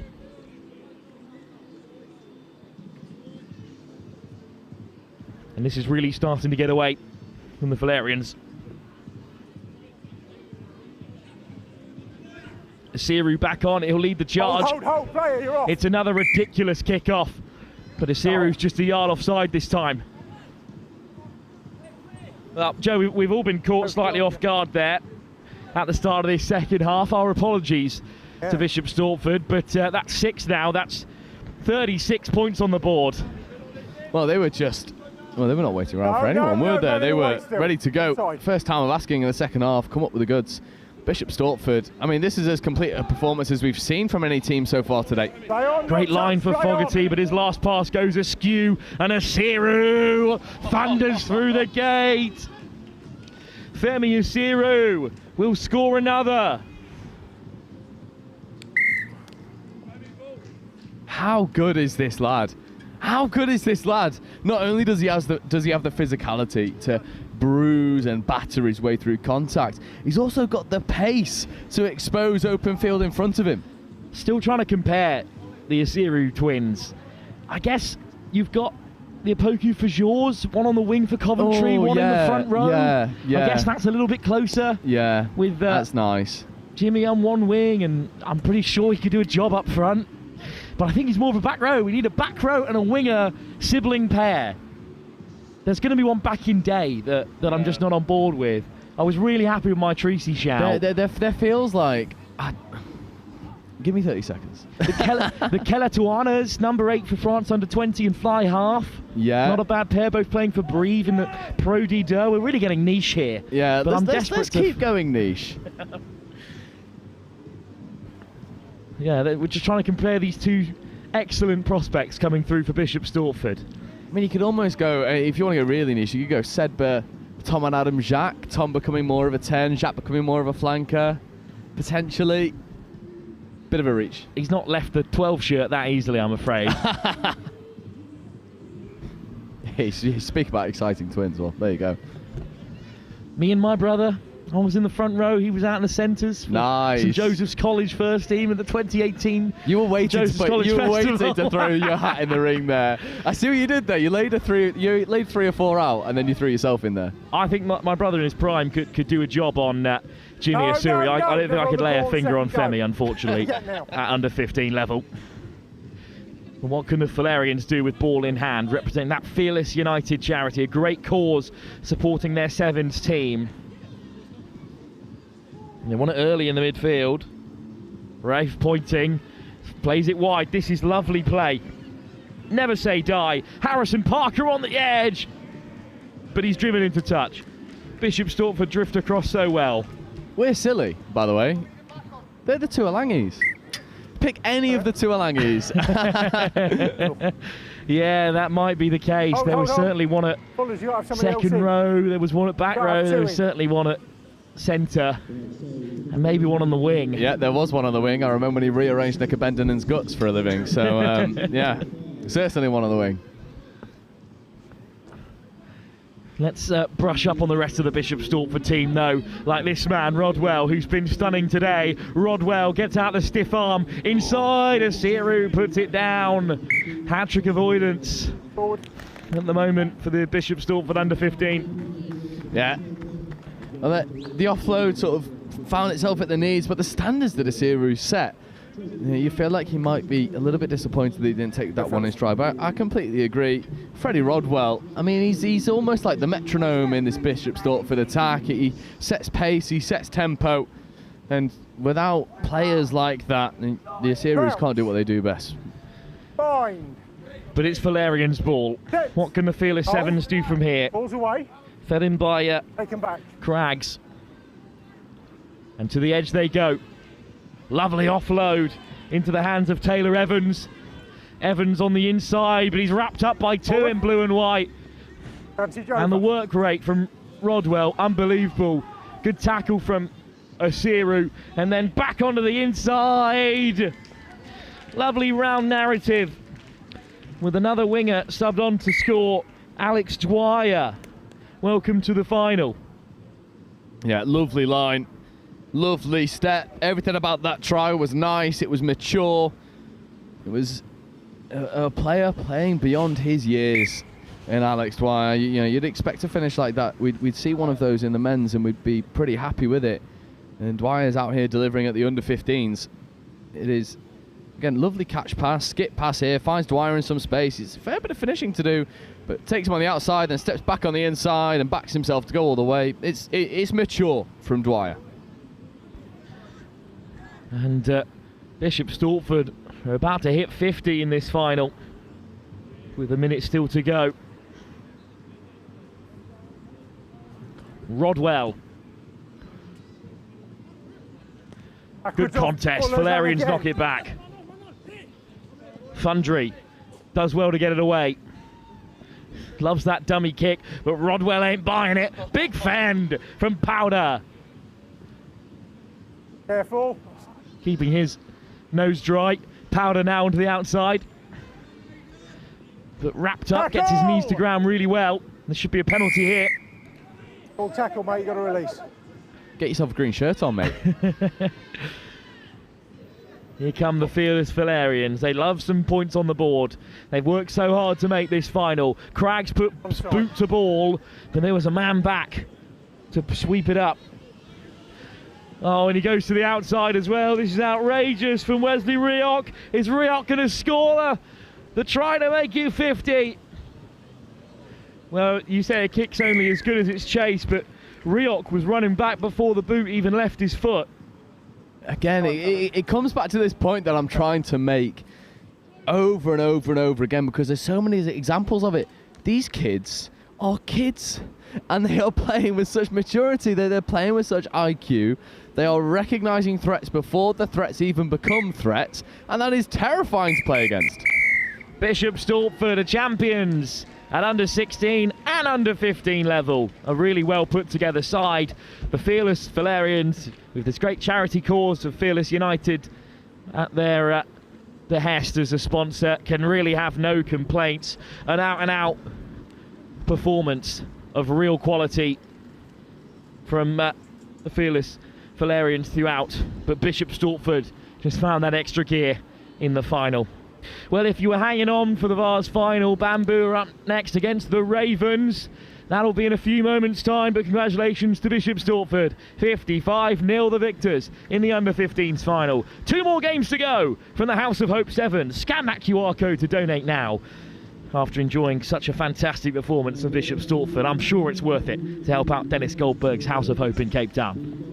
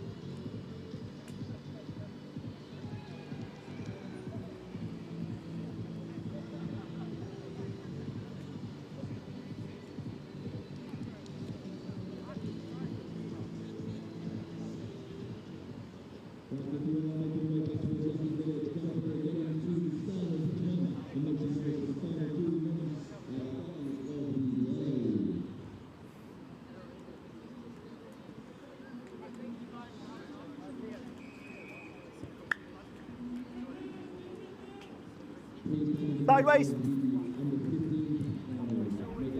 Right, release. So welcome back, plate final, second division. Championship on the line. Bamboo Sevens, whose women's teammates came out narrow losers to a very comprehensive Bath rugby side. And they're taking on the Ravens, who in their much changed strip. Bamboo with the ball, and Joe Wright joined alongside by Wilf Kelmsley. A little bit of chopping changing happening up here in the commentary booth, which we love, don't we? Yeah, thanks, Joe. Ravens got new strip on since early on the season. Ravens 1875, repping the club from southeast London that is one of the oldest in the nation. But we'll look at that for footwork. That is diabolical from Rudge. My word, you want to save your best rugby to the final, and Sam Rudge goes right foot through the entirety of the Ravens' defence. And that is certainly the best way that Bamboo would have wanted to get off the mark. It's a really young Bamboo team. It's a young Ravens side as well, because they're all basically sort of Colts and they're mates of Colts from years gone by. So Sam Rudge has been on the series in the round the last couple of years, plays a lot of sevens, got great footwork like that. Yeah, it's just wonderful stuff. Rudge, we'll count them. There's 1, there's 2, there's 3, leaving 3 players in the dust. There's 4 as well, and then accelerates around the 5th and scores underneath the 6th. That is Sam Rudge beating 90% of the Ravens' defensive line in one fell swoop. Bamboo with first blood, 5-0. Punch over. However, Bamboo will score again. And as quick as you like London buses, they come twice at once. This is furious work from Bamboo Sevens, who have started like they've got a vendetta against Ravens. Yeah, that's tough. Really tough for Ravens. There's heads down already, just 2 minutes in. It's really tough to concede 2 like that on the bounce. And yeah, a little bit soft, that one. Yeah, it comes off the back of a botched restart. The kick just falls short. In fact, it comes off that post. One effort. Look at this from exactly from the restart. It's a botched retake. And that ball allowed to bounce. 68 doesn't take it cleanly, squirts loose, and then missed tackles again. Sort of the recipe for their own demise. And number 16 goes over. He's lost it again in the sunlight there. It's tough on that far side because the sun is just dipping behind the trees, behind our position here. And they've obviously picked him out there. It's a proper good Sam Rudge. Yeah, it was Ben Morelli with the score. 4 minutes. For Bamboo with their second. 3.5 minutes gone. And I think you were right in your assessment of the Ravens' body language. It's a little bit slouched. Put up to the ball, fellas. Not looking all that up for it at this stage. But I imagine one big hit, one marauding carry. Fellas, can we use that ball? Will give them a fair bit of go forward as we see a ball to play with. Yeah, I mean, if you're tuning in hoping for the men's final, this isn't it. This is the plate, the one just below. We've got that final to come when the Hurricanes will take on Rugby against Cancer. Yeah, what a final that will be. Backwards. After this, of course. Out. Yeah, and this final just breaking down a little bit. Look, Ravens are a good team. They've been on the Lit Super 7 series in the men's open category. Like, they're not a bad side, but this is a really sloppy start. And as we saw from Bamboo's women's side, they're not a side you can take lightly. They're very clinical. Okay, let's go. That's just how Henry Weller likes to coach his teams. Yeah, and you can see they've started with a vengeance here. Late wraparound play, regathered on the second time of asking. It's a powerful leg drive that comes in. Bamboo recycled the play, keep it alive. And now accelerating through the gap. And no one will stop him. No in Langscote. Gives Bamboo their third. And Ravens are just falling off tackles, not able to complete these contests. And the latest benefactor is Owen Langscote. It is a little bit too easy for Bamboo in this plate final. Yeah, I mean, you saw Bamboo's game against the Hurricanes from Dubai earlier, and that was a cracking game, and the Hurricanes have made it all the way through to the final. And I think that if the Bamboo side were in a different group, they could have made the cup semis, really, but they finished second and did not progress on points difference. I think the Barnet Elizabethans went into that semi and were then beaten by the Hurricanes. If I'm not mistaken about how the tournament's unfolded, they've stopped updating Tournafy. Fair play. Jack Goldberg's had a long day and he's still running things now as the other pitches start to wind down. But yeah, they're a really good team, Bamboo. I think they probably would have really challenged Rugby against Cancer in that semi-final, or indeed Finchley. So the fact they're in the plate, it's a high standard of competition here at the House of Hope Sevens. It is. That's 10.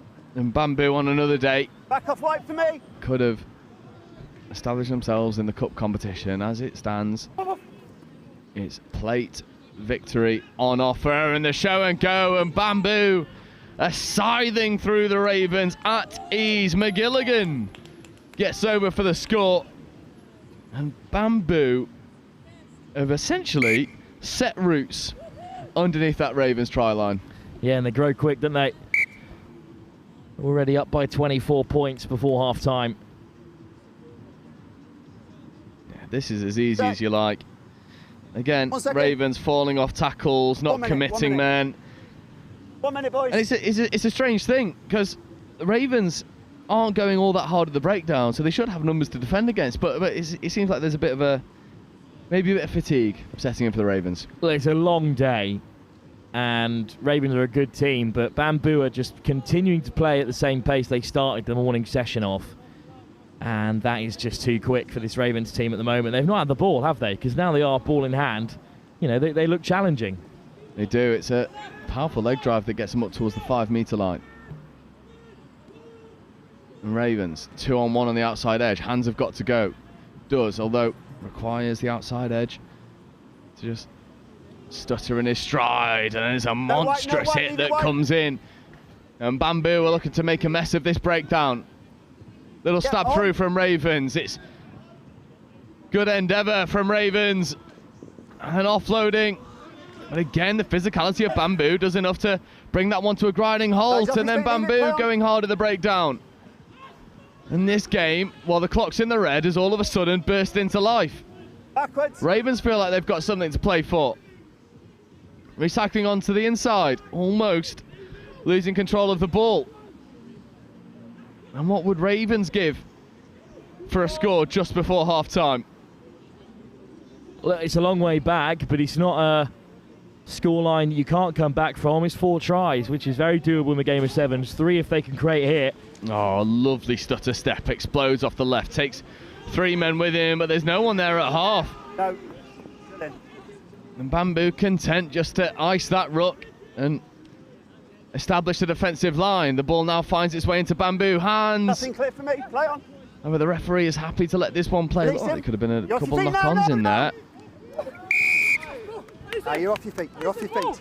Yeah, clear for the ref. Off your feet there. This is a real chance for Ravens. They have to take it. Yeah, just got to threaten the line and then get the hands away. But Ravens knock the ball on. And Bamboo now with a scrum advantage will potentially look. Couple of passes, boys. That's the advantage over. To go and get their 5th score on the board in this first half, if not for another knock-on, which will give Ravens an opportunity. Stab kick in behind. Is it well measured? It'll just die into touch. I mean, what a shot from Parcell. He's another experienced head on the 7th circuit in this young Bamboo side, but immediately they cough it up again. The kick's not a bad option, but Ravens look a little bit out of gas at this stage in the day. But then again, who wouldn't be with the amount of sevens that's been played here? Yeah, it's been played at a furious pace under the beating sun here in North London. At the half, Bamboo 7's 24, Ravens 1875.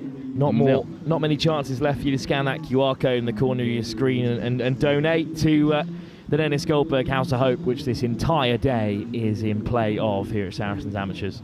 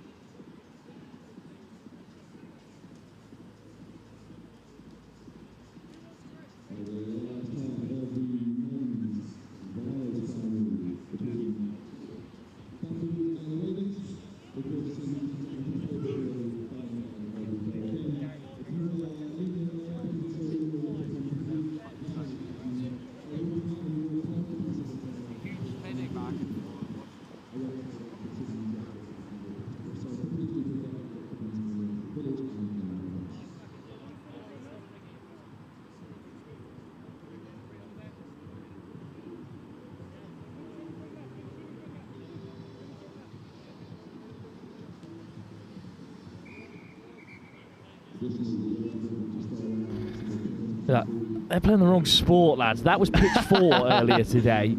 Just another shout out to Jack for all the work he's done today. The tournament organiser, Jack Goldberg, for getting us through today, considering he's had to gift pitches 4 and 5 back to the community in this late stage. I love that. It's the wrong sport, lads. Although Bamboo are doing all right in their whites. They are indeed. 24 points to the good. And they'll probably be more concerned with keeping Ravens to 0 in this final at this stage. They found themselves in the ascendancy. Ravens looking a little bit leggy. It's been a long day of rugby, and Bamboo starting to turn the screw. It's a foot race to the try line. Doesn't look like he's quite got enough in the gas, unfortunately, for Langscote. Yeah, that was the man who's just been running the line on this near side in the first half, who's straight onto the field and making an unbelievable shot. Yeah, and now Ravens, with a foot race of their own, will go over. And just like that, the Ravens get the first score on the board. The second half starts, the flap of the wings from the Ravens. They bring it to 5, almost certainly should be 7. Potentially looking to mount a bit of a comeback. I feel bad for the man who made that covering tackle, because we joked at the start of the game that we didn't really want Ravens to win because they haven't given us an accurate team sheet, and that is genuinely what decides our bias as commentators, is how good your team sheet is, because if we don't know who you are, then we can't comment. But I take it back. Brilliant work to get back, and I do know enough about the 7th Circuit to know that's Jacob Appleyard that's got over and scored, I think, despite the fact he's unlisted. Very nice. Bamboo failed the restart under a fair bit of pressure. It's a good heads-up play, and then accelerating his way through. It's a second try-saving tackle from the 14. That's unbelievable work rate. Yeah, and gets the penalty as well. So maybe our comments about us hoping he's not doing well because of the lack of team sheet has fired a rocket up him. I know, if only we could say how good he's been and identify him by name, but we can't. Ravens, unfortunately. But what a play from the young man. Yeah, here he is again. The linesman in disguise, scything through, creating scoring opportunities. Offload. The referee was happy that one went backwards. Knock-on advantage. Parcell. Off to the races. Dummy switch. Scragged down in Ravens territory, and then another Ravens penalty. You're off your feet. Which is much better from the Ravens. I mean, they really did need to show this kind of fight earlier than in this late stage of the final, but really good to see them get stuck into the breakdown, make important tackles, work their way back to make covering shots. For me, you've got to give it the 14. He's got gunpowder in his boots at the moment. He's ready to go. Clear lift on the ball, not released. But clear lift. Bamboo, hard at the breakdown, coming up with the goods. And then late check away, and that is a massive fend. It comes in from the number 2, and Bamboo get over once more. And just as soon as you thought Ravens were potentially mounting a comeback, Bamboo snigger at the opportunity. Yeah, that's an important try, because, again, 24 points, that's not a game-winning margin.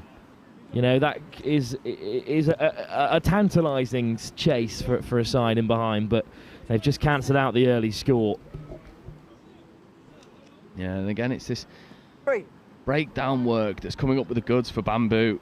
I mean, Riley Westford, this is some fend from Westwood. Yeah, it is.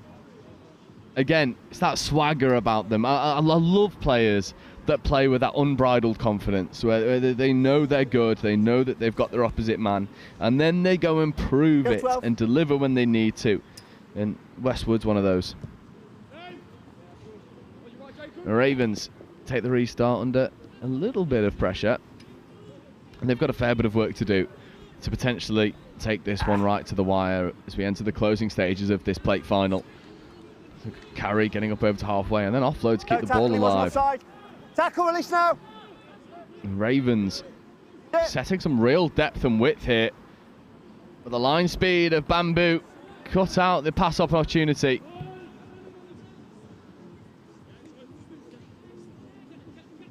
Now there is An opportunity for the linesman to have a go. Taking his man round the outside, left-hand fend. And he was wearing yellow before, it's black and yellow now. And Ravens score directly underneath the post. The lino in disguise with a second score for the Ravens. 2 minutes, 15 points. What are you saying, Joe? it's close, but it's a much better second half from the Ravens, and I'm really glad because the game was getting away from them as we headed in towards the break. Yeah, but you can't help but feel like if that first half performance matched, you know, even 50% of the second half performance, this game would go right to the wire. What a substitution, eh? Yeah. And that number 14. I mean, he was running the line in one sense in the first half. He's running the line in another sense in the second half. Yeah, cut that out. Yeah. Thank you very much. Oh, that's a loose bounce, though. Yeah, Bamboo trying to work down a narrow alley. Forward there. Coughing the ball up. Forward. Came forward at the back. Both of those offloads pretty loose. Came forward, that and back I think pass went forward.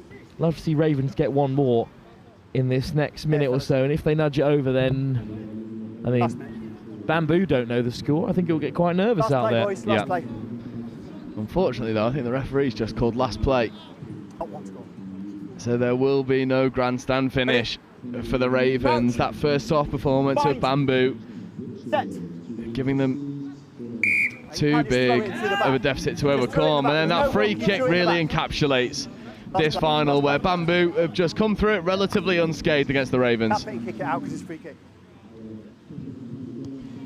And that will be all she wrote. Bamboo, plate winners of the House of Hope Sevens 2026, and Wilf, they're good value for it. Yeah, their only loss today has come against the Hurricanes, who we're about to see in this men's final. Really good standard of rugby across the day for them, for the men's and the women's team, who were worthy second places as well in that division. Yeah, and as we mentioned, coming up for you now, the final game of the day, Rugby against Cancer, and they'll be taking on the Hurricane Barbarians for all the marbles. Cup final action coming up for you in just a couple minutes' time.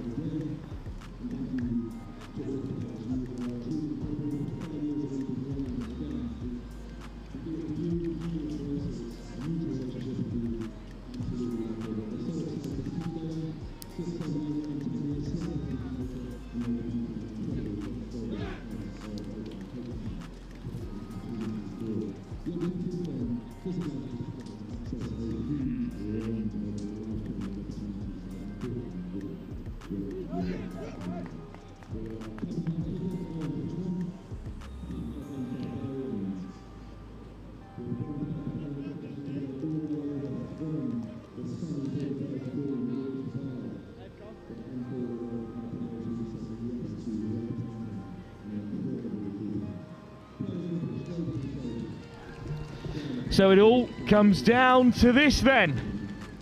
What a moment for Jake Goldberg, his Hurricanes, who he's brought back from Dubai with him this summer in action. This Barbarian side taking on Rugby against Cancer, and the most elite teams here today at the House of Hope Sevens.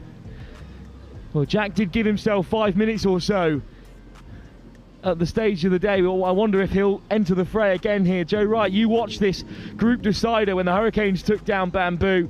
They're a side to be reckoned with. The Hurricanes, Barbarians from all walks of life, and they're a really talented side. Yeah, and for Hurricanes Barbarians, you've got to keep an eye on the number 13, Cahill Areg, but he is absolutely electric every time he touches the ball. So the Hurricanes in yellow, right to left, will kick us off into the glaring summer sun here at Saracens Amateurs. Brilliant take by Rugby against Cancer in pink and white, and Good is on the front foot and beating the first man. High tackle. Going for the rip, but only a high tackle given against Naftalim. And now soft hands from Sells. It's the pace merchant on the right wing, Alex Horger, who's away again. And Horger's just burnt Cahill Aregba, which is a sentence I don't think you'd hear today, Joe. Absolutely not, but we saw the pace of Horger earlier on in the day, and as soon as he touched the ball, the Rugby against Cancer boys below us started to erupt into life. They knew what was coming, And the gas man finishes, opens the scoring. The one over there. Yeah, he's about as social as Russian roulette, Alex Horga. He's a real standard of player, the Hungarian international. And he's leaving his marker here at the House of Hope Sevens. There's been a lot of chat about that today. How social is the House of Hope? It's not, it's real quality. Some sides, of course, expected it not to be so difficult, but these two are really strong teams. And of course, Jack brought this Hurricane side over. The team he represents out in Dubai now, where he's moved on to work with Brighton College's international school there, having formerly been at Mill Hill around these parts, and of course, Director Rugby at Saracens Amateurs. Yeah, and they are a really talented lot. Not all of these guys have come over from Dubai. There's some local talent mixed in, the Barbarians as they are. But behind early for perhaps the first time in the competition. Yep, completely agree. I think Rugby Against Cancer have set their stall out early, and Horga's got his hands up below us. He wants this restart to be contestable. It's bang on that 10-metre mark. But it's a really good take, and half a hole opens up for the Hurricanes. Mac Hassel with a big carry. First one by White. First knock on, though, was spotted by the referee. So Hassel has his blushes spared.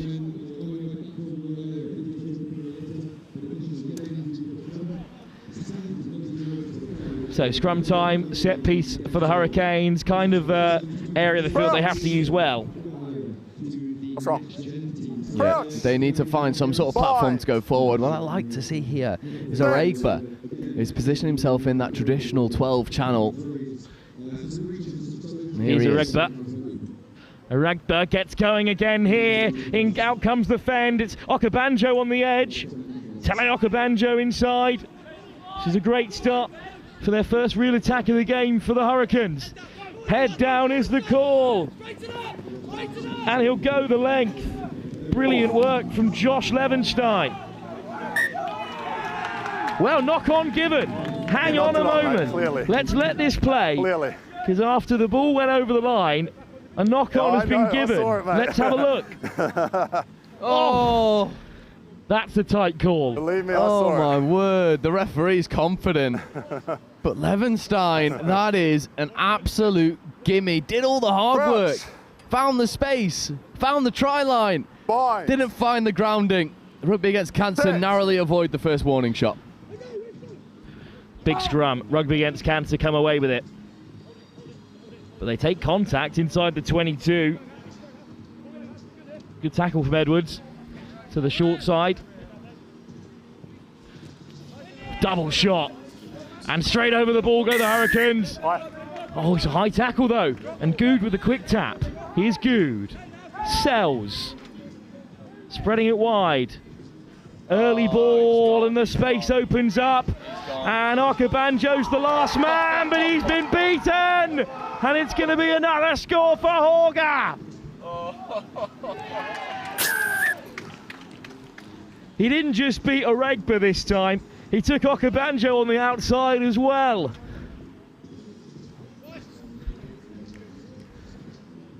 I mean, having watched Hurricanes earlier on today, if you'd have told me that there'd be a player here at House of Hope Sevens who could take Oregba and Okabanjo for a walk, I would have laughed in your face.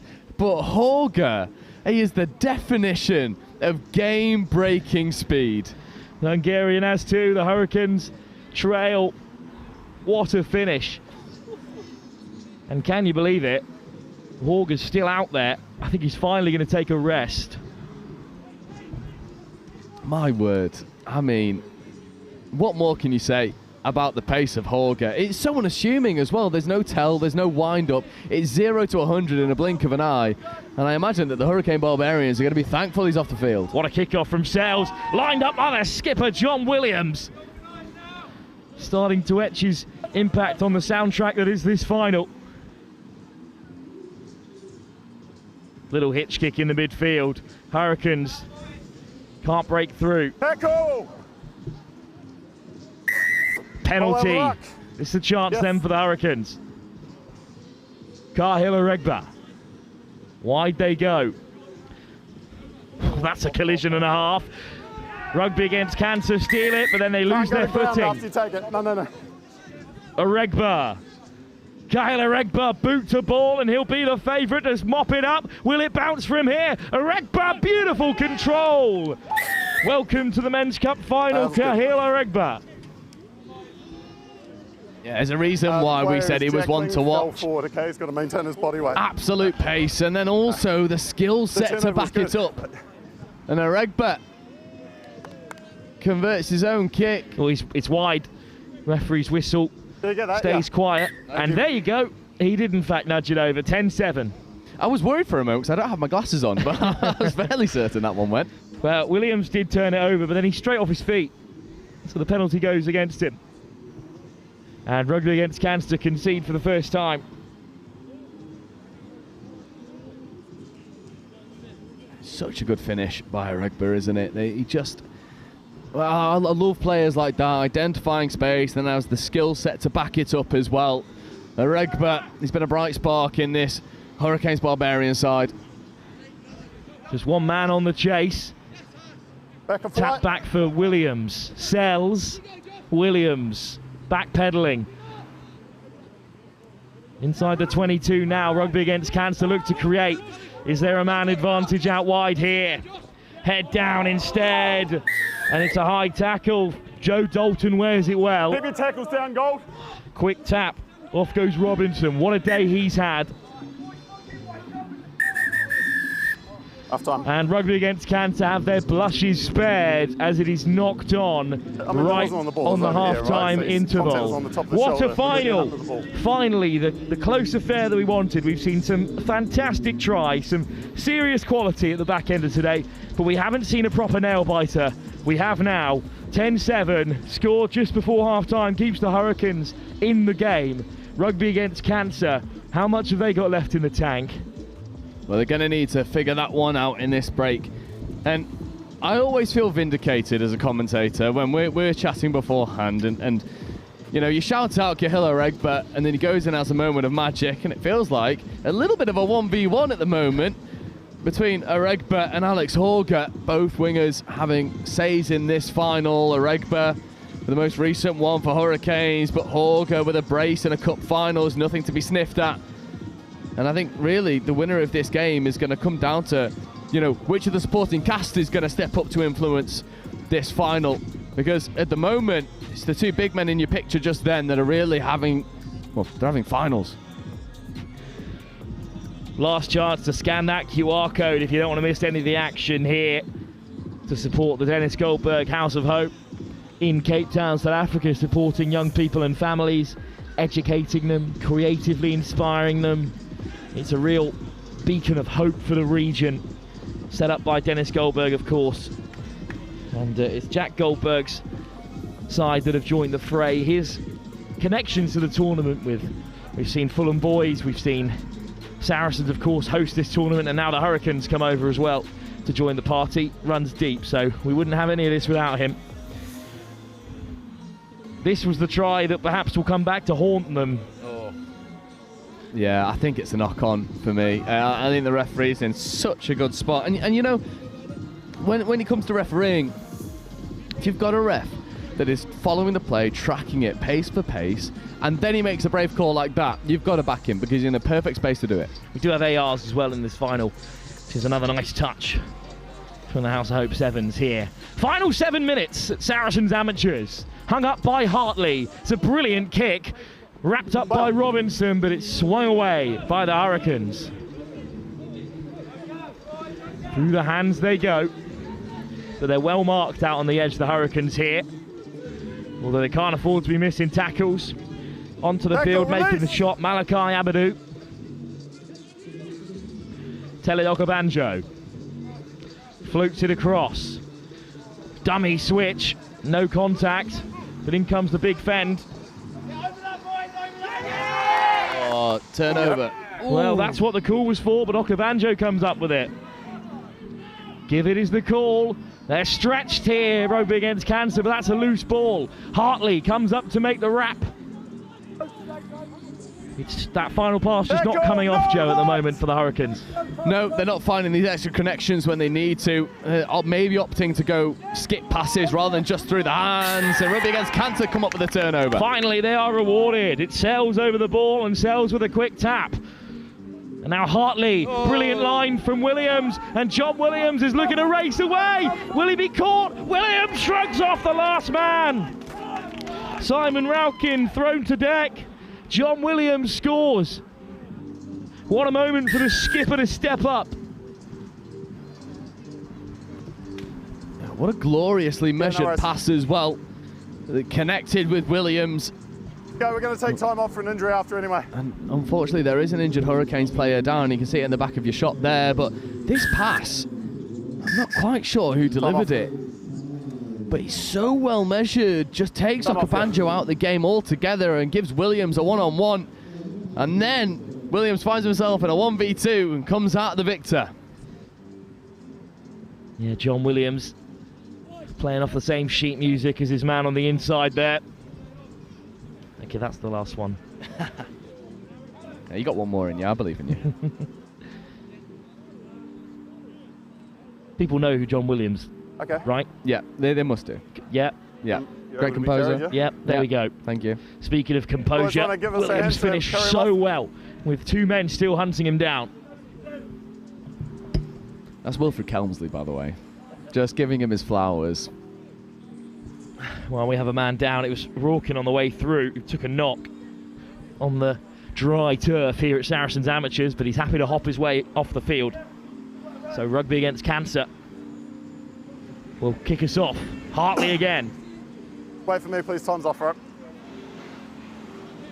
Wait for me. Time's off.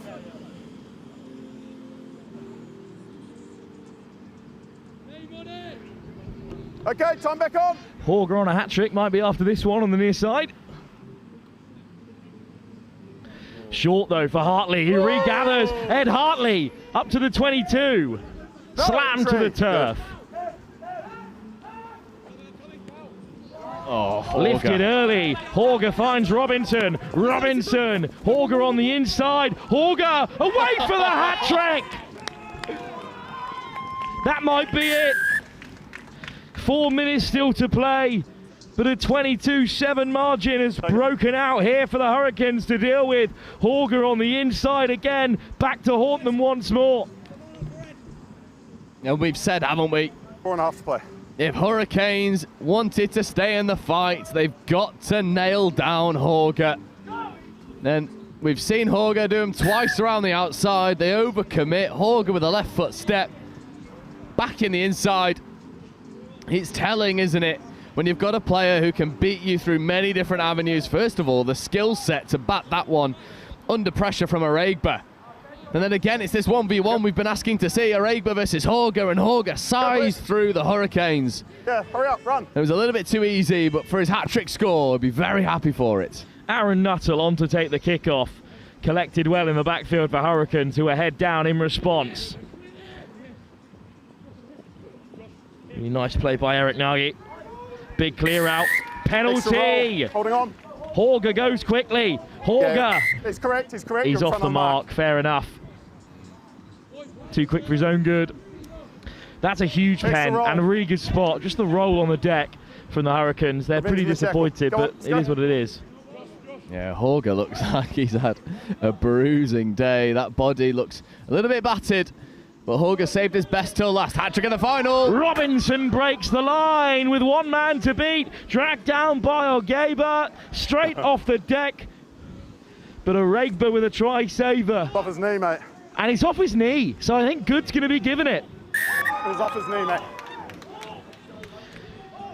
mate. Delayed reaction from all involved. The Hurricanes are off his knee. Didn't knock it on, fuming. mate. But we'll have another look at it. The referee says as it was flung inside, it came off his knee. So why would there be a knock-on? And a deserved try in the final for Ben Good, who's been pretty decent today. Avoided that one. As you see it, we've not got the best angle, have we? But it's that pop-up there before that came off his knee. Referee was in a better spot than we were. Yeah. Again, ref's in a good spot. You've got to back the man in green. In all honesty, I'm not sure it'll make a huge amount of difference anyway. 7 points will not be the final score difference between these two, I feel, at this stage. Great drive through the contact. And now down this short side goes Naftali. It's a brilliant tackle by Williams. And Williams drives his man into touch. Such heart on show. Ethan Horsfall got across as well.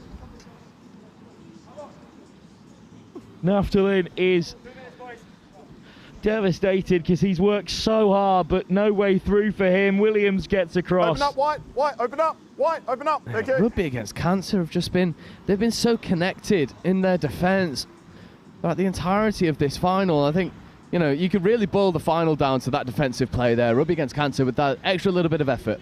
Horsfall over the top.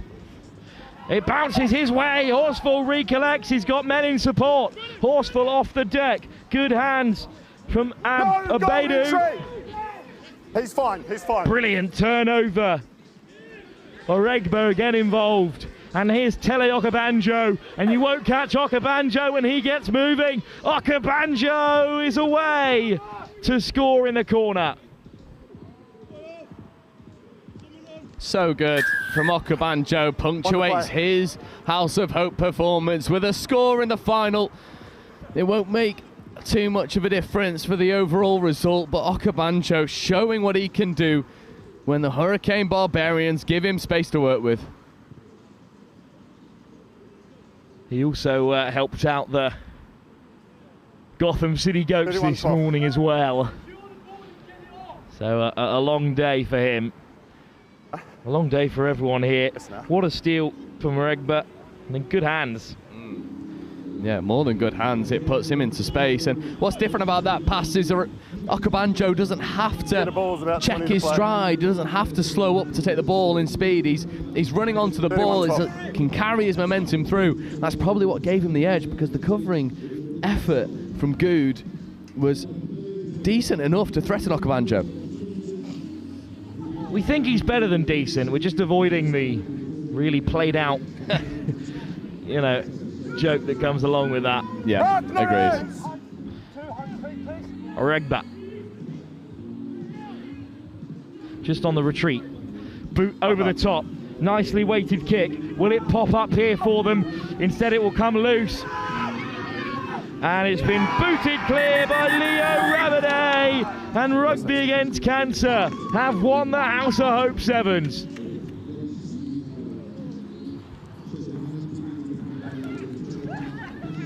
Well, he's lobbed the beautiful Akuma ball into the middle of the road, which feels like a real waste. But let's not take the shine off this performance. What a final it's been. A hat-trick, of course, for Alex Horger, player of the day in my books. Oh, it has to be. But what a performance by Rugby against Cancer, who have beaten a very talented Hurricane side in the final. The two best teams made it in my books as well. Yeah, completely agree. It was the right final, it was the right winner, right player of the day. Alex Horger has been untouchable from start to finish, but he doesn't completely outshine the work of some other players as well. It's the Do you want to explain that one, Will? Well, that was a London bus running over the rugby ball there, which I think sums up how many of the players here feel today after a hot and hard and heavy day of sevens. Yeah, completely agree. But as I was saying, he doesn't completely outshine the Rugby against Cancer supporting cast. John Williams, number 10. Wonderful. Ethan Horsfall as well. Callum Sells. Wonderful performances. Rugby against Cancer fully deserved this victory. Well, congratulations then to all our winners. First of the day, Bath women's side, who came through a 3-match series against Bamboo to claim the title. Then Old Dunstonians, who finished with a points difference of 163 across their 5 games in the under-14s division. Then we saw the Bishop Stortford double at 15s and 16s. And in the men's comp, your victors are Rugby against Cancer. A great charitable cause in their own right, which you should definitely take a look at. Of course, all the players have a really deep personal connection to defeating cancer, and that's excellent to see. But also, one last chance in the corner of your screen to get donating to the Dennis Goldberg House of Hope, which this whole day has been in favour of. Thanks to all who organised us, especially Jack Goldberg, back from Dubai to keep the 5th edition of the House of Hope Sevens alive and well here at Saracens Amateurs, who themselves have been excellent hosts as well as players today. Well, from myself, Wilf Kemsley, from Joe Wright alongside me and all the crew at Next Gen Live, thank you so much for joining us as we start to wind down our coverage of the Sevens season. But it's not quite done. On the 18th of July, it's the Lit Super Sevens in London, the London International Tournament at Wasps Amateurs, tying in nicely with our Saracens connections today. And also some really exciting news from the world of touch rugby. We're off to the south of France for the Vichy Touch Tournament, as well as the Youth Atlantic Cup in Warwick in a couple of weeks' time. So much still to come before, in August of course, the start of the regular season. Under 20s coverage continues on social media and on the Next Gen Rugby podcast, and there's really exciting things to come, of course, like our Next Gen draft of the under 18s given professional contracts and the Next Gen Live Awards from the season gone by. Well, a pleasure to have you joining us throughout the day, but from all of us here at Saracens Amateurs, goodbye from the House Hope Sevens, and congratulations to Rugby Against Cancer.